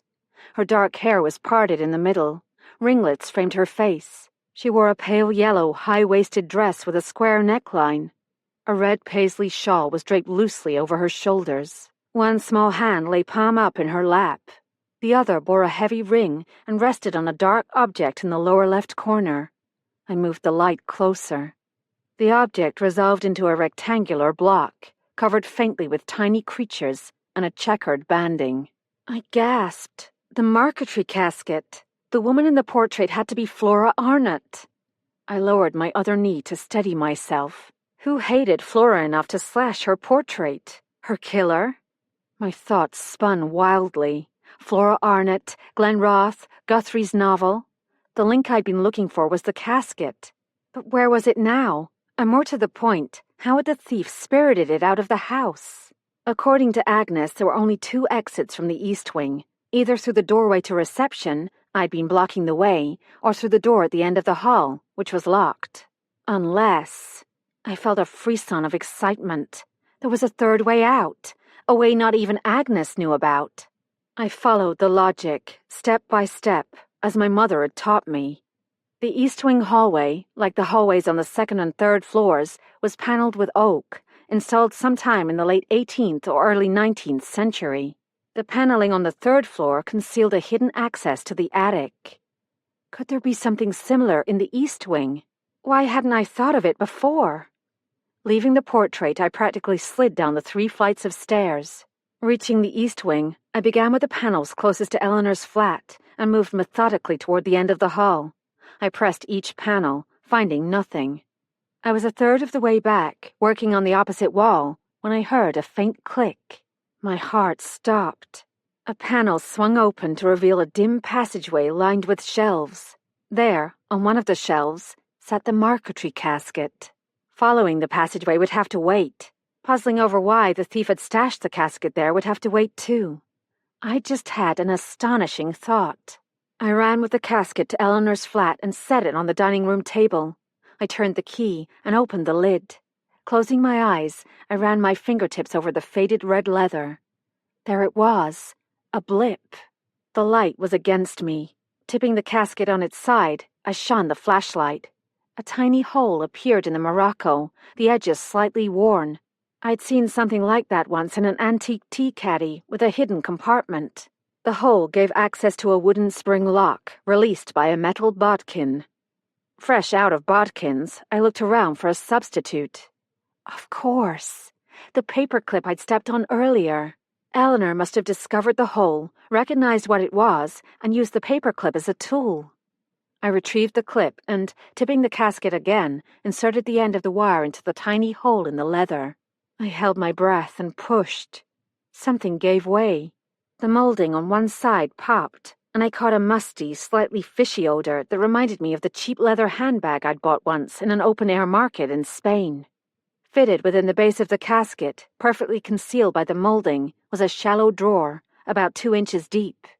The drawer was empty, but it hadn't always been empty. Like the main compartment, the hidden drawer was lined with red morocco leather. But here, protected from the light, it was as red as blood, except for a dark, ugly stain. I grabbed the ruler, roughly rectangular, about 8 inches by 5. I sat back and let my brain work. You put something in a secret compartment because you don't want anyone to know it's there, something important or precious. And unless what you hide is weightless, a shift in orientation would betray its presence, as Guthrie's book had on Saturday when I tipped the casket to look for markings. Unless you pack the extra space with wadding. Using my lighted magnifier, I examined the interior of the compartment again. The first things I noticed were several fragments of yellowed paper that looked suspiciously like newsprint. Could this be where Eleanor had found the newspaper accounts of the deaths in 1810? In the absence of a better theory, I'd go with that one. The second thing I noticed was a shred of buff-colored fiber caught in one of the sliding dovetail joins. Yes, wadding. I love the antiques business. Examining the stain more closely, I saw that it was old. The edges were uneven, with the deepest color toward the center, and the edges lighter and sort of fluted. I knew from experience that meant moisture, the source of the musty smell. Something wet, or at least damp, had been stored in the compartment. The fishy odor suggested poorly tanned leather. I'd told Tom on Monday that all I needed to do was connect the dots, except there weren't many to connect then. Now, with more dots, a picture was forming. When Eleanor had shown me the casket on Friday, I'd asked her where she found it. She'd said, "That's the secret." I pictured her touching the casket. "This is where it all began. I'll tell you the whole story after the ball." Eleanor's story began with the casket. She'd found the hidden compartment and something inside more valuable, or dangerous, than newspaper clippings. In her final phone message, she'd asked me to keep something for her. She'd used the word hidden. Where would Eleanor hide something valuable? Possibly in her flat, except the police had gone over every inch of the place. Short of pulling up the floorboards, there was nowhere else to look. Where else? The obvious place was her safe deposit box. And yes, the bank employee remembered Eleanor leaving on the 19th with a small tote bag. She'd taken away something, and she'd gone from there to the Historical Society. Light dawned. That's what HS meant, not Hughie Spurgeon, the Historical Society. That's where Eleanor went the night she was killed, the night she left the message on my cell phone. Need you to keep something hidden. My brain leapt from dot to dot like a gazelle. Eleanor had found something in the casket, something she wanted to keep secret until I arrived because she needed advice. She'd hidden it first in her safe deposit box and then at the Historical Society. Guthrie's book lay on the towel-draped table in the bathroom. Retrieving it, I turned to page 112. HS6 UPRTGRN LFT 51BLUEDN 3RD. I copied the code into my notebook. Scooping up my jacket, my cell phone, Eleanor's Burberry umbrella, and the flashlight, I turned out the lights and locked the door. "If you had any sense, you'd call for help," carped the voice in my head. "Shut up," I said out loud. What had being sensible ever gotten me? Besides, who would I call? Devlin, even if he answered his phone, wouldn't believe me. I certainly wasn't going to call Tom. Nancy and Frank would insist I call the police, and that would take time. Time was the one thing I didn't have. If I waited sensibly until morning, the hearing would take place, and Beau Duff would be taken to jail or remanded to an asylum.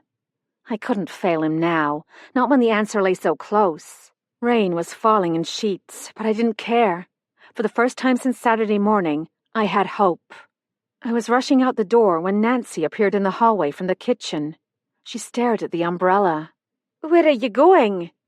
I arranged my face in a smile and lied. Chapter 33. The rain came at an angle, soaking my jeans to the knees. I tipped Eleanor's Burberry umbrella forward and felt an icy trickle hit the back of my neck and slither down my spine. I could have taken the car, but the Holdens would have seen the lights and tried to stop me. This was something I needed to do alone, and now. When I reached the stone bridge, I dimmed the flashlight. Below me, the ribbon of Berna Ruag curled, black as old blood. I kept going, following the bobbing circle of light at my feet. The Historical Society was dark. Good. I felt for the lock, fumbling with Eleanor's key. The door opened, and I stepped inside, nearly jumping out of my skin as the bell chimed. Crap, crap, crap. The last thing I needed was the Arnott twins rushing over to make sure I wasn't damaging the family treasures. I peered over my shoulder. No curtains twitched. No faces appeared at the window. The flashlight cast a narrow beam around the room. This wasn't going to work. I needed to see. I felt for the wall switch, and the lights blinked on. If Penny and Scylla came over, demanding to know what I was doing, I'd tell them, well, I'd think of something. I started with the roll-top desk. Sometimes old desks have hidden compartments too. I tried all the variations I knew, pressing on panels, feeling for levers, trying to slide pieces of trim to one side or the other. Nothing. I opened each drawer in turn, finding only a box of Kleenex, a half-full bottle of whiskey, Glenfiddich no less, and a stack of paper cups. Was Guthrie a secret drinker? Dropping to my knees, I checked beneath the desk and behind it to see if something had been taped there. Nothing was. Pulling out my notebook, I read the code again. HS6UPRTGRN LFT51BLUEDN 3RD. Several patterns were obvious. A series of numbers, 6, 51, 3, what might be orientations, upright, left, down, and colors, green, blue, red. Or did 3RD mean third? That didn't help. I decided to write it out another way. Turning to the next page in the notebook, I wrote Historical Society, and under that, 6 upright green. I looked around for 6 of anything standing upright, green or otherwise. Nothing. But maybe Eleanor meant upright instead of upright. She hadn't been careful about spacing. She knew what she meant. Crossing out 6 upright green, I wrote 6 up, right green. Under that I wrote left 51 blue, and then down 3 red. It sounded like a board game, a series of moves you might make with a game piece, places to land and go from there. That made sense. The contour map table had lots of green and some blue, representing the sea. Maybe the colors led to a certain location on the island. A brilliant thought, except there wasn't a speck of red on the map. A green and blue vase on the visitor counter held a sparse bouquet of red silk geraniums. I pulled out the flowers, finding a penny and some dust. What would Eleanor have noticed?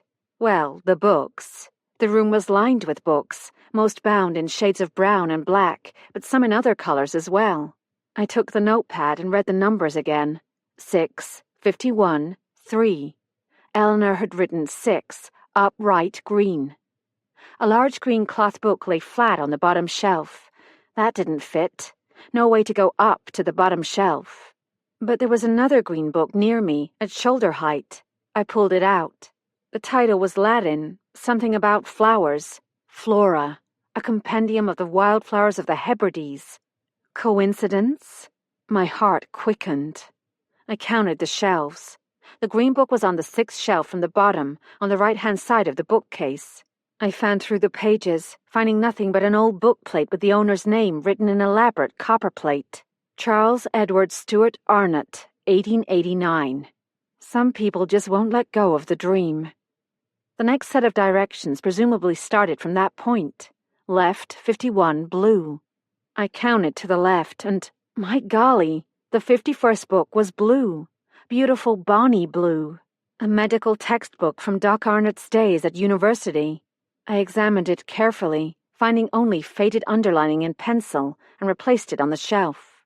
Following the pattern, the final set of directions read, down 3 red. It must mean down 3 shelves, but the books weren't precisely lined up. I counted down 3 shelves and, sure enough, a book bound in a sort of coppery red sat just out of line. This had to be the endpoint of Eleanor's directions.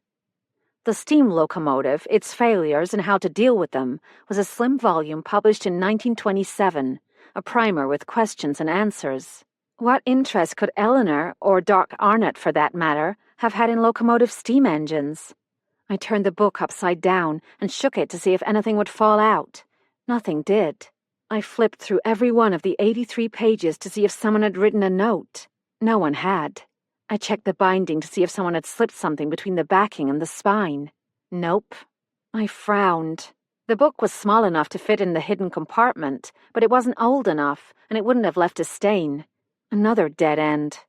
"Use that good brain of yours," I heard my mother's voice say. Okay, if the book itself wasn't the important thing, what was? The only unusual feature was the size, tall and slim, but the spine had been pulled forward so it matched the depth of the books on either side, leaving a space behind. I pulled out several more books and bent to look, my heart in my throat. Something was there. Reaching in, I pulled out a bundle of old and deeply stained homespun fabric, held together by a very modern rubber band. I removed the band and unfolded the cloth. Inside was a small handmade book, bound in split bark-colored animal hide. A single word had been hand-tooled in gold on the cover. Diary. I carried the diary to the roll-top desk and opened the cover with care so as not to dislodge the hand-sewn pages. The handwriting alone placed it as early 19th century, Spencerian, right slanted, faded tea-colored ink. The first pages were badly stained and illegible. After about 10 pages, I could begin to make out words and phrases. I knew the voice. 13th of November. What I have suspected is now certain. When I think of the joy I shall... A large stain blotted out several lines. "When the child is born, you will sail with me to the Indies," said he. "You must promise me a son, Flora, an heir to—" Flora was pregnant. The next paragraphs were impossible to read. I flipped the pages, reading what I could. Confined to my chamber, very ill, solicitous for my health. Mrs. Fraser assures him this will pass, but James seems... Perhaps the deaths of his first sons has... 2nd of December. James insists I remain in my chamber. He will not hear of my going. No one is allowed to visit except Mrs. Fraser. I fear he may be... A fortnight has passed since last I laid eyes on him. Why does he not come to cheer me? What have I done to... The first fully legible entry was dated mid-January. Flora must have been 3 or 4 months pregnant. 13th of January, 1810. James no longer comes at all. Perhaps it is my growing belly that repulses him. For my health he has every regard. I am allowed dried fruits and vegetables with a thin broth and an egg every 3 days. Mrs. Fraser makes a kind of tea from chamomile and crushed oyster shells, but I believe this makes my sickness worse. No one else, not even Gowan, is allowed in my chamber. Oh, I am lonely and sick at heart. How shall I survive till my lying in? Perhaps solitude plays tricks with the mind, but I can only conclude James no longer loves me. My hope is that once the bairn has safely arrived, he will return to himself. 17th of January. At long last, I am better. Still, James does not come to me, nor Gowan. I feel like a prisoner. 21st of January, 1810. Events of such a disturbing nature have transpired that I am barely able to hold my pen. This morning, Mrs. Fraser brought me tea as usual. Your husband has gone to Glasgow on a legal matter, madam, and is not expected to return till the end of the week, she informed me. I thanked her for her kindness and waited for her to take her leave as usual, but she did not. Instead, she began to weep. "Whatever is the matter, Mrs. Fraser?" said I. She merely shook her head. Then, taking a letter from the pocket of her apron, she placed it in my hand. "Read for yourself, madam," said she, "and you will understand." The letter was dated a month after the wedding. I shall not reproduce the entire contents, but the final lines are burned on my soul. "My darling James, I wait patiently for your return, knowing I must endure our separation a while longer. By summer you will be in my arms again, and I promise all will be well. Your little Rosamond sends you a kiss. I remain your most affectionate wife, Maria Amalia." Folded within a twist of paper was a lock of dark hair, tied with a ribbon of palest yellow. "What can this mean?" I cried. This is the story Mrs. Fraser told. My husband, if that is what he must be called, has a wife in the Indies, a woman called Maria Amalia of mixed Spanish and Arawak blood. She has given him a daughter, Rosamond, who is not yet 5 years of age. A vast fortune is entailed upon the captain with one stipulation, that he produce a lawful male heir of Scottish blood. I am not the first to be used thus. His cousin Cecily, unable to bear a living son, was... My hand shakes as I write, cast into the sea while on board the ship carrying them to the Indies. He rid himself of her as soon as she was no longer of use. When my child is born, this will be my fate as well. "Do not imagine you will escape, madam," said Mrs. Fraser. "You may board the ship, but you will not arrive in the islands. You must leave this house or forfeit your life." "Why do you and your husband not leave him?" I demanded. "Because, I am ashamed to say it," she sighed, "Mr. Fraser has a price on his head. If the captain suspects any disloyalty, Mr. Fraser will be taken up and thrown into prison." "What of Gowan?" "She is banished from the house and made to work in the dairy, madam. We send news of you when we can." "And Joseph?" "Ah, Joseph. Have you not suspected? Joseph and his sister Rachel are his slaves. Joseph bears a deep hatred for the captain, but if he takes his freedom, his sister will pay the price." "Oh, whatever shall I do?" I cried, throwing myself on her breast. "Do not distress yourself, madam. Think of your bairn. This letter must return to its place. After that, we shall see what can be done. I give you my solemn promise. Mr. Fraser and I will not allow you to be harmed. I must keep this diary well hidden. My only hope is escape, and if I die in the attempt, I shall consider it not loss, but gain." I stared at the page in horror. The handsome Captain James Arnott, soon to be memorialised with a statue on the Glenroth village green, had been a slave owner, a bigamist, and a murderer. And that wasn't all. The novel Dr. Guthrie claimed to have so meticulously researched was no work of fiction. It was the actual diary of Flora Arnott, Volume 1. The crumbling book in my hands was Volume 2. I turned quickly to the final entry. 2nd of March, 1810. Gowan and I leave at first light under the protection of an itinerant pedlar known to the Frasers and paid well for the service.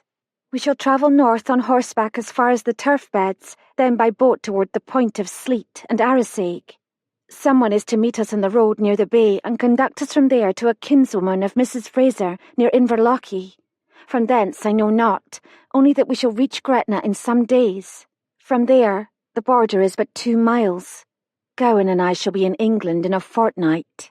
We take only a small valise, my beautiful casket, and a few pieces of silver to sell for our bread. How I shall provide for us after that I know not. I only know I shall never return to Scotland. I think now only of my bairn. I feel him move in my belly, and rejoice that he is strong. He will never know the truth of his father. Mrs. Fraser has packed a trunk which she will forward to us when she is able. Joseph is to create a diversion so that he, I swear never to speak his name again, does not discover our absence until we are safely away. These friends risk their lives for us. Flora's final words. I held the little book to my heart. Arnott had obviously discovered the plan and pursued them, disguising the murders as a clan attack. Nothing could be proven now, of course, except one thing. In presenting the diary as a work of fiction, Hugh Guthrie had perpetrated a fraud. He must have killed Eleanor to save his reputation. I reached for my cell phone, feeling almost giddy. Tom was innocent. Beau Duff would be safe. Everything would be all right. Wrong. I wasn't alone. Guthrie stood in the shadows near the door to the annex. He held a tire iron. Damn that gas station display. I felt strangely disembodied, as if I were observing the scene from some remote vantage point. We were in a bubble, the two of us, and time had slowed to a crawl. "Is that the second diary?" Guthrie's voice was as dry as dead leaves. "Yes," I heard myself say. "I found it." "I knew it was here somewhere. I couldn't search with those blasted volunteers poking around. I was afraid one of them would find it first." "Keep him calm. Keep him talking. Isn't that what they tell you to do?" "So you came back tonight to look? Where's your car?" "In the bushes up the road. How did you find the diary?" "Eleanor left directions." My hand moved toward the notebook, but stopped when he visibly tensed. "I wrote them out. Would you like to see?" "Read it to me." I did, explaining the meaning of the code. His face contorted. "This will ruin me."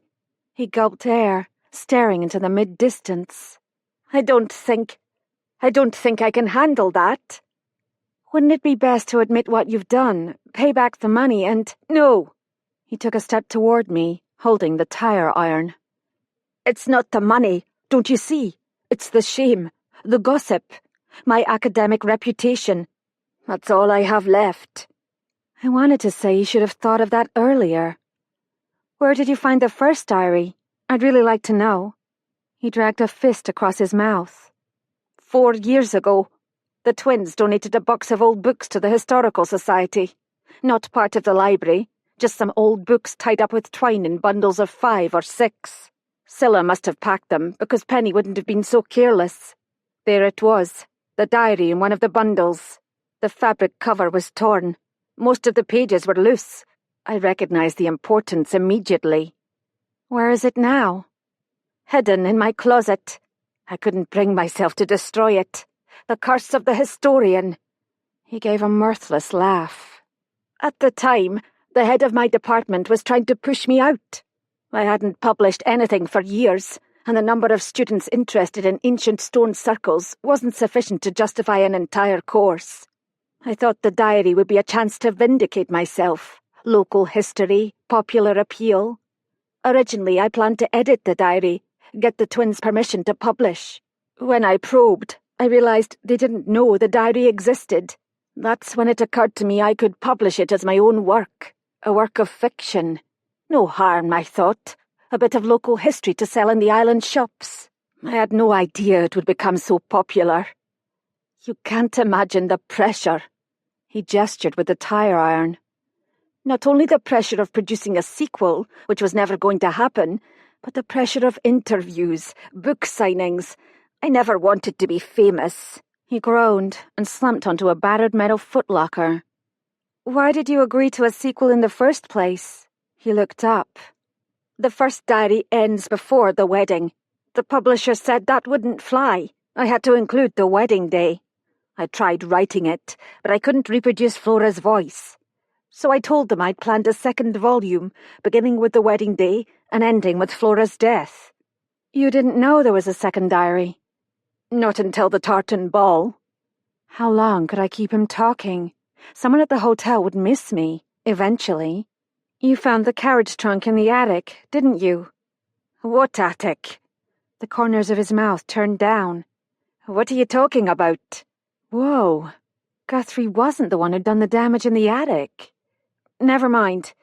Tell me about Eleanor. He groaned again. When the book took off, her attitude toward me changed. She asked me to take her to dinner. She started talking about the life we could have together. Travel, adventure, a new start. I honestly don't know how it happened. I know I never proposed, but after a few weeks, it was simply taken for granted we'd get married. I was bewitched, and the best part was escaping from my mother. Eleanor promised to handle everything. But wasn't she expecting a sequel too? Of course, but I figured I wouldn't have to deal with that for a long time. I even thought of scenarios, a ransomware infection, losing the entire manuscript and having to start over. I was sure something would come to me. Then Eleanor found the second diary. He nodded. His face was pale, but his grip on the tire iron looked secure. About a month ago, Eleanor told me she'd found a small chest at the hotel. Something special. She was going to sell it in London so the twins wouldn't make a fuss. The problem was I'd already seen the chest in the collections depot. Bo Duff brought it with some boxes from the Arnott's. I knew Eleanor stole it, but I kept my mouth shut like the coward I am. Eleanor must have seen the casket and realized its worth. The money she'd get from selling it would tide her over nicely until she got her hands on Guthrie's trust fund. His lip curled in disgust. After that, my eyes were opened. Eleanor would be worse than my mother. I started fantasizing about disappearing. I even considered faking my own death, but I couldn't figure out how to pull it off. At the ball, when Eleanor told everyone I'd finish the new book soon, I knew it had to end. He looked up, his eyes blazing. It will end. He struck the floor with the tire iron. Tonight. I flinched, imagining what that metal rod would do to my skull.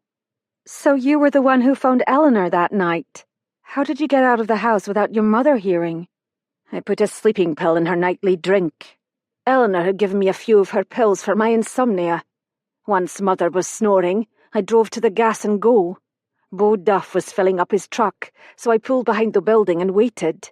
After he'd gone, I called Eleanor from the phone box and told her we had to talk. She wasn't pleased, I can tell you, but I insisted. She said we had to meet at the Historical Society so Agnes wouldn't know. It was after midnight when she arrived. I told her I couldn't go through with the wedding. She could keep the ring. A steep price to pay, but I needed a way out. That's when she told me about the second diary.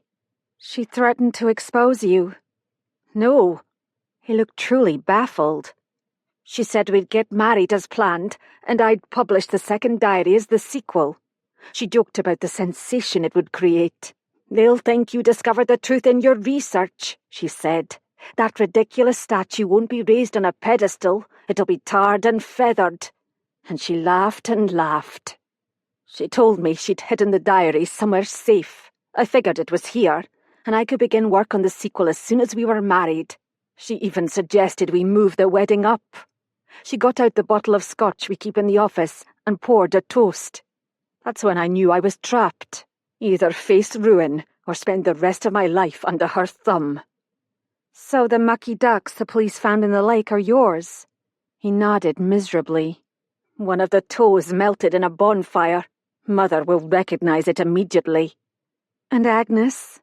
I still held my cell phone. I moved my thumb, feeling for the reset tab on the side. Push, swipe, find the phone icon. Could I dial 999 without looking? Would he notice? He groaned again. Just when I thought I was safe, when all I had to do was find the second diary and destroy it, Agnes phoned. She said she had information that would implicate me. Was that yesterday? His forehead glistened with perspiration. I agreed to meet with her in the woods near the creek. She told me she'd followed Eleanor the night of the ball and heard our entire conversation. What did she want? I gripped the phone. I'd pushed buttons, but were they the right ones? Money, of course. 200,000 in cash to keep her mouth shut. But the more she talked, the more I realized she hadn't heard anything. When I challenged her, she said, "It doesn't matter. All I have to do is tell the police you are here." She was right, of course. And I knew it would never end. She'd demand more and more. He moaned, covering his face with his free hand. Killing me won't help. His head shot up. What? I've recorded everything. I held up my cell phone, praying the bluff would work. I recorded your confession, and I'm emailing it right now to my mother in Ohio. I pushed a random button and tried to look triumphant. She'll call the police. You won't get away with it. Get away with it? His face twisted. He bent his head, and his shoulders began to shake. Was he going into shock? Was he falling apart? No, he was laughing. You think I killed Eleanor and Agnes? You didn't? Of course not. What do you take me for? Why are you holding a tire iron?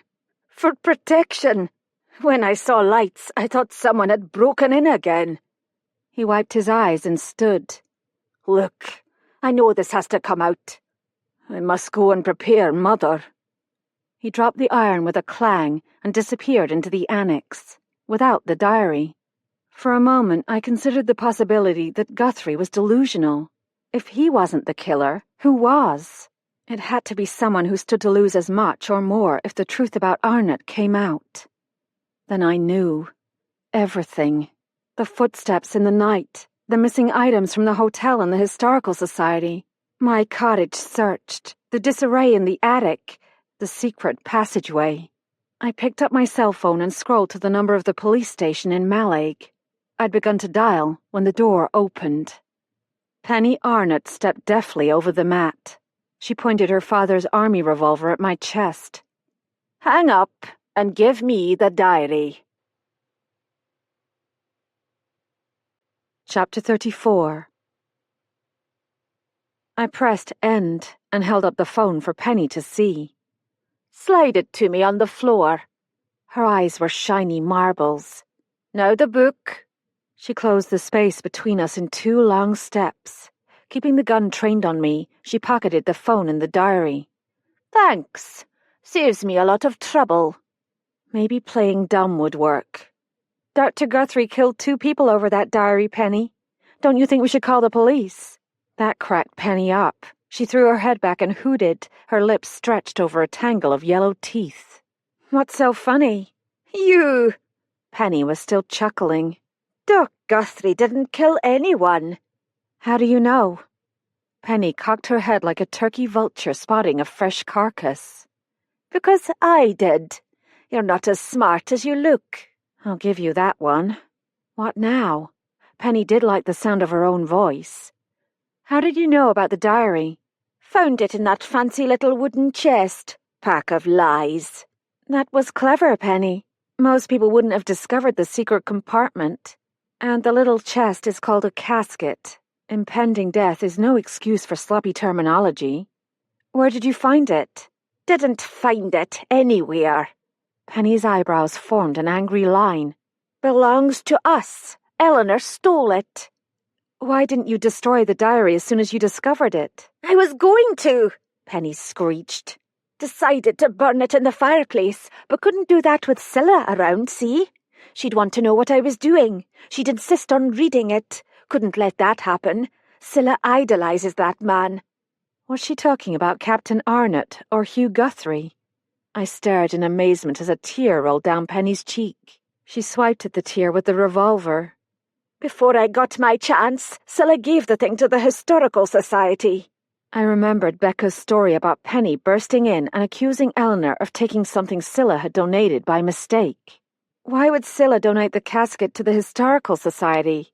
For the new Arnott display. Girl's not Mensa material, in case you hadn't noticed. Have to watch her like a hawk. So that's why you wanted to get into Eleanor's flat. You knew she had the casket and hoped she hadn't found the diary yet. Wrong. Knew she'd found the diary when she said the doc's second book would be a big surprise. Poor wee Flora, Penny sneered. Liar is more like it. Traitor, backstabber. Turned poor Captain Arnott's servants against him. Got what she deserved. Penny, have you read the diary? As soon as the baby was born, Flora would have had a tragic accident. Arnott murdered his first wife. He already had a wife on the plantation. That's bigamy. Not to mention that he bought and sold slaves on the side and almost certainly murdered Flora and Gowan. Penny's face turned an ugly shade of fuchsia. Shut your gob! Balls of spit exploded from her mouth like grape shot. You think I'll allow the name of Arnott to be dragged through the mud? She gestured wildly with the gun. They'll take away our statue. Break Scylla's heart. She took a menacing step toward me. I won't let that happen. I took a step back. I see your point.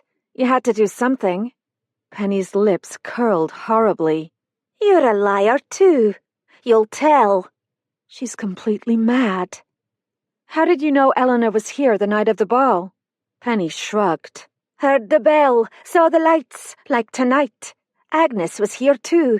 You didn't know that, did you? The wee scanner was watching them through the window, so I snuck around to the other side. Eleanor told the doc he had to publish the second diary. Agnes got spooked and ran off. The doc left, and Eleanor started back to the hotel. Except she wasn't doing so well. Collapsed by the stump. That's when I showed myself. She said the doc doped her. Guthrie hadn't mentioned giving her drugs, but I wasn't in a position to argue the point. Told me to call for help. Penny flashed me a canny grin. I said, sure thing. Went home, got the bow and arrow, and whap! Penny mimed a bow, cocking the gun back like an arrow. I swallowed hard. Did you use a bow and arrow because of Flora? No, first thing to hand. Forgot to ask where she hid the diary, though. Been trying to find it ever since, me and the doc. She chuckled, making it sound like a game of hide the thimble. You're the one who broke into my cottage the night of the ball. You put the note in my pocket and the one under my door. Destroy it or else. You stole the casket, and when you found the hidden drawer empty, you thought Eleanor had given me the diary. Why else would Eleanor invite you to the ball? She didn't like you. Penny might be crazy, but her logic was impeccable.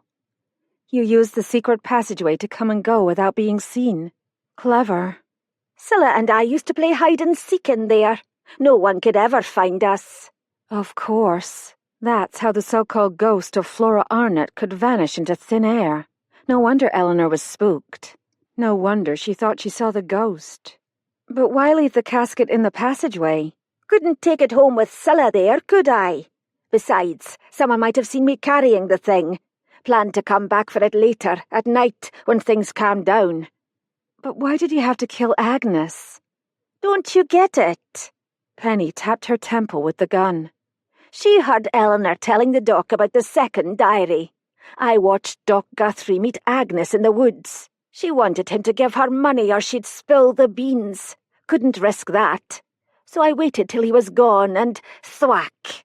Now the gun was a knife. She tried to run, but I got her. Poor foolish Agnes. She hadn't heard a thing. Saw you there, too. Penny made a face. When you found her. You shot at me. Never was a great distance shooter. She grinned and aimed the gun. Now, at close range, I never miss. When did you decide to use the Highland dirk? When the doc showed it to you at the Historical Society.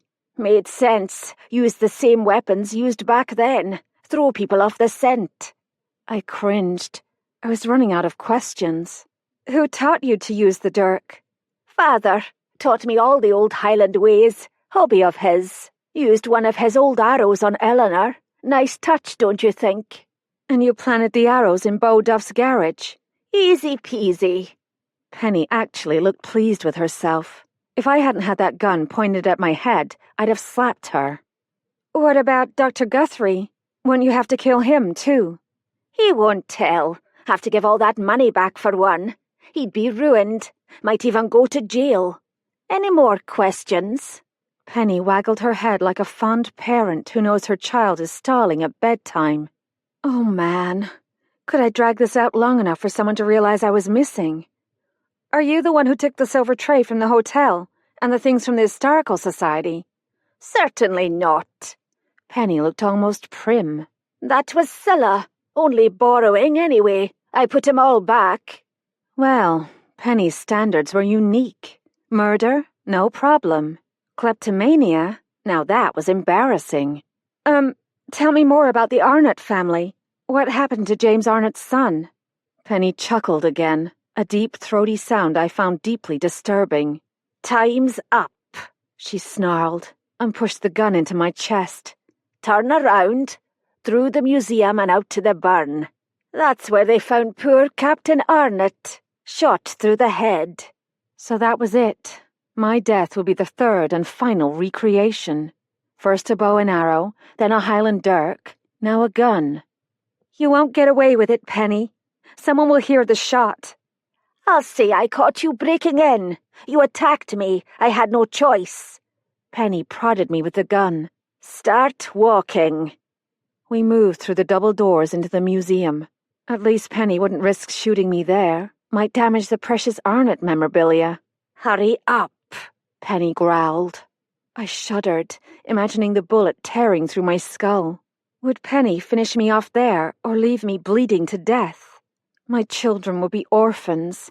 My mother would be left with no one to care for her in her old age. Father, into thy hands I commit. Then I remembered that wonky leg. The glass case of pocket watches was just ahead. I pictured Dora MacDonald with her bottle of Windex. Which leg? Right front corner. Yes, that was the weak one.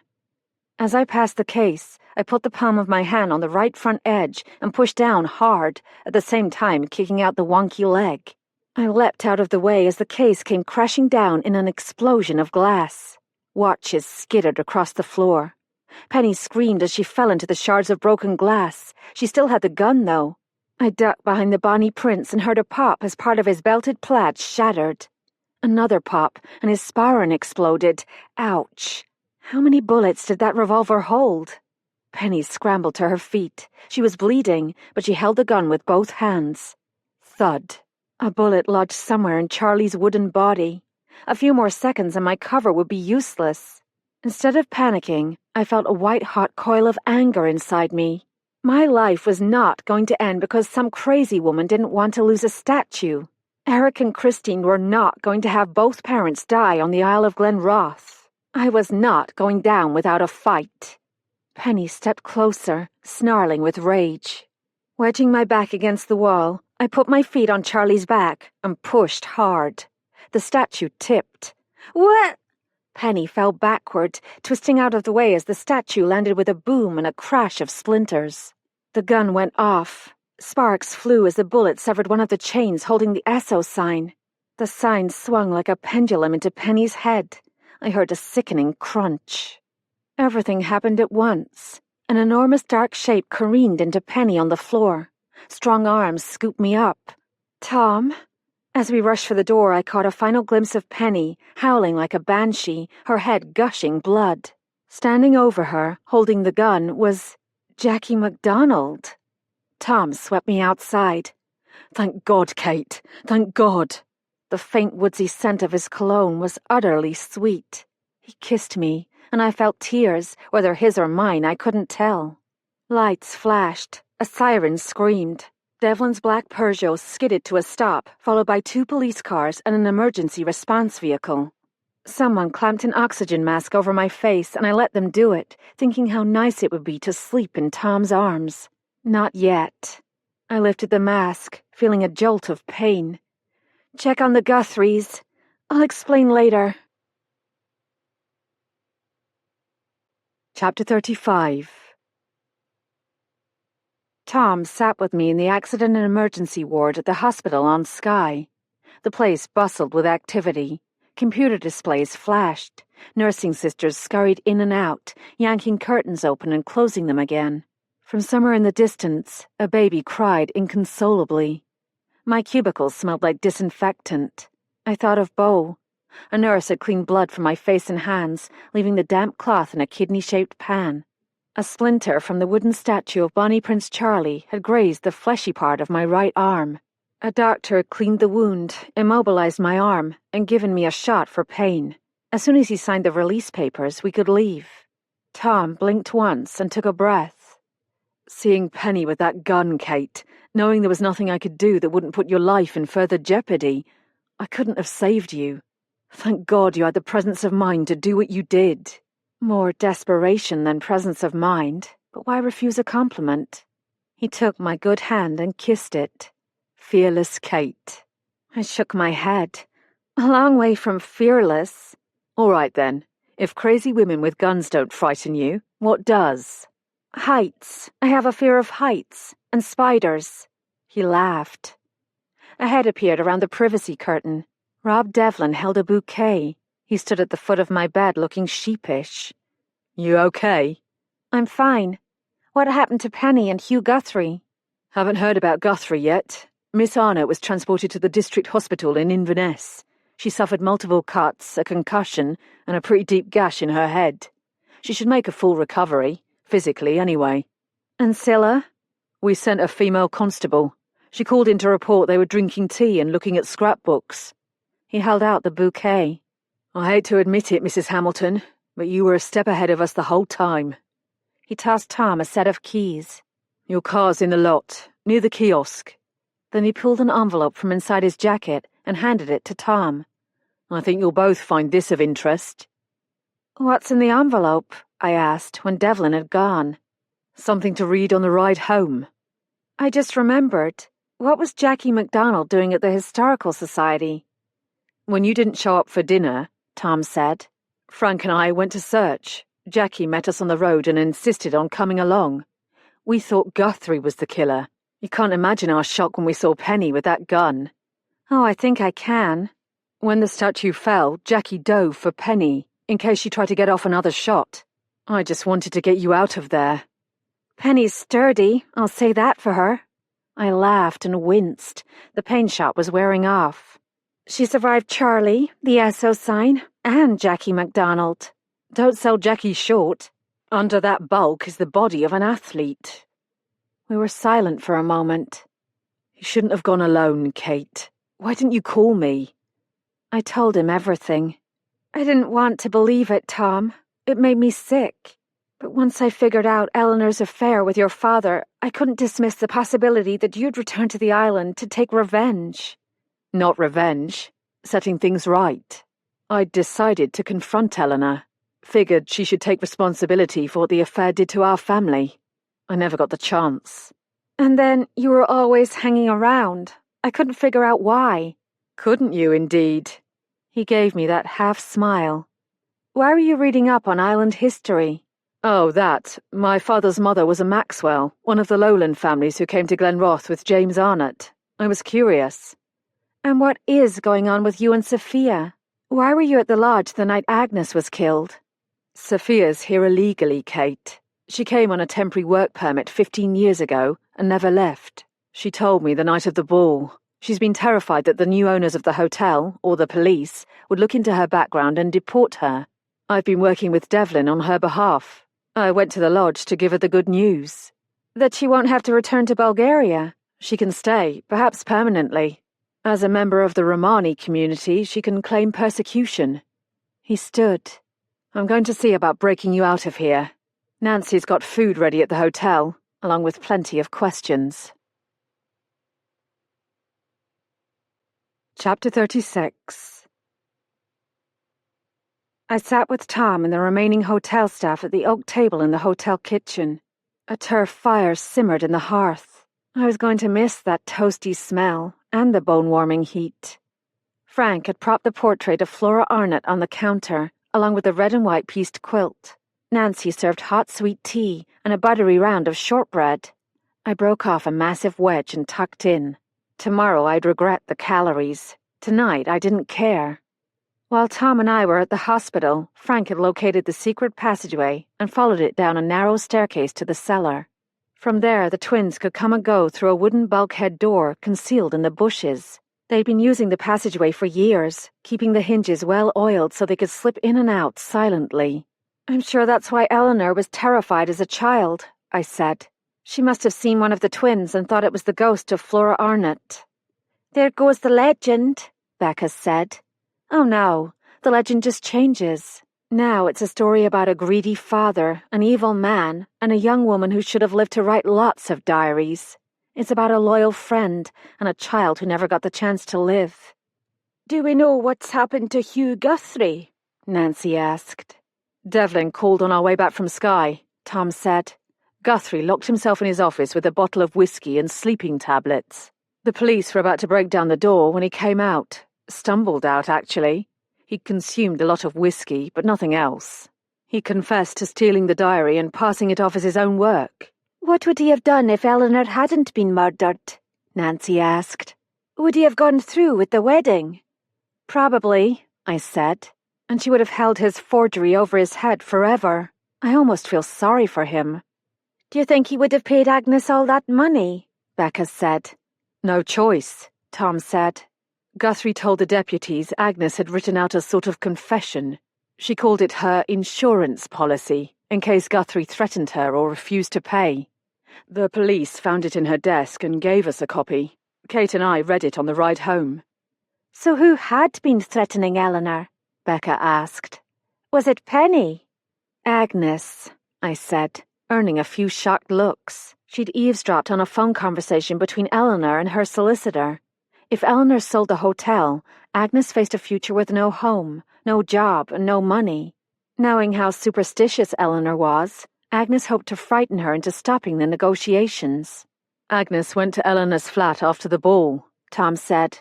"In the guise of helping her sleep, Agnes fed her a hot toddy laced with 2 sleeping tablets. Apparently, Eleanor got chatty when she was under the influence, and Agnes hoped to learn something she could use to her advantage. She didn't know Eleanor had already taken 2 of her own sleeping tablets." "But why did she follow Eleanor?" Becca asked. "Was she trying to find the second diary?" "She didn't know about the diary," Tom said. "When Agnes saw Eleanor leave the house, she panicked. She knew the sedatives would be taking effect, and Eleanor wouldn't be safe out there in the storm. As angry as she was, she didn't want Eleanor to die. So she followed her to the Historical Society and watched through a window as Eleanor met Hugh Guthrie.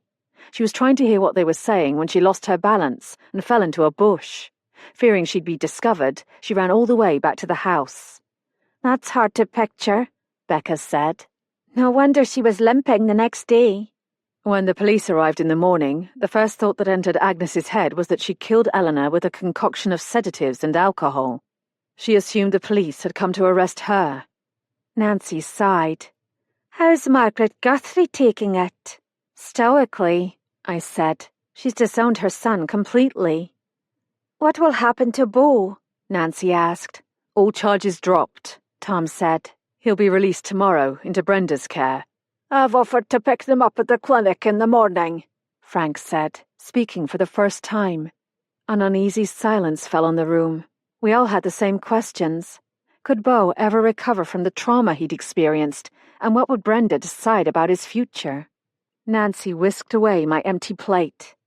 "Time for you to get some sleep, lass. There's a funeral tomorrow."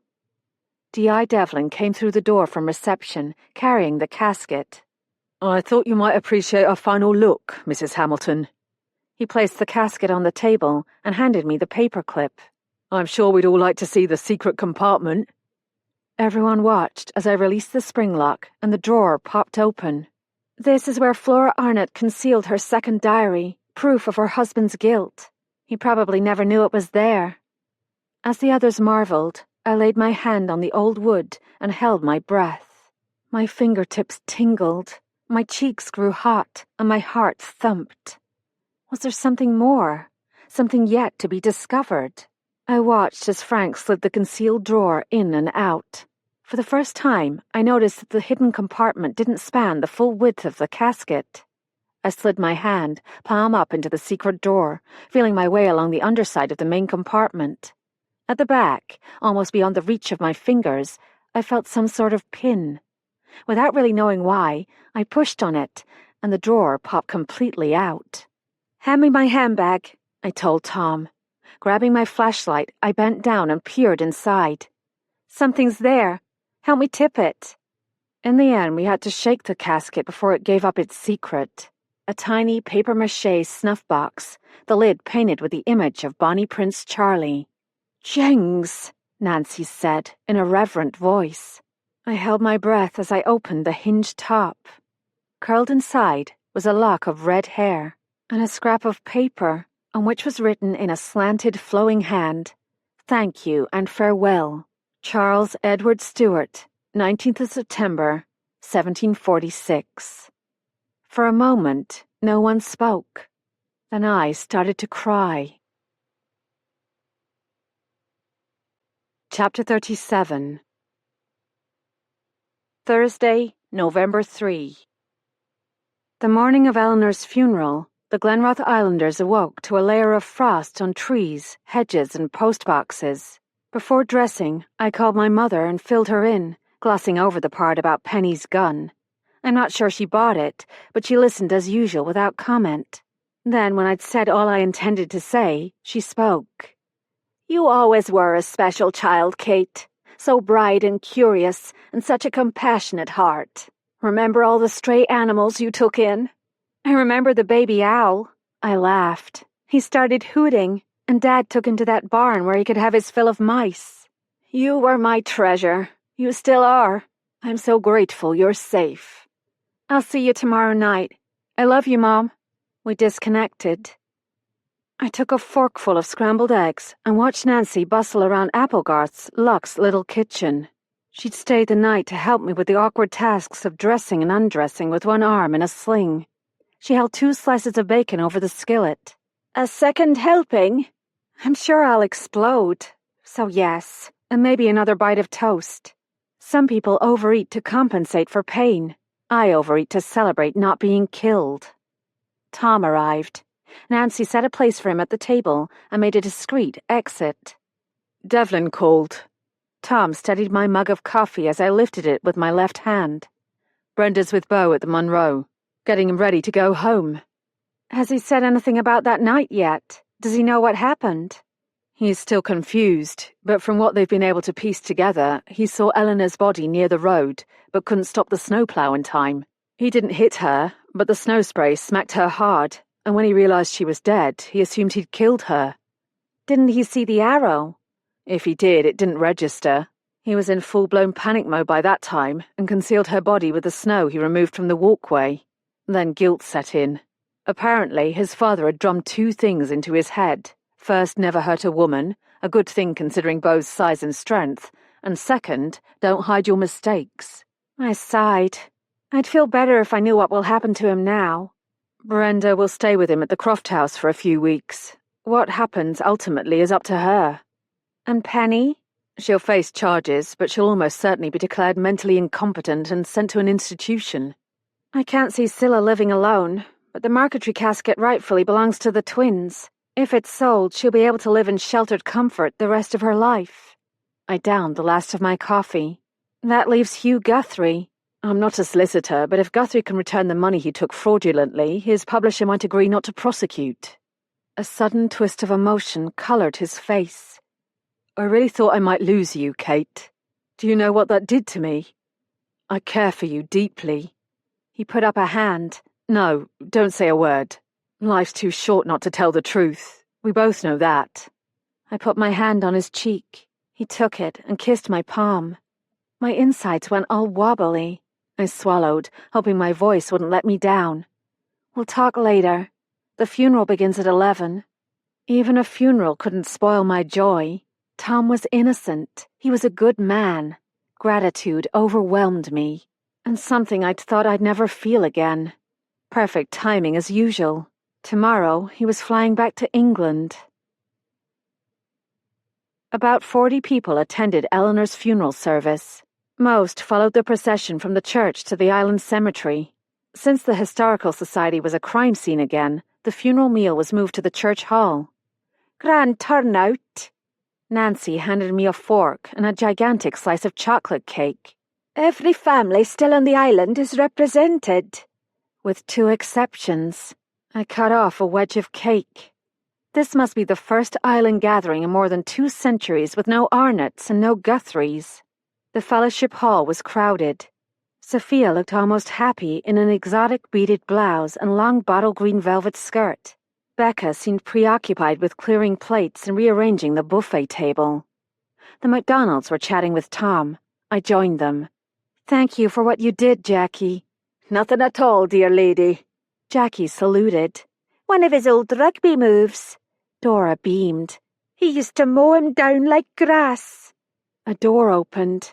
Frank entered from the parking lot, followed by, oh my, Brenda and Beau Duff. Men pumped Beau's hand and clapped him on the back. Women hugged him. Beau found me and broke into a big grin. Hey, Mrs. Bell. I didn't hurt her. I didn't hurt her at all. Did you know that? I did know that, Beau. I always knew that. I stood on tiptoes to give him a one-armed hug and burst into tears. That was happening to me a lot lately. Beau bent down to look at me. What's wrong? Are you sad? No, I'm very, very happy. And I cried again. Come on, Tom said, leading Beau toward the buffet table. Let's get a piece of Nancy's cake in you. I squeezed Brenda's hand. I know you'll do the right thing. Just remember, Beau has a place on the island. He always will. I'm beginning to realize that. It's just that I promised my parents I'd protect him. He might need more support one day, but wouldn't it be better to let him have his freedom as long as possible? Frank and Nancy had joined us. I could use some help at the hotel, Frank said, until the new owners take over. Lots of work for Beau. After that, we'll see. Peace settled on Brenda's face. Tom caught my eye from across the room and shot me that charming half-smile. A bonny man, Nancy said. He's taken with you, lass. I couldn't help smiling. What did Frank mean by, after that we'll see? We've decided to join our daughter in Dundee. Not immediately. We'll wait until the new owners take over. But time is precious. We don't want to miss watching our grandchild grow up. And Becca? I don't know about the hotel, but she turned Jeff down. Oh, Nancy. I hope she isn't making a mistake. Real love doesn't come along every day. That it does not. She held my gaze for a long moment. It's not the same, and you know it. Oh, aye. Tom has a life in England. My life is in Ohio. It's wrong. What's wrong is living in the past. Nancy gave me another pointed look. Don't let your yesterdays define you, lass. Learn that lesson now before it's too late. I was about to respond when my cell phone rang. Sorry, I have to take this. Nancy started to move away. No, stay. I caught her arm. It's my daughter. Mom? Are you okay? Christine's voice was so clear she might have been in the next room. I called the antique shop and got Grandma. She told me about Eleanor and all the other stuff. It must have been horrible. I'm fine. Sore arm is all. What are we going to do about the hotel? Don't worry. I'm signing the contract of sale on my way to the airport. Miss you, honey. Same here. Christine moved on. Listen, Mom, I won't be coming home after Michaelmas term. That's what I wanted to tell you. Tris and I have been offered internships. Isn't that amazing? He's going to study medieval construction techniques at a guild hall. I'm going to one of the nearby estates to work in the family archives. Perfect, right? In England? Where? A village called Long Barston.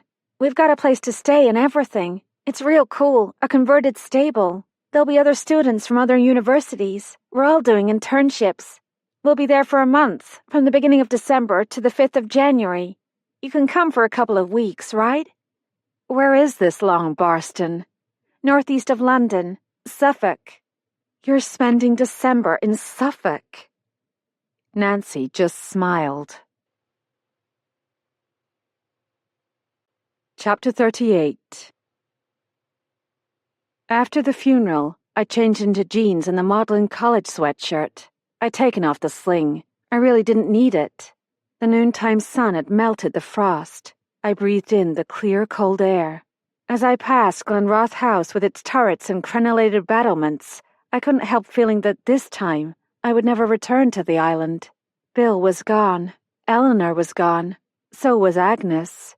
Soon the Holdens would be off to Dundee, and even though Becca had turned Jeff down, I couldn't imagine her remaining on the island alone. Besides, she might change her mind and marry him after all. What would happen with Beau, I couldn't say, but he would need more care one day soon, and Brenda was ready to provide it. Within the space of a week, everything had changed. I had changed. Time like an ever-rolling stream. An unknown future lay ahead of me. But that didn't matter, because one thing was clear. The past was gone. I might not be able to envision the future, but I had one. I did. Another thought dampened my euphoria. I also had a present, a here and now. And with that came responsibilities. I had a business to run, people who depended on me. On that note, I headed for Tartan Cottage. Tom's clothes were laid out on his bed next to a backpack and a small wheeled suitcase. He changed into jeans too, with a shirt in blues and browns. "Want to take a walk?" I asked. "There's supposed to be a graveyard behind the house. I'd like to see if I can find it before I leave the island." "And so you shall." He smiled and shrugged into his waxed cotton jacket. Tom ducked his head as we passed through a wrought iron arbor leading to the garden. "Do you think the second diary will ever be published?" "With the tale of literary fraud, double murder, and a lock of Bonnie Prince Charlie's hair? You're kidding, right? It would be an international bestseller." I flashed him a smile. Of course, getting Penny and Silla's permission to publish might prove tricky. The foundations of the old kirk began in the formal gardens. Beyond that, in a grove of poplars, concealed by brush and tall grass, were the remains of a ruined graveyard. Small blocks of dark stone, perhaps 10 or 12, lay broken and mostly sunken into the soil. "These stones are older than the upright tablets in the old graveyard." With my good arm, I tried to wiggle a dark stone jutting at an angle. Even with Tom's help, the stone wouldn't budge. Tom tried several others before finding one that could be freed. I brushed off the surface, hoping to read the inscription. "Ironic," I said, sifting through a mass of stone flakes. "They chose sandstone, easily carved but prone to weathering. No one will ever know for sure who lies here." I examined a few flakes, looking for carved letters, but finding nothing. Tom had moved a few yards away. He crouched near the base of a magnificent oak. "Kate, come have a look." He was clearing moss and lichens from a small rectangular block of the local grey limestone, the same stone used to build Glenroth House. An inscription emerged, cut by an inexpert hand, but as sharp as the day the stone was laid. "Here lies Joseph, born 1791, died 3rd of March, 1810. John 15:13. I reached for Tom's arm. "I know that verse. Greater love hath no man than this, that he lay down his life for his friends." I pointed to the date. "Look, March 3rd. That's the day Flora and Gowan tried to escape. Joseph was going to create a diversion." Tom blew out a breath. "Seems there were 4 murders that day, and Arnott never faced justice for any of them." "We don't know that. I've wondered if James Arnott's death was really suicide, or if someone, Mr. Fraser for example, decided he'd done enough harm. Regardless, he faced a greater justice." Tom pulled me to my feet and gathered me in his arms. We stood without speaking. Then he took my hand, and we walked back toward the house. Before reaching the arbor, Tom stopped and turned to face me. "Come to England with me, Kate. I want to spend time with you, know you better. I want you to meet my family. I want you in my life." He pulled me close and kissed me with such passion I nearly swooned. Always wanted to use that word. I caught my breath. "You said we should tell the truth, so here goes. I've never felt this way about anyone." I looked at the hand that used to hold my wedding ring. Not even Bill. I loved him dearly, Tom, but I've never met anyone like you. That was true. Bill had been kind, predictable, safe. With Tom, there was an intensity that both intrigued and disturbed me. Tom traced the line of my lip with his finger. Go on. But I can't simply walk out on my responsibilities, to my children, my mother, my work. The look on his face nearly broke my heart, but I had to finish. Your life is in England. Mine isn't. We're separated by a great big ocean. Not at the moment. He drew me to him again, folding me in his arms. It could happen, Kate, he murmured into my hair. We just have to let it. Oh, how I wanted to believe him. But why cause ourselves pain? You're not going to move to the States. I'm not going to move to England. We don't have to face that yet. Come to England, just for a visit. We need time together. We'll figure it out. His face darkened with some powerful emotion. Please don't say no. Please, Kate. I rolled my eyes at him in mock exasperation. Oh, all right. I'll come in December. I'd tell him about Christine and the internship later. I know, I'm bad. I made a face, and he started to laugh. Come on, you. Let's spend our last few hours together. A sudden breeze made the leaves flutter. I could almost feel a page turning. This recording of A Dream of Death, a Kate Hamilton mystery, was presented by Dreamscape